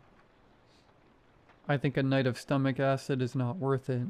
She nodded back, but it looked like what I said went over her head. She started digging through the tools again. I had a good engineering job at a nearby agricultural company, so my wife was able to stay home and take care of the household.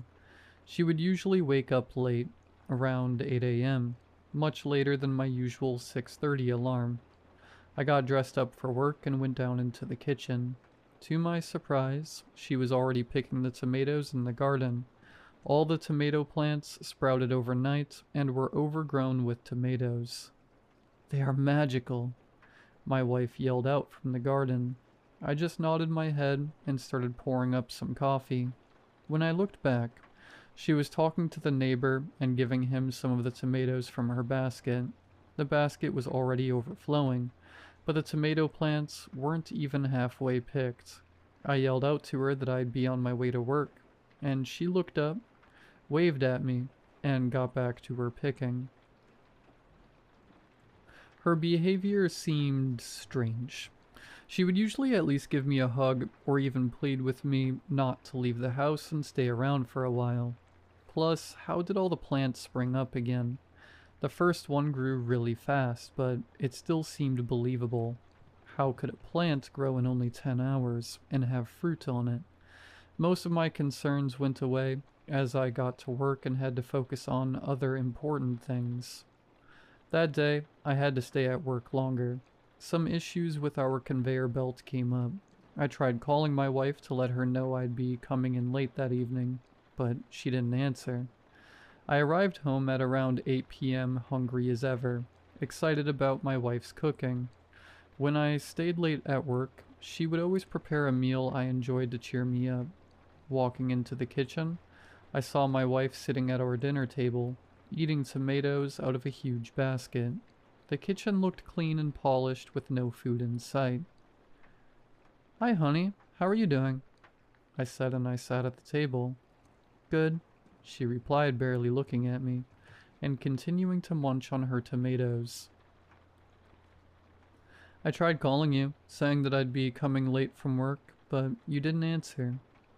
"Oh, must have missed it," she replied coldly. "Did you cook anything?" "No, I didn't have time." "What on earth could you be so busy about? You don't work," I said quietly to myself, not wanting to start an argument. "Have some tomatoes if you're hungry, honey," she said, this time looking at me with a joyful face.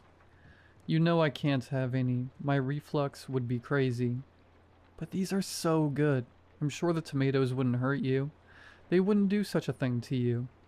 She now had a big grin on her face, with her pupils dilated and eyes opened unnaturally wide. "Never mind." When the first basket was finished, she walked out to the backyard to get some more. To my surprise, the garden already looked way different from the time I left this morning. Not only were all the vegetables gone, but the flowers my wife planted when we first moved in were all plucked out. When she came back, I tried talking to her again, asking why she would replace the flowers she loved, but she kept repeating how the tomatoes are so good, and that I need to try them to understand. All the stress from work had finally piled up, and made my eyes feel like two heavy bags. I decided there was no talking to her anymore, and retreated upstairs. Looking from my bedroom window, I could see my neighbors, who my wife had given tomatoes that morning, digging around in their garden. Like magic, the morning after, all the plants my wife planted yesterday were overgrown with tomatoes again. The backyard now looked like a red ball pit. She was already bringing the first basket in when I was making my morning coffee. She sat at the table and started eating them. "A nutritious and well-balanced breakfast," I said, trying to make a joke, but she flashed an angry look. I took my cup of coffee and walked out into the garden to see what was going on there. "Hey Adam, how are you doing?" I asked my next-door neighbor, who I could see standing next to a fence, eating one of the juicy red tomatoes. "Oh, I'm doing great, Steve. The tomatoes your wife gave us are unbelievable. We planted them yesterday and they have grown overnight. Have you tried them yet? Your wife told me you haven't because of some stomach problems."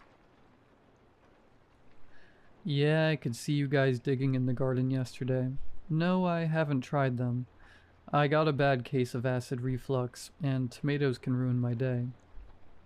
"Oh, I knew we had to plant them when I tried the first one. You need to try them." He now had the same manic look my wife flashed me yesterday. That day's work was slow, which gave me time to think about what was happening at home. I don't want to creep myself out too much, but my wife's behavior was odd to say the least. On my drive home from work, I saw people from my town digging in their gardens. It was the season when people would usually start planting, but why did everyone decide to start today?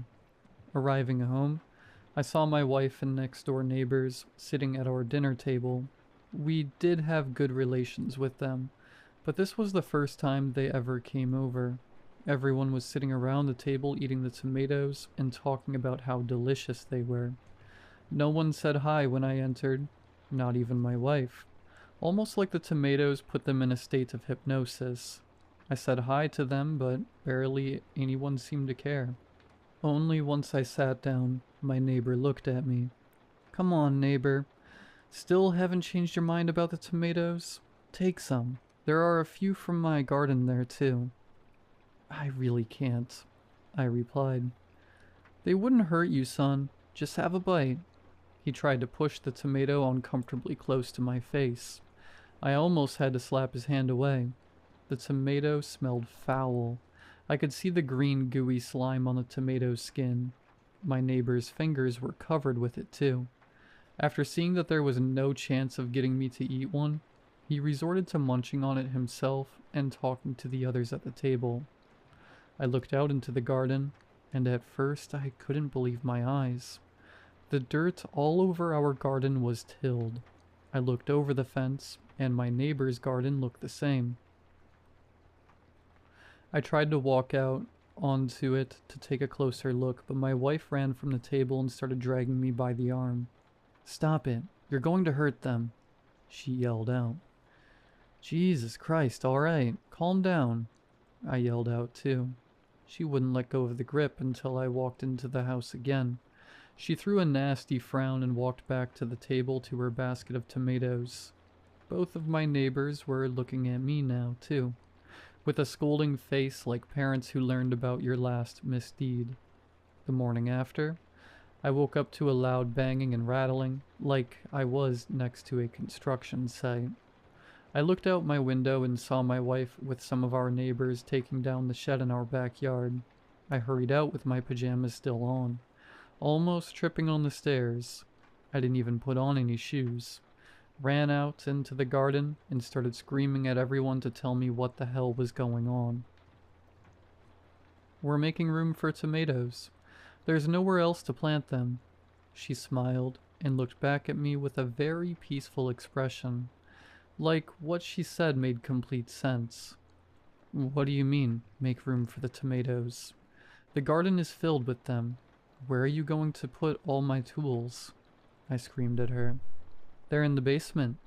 She wasn't smiling anymore. I ran in front of them, waving my hands above my head, saying they needed to stop and get going.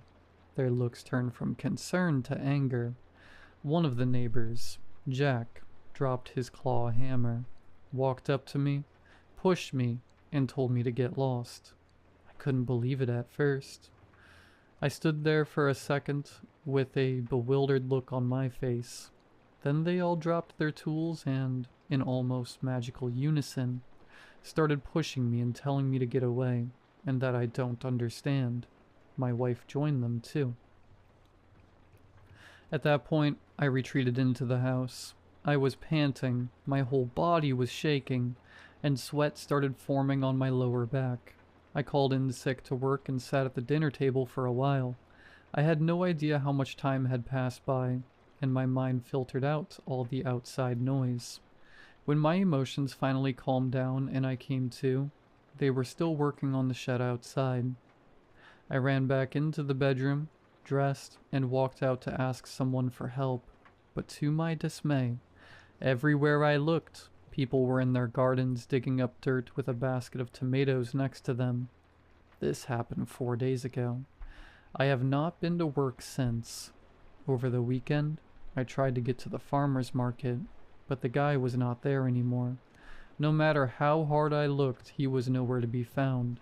People in my town have completely dug up their gardens to plant the tomato plants.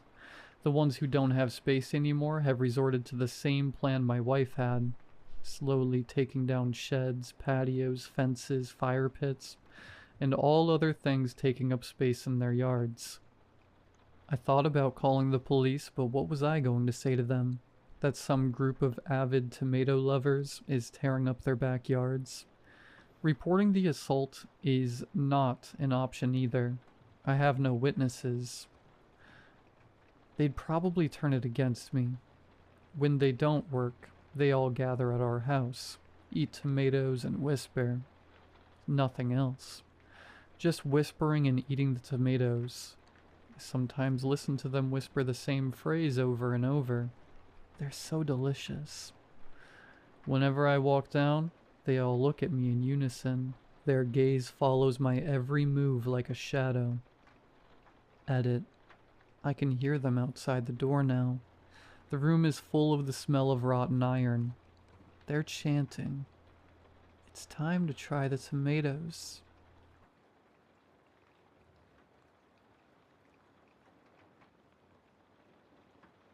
An act I learned as a child, to hold my breath if I am in a car that is cruising past a cemetery. I don't remember who told me, but I remember it was something my friends and I would follow religiously as children, no matter who was driving or where we were going. And if the windows in the car were down, it would be mass panic to roll them all up before those wheels crested the front of the cemetery. Back then, they were the manual crank windows, the ones that took all of my scrawny kid strength to get closed.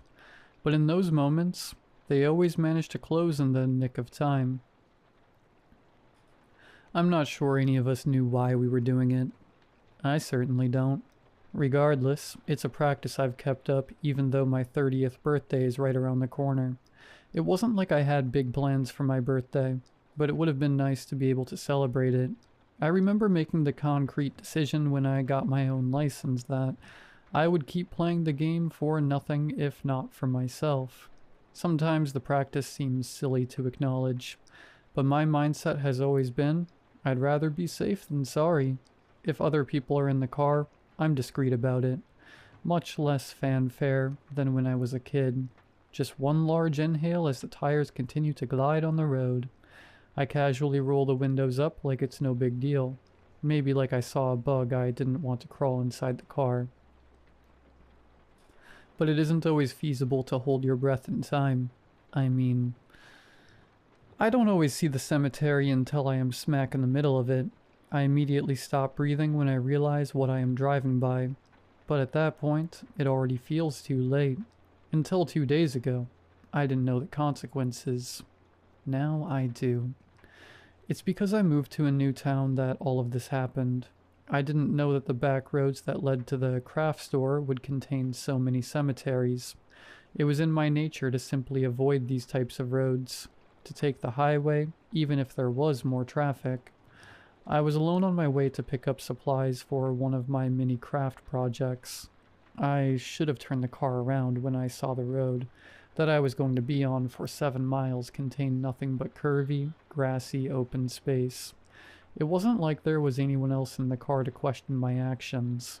I should have known as I made my way down the winding road. There would be multiple cemeteries, but I told myself not to be ridiculous. A kid's game should not keep me from driving down the fastest route to somewhere. My other mistake was leaving my windows open. At this point, it was an act of defiance. I knew there would be cemeteries, but refused to acknowledge them before they arrived. Granted, these days, windows went up much faster with electronics, but apparently not fast enough. I didn't even know anything was wrong until the next day. I woke up groggy, whipping the sleep from my eyes as I stumbled down the hall to the bathroom. My eyes were bulging and bloodshot, as if something had been pressing on the inside of my skull, trying to get out through my eyes. A thin trickle of dried blood from sometime in the night caked itself onto my neck. I followed the line back to my right ear, as if something had been trying to force itself out that way. My nose was swollen, and the skin of my face was hot to the touch, as if fighting off some kind of infection. But before I go any further, I need to get back to the crux of it, the actual event. So, like I said, I was driving on an unfamiliar road, with that familiar itch creeping up my back, the one that told me there would be a cemetery around every corner. The reason I didn't see it right away was because my phone distracted me. And before you sneer at me, I know I shouldn't be looking at my phone when I drive, but I just happened to be waiting for an important work update. The ironic thing was, it wasn't even the update I was waiting for. It was my sister in a crisis. She's always in a crisis, but usually her crisis doesn't impact me as much as this. They usually don't transfer over like a curse waiting to impregnate the next person. I clicked on the text to see a wall of blue with lots of exclamation points and angry face emojis. This is the reason I didn't realize my little red car had passed over the plane. I wasn't even reading the text. I closed out of the green message app almost immediately. I just wanted to make sure it wasn't something dire, something that actually needed to be taken care of at that moment. It's hard for me to describe to you the surge of fear that traveled down my back when I glanced back at the road. Of course, I stopped breathing immediately. Yes, I pulled up on all 4 window buttons as soon as my fingers unlatched from the wheel. It was over in mere seconds. One moment I was in the middle of driving by a cemetery, and in the next moment, past. The sun blazed into the car and started cooking everything within, now that it had no way to escape. Even though the moment was over, I didn't want to roll the windows back down, as if I could gain favor from the ghosts if I just kept following the rules. But obviously I had to take in a breath at some points and blow it out the next. I continued to breathe and cook in the car, my air conditioning temporarily broken. I had all the tools to replace my blower motor, the part that crapped the bed last week, but since it was a nice day I figured it could wait. So that's the reason for the sweat trickling down my back. Pure laziness. But I knew I couldn't be too careful and roll the windows back down. I eased my car around a bend, only to be faced with another cemetery. This one I could prepare for. I could see it a little bit ahead. I was able to take that deep breath in that I needed before driving by. I didn't even mind that I was roasting like a rotisserie anymore because I was safe. The closed windows and the lack of breath kept me safe. Would you think I was lying if I told you I encountered another cemetery a mile and a half down the same road? I swear it was the last one, but I didn't inhale any fresh, non-circulating car air until I parked and threw my door open 15 minutes later. Those breaths were some of the most satisfying I'd ever taken. The fall air hit my nostrils in such a cool, clean way. Maybe that was my mistake. I was too greedy with the fall air. The text that ruined my life? I know some of you must be curious. It was because her current boyfriend, the guy she'd been on 2 dates with, didn't like cats. Could you even call someone your boyfriend after 2 dates? She lived alone with 2 cats, Cinnamon and Sugar, so clearly this relationship could never work out. She was outraged that anyone could hate cats, especially her dream guy. Well, I guess he wasn't her dream guy anymore. By the time I checked out that craft store, I almost forgot about my escapade on the drive there. Like I said, I didn't realize the consequences. Up until yesterday morning, it was just a silly kids game. And yes, I answered my sister's text with all the correct platitudes like how dare he and you're too good for him. When I think back on it, I did take a different way home. Whether consciously or subconsciously is up for debate. There weren't any cemeteries on the way back. At least, not any I saw. That was 2 days ago. Almost 48 hours to the hour. Most of my hair has fallen out. I'm typing this with one finger. The only one left with a nail attached. At least it's my pointer finger. Small miracles and all that. The rest fell off last night. I found them clinging to my bed sheets. Toenails too. Those are gone. I tried voice to text with my computer, only to find I don't have a voice anymore. All that came out was strangled grasping noises. I guess it makes sense. When I looked in the mirror, my chest was sunken in. My neck shriveled, all the folds of my trachea and esophagus visible beneath the thin layer of skin. I'm starting to leave blood smears on my keyboard. I don't think this nail is going to last much longer. I guess I should get to my point soon. I think it's too far gone for me to ask for help.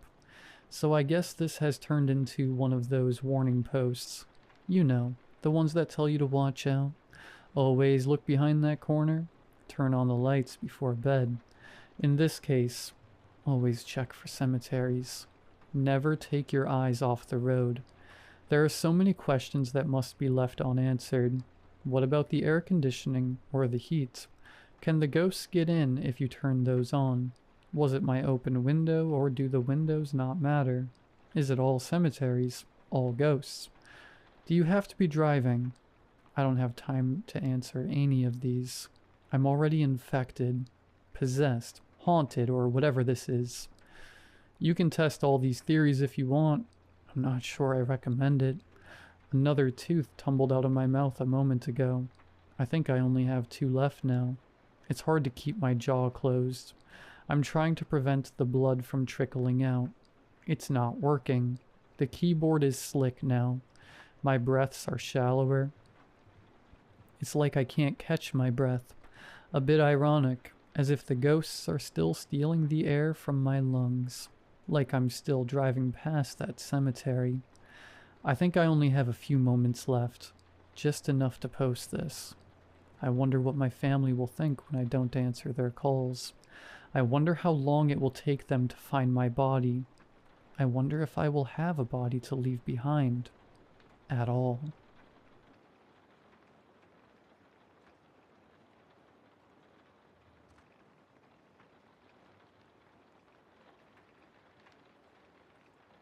It was a normal night like any other. I spent the day with my friend, getting our nails done before she left for England to visit her long-distance boyfriend.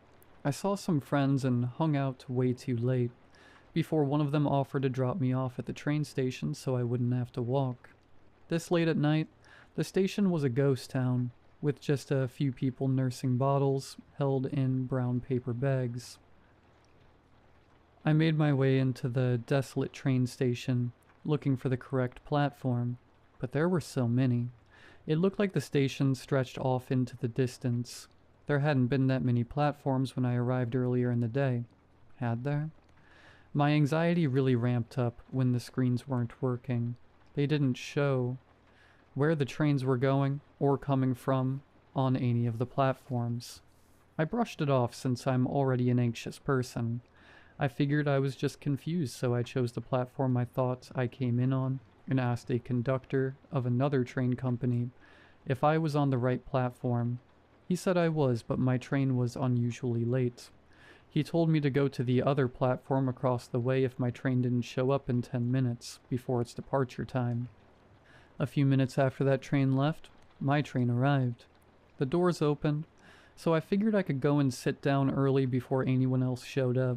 It struck me as odd I didn't see anyone leave the train, but I just figured nobody was in this particular train car coming out this specific door. Too late for anyone working, too early for anyone to be coming home from the bars. I had made my way up the stairs to the 2nd level, sat down next to one of the screens, hoping it would tell me where I am in my journey, but it was blue screened with the words, "He's dead, Jim," scrawled across the screen, along with some other font that was too small for me to read without my glasses. It was weird, but I thought I could just listen to the loudspeaker and actually pay attention to figure out where I was. My phone had no service underground in the subway, so it was just an expensive paperweight at that point. The train began moving, but the voice over the speaker was wrong. Demonic, one might say, full of random beeps and blips.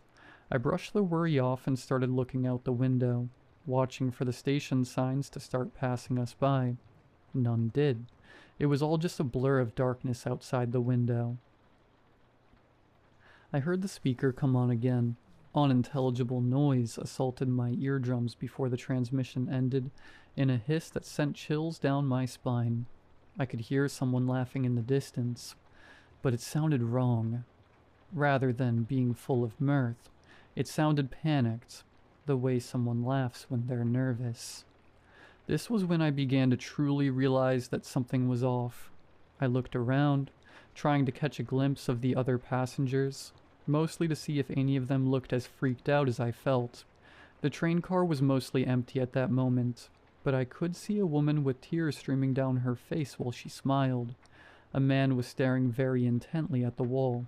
Rivulets of something dark slowly dripped down the back of his neck from under his baseball cap. It was in that moment I knew I messed up. A girl walked by me. Long black hair completely covered her face, and she wasn't wearing any shoes. She trailed thick black streaks with each step she took. More people had started filling in at that point, but we hadn't made any stops yet. I didn't know where they were coming from. A man walked in and sat down across from me.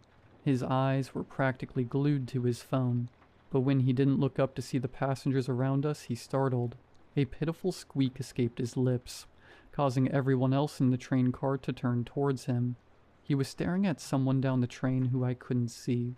As panicked sobs started to escape his lips, he managed to croak out, "Her eyes. What is wrong with her eyes?" I didn't know what to do. I simply made eye contact with him and tried to slyly shake my head, to tell him not to draw attention to us. The passengers didn't stop staring at him until a conductor with a strong stench of decay and burning plastic showed up and led him away.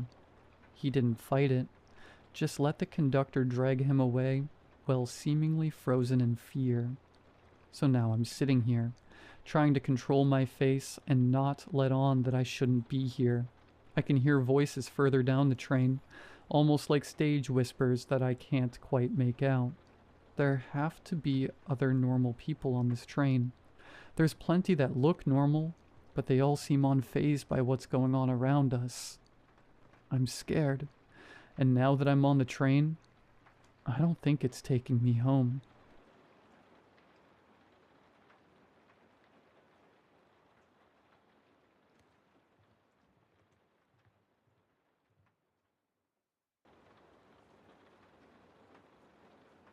It started a week ago when I got a notification on Instagram about a new follower. I got random requests all the time, so it didn't stand out at first. The username was optimus.prime33. Not exactly subtle, not exactly human. No profile picture, no posts, no bio. Following exactly one person. Me. I didn't follow back, obviously. I don't follow empty accounts unless I know the person, and I didn't know this one. Actually, I didn't know anything about this one.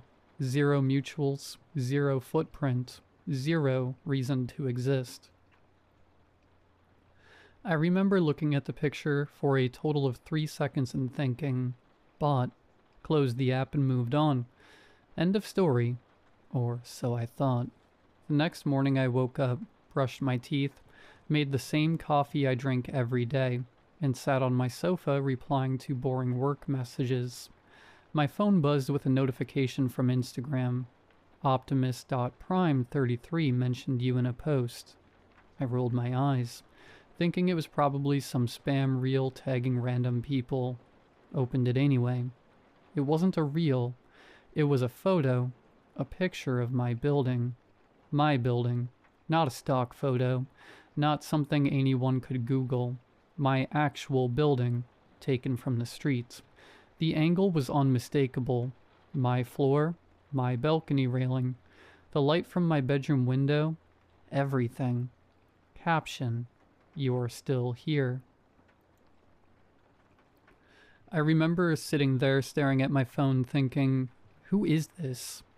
I clicked the profile again. Still private. Still no posts except this one. Still following just me. Still no followers. It felt like a blank mask staring back. I tried blocking him. Instagram behaved like it would. User blocked. But when I refreshed the page, the account was still there. Nothing changed. I tried again. Same thing. The account clung to me like glue. I shrugged it off and went to work because honestly, I wasn't about to lose my day over some idiot with a Transformers username. Later that afternoon, another notification.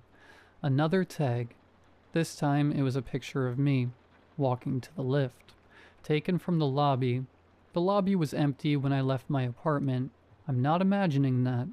I didn't see anyone standing near the stairs or pretending to scroll by the wall. It was dead quiet, but the photo was taken from the corner, the exact opposite corner from where I was walking. The caption said, "You don't notice anything." That pissed me off more than it scared me. I commented under the post, "Who are you?" He replied instantly. Not a second of delay. Just a smiley face. I felt the hair on my arms rise. I don't know why that stupid smiley hit so hard, but it did. Something about the way he responded so fast. Like he was waiting for me to ask. I clicked unfollow out of pure irritation. All his posts vanished instantly. Like his profile wiped itself clean the moment I cut the link. When I followed again to check, he accepted immediately. No delay. Almost like he had been staring at his screen waiting for me to click the button. 2 days later, I woke up early from work. Earlier than usual because I had a meeting I didn't want to be late for, and I found another tag. A screenshot. My old Facebook profile. Like ancient old. Photos from college. Cringe moments I'd forgotten I posted. People I don't even speak to anymore. He scraped something from an era of my life I barely remember and posted it like some kind of digital trophy. Caption: always liked this one. Liked what? The picture? Me? The life I had back then? I didn't know, and honestly, I didn't want to think about it. I started to get uneasy. Not terrified yet, just annoyed and unsettled. Like when you know a mosquito is in your room but you can't find it. Yesterday it escalated. I left work, walked toward my bike parked near the gate like always, and my phone buzzed. Another tag. A picture of my bike, same angle I see it from when I walk up to it, taken moments before I got there. I scanned the area thinking maybe some idiot from the office was messing with me, but nobody was standing around. Nobody was hiding behind cars or pillars. It was just empty. Caption: you really don't know me. Yeah, I don't. And that was the problem. Last night I sat on my couch for 2 straight hours scrolling through my memories trying to place him. School? No. College? No. Office? Definitely not. A friend of a friend? Nothing. A random neighbor? No. Someone I pissed off years ago? No idea. There was nothing. No connection, no shared history, no reason this guy should know anything about me. This morning things got real. About 40 minutes ago, he posted a picture of my doorbell. My nameplate, up close, clear as daylight. He had stood right there. Caption: back home soon? That was it for me. I grabbed my keys, grabbed my phone, didn't even check if the door was locked. Just walked straight out. Didn't call anyone, didn't tell anyone. Just walked fast and didn't look back. I must have reached the police station in 5 minutes flat. Probably broke a walking speed record. And now I'm sitting in this crappy plastic chair with people screaming down the hall and constables walking past without making eye contact. The fan above me is rattling like it's about to fall. My palms are sweating. And I'm typing all of this out because I haven't figured out how to explain this without sounding insane. Hi, sir. Some guy with a Transformers username is tagging me in pictures of my balcony. Yeah, great. Sounds normal. I opened Instagram to check if he posted anything new. Nothing. The same set of posts, arranged neatly like a timeline of creeping dread. I tapped each one again. My balcony, me near the lift, my old Facebook profile, my bike, my doorbell. I zoomed into each picture trying to find clues. Reflections, shadows, footprints, corners, anything. There was nothing. Whoever took these photos was careful. Too careful.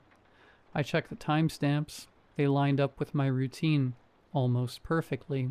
Morning, afternoon, post-work, late evening. This guy knew my schedule. I even checked the metadata on the photos. Instagram strips, most of it. But I checked anyway. Nothing. I tried Googling his username. Nothing. No Reddit, no Twitter, no stray gaming IDs. Nothing in any breach database. No traces. Like the account exists only on Instagram, only connected to me. I even tried messaging him.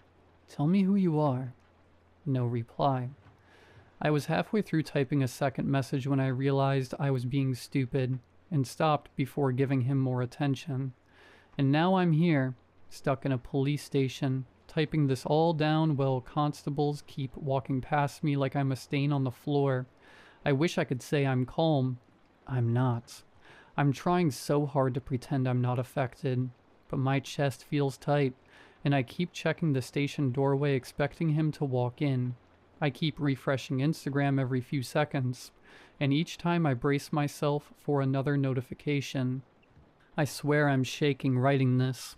All of this feels unreal and too real at the same time.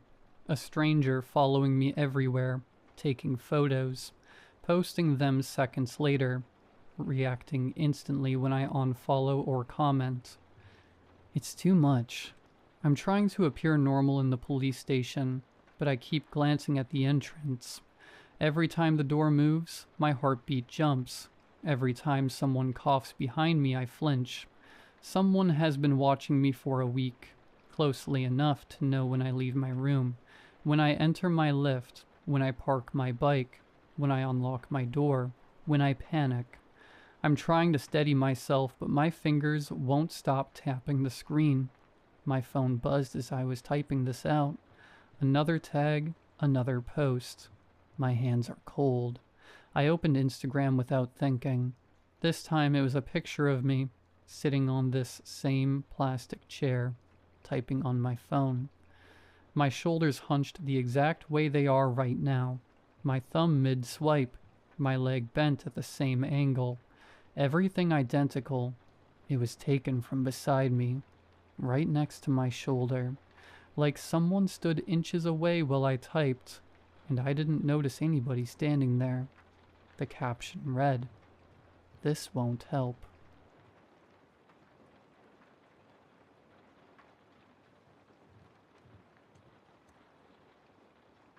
I'll be entirely honest with you. I don't really know what to do right now. I just decided to write this on here. My hands are literally still shaking as I type this. I have no idea what happened to me today. For context, my name's Jack and I work at a bottle shop. It's actually not terrible work, for the most part. It's owned and operated independently as a small business, so I get pretty taken care of on payday. It's one of those bottle stores that operates as a drive-through. Either a customer comes up to the counter with their alcohol and I scan it through for them, or they pull up in the drive-thru and I serve them with whatever they need. Anyways, there's this event in town at the moment. It's an annual thing, and the store has pretty much blown up. I can't really keep up with everything happening, so my boss said he was planning on hiring a new guy for me to work with on Thursdays, Fridays, and Saturdays. Hence today's horrifying events. Earlier today at 4 p.m., I clocked in for a 3-hour shift. It was really business as usual, but being a Friday, I was definitely preparing to get slammed. As I clocked in on the computer in the back office, I felt my phone buzz in my pocket. I grabbed it and saw Sam Boss was phoning me. I clicked accept and put the phone to my ear. "Good afternoon," I offered warmly. "Hey mate, it's Sam. You clocking in now?" "Yep, just got to work." "Easy. Listen, you're gonna love me for this. We're trialing a new employee tonight. He should be getting there any second. Name's Damien. You all good to show him the ropes?" "Thank God, Sam. I was literally just mentally preparing myself to get overrun with customers. Yeah, I'll show him how everything's done." "No problems. Look, I'm on my way to that meeting I was telling you about, and I'm just about to hit a black spot, so I'll let you go." Give me a buzz after you clock out, and let me know how he went. Keep in mind I'm in and out of meetings until just after 7, alright? No worries, Sam. Thanks again. See you. And that was that. I wish I could go back, turn around, and never have stepped foot into the store that night. But I did. I walked out of the office and into the main part of the store and saw a short, slightly chubby man standing behind the counter looking at me. There he is! Damien! I exclaimed, as I went up and shook his hand. That's right. What's your name? He responded excitedly. I'm Jack. It's nice to meet you, mate. Let me show you around. The first thing I noticed about Damien was his smile. All the teeth in his mouth seemed visible, and his smile literally never seemed to waver. I don't actually remember ever seeing him with a straight face. As I showed him around, I tried to get to know him a little bit. Whereabouts are you from, Damien? I asked. Not from around here, was all he responded with. Yeah, cool. How'd you find out about this job? I just saw the opportunity, he said, his smile quivering. I just nodded at that. I didn't really seem to get straight answers in the questions I was asking. Instead, he would respond exclusively in a manner which operated to provide as little information as possible. I finished showing him where everything was, and we returned to the counter. To be honest, the shift started pretty slow, but Damien and I actually struck a bit of a good system. We would trade customers so as to stagger the workload between the two of us, and whenever one of us wasn't with a customer, the other would be stocking the shelves. Not long after the system was engaged, I realized how clueless he was with interacting with these customers. I honestly just assumed that maybe he didn't have a customer service background or something. But this guy was at least in his 40s. I wasn't sure how anyone could get to that age and be as poor in customer relations as this gentleman. For example, this one guy came in, and Damien didn't even initiate the interaction. He stood there smiling at him, waiting for the customer to tell him what he wanted without any provocation. That struck me as really odd. About half an hour went by, and then service really started to pick up. People were coming home from work around that time, so I underwent what I usually did on weekends. A battering. We continued to trade customers, and although his social skills weren't great, the system was working. I found that I was having to work a lot less hard than I usually did. Then something strange happened. I waved goodbye to a usual customer, and this older lady Damien had just served pulled over to the side of the drive-thru. I saw her arm stick out her window, followed by her head. She looked right at me and waved me over. A little bit thrown, I walked over to her, preparing to get yelled at for one reason or another. "Hi, mate," she said in a gravelly voice. "Look, not to be an asshole or anything, but you might want to review the performance of your colleague over there." She pointed vaguely in the direction he was standing. He was facing away from us, doing absolutely nothing, but even from the back of his head, and the way his cheeks looked, I could tell he was smiling. He didn't say a bloody word to me. He just stared at me for ages, then silently went and got my things after I blurted out what I wanted. He also didn't stop smiling once. Yeah, this is his first shift. I think he's just nervous." But I didn't get to finish what I was saying, as we were both looking in his direction, and as I was speaking, a tooth fell out of his mouth. A single tooth. It fell in front of him, and bounced off the box that was at his feet, landing just beside him. Me and the woman were stunned. We just watched for a few more seconds. "Love, I don't know what's happening here, but be careful. I've got to run, but seriously, be careful." She peeled out of the drive-thru, leaving me shocked and alone. I probably watched him for at least 2 or 3 more minutes, which doesn't sound like a long time, but trust me when I say it is. In a silent drive-thru, watching a smiling man stare aimlessly into the back of a fridge, it was just bizarre. I finally pulled up the courage to continue about my work. After that customer, we hit a huge quiet patch. I went to the fridges on the opposite side of the store and began to load them. After a little bit, I heard him moving over to the other side of the shop. I looked over and saw he'd shuffled over to behind the counter now. Now he's facing right in my direction. I continued to load the fridge, and Damien did not stop staring at me for even 1 second. He didn't break eye contact. I could see in my peripheral vision that his outline remained facing towards me, smiling and observing.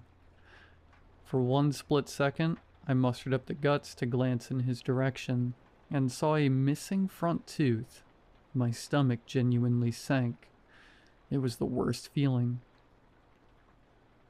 Just as I returned to my work, I heard the gentle rumble of an engine as a car pulled up in the drive-thru window.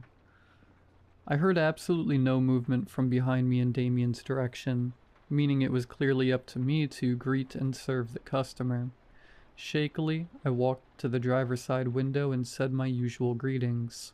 As the customer was telling me what he wanted, I heard a clink and tapping sound coming from behind me. I immediately knew what it was, but I still had to turn around to check. Unsurprisingly, he continued to smile, but now there were 2 gaps in his mouth. He'd lost another tooth. "Oi," the guy in the car shouted. "Mate, I was talking to you." "Sorry, mate," I responded, still looking at Damien. He just stared at me and smiled. He didn't blink. He didn't even seem to be breathing. The customer repeated what he wanted, and then it dawned on me that, in order for me to scan it though, I was going to have to go up to the counter and stand right next to that creep. A pang of nerves hit my gut, but I had to do what I had to do. I grabbed his drinks from the fridge and made my way back around the corner. Of course, the scan tool decided to crap itself right as I was using it, so I had to stuff around for even longer than I planned on doing. He was right next to me, but I didn't look at him once. I was too scared. I walked around and gave the customer his stuff, and he sped away without so much as a thank you. Finally, the clock on the wall ticked over to 6:55 p.m., and it was time to close. As I turned around to grab the keys from the counter, I yelled. He had been standing right behind me. "Damien!" I yelled. I was scared. I actually didn't know why I yelled. He didn't change. He continued to smile. I just need to lock up and get out of here, I thought to myself. I walked around him with a newfound sense of bravery, grabbed the keys and went over to the roller doors. I went around locking everything, not even caring to check on the whereabouts of my colleague.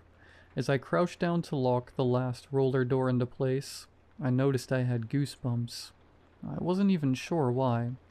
Then my blood ran cold as I looked in the reflection of the fridge in front of me. That guy was right behind me. My fight or flight reaction kicked in. I turned around, punched him in his liver, and sprinted as fast as I physically could to the nearest lockable door, the bathroom. As I rounded the corner to the back, I heard heavy footsteps behind me, way too heavy to proportionately match Damien's stature, way too fast to be human. I threw the men's bathroom door open and slammed it behind me, locking it on instinct. No sooner had I locked the door than a deafening bang sounded upon it. He was right outside. Words cannot describe the fear I was in. I'm not usually easily scared or anything, and I don't think that my recounting of these events does justice to the horror that would be felt under the circumstances. There was silence for a second, and then an extensive series of bangs rang out on the door. It was like there were 10 men out there, all banging on the door at once. It was such a strong sound. Slowly it picked up in pace. Soon the banging was occurring at a seemingly impossible speed. There is not a single chance that whatever was out there was human. No human in the world would ever hit the door as hard and fast as he was. Then finally, it stopped. Silence. I saw the door handle tremble slowly. I remember thinking to myself, is he just trying to open the door? The trembling stopped, and so too did the commotion of the evening. I probably called Sam like 7 or 8 times, but he didn't pick up at all. I stayed there in that bathroom for hours. I was way too scared to do anything. In retrospect, I have no idea why I didn't just call the cops. My adrenaline was so spiked that the only option in my mind was to call Sam for some reason. Finally, after an eternity, my phone buzzed. It was Sam. I answered straight away. Before I could say anything, his voice rang loudly into my ear. "Jack, I know you're probably frustrated, but that's no way to respond to a situation outside of my control. I've been in and out of meetings all evening. You knew that. Jesus, were you so busy you couldn't handle the drive-thru on your own?" "Sam, you have no idea what happened. He was crazy. I think I need to call the cops." Just as I was about to launch into informing him of the night's events, his words turned over in my mind. "Wait, Sam, what are you talking about? What do you mean I couldn't handle the drive-thru on my own?" "Jack, I've already apologized the trainee didn't show up. He said he was sick and wouldn't be able to come in. Still no reason to give me an earful for it." My stomach dropped. The new guy never showed up. "What? No, he didn't show up. He was sick. He said he'd come in next weekend to trial with you. Sorry you've got to do another weekend on your own, mate." His words sat like a ton of bricks in the air. I hung up on him. I swung open the door and looked at the door handle. It had bite marks on it, of a very specific formation. The bite indentations on the wood had one upper tooth missing and one lower tooth missing. I checked everywhere in the store. There was no sign of a struggle. Whatever it was just vanished. I don't know where it went. Every time I think about what went down tonight, the realization just sets in on me again. The real trainee never showed up. I have no idea who or what I worked with tonight.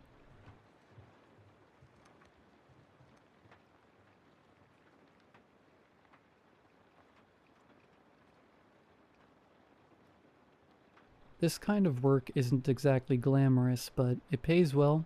The company had flown me out to this remote stretch of forest to conduct a preliminary geological and topographic survey for a future radio tower installation. The job was scheduled for 4 days. Just 4 days of gathering soil samples, recording data, and creating an elevation map of the area. They dropped me off near a small cabin, originally built for logging crews decades ago. I was surrounded by trees, snow, and whatever wildlife that hadn't migrated south.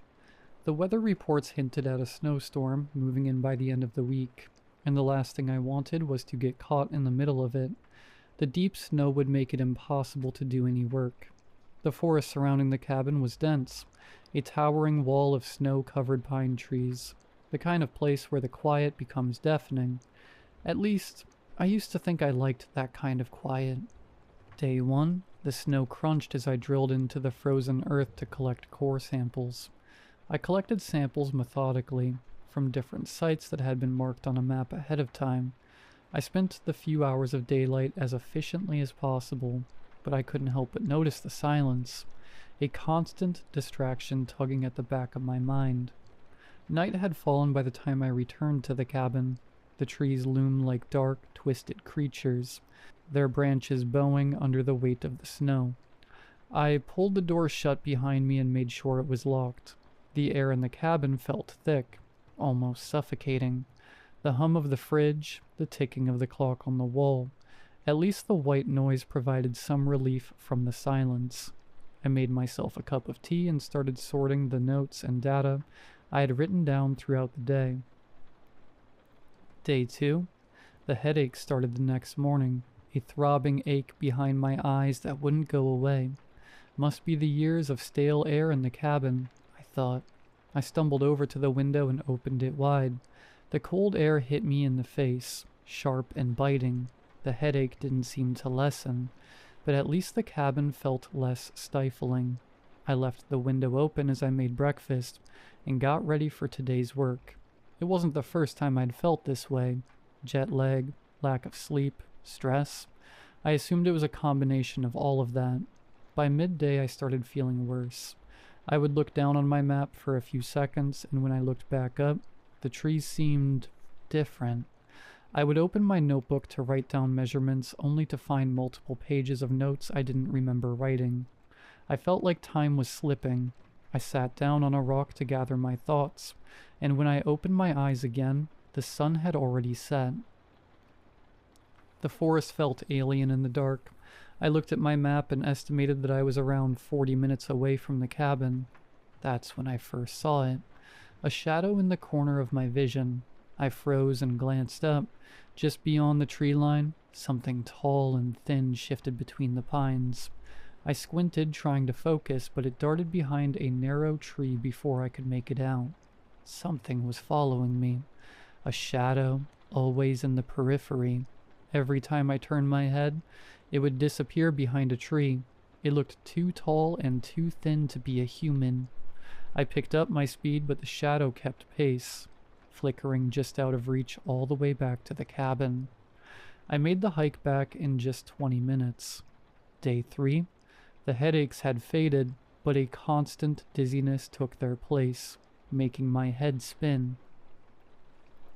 I tried to push through it, focusing on my work.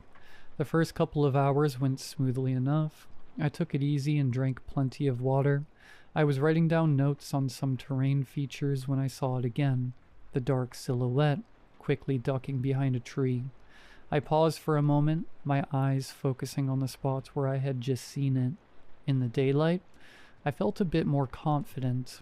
I slowly walked toward the tree. My breath came in shallow bursts and my hands became clammy despite the cold.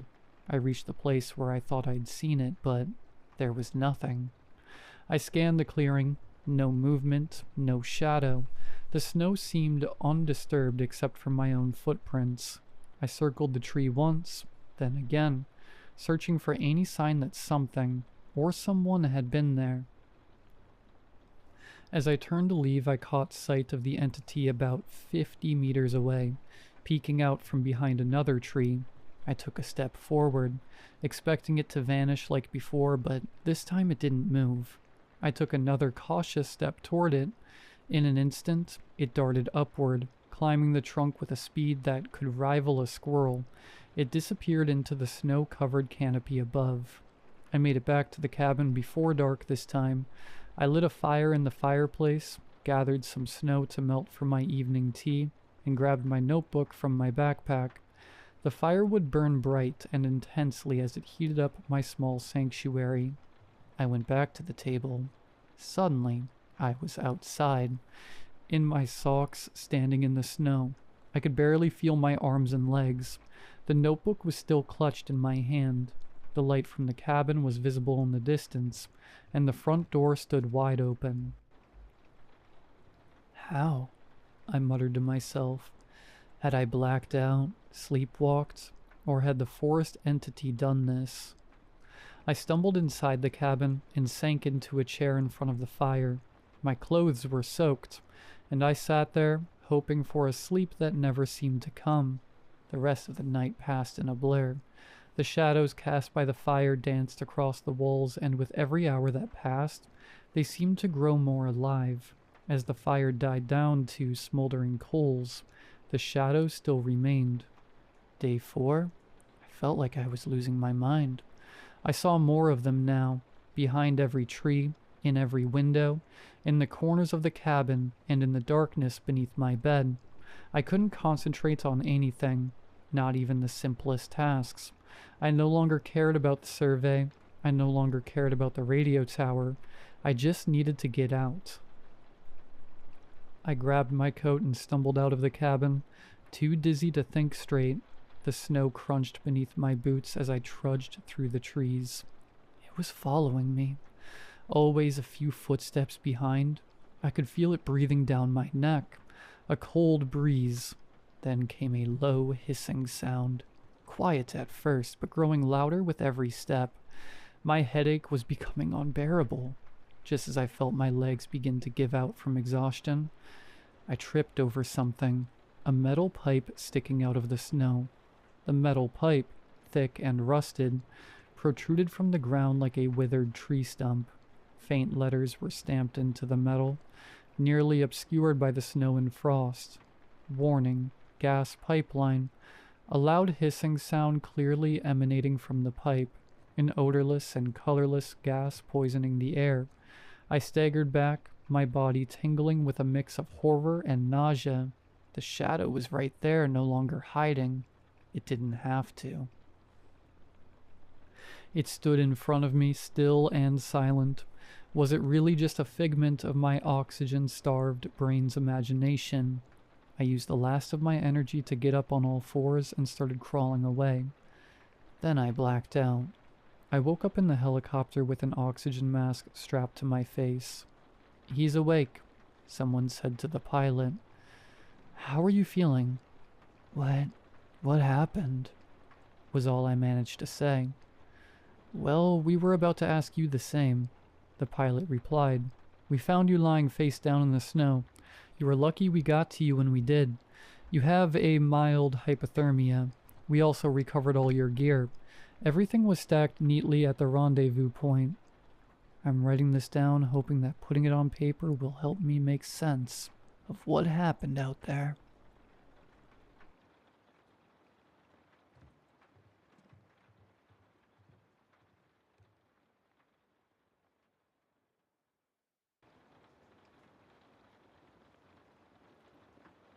We spent most summers at my grandma's lake house. She'd been asking us to come more frequently since my grandpa died the previous year, but it was hard for my parents to get off work for more than a day or so at a time.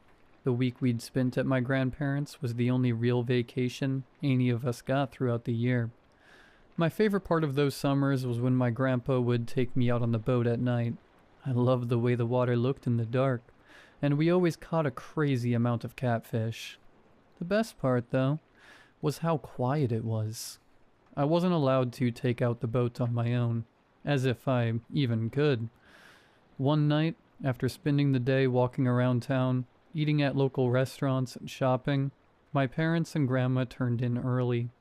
I stayed up for another hour or so, watching the lake from the shore, listening to the waves crash against the sand, while wishing I could take the boat out.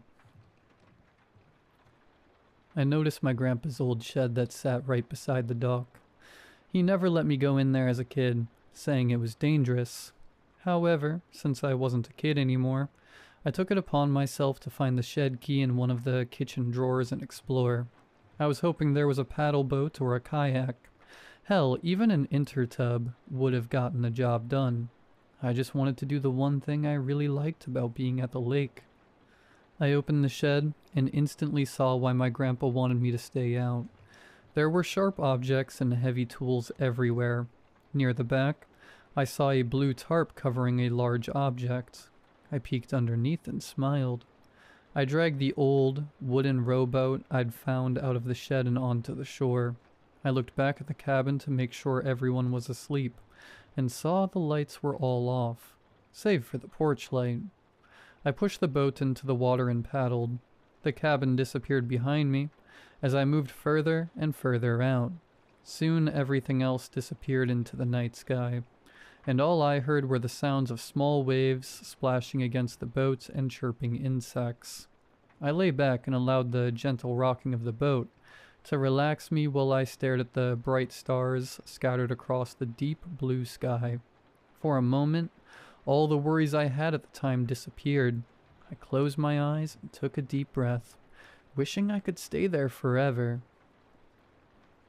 Knock, knock. It was slight at first, so much so. I wondered if the waves pushed a small branch against the side of the boat.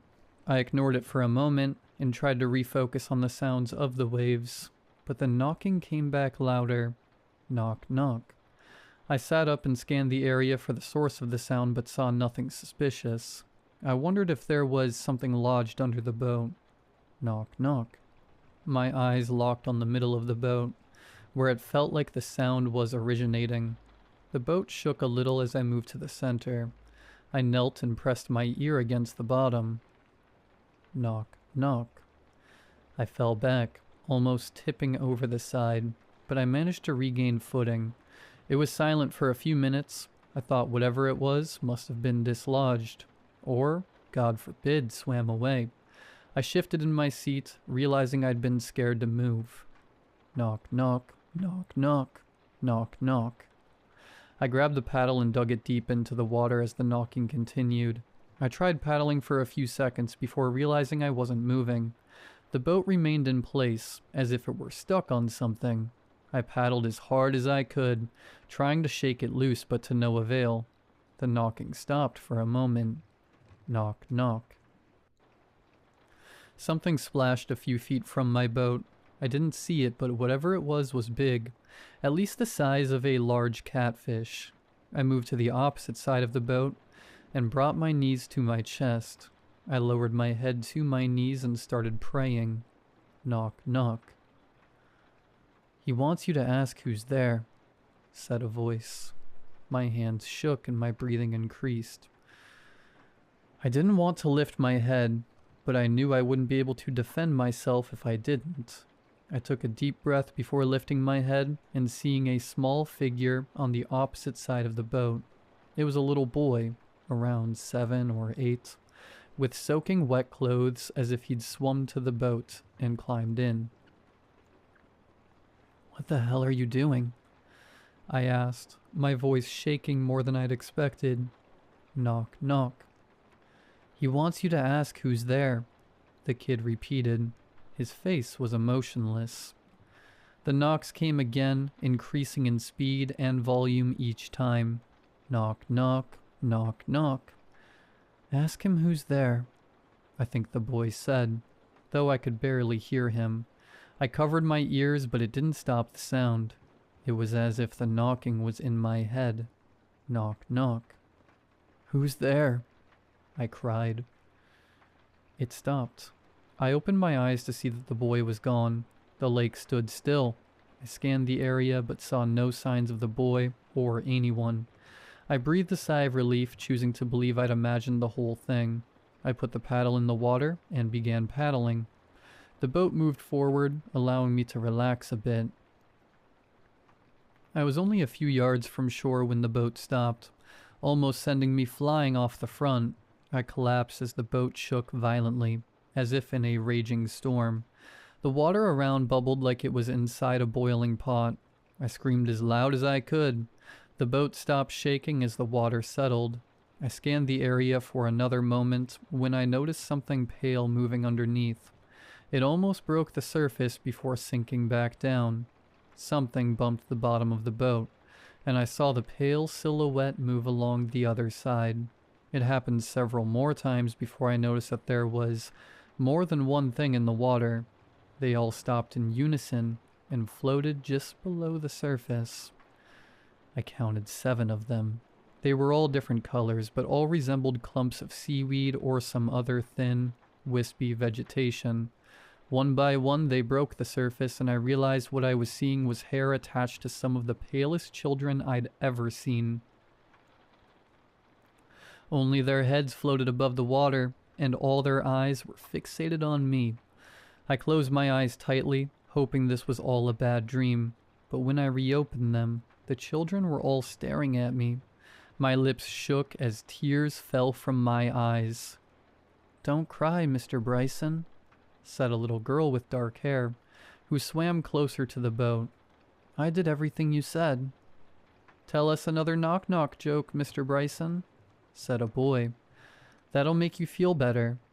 All the children screamed "yeah" in unison. I started. "Another knock-knock joke," they cried again. "I don't know any," I said, my voice shaking. "Yes, you do," said the dark-haired girl before moving closer to the boat until she bumped the side. Her little fingers curled over the edge as she pulled herself up and looked deeply into my eyes. I couldn't see until now, but her eyes were pale blue, like when a dog has cataracts. Purple veins snaked through her skin. She was wearing blue overalls and pink shoes. both caked in dirt and seaweed. You told us all one before you tied us in a bag and threw us in the lake, she said. My mouth fell open, and my breathing stopped. Knock, knock. The kids all swam to the boat and climbed in. I tried backing into a corner, but they'd swarmed the boat in a matter of minutes. I felt their cold, damp hands cover my body as I tried to scream, but no sound left my mouth. When I awoke, the sun was centered in the sky. I covered my eyes before sitting up and wiping the sweat from my brow. I scanned the area for any sign of what had happened the night before, but found nothing. I took a moment to breathe and collect my thoughts before paddling back to shore. It had to have all been a dream, I thought as I dragged my grandpa's boat onto shore. As I placed the boat back where I found it, I noticed a small etching on the side.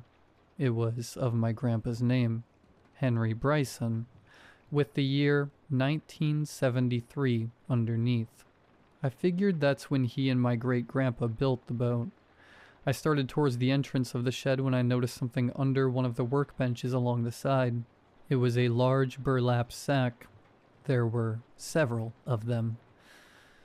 I looked closer and noticed something pink and white pressed against the wall. I pulled out a small shoe, buried in a layer of dust. I instantly dropped it.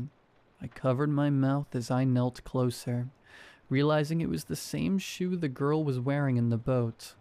I spent most of that week searching through the shed and my grandpa's old office while my parents and grandma were asleep. Grandpa was good at hiding things from everyone, even grandma. I managed to find a key in his desk that opened a safe buried in the back of the shed under some boxes of magazines. Inside I found pictures of children, most of whom I recognized from the boat. There were newspaper clippings and missing children posters, all of which I assumed he kept as trophies. There were even more disheartening things inside, like barrettes and bracelets. I wondered for a while if it was worth telling the police, as there was likely nothing left of the bodies, based on the newspaper clippings. Their bodies would have been underwater for decades. I couldn't get their faces out of my head. I saw them, soaking wet and pale, whenever I tried to sleep. My parents noticed the change in me, though I refused to acknowledge it.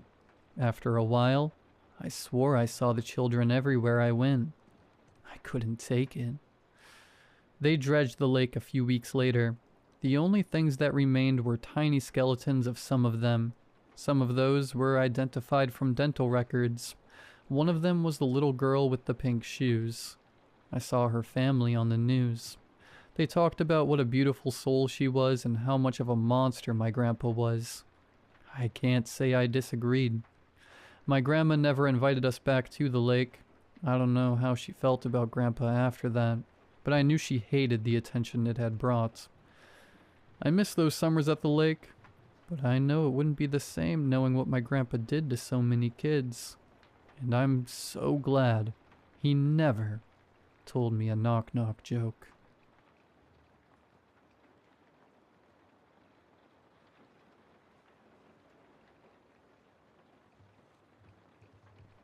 I don't know if I'm losing my mind, but I need to write this somewhere before it gets worse. I live in a small 2-bedroom apartment on the edge of town. Not quite the city, but not the countryside either. It's one of those complexes with identical beige buildings, a half-empty parking lot, and a chain-link fence separating it from a strip of woods that no one really goes into.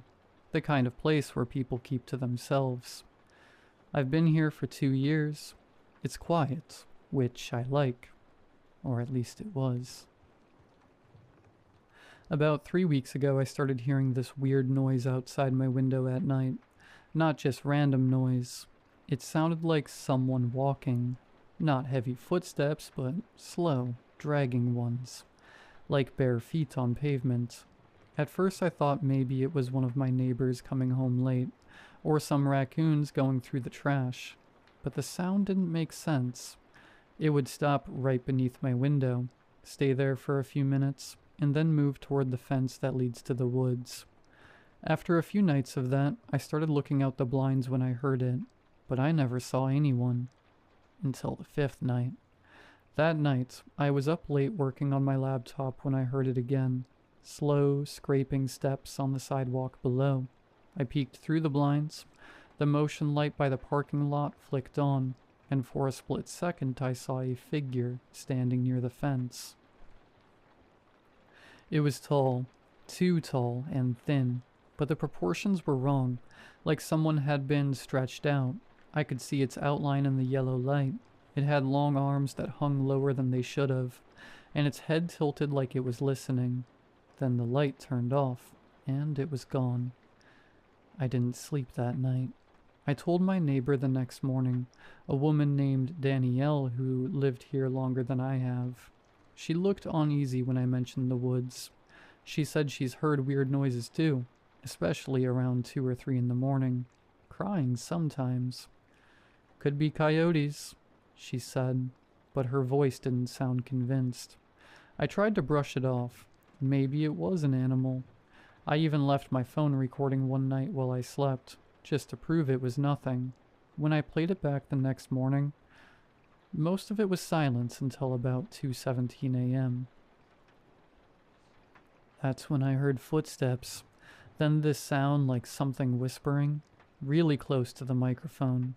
It was too quiet to make out, but it almost sounded like my name.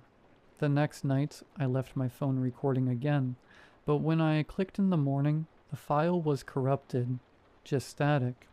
Things got worse after that.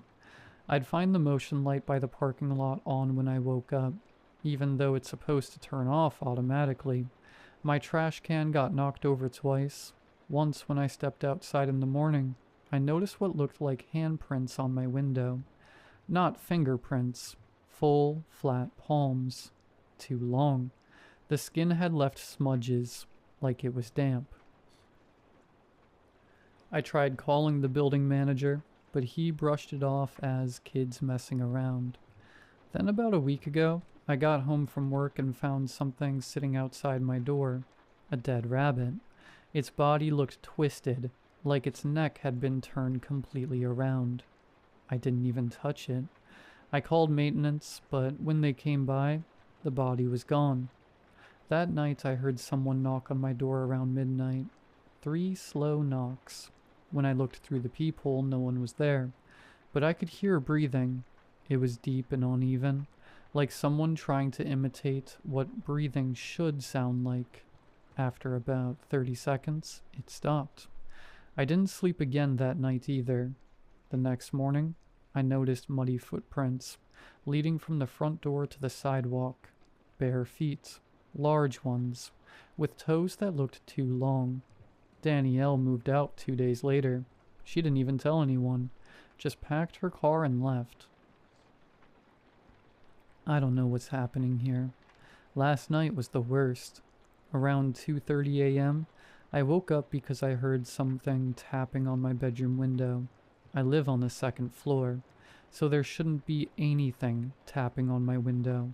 When I looked, I saw a face pressed against the glass. It was pale, almost gray, and the eyes were too big.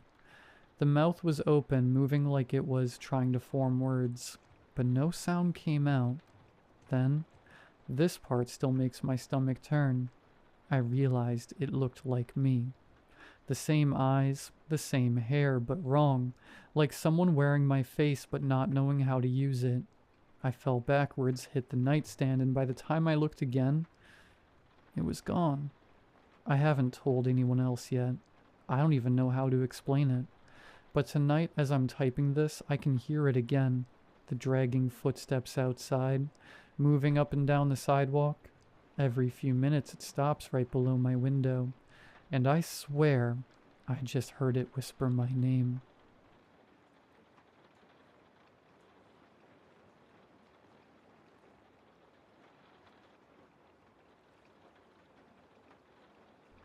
Roughly 9 years ago, I worked midnights at a distribution center in my town.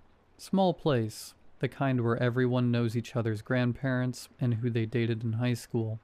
And since I was little, people always talked about County Road 1, The old highway that used to be the way to the next town before the interstate went in. Now it was just a long stretch of cracked asphalt cutting through woods and low hills, barely used except by hunters and the occasional farmer. Stories followed that road, missing hikers, cars found empty, lights in the trees, a woman screaming that no one could ever find. I used to think people in small towns just needed something to scare themselves with, something to make the dark feel close. That changed November 4th, 2016. It had rained for days straight. Not normal rain either. Heavy sheets, roads washed out, people stranded. Town felt like it was shrinking in on itself. That night around 3 in the morning we got off early. Everyone tired, everyone wanting to go home and sleep to the sound of the storm. I got in my car and my GPS immediately rerouted me, said my usual way was flooded out. I didn't think much about it until I saw where it was sending me. County Road 1. The second my tires touched the asphalt, it stopped raining. Not died down, just stopped. The wipers dragged across a bone-dry windshield. The sudden silence was sharp enough that I turned up the radio just to hear anything at all. The road looked wrong. Too dark. The trees too close on both sides, leaning inward like they were trying to see who had come. 2 minutes in, there was a stop sign. Just there on the side of the road, but there was no intersection. Nothing but trees and ditch and shadow. I laughed under my breath, but something cold slid down my back. I kept driving. Another sign a minute later. Turn around. Same shape, same reflective glare. Just those words. I told myself it was a prank, someone messing around. Someone had to have put those signs there. A couple more minutes of driving, my headlights picked up something ahead. A red pickup pulled onto the shoulder. Driver door hanging wide open. Hazards blinking slow and tired. Engine running. I pulled in behind it. The air outside felt heavy when I stepped out, like I was stepping inside a photograph instead of real night. I heard rain somewhere, but none fell here. No wind, no insects. No sound except distant, rushing water that didn't seem to come from anywhere. I approached the truck. The cab light was on. The floor was muddy. The driver's seat was drenched, like someone soaking wet had just been sitting there. A photo was wedged by the speedometer. I leaned closer to see it, but before I could see who or what it was, the radio clicked. Look behind you. The voice sounded like rocks against wet wood. I froze. Every hair on my arm stood up. My heartbeat felt slow and loud. I didn't want to turn. I tried not to, but my body turned anyway. She was standing between me and my car. My ex, Jess. She had died in a car accident years before. Now she stood there slouched, hair matted with mud, dress stuck to her skin like it had grown there. Her skin looked water-swollen. Her eyes were white. Half of her jaw hung off of her head, blood dripping onto the asphalt. Jess? I whispered. Her legs twisted around first, then her torso, then her head, like something was pulling her in pieces. Her voice came wet and slow. Why did you let me leave? I didn't answer. I couldn't. Her head shook and she screeched a horrible ear-piercing screech before she lunged at me. I took a step back and threw my forearm up, catching her arms on it. I swung a wild haymaker connecting with her loose jaw, knocking her back. I scrambled for my car and dove inside, slamming the door. I threw my car in drive before her face slammed into my window, blood and mud splashing on it. You let us leave. You left us. Then she said one more thing that stuck with me ever since. They didn't die.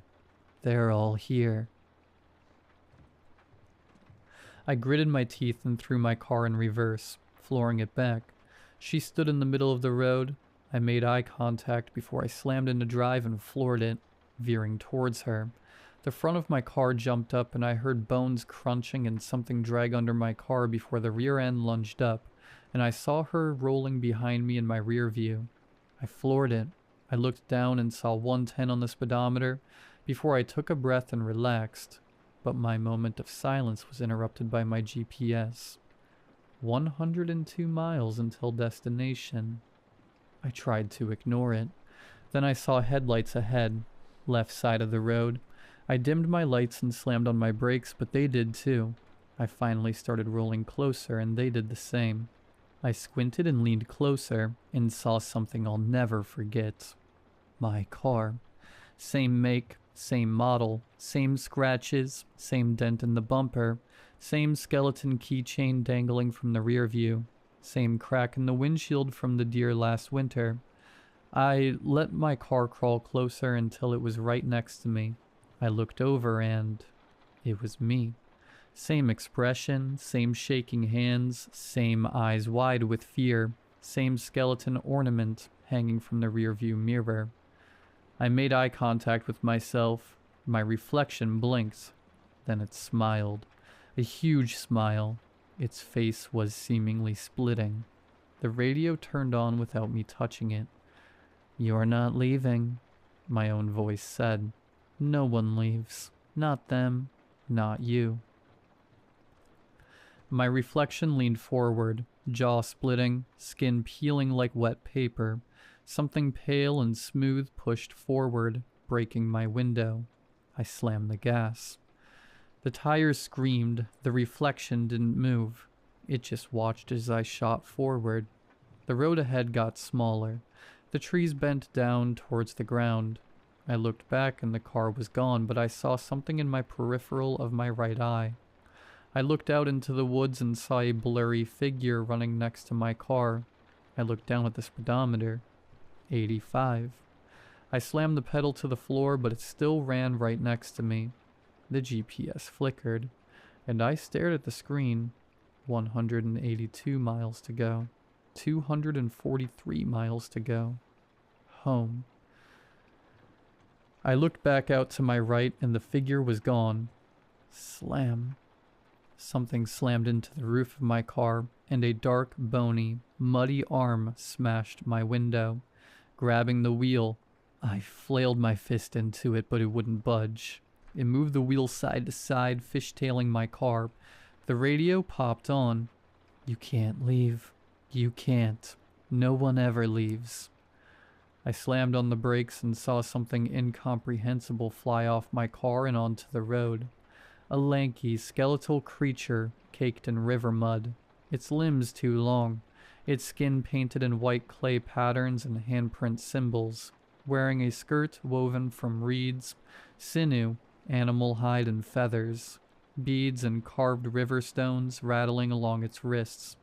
3 skulls hung as masks layered over its own head, lashed together with braided wet cord, their empty sockets dripping dark water. A necklace of bones and bird talons hung across its chest, clattering as it breathed. Its ribs showed through its skin like cage bars, and its fingers were sharpened to points like carved river rock. I floored it once again, and ran it over before closing my eyes and blindly driving. Then suddenly I heard it. Rain. I opened my eyes and I was back in my town, at an all-familiar intersection.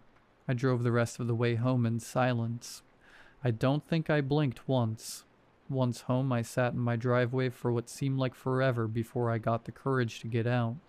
I pushed the door open quickly and jumped out, running inside and closing my door. The next day I went out and looked at my car. No mud, no dents on the bumpers, no scratches on the roof. The only thing different is my skeleton keychain hanging off my rearview mirror was different. A crude small little figure with 3 skull heads carved from muddy wood. I threw it away and sold my car. Don't ever take County Road 1. You may not be as lucky as me.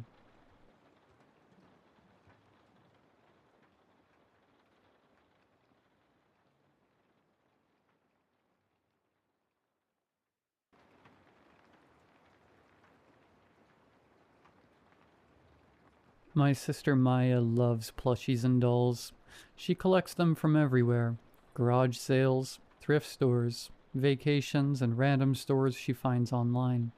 Her bedroom shelves are crowded with soft faces and glassy eyes staring out from every corner. A few of them, though, are different. Not broken exactly, but wrong. My brother Jake calls them haunted. This story is about one of them, a Furby named Bub. We didn't find Bub in a dusty box or a haunted attic. He came from a regular toy store in the mall, brand new and perfectly wrapped. His fur was spotless, his plastic eyes bright, his box untouched. Maya loved him instantly.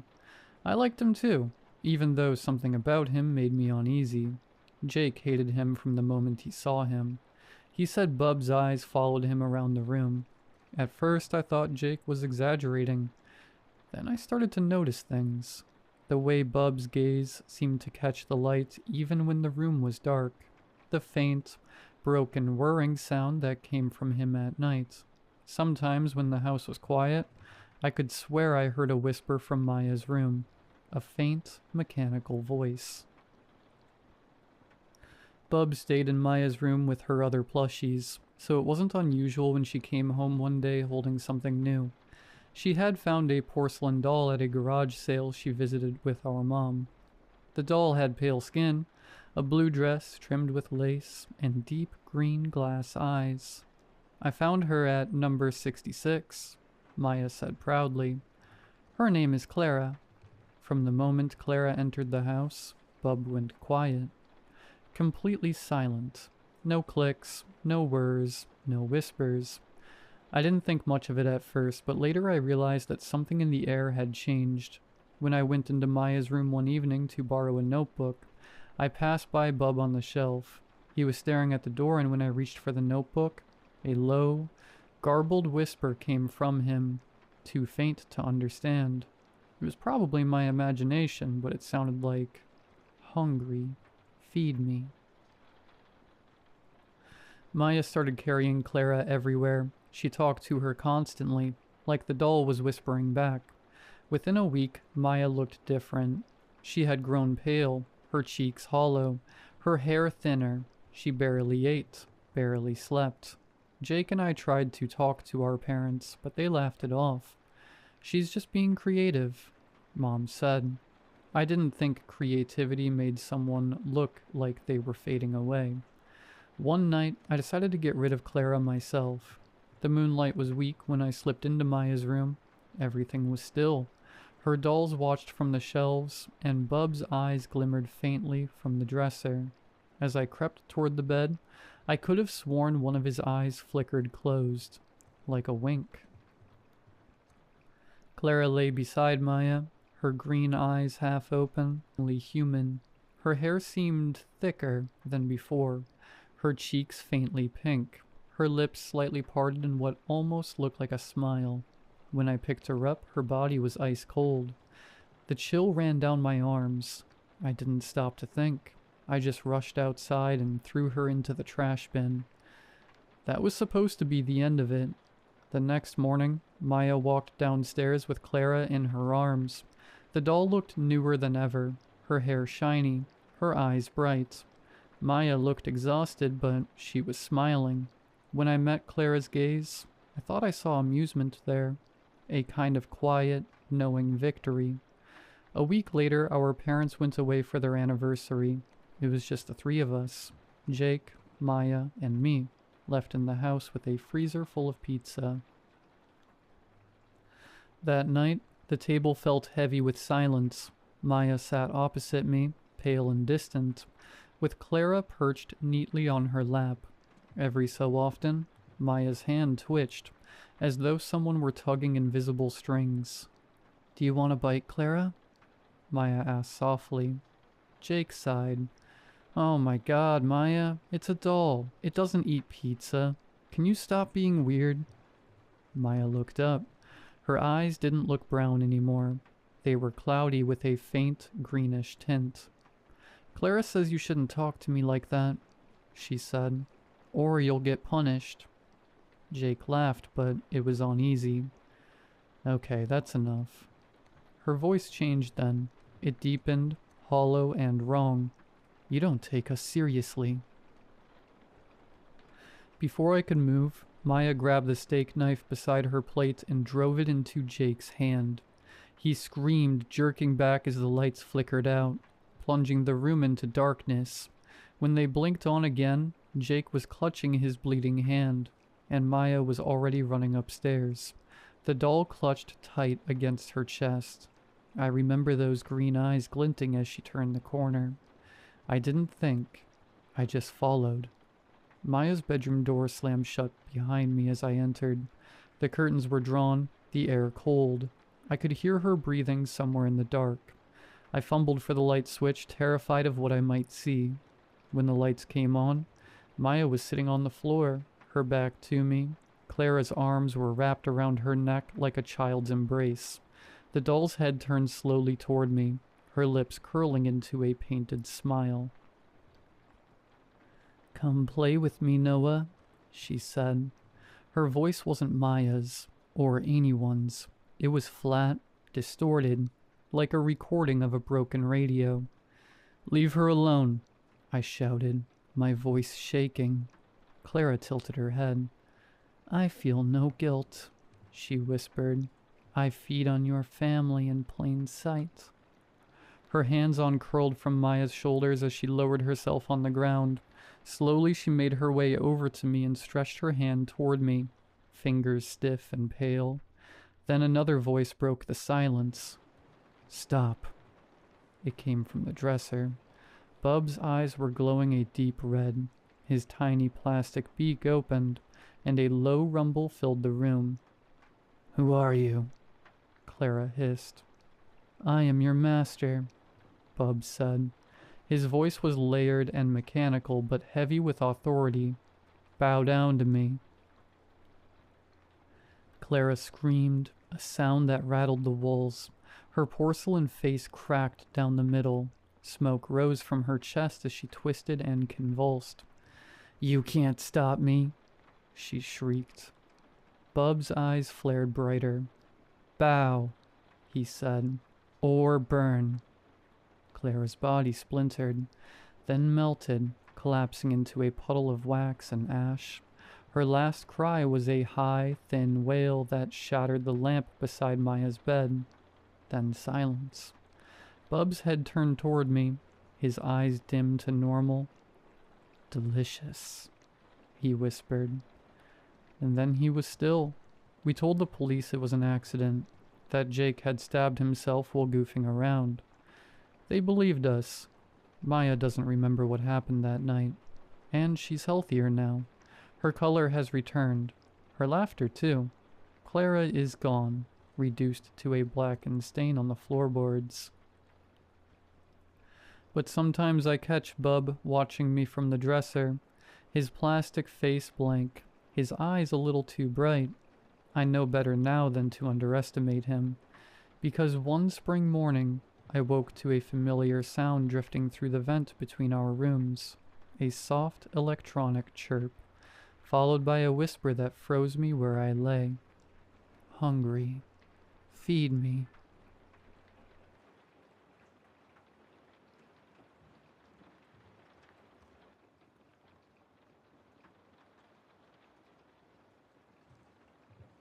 I was always a sickly boy. I never really excelled in sports or any kind of physical activity in school, but I always assumed I wasn't built for it. Some kids had speed or strength. I had nosebleeds and dizziness. My father wasn't too happy about that, not because he didn't love me, but because he didn't understand. He grew up in a family where you worked hard, you toughed things out. You didn't complain. When I wheezed halfway through a mile run or came home with bruises I don't remember getting, he'd just stare at me with that tight look around his eyes. Not angry, just confused. I think it scared him that his son was proof that weakness wasn't always a choice. My mother tried to bridge the gap between us. She'd sit beside me on the couch with an ice pack while Dad paced in the kitchen. She'd press her hand to my forehead, brush my hair back and whisper, "He's just worried." Like that was enough to make the room stop spinning. They took me to the doctor constantly. I remember the smell of antiseptic better than the smell of our living room. Blood work, scans, allergy tests, everything. I lost track of how many times a nurse wrapped a rubber tourniquet around my arm. They never found a single thing wrong with me. Perfectly healthy, they'd say. While I sat there with purple bruises blooming on my ribs like ink stains. Sometimes Dad would drive us home in silence, gripping the steering wheel so tightly his knuckles went white. Other times he'd mutter, "There has to be something," as if willing a diagnosis to appear. As I got older, it got worse. The migraines came first, sharp, pulsing flashes behind my eyes that made me feel like someone was tightening a clamp around my skull. I'd curl up in the dark of my bedroom while Mom rubbed slow circles on my back, whispering that it was just stress, or hormones, or growing pains. Then the nosebleeds. They'd start suddenly, dripping onto my shirt or my homework before I even felt the warm trickle. More than once my teachers sent me to the nurse because they thought someone had hit me. Breathing got harder too. Sometimes it felt like the air was too thick or too hot in my lungs. Bright lights made my head pound, so I spent most of my time in dark places. Quiet libraries, the back corner of cafes, empty classrooms after everyone had gone home. Darkness felt kinder, softer. One evening when I was 16, I collapsed in the hallway after standing up too fast. Dad caught me before I hit the ground. I remember his hands shaking as he lowered me onto the couch. He kept saying my name over and over, like he thought I'd slip away if he stopped. For a while after that, things settled into a routine. A painful one, but familiar. I almost forgot what it felt like to be normal. Then a few weeks ago, something changed. It didn't feel like sickness anymore. It felt like heat, like someone had hit a thin fuse just under my skin. It started in my arms, just a faint warmth at first, but last night it flared so suddenly, I thought I'd burn myself on the stove. I looked down and watched a bruise form on my forearm. Not fade in, form. A dark burst under the skin, spreading like spilled ink. I hadn't hit anything. The nosebleeds got worse too. Not constant, just violent. Short, sharp bursts that left metallic-tasting clots in the back of my throat. I had one in the shower yesterday and watched the water turn red around my feet in swirling ribbons. But tonight was different. I woke up choking on the taste of iron. I sat up, wiping at my nose, expecting the usual mess. But when I flipped on the light, the blood on my hands wasn't the normal dark red. It was almost black. Thick, sticky, like oil. And the moment the light hit it, my skin started to burn. Really burn. Like the blood itself was heating up against me. I dropped the tissue and backed into the corner of my room, turning off the light as fast as I could. I'm sitting here now in the dark because it hurts less when the lights are off. My arm is throbbing where the bruise spread earlier, and I swear I can feel the heat moving, slowly climbing up toward my shoulder. I don't know what's happening to me, but something is wrong. Something is happening inside me, and I think it's getting worse. I knew no medical expert would know what was happening, so I turned to weirder sources. Not magic websites or anything like that. Just old forums, genealogy threads, odd corners of the internet where people talk about unexplained physical conditions. I reached out to a few so-called experts, and even some older family members who knew more about our history than my parents ever did. I wasn't expecting anything real, but I found something. Apparently there were a few cases on my mother's side, very old ones, where people had symptoms like mine. Most of the family notes called it a weakness or bad blood.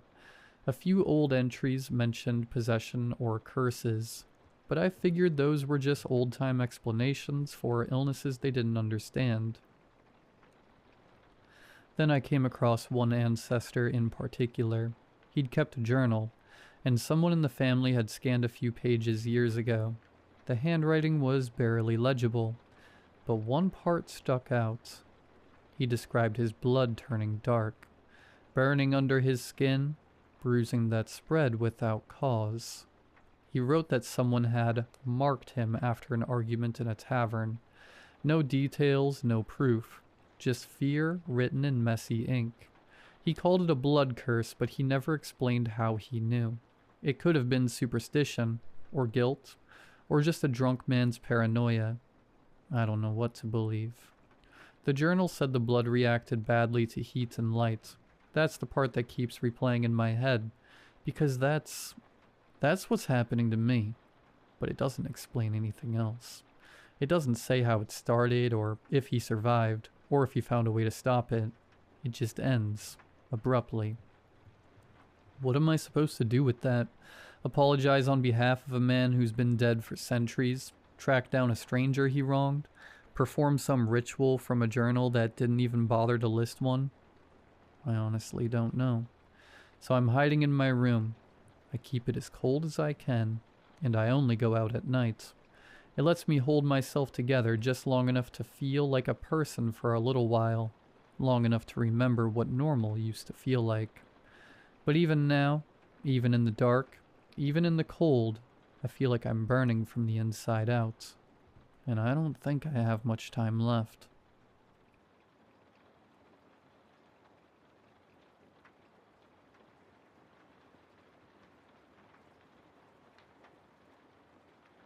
I clean houses for a living. Well, not the nice kind. The places I get sent to are the ones that sit in real estate market for years. Speak of hollowed homes, drug dens, and old estates nobody wants to touch. My boss likes to call them distressed properties. He always gives me the same routine when he hands me over the keys. Don't overthink what you see. Just clean enough to make the place presentable. This time was slightly different. He added something new. And don't worry about any, well, funny markings in this one. That phrasing stuck in my head all morning. Funny markings. The house was way past the county line. A 3-story Victorian that was half swallowed by the trees along the side of the road. Every window had a shadow behind it. Inside, the air smelled like wet dust and mold. Why would anyone ever want to buy this place? Regardless, I worked my way up floor by floor, trying not to look too long at anything. Every surface felt sticky, like it remembered being touched. The wallpaper upstairs was peeling in spirals. There were these faint, reddish smears underneath it. When I reached the attic, I finally understood what my boss meant. The room was large and empty, but just in the center of the spoiled wooden floorboards, there was a dark imprint, and not exactly a stain. It had edges like a silhouette. You could see the curve of a head, shoulders, and knees forced straight. It was a person, or what was left of one, as if they had lain there for a very, very long time and their skin had melted into the wood. I tried to ignore it at first, but the longer I stood there, the heavier the air got. There was no smell at first, just this metallic taste that coated my tongue. I set up my bucket, poured bleach, and started scrubbing hard, but with an essence of pervasive reluctance that couldn't leave me. The wood hissed. I thought maybe it was moisture reacting with the cleaner, but then the stain bubbled. Little white blisters had formed along the outline of the ribs, popping with a soft crackle. The smell hit. It wasn't bleach anymore, but something sour like when you open a drain trap that hasn't been touched in like years. I gagged. My eyes began to burn. It felt like the fumes were crawling under my skin. My arms went weak, and a paralyzing pressure started building behind my jaw, like I was about to vomit, but nothing came up. The outline of the body didn't fade. Disgusted, I dropped the brush. I don't even remember climbing down the ladder. One second I was on my knees in the attic, and the next I was in the hallway, shaking like a rabid dog. My heartbeat was so loud it felt like its pulse filled the whole house. The bathroom was the only place with any running water, so I went there to wash the bleach off my arms. The sink was cracked but functional. The water came out cloudy at first but gradually cleared. When I looked in the mirror, my face was gray. My eyes had tiny red capillaries spidering from the corners. My skin began to itch. It broke into reddish, painful blisters. And when I rubbed at my forearm, it felt warmer than usual. I leaned over the sink to splash water on my face, and that's when the drain gurgled. It burped up a bubble the size of a golf ball. It popped, and the smell was... I don't even know how to describe it. Rotten flesh? Something black oozed up through the drain. Slow, thick, clotted. It wasn't sewage. It was viscous, like congealed blood. I backed up, and that's when I noticed the tub. The bottom was ringed with brown. There was some water, but it wasn't reflecting any of the ceiling. It looked deep, like it went somewhere. Floating in the center was a tangle of something stringy hair, maybe. But there were other bits caught in it, pale chunks with edges that glistened, something bone-colored, something that had teeth. A skull flattened through its scalp, battered to the surface like ground meat. I didn't check twice. I was too shocked to scream. I couldn't help but instinctively run away. I was done with this place. I left everything, the supplies, the keys, the ladder, and drove straight home. I didn't even call my boss until the next morning, and when I did, he picked up on the first ring. When I told him what I'd seen, he was quiet for a long time. Then he said, "Good God, you shouldn't have stayed that long. Save yourself." Before I could even respond, he hung up. I went to look up the address later that night. No listing, no record, nothing. Hours later, I worsened. I could smell bleach underneath my skin, and something else. Something sodden. Acrid sweet, like fruit going bad in the walls. The blisters now begin to forage my entire body, and a brown ooze leaks from my shaking fingertips. I don't know what this is, and I fear it has claimed me for good. My thoughts keep drifting back to that place, like something inside me has been tethered there. I don't feel like resting anymore. Maybe the only way to accept peace is to return, to let the attic have me.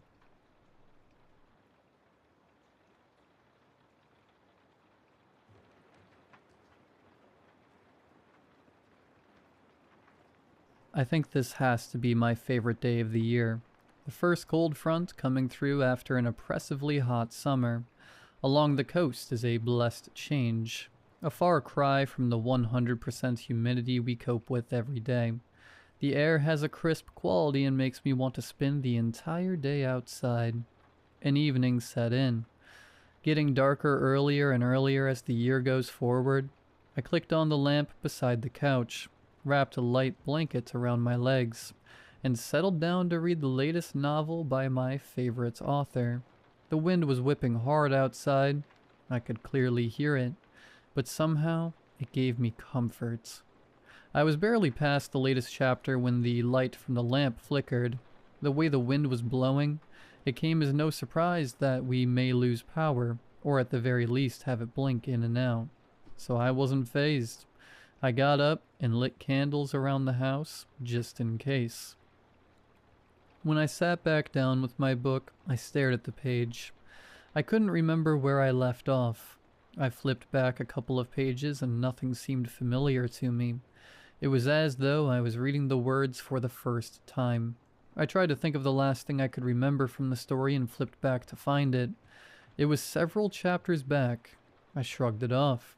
I attributed it to a sort of dissociative state. Everyone has those from time to time, like when you're driving home after a long day and zoning out, then suddenly realizing you're nearly home. It has to be something along those lines. No harm, no foul. Just pick up from where I left off. I made it about 5 pages before the lights flickered again, so I got up to light the candles, just in case I lose power. But these are candles lit. I don't remember doing that. I walked through all of the rooms and each one had a lit candle. I could tell by the amount of wax melted that they weren't lit long ago. You would think I would remember lighting them. As I crossed into the kitchen, I saw the lamp in the living room flicker. I looked around the kitchen and couldn't remember what I came in here for. Maybe a cup of tea on a cold, blustery night. I filled the kettle and set it on the burner, then headed back to the couch while I waited to hear it whistle. I decided to text my best friend Stacy and tell her about my strange night. I told her about not remembering the book, not remembering lighting the candles, and that I still don't know why I went to the kitchen, but a cup of tea sounded nice. She got back to me, asking if I had been in any sort of accident, if I had taken a tumble and hurt my head or anything that could account for the memory loss. I told her I hadn't, that it had been an uneventful day at home, and nothing of note happened. She told me to let her know if anything else happened, that she was worried about me, and I said I would. As the kettle whistled, I set down my phone and went to make a cup of tea. I curled up back on the couch while my tea steeped on the end table next to the lamp. After about 2 minutes, I reached for my tea and the lamp flickered. I picked up my cup and blew on it as my phone chimed that I'd gotten a message. It said it was from someone named Stacy. I don't know anyone by that name. I opened the message and read it. It said she was just checking on me. This makes no sense. I scrolled up. There were messages back and forth between us, and it went on and on and on. I made my way back to where she says she is checking on me, and read what was written right above it. It said that I have been having trouble remembering things, but that I have no idea what could have caused it. This is really starting to freak me out. Then, the lamp flickered.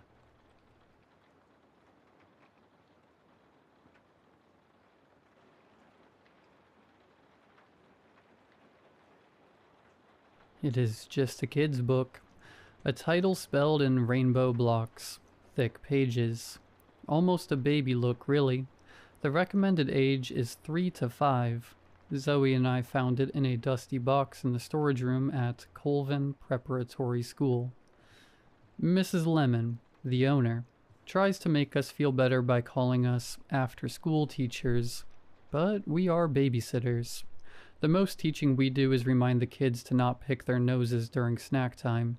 Our real job is to keep the kids safe, and at least somewhat entertained while their doctor and lawyer parents make the money to pay the tuition. The work isn't glamorous or interesting, but for a part-time job, the pay is good. Private school and all. There were only a handful of kids today. Mrs. Lemon said it was a popular week for vacations. Seeking to make the most of her money, Mrs. Lemon assigned me and Zoe to clean out the storage closet, while she watched the children. We weren't sorry. Cleaning out the closet was easier than corralling the kids. The hardest part was not choking on the dust. Even in the dark closet, we could see the thick gray blankets of dust on the cluttered shelves. "Can you turn on the light, Hooper?" Zoe asked. I flicked the switch. Nothing happened. "Hooper." "Sorry, I did." I looked up to see an empty socket. "Well?" I gave Zoe a nervous look. "Don't say that. Mrs. Lemon might hear you. Zoe is the best part of the job. I don't want her to get fired." "That's right. I wouldn't want to lose the chance of a lifetime." I tried to not let her see my dopey grin. "We better get started." I ripped open a box. Its cardboard was soft with age. Manila folders filled with what looked like old personnel records. "Box of junk here." I looked back to see Zoe playing on her phone. I coughed to encourage her to get to work. "What about you?" She sighed and started to tear open the box closest to her. It was a smaller box about the shape of a pizza box. It sat crooked on a bigger box like someone had thrown it in the closet in a hurry. Well, let's see. She tossed the strip of cardboard into the shadows and pulled out the book. From the fluorescent light in the hallway behind us, I could just see its cover. It showed a papier-mâché sun behind a platinum blonde girl smiling in a pink dress. Or it was supposed to be a girl. Walking over to Zoe to look at the book more closely, I saw it was actually a grown woman.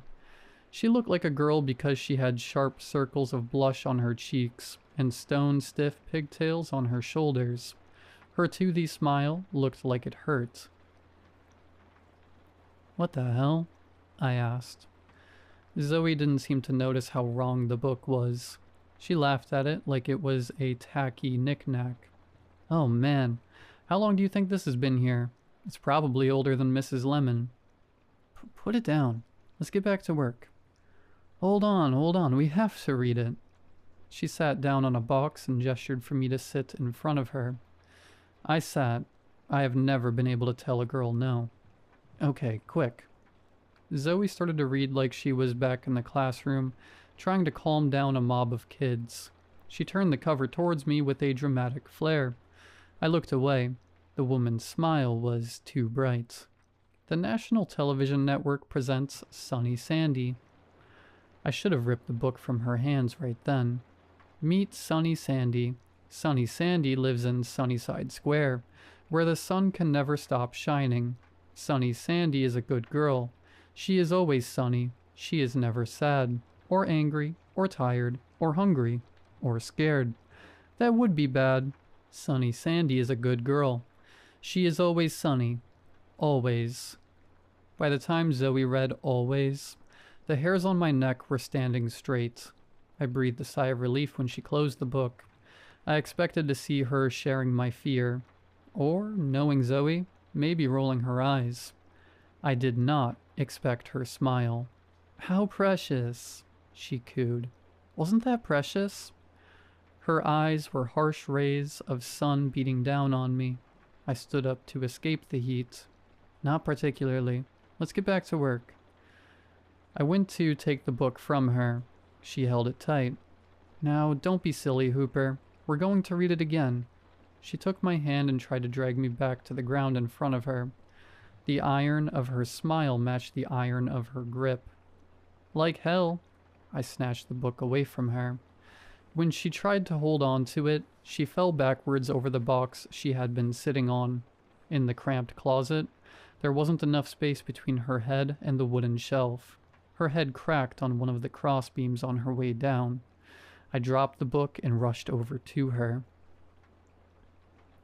She was lying in a slump between the box and the shelf. Her arms and legs were stuck up like she was an insect on its back. Blood rushed from the crack of the back of her head.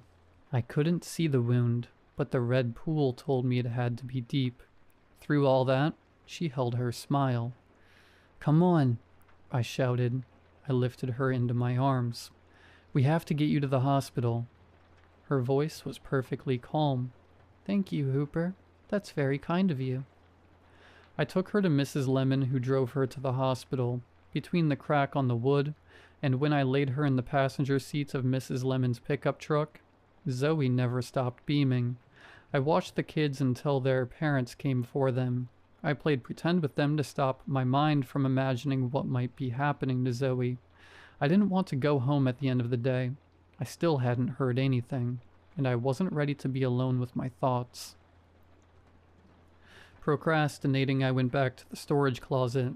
Standing in the hallway light, I saw the woman smiling up at me. I thought back to what Zoe had said. We're going to read it again. This book had broken my friend, but how? It was just a kid's book. I opened it. The first few pages were as boring as any other kid's book from the 90s. Pictures of the woman walking through a cartoon town square, then down a brick main street. Then they turned wrong. On the page with the words, "She is never sad," the woman stood over a striped cat with a collar that said, "Mr. Tiger." The cat was dead. Another picture showed her sitting in a country church pew, beside a woman dressed in black. In another, she sat in a closet smaller than the storage closet around me. It looked like she had not bathed or been outside in days. On the last page, the one with the words, "She is always sunny, always," the woman was lying in a coffin. She still wore pigtails in her hair, and she still smiled, the same smile I had seen on Zoe's bloody face. I feel like Sunny Sandy is inside me now. She's watching me to see if I behave. I'm not sure how long she'll let me write freely, so I wanted to post this here where I know people will see it. I wish I was fighting back tears. Or a scream, but if you were looking at me, you'd think I was reading a love letter from Zoe. I look peaceful. I am scared.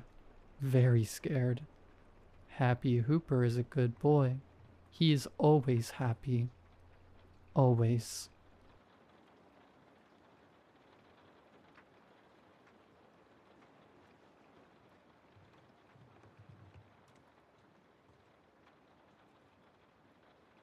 The aurora borealis has been waving over these Kansan skies the past few nights.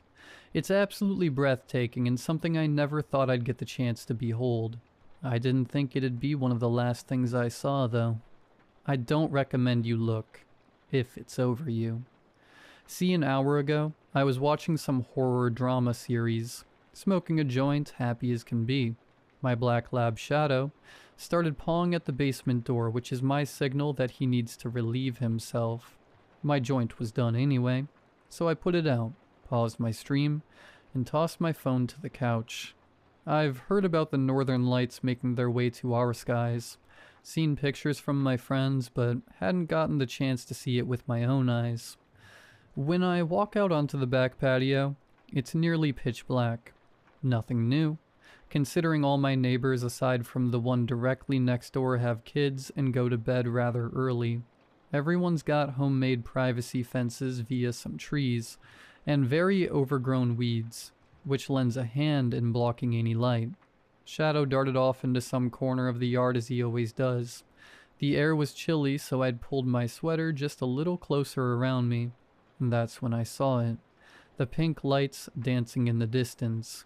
They weren't directly over my head, but if I stood in one particular spot, I could see it. At first, I almost cried. It was beautiful. It waved and danced and made me grateful for being alive, being on this planet, and getting to experience things like that. I stared at the sky for what felt like forever, until the grass rustling and a bark grabbed my attention. I shouted my dog's name as I walked back towards the back door to my home, ready to slide it open. I hear Shadow's footsteps start barreling towards me. I slid the door open for him, but tried to peer through the leaves of our red bud tree for one final glimpse of the rare phenomena before heading inside. Shadow's collar jingled just as he ran past me into the house.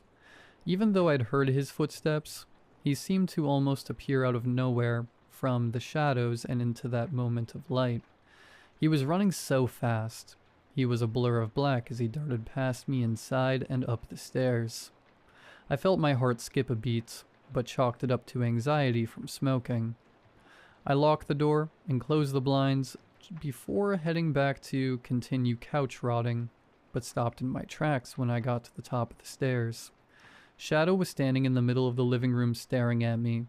I laughed at myself and told him to stop being creepy, figuring we could both go for a little treat. I walked past him and into the kitchen, an ice cream pop for myself, and a pig ear for Shadow. Normally the crinkle of the bag is enough to make him come running. I'd all but put it back, and he still hadn't come to claim his prize. I call his name again, then peer out into the living room.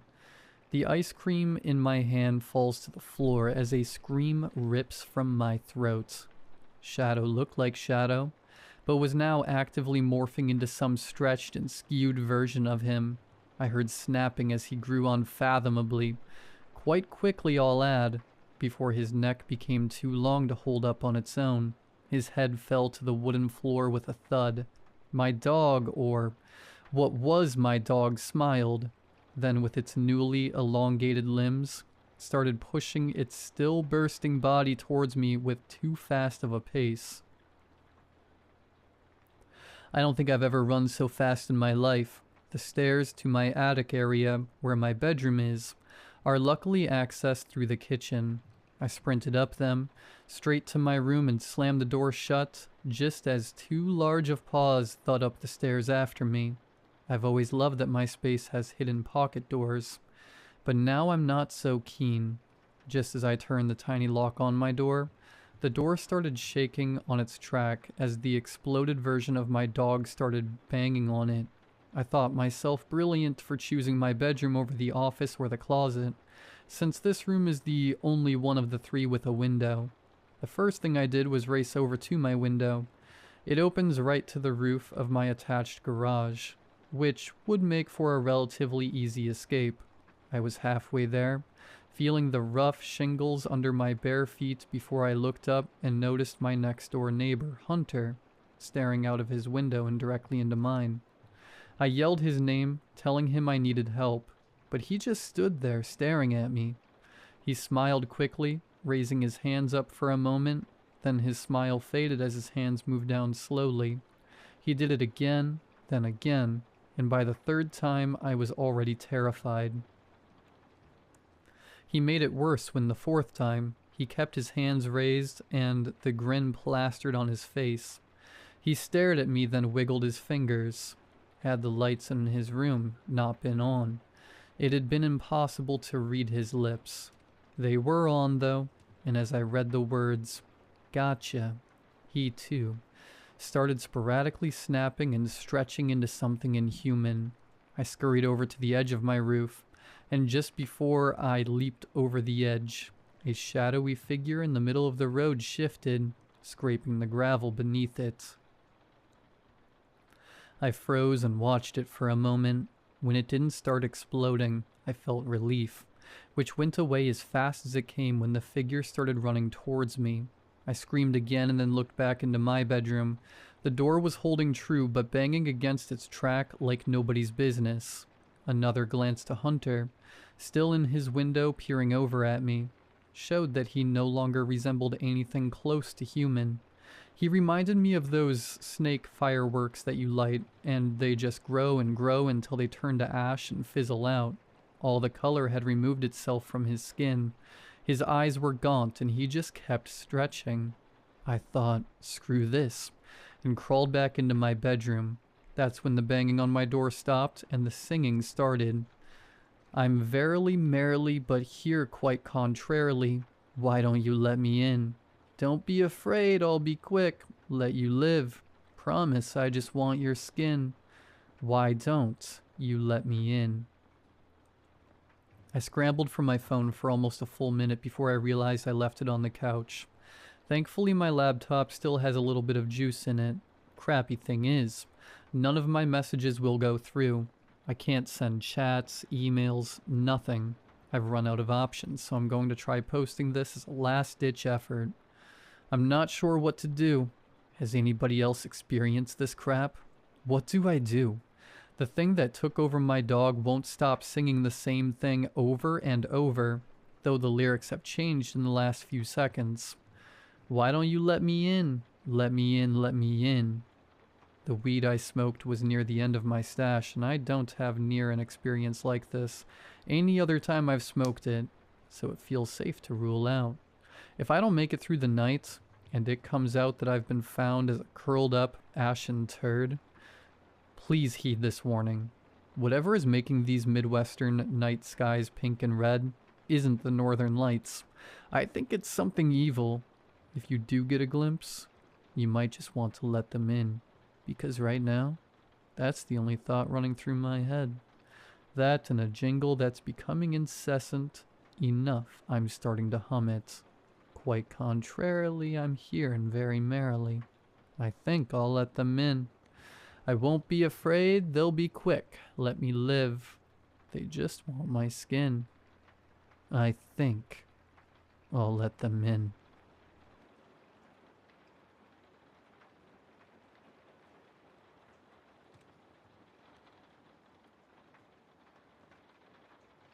The blizzard was supposed to last 2 days. Then 2 became 3. Then I was on day 4, holed up in my cabin. The only thing I could see outside was the snow, a white, shifting void that obscured the rest of the mountain range. I looked for the stars out of habit, but they were gone, buried behind layers of storm.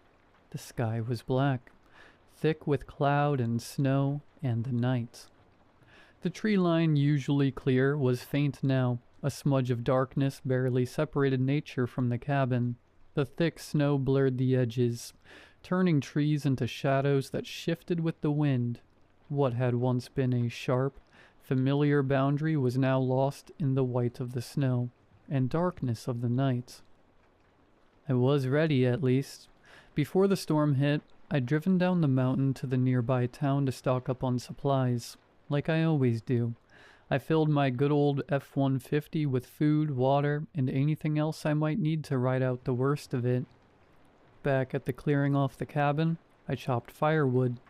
I've already got enough stacked to last through a second ice age, but it gives me something to do, something to break up the quiet. All aspects of it, the rhythmic thunk of the axe hitting wood, the smell of fresh pine, the way the pile grows bigger with every swing. It all keeps me from thinking too much. I don't get visitors. That's not me being dramatic, it's just fact. The nearest neighbor is a 40-minute drive down the mountain, and that's when the roads are clear, which they're not, haven't been for days. That's why when I heard a knock, I nearly dropped the mug of cocoa I was holding. It wasn't loud, just 2 slow, deliberate raps on the door. Then nothing. I stood there in the kitchen for a few seconds, just listening, waiting to hear it again. The storm was still going strong outside, but underneath the wind, the silence settled again like a blanket.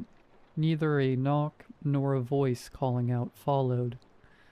I figured I imagined it, cabin fever and all that. Wouldn't be the first time. But I walked to the door anyway. Something in me wouldn't let it go. Could have been curiosity, or maybe I was just so goddamn starved for company that I wanted there to be someone out there. I opened the door, and there he was. A kid in his early 20s. Maybe. He could have passed for a college student if he wasn't half frozen. His face was pale as paper, lips blue, eyes wide and glassy like he wasn't all there. Snow clung to his coat in heavy clumps, and he was shaking so hard his teeth were clacking together. "God," I said, before I even thought about it.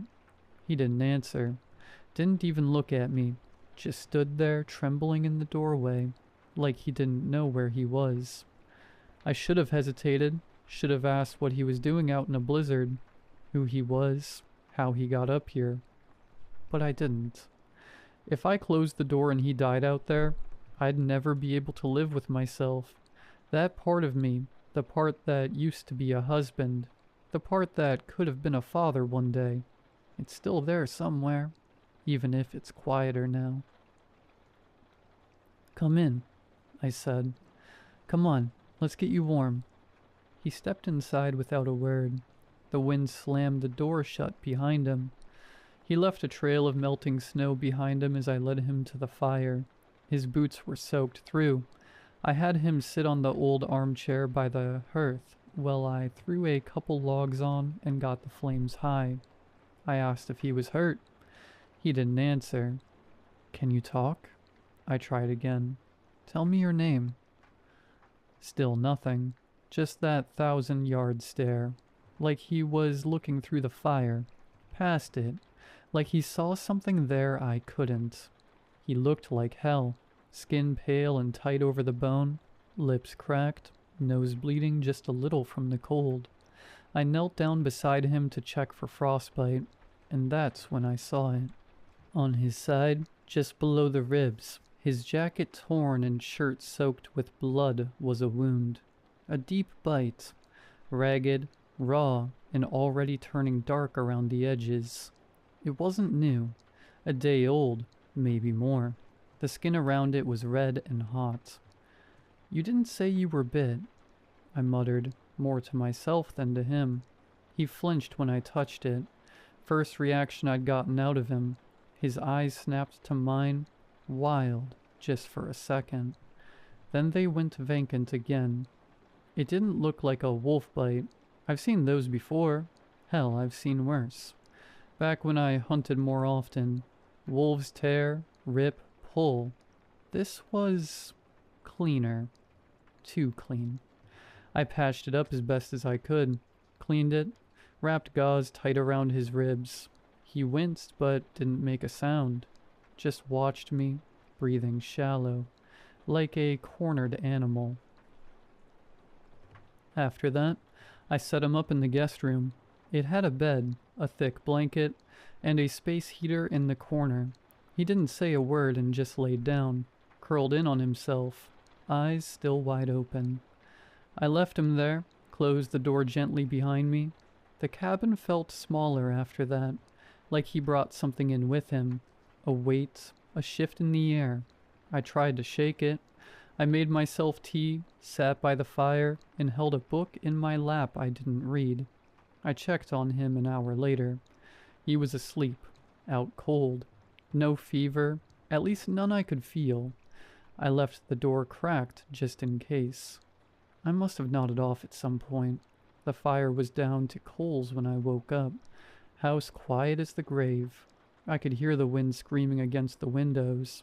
The old trees creaking out front, but nothing inside.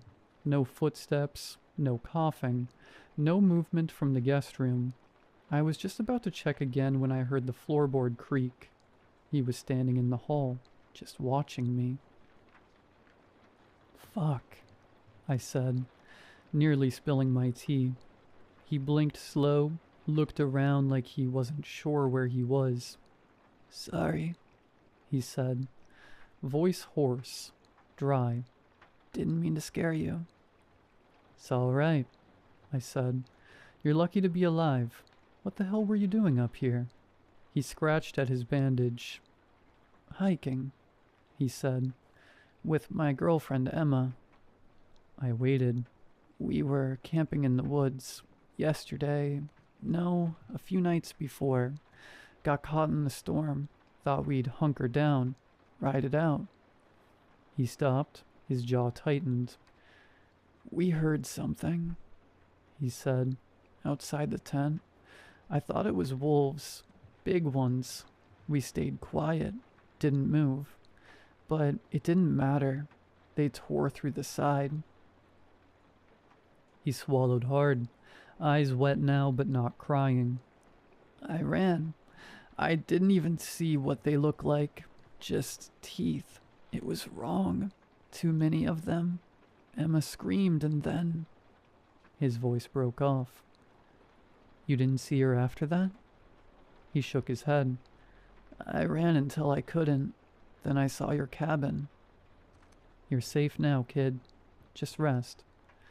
He nodded, turned, and walked back to the guest room like he was sleepwalking. I tried going back to sleep, even poured myself another mug of cocoa, just to have something warm in my hands. But the air felt heavier now, like it was pressing in on me, 1 inch at a time. Sometime after midnight, I heard the floor creak. I glanced up, expecting to see him again, maybe wandering the hall confused. But there was no one, just the faint sound of the bathroom door clicking shut at the end of the hall. The light spilled out in a thin line under the frame. I waited. 5 minutes, then 10. The pipes groaned once, a long, low exhale, like the cabin itself was holding its breath. Then I heard glass break. I walked to the bathroom and cleared my throat loud enough for him to hear. No response. You all right in there? Still nothing. Steam started seeping out from under the door, slow and crawling, hugging the floor like smoke. It looked off, not sharp and white like a shower usually gives off. This was thicker, heavier, gray around the edges, like breath fogged on glass. I stood outside for another minute, then stepped closer. I pressed my knuckles to the door and knocked once, gently. "You hear me, son?" Silence. Not even the shuffle of movement. No cough, no running water. The wood felt cold beneath my hand, not warm like it should be with steam coming through, just still and dead and cold. I leaned in, pressed my ear to the door, listened. Nothing. Every instinct in me said walk away. Let it be. The boy had been through hell. Maybe he needed time. Maybe he was sick. Maybe he just broke the mirror by accident. Maybe I was imagining things again. But my gut had gone cold. And it wasn't from the storm. I wrapped my hand around the knob. It was slick with condensation. I turned it slowly, quiet as I could, until the latch gave way with a soft click. Then, holding my breath, I gently opened the door. What I saw shook me. The kid was split open vertically down the middle, bisected with a horrific precision that ran from the crown of his head through his nose, mouth, and sternum, all the way down to his groin. The bathroom looked like a butcher's block, the tiled floor underneath stained with something dark and moist. His two halves rested on the floor like broken mannequins, separated by a sickening foot of space. Ribs, stark white and splintered, jutted like snapped fences. Muscles, still glistening and unnervingly pink, hung in strips. The coiled lengths of intestine and the dull, spilled organs lay exposed and motionless on the floor, some still clinging to one half of the body. There was an emptiness where his spine should have been, a hollowed-out canyon running through his core. It was as if something massive had forced its way out. From the inside, the precision of the split, through bone and gristle, was alien. Wrong. Then, through the haze of shock, a draft hit me. A bone-deep cold that had nothing to do with the storm outside.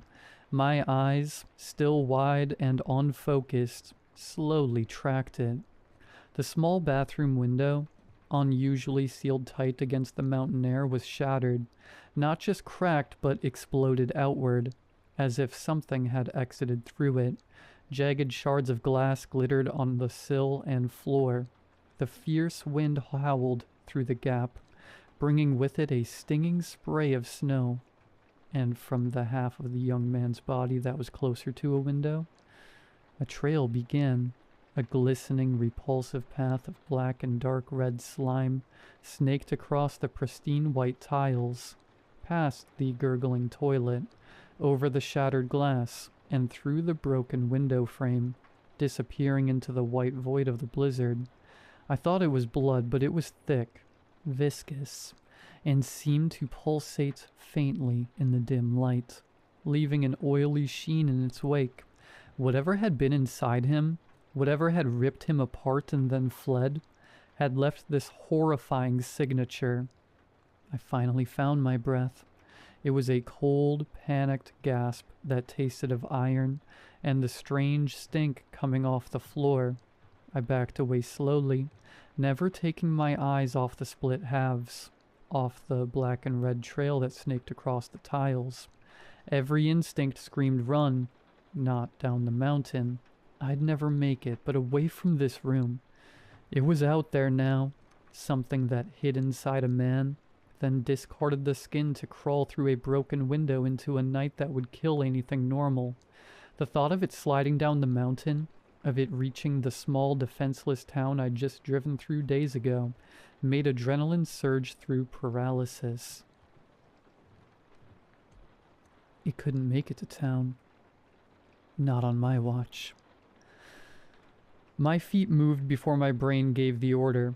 I didn't bother closing the bathroom door. The horror had already escaped. I moved past the living room, where the cozy glow of the dying fire felt like a cruel joke, and into the master bedroom. I went straight to the closet, tucked behind my winter gear. Right where I always kept it was a Remington 870. I pulled it out, the cold steel of the pump action a familiar weight in my hands. I grabbed the box of double-aught buckshot from the shelf, spilling a handful of crimson shells onto the carpet. But I didn't stop to pick them up.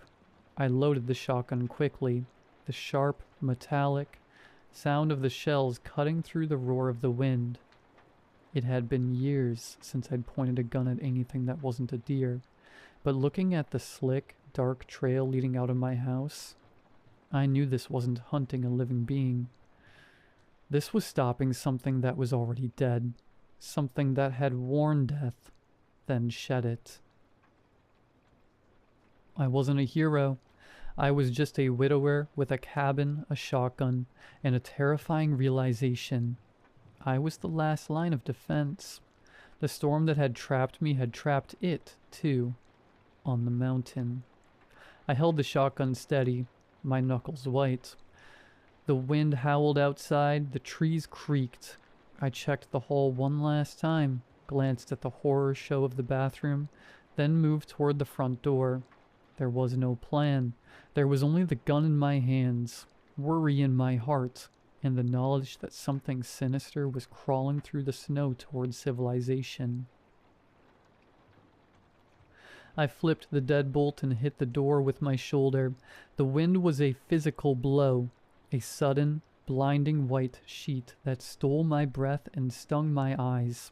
The roar of the storm swallowed the world around. It was a complete whiteout. My eyes searched frantically for the trail. The front porch was already buried under a fresh dirt, but I knelt down, shielding my face against the immediate sting of the snow. There it was, still outside the bathroom window on the other side of the perimeter. The oily black and crimson slime was already freezing, but it hadn't been buried yet. It was distinct, lying on the otherwise clean snow like spilled ink. It didn't just drip. It looked like something had slithered. I followed it, sinking immediately into the drifts up to my knees. The air was so cold it burned my lungs. I kept the Remington high. Its barrel was a dark, steady presence against the blinding white. The trail, glowing in width as I followed it, led past the woodpile and headed directly from the tree line. The trees themselves were black specters against the night, swaying and groaning under the weight of the snow. I fought against the resistance of the deep snow, pushing myself faster, driven by the metallic reek of the slime that, even in the freezing air, seemed to linger. I was maybe 20 yards from the cabin, battling a sudden, heavy gust, when I saw it. At first I thought it was a buck driven mad by the storm. It was easily that size, low to the ground, its dark shape barely discernible in the whirling vortex of snow where the cabin's clearing met the forest edge. But it didn't move like a deer. It didn't trot or bound. It scuttled. It was hunkered down, its massive body creating a brief moment of stillness in the blizzard, a small black shadow against the white fury. I stopped dead, sinking deeper into the drift. I raised the shotgun, pushing the safety off with a dry click.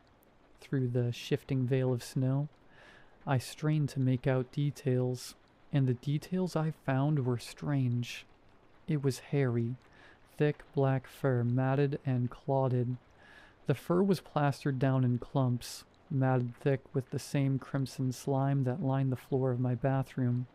Its bulk seemed to be expanding, the hair giving it an immense, distorted volume, but the low, hunched posture suggested it was something that preferred to crawl.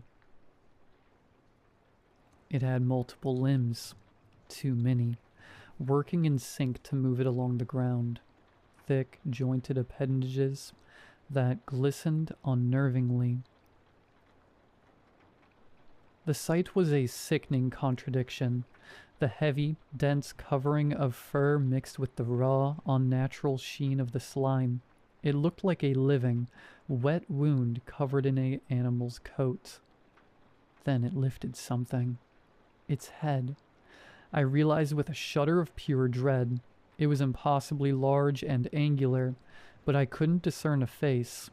Then the wind cleared the snow just enough for me to see a flash of wet, sickly red where eyes or a mouth should have been, reflecting the distant, faint light from my cabin window. It didn't see me. It seemed focused entirely on the darkness of the tree line, already beginning to merge with the shadows. It was moving, still low and fast, dragging its huge, repulsive body away from the cabin and toward the mountain pass that led to town. I gripped the shotgun, ignoring the trembling of my own body. The blizzard made the shot difficult, but the distance was short. If I let it reach the shelter of the trees, it would be gone. I took the slack out of the trigger. There was no hesitation left in me, just the immediate, primal need to stop this monstrosity before it vanished. I squeezed the trigger. The sound of the Remington going off was deafening, a violent boom that shattered the stillness of the storm. The flash of the muzzle momentarily burned the image of the creature into my retina. I felt the powerful kick of the shotgun against my shoulder, and a split second later, the buckshot slammed into the creature's massive torso. It didn't go down. Instead, the thing let out a sound that cut right through the howling wind, a screaming wail that was entirely inorganic, like tearing metal on a wet, ripping canvas. It was a noise of pain, but also of inhuman rage, and it sent a spike of pure terror through my chest. The section of its body where the shot hit seemed to absorb the impact, scattering a spray of the thick, dark slime and a few clumps of matted hair into the air. It scrambled, the monstrous body, for all its bulk, moved with terrifying speed, abandoning the relatively clear ground and lunging into the dense black of the tree line. I pumped the action, ejecting the spent shell and loading a fresh round. Clack, chunk. I didn't wait to see if it was mortally wounded. I just knew I had to keep it moving, keep it from burrowing down or reaching the pass. I plunged into the forest after it, following the fresh, dark disturbance in the snow. The trees offered a brief, deceptive shield from the worst of the wind, but the snow was deeper here, making every step a labor. I focused only on the trail, the churned snow, the scattered slime, the deep, heavy indentations of its multiple limbs. I ran until my lungs burned, until the cold made the skin on my face ache, until the sounds of its desperate, laborious breathing were drowned out by my own. Then I stopped. The trail vanished. One moment I was following a distinct line of destruction. The next, the snow was pristine, only marked by my own clumsy boot prints. I moved forward a few more steps, scanning the blizzard-shrouded ground, wondering if the heavy snow had worked against me and buried the signs, but no, the trail had slowly faded. It had ended completely, as if the creature had simply dissolved into the air. I rotated slowly, the shotgun trembling slightly in my grip, my eyes uselessly searching the area around me. My breath hitched. I caught it only as an indistinct smear of shadow, a sudden movement in my peripheral vision. High above me, I tilted my head back, staring up into the shifting, wind-whipped canopy of the pines.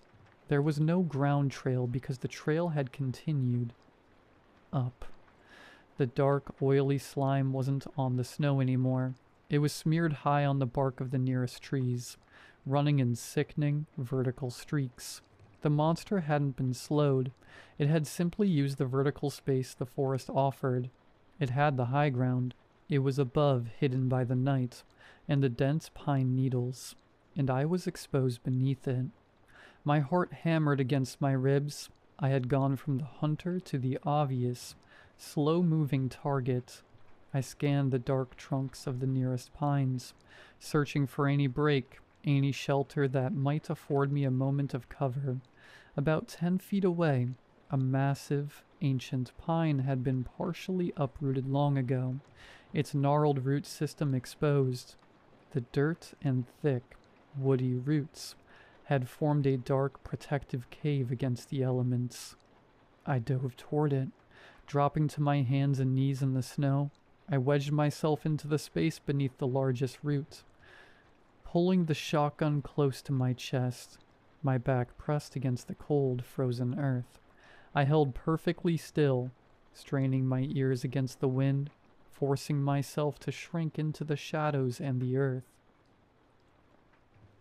It was silent again, save for the storm. The vast, black space between the high branches and the low earth was now where the true danger lay.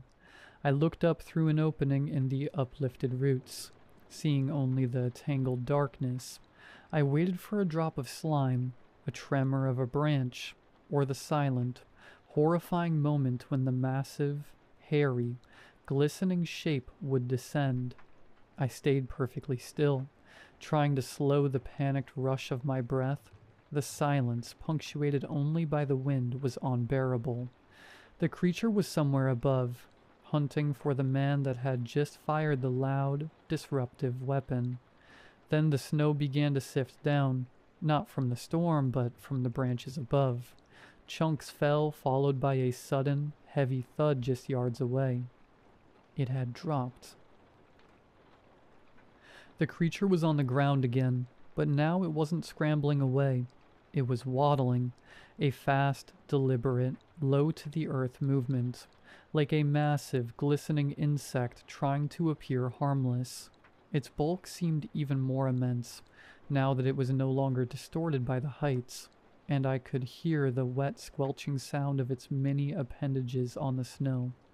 It moved slowly into the small clearing around my hiding spot. I was pressed so tightly against the frozen roots that the wood dug painfully into my spine, but I didn't dare flinch. I had already positioned the Remington. My shooting hand gripped the trigger. The barrel angled slightly up and out toward the opening of the root cave, resting against the snow-covered ground. The creature's movement was erratic, darting toward the tree line one moment, then pulling back. Why hasn't it found me? Then I realized it wasn't looking for me. Its massive, misshapen head was constantly sniffing the air, lifting and twisting with jerky movements. The air was thick with the howling blizzard and the scent of damp pine and frozen earth. The storm was masking my scent. The wind and the heavy, blowing snow were scattering and nullifying my presence, covering the fresh trace of gunpowder and adrenaline. I was lucky. The storm had become my unintentional ally. After a few minutes, the sniffing paid off, the waddling ceased, and its massive, slimy, hairy form turned directly toward my root cave. It approached the gap between the thick roots, filling the dark space with its bulk. It was so close I could feel the minute vibrations of its weight disturbing the ground. And then, its head lowered. The snow cleared just long enough for me to see the details I hadn't been able to discern in the blizzard. Its head was roughly the size of a buck or moose skull, but hideously wrong. The bone structure was too broad, too blunt. It had no discernible eyes, just wide swaths of slick, wet flesh the color of old blood. It wasn't just fur that covered it. Its thick, dark hair was matted with the slime, forming a repulsive, heavy mane. Interspersed within this mane was a horrifying number of short, glistening, leech-like appendages that writhed slightly in the cold air, tasting and searching. Then, it was inches from my face. I could smell the metallic stench of the black slime mixed with the sour, coppery odor of raw meat. I was looking into the mouth of the nightmare that had walked out of a man. One of the slick, worm-like appendages darted out, brushing against the tip of my nose. In that instant, it knew. The thing recoiled slightly, its large, blunt head drawing back, the wet flesh of its face tightening into an expression of immediate, primal recognition. The meal was found, the obstacle identified. It was about to strike. I didn't let it. I drove the barrel of the Remington up and sideways, the muzzle nearly touching the side of its monstrous head. The blast was muffled and wet, an awful, contained thunder. The buckshot tore into the creature's skull from below and the thing erupted, a horrifying geyser of black slime, wet fur, and bone fragments sprayed into the roots above me. The creature shuddered once, a massive, muscular tremor, before its great weight collapsed. It didn't fall on me, thankfully, but it landed directly outside my hiding spot, its massive body completely blocking the entrance. I lowered the shotgun, the noise of the ringing in my ears louder than the wind. I was trapped beneath a mountain of steaming, reeking horror. The ringing in my ears faded slowly, replaced by the sickening sound of hot, wet matter sizzling on frozen snow. I was entombed. The creature's immense cooling mass was pressed up against the root system, sealing the entrance to my makeshift bunker. I could hear the wind now, muffled by the sheer volume of dead, hairy flesh. I lowered the hammer on the shotgun slowly, my entire body shaking with a delayed, violent reaction. The smell was overwhelming now, a blast of copper, sulfur, and the sour stink of the creature's slime. The muzzle of the Remington was coated in gore. I had to get out. If the blizzard kept up, I'd be trapped here beneath a rotting carcass until the spring melt. I shoved the shotgun's barrel against the creature's flank, testing the weight. No movement. It was like pushing a felled, waterlogged oak tree. I shifted my weight, reaching with my free hand, and finally found the edge of the root that had protected me. I pressed my shoulder against the dirt wall and pushed, straining. The corpse moved an inch, then sank back. I had to try a different way. I turned the shotgun around and used the thick, heavy butt of the stock to scrape away the dirt and packed snow behind me, burrowing deeper into the root system. The ground was hard and frozen, but the shotgun butt gave me just enough leverage to widen a small, cramped gap between two lateral roots. Gasping, I barely squeezed through the opening. I emerged on the far side of the massive pine, away from the creature's bulk. I stood up slowly, my heartbeat pounding in my temples, and walked back over to look at the kill. It lay motionless, its multi-limbed body contorted awkwardly on the snow, but something was wrong. Where the head had been, there was only a ruin of black fur and pulped bone.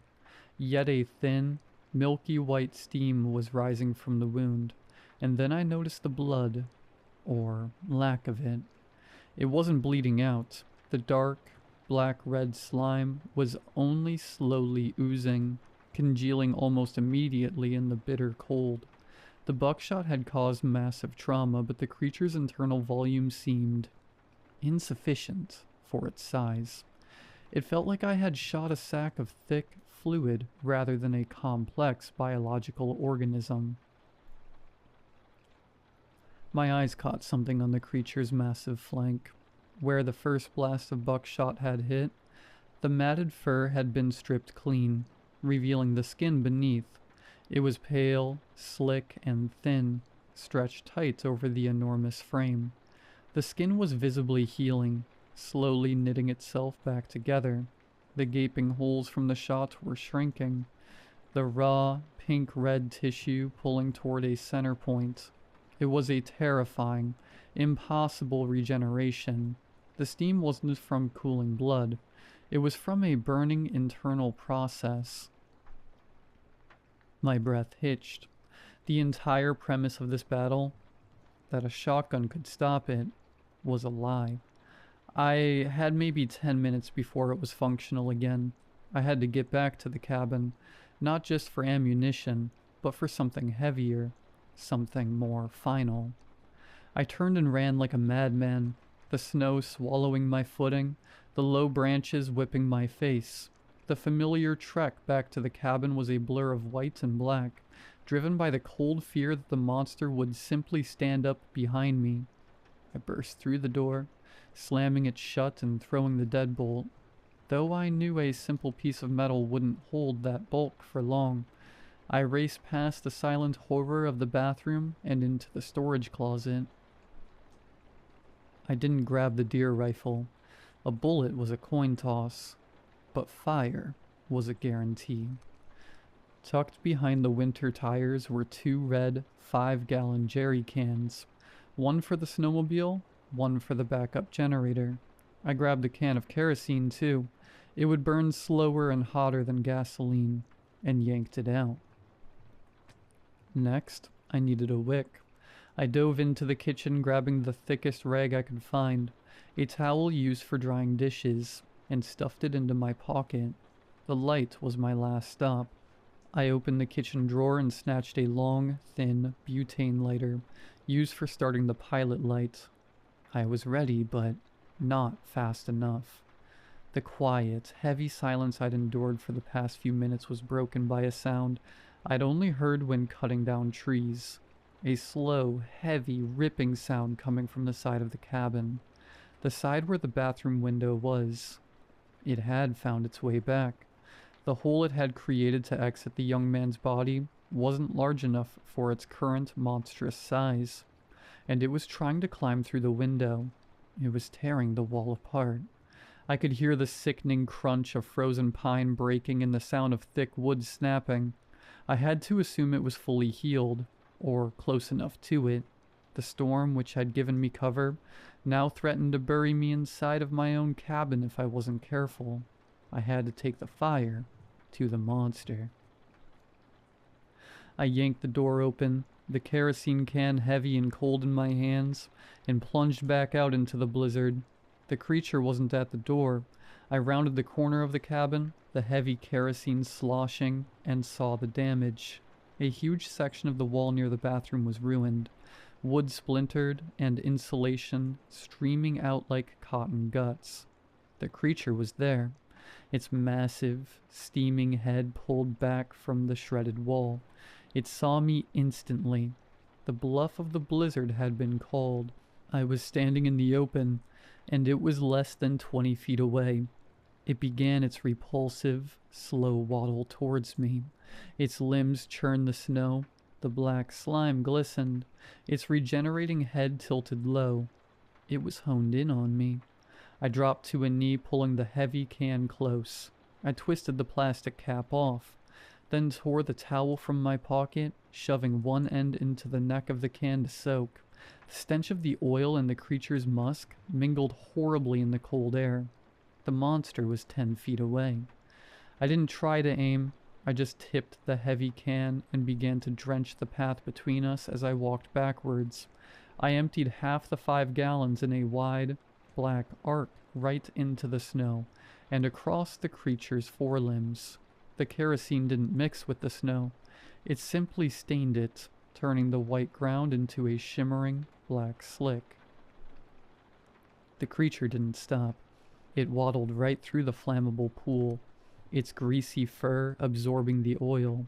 As the beast closed the distance, close enough now that I could feel the steam emanating off its bulk, I pulled the soaked towel out, threw the can aside, and flicked the butane lighter. The thin blue flame fought the wind for a fraction of a second, then held. With a final, desperate roar to myself, I lit the kerosene-soaked rag like a torch and threw it directly at the monster. It hit the creature's torso, and the effect was instantaneous and brutal. The oil-soaked fur and the slick, saturated snow trail ignited with a violent whoosh. The flames were furious, a shocking blast of orange and red against the white snow. The creature was engulfed in a terrible, screaming pillar of fire. The kerosene and the creature's own slick, greasy essence fed the flames instantly, making them burn with a blinding, hot intensity. The monster shrieked, a sound of agony and pure animal terror, and began to thrash violently in the fire. It wasn't waddling anymore. It was rolling in the snow, trying to beat out the inferno. Fortunately for me, the flame stuck to its oiled coat like glue. It was a chaotic, burning silhouette against the backdrop of the swirling blizzard. The thick, black smoke was lost immediately in those swirling whites. I backed away. The heat of the fire was shocking contrast to the bitter cold. I watched the creature convulse, unable to stop the burning, unable to heal what was being systematically destroyed. The smell of burning hair, oil, and something metallic sweet was nauseating. Finally, after a minute that felt like an hour, the thrashing stopped. The creature lay still, a massive, charred monument to my desperate resolve. The fire still raged, but the movement was gone. I leaned against the icy wood of the cabin, the shotgun forgotten at my feet. The flames were already starting to melt a ring of snow around the body, but the blizzard continued to rage. The intense heat from the burning carcass was already beginning to recede, fighting a losing battle against the continuous onslaught of the blizzard. I stood for a moment, letting the sheer exhaustion wash over me before the pragmaticism and determination of the mountain man kicked in. The fire was dying, and what was left of this thing couldn't be allowed to heal, or even to rot here. I grabbed the heavy kerosene can and emptied the rest of its contents onto the smoldering pile, coaxing the flames back into a furious, consuming roar. I moved the equipment inside, then returned to the blazing carcass with my axe. It took a sickening 15 minutes of hacking and separating what little was left of the creature's bulk. I dragged the black, escaping chunks through the snow and tossed them back into the heart of the blaze. The air was thick with the stench of oil and the sweet, terrible smell of burning meat. I was purging the mountain of this evil. When I was done, only a patch of melted snow and a few glowing embers remained. I stood over the pyre, the axe handle cold in my numb hands, watching the last of the embers fade into the furious white. I turned, intending to head back inside, lock the doors, and face the grim reality of the split body in the bathroom. That's when I heard it. It wasn't the wind, and it wasn't the groan of a tree. It was a faint, wet, screaming wail, identical to the sound the creature had made when the buckshot first hit it, the sound of ripping canvas and tearing metal.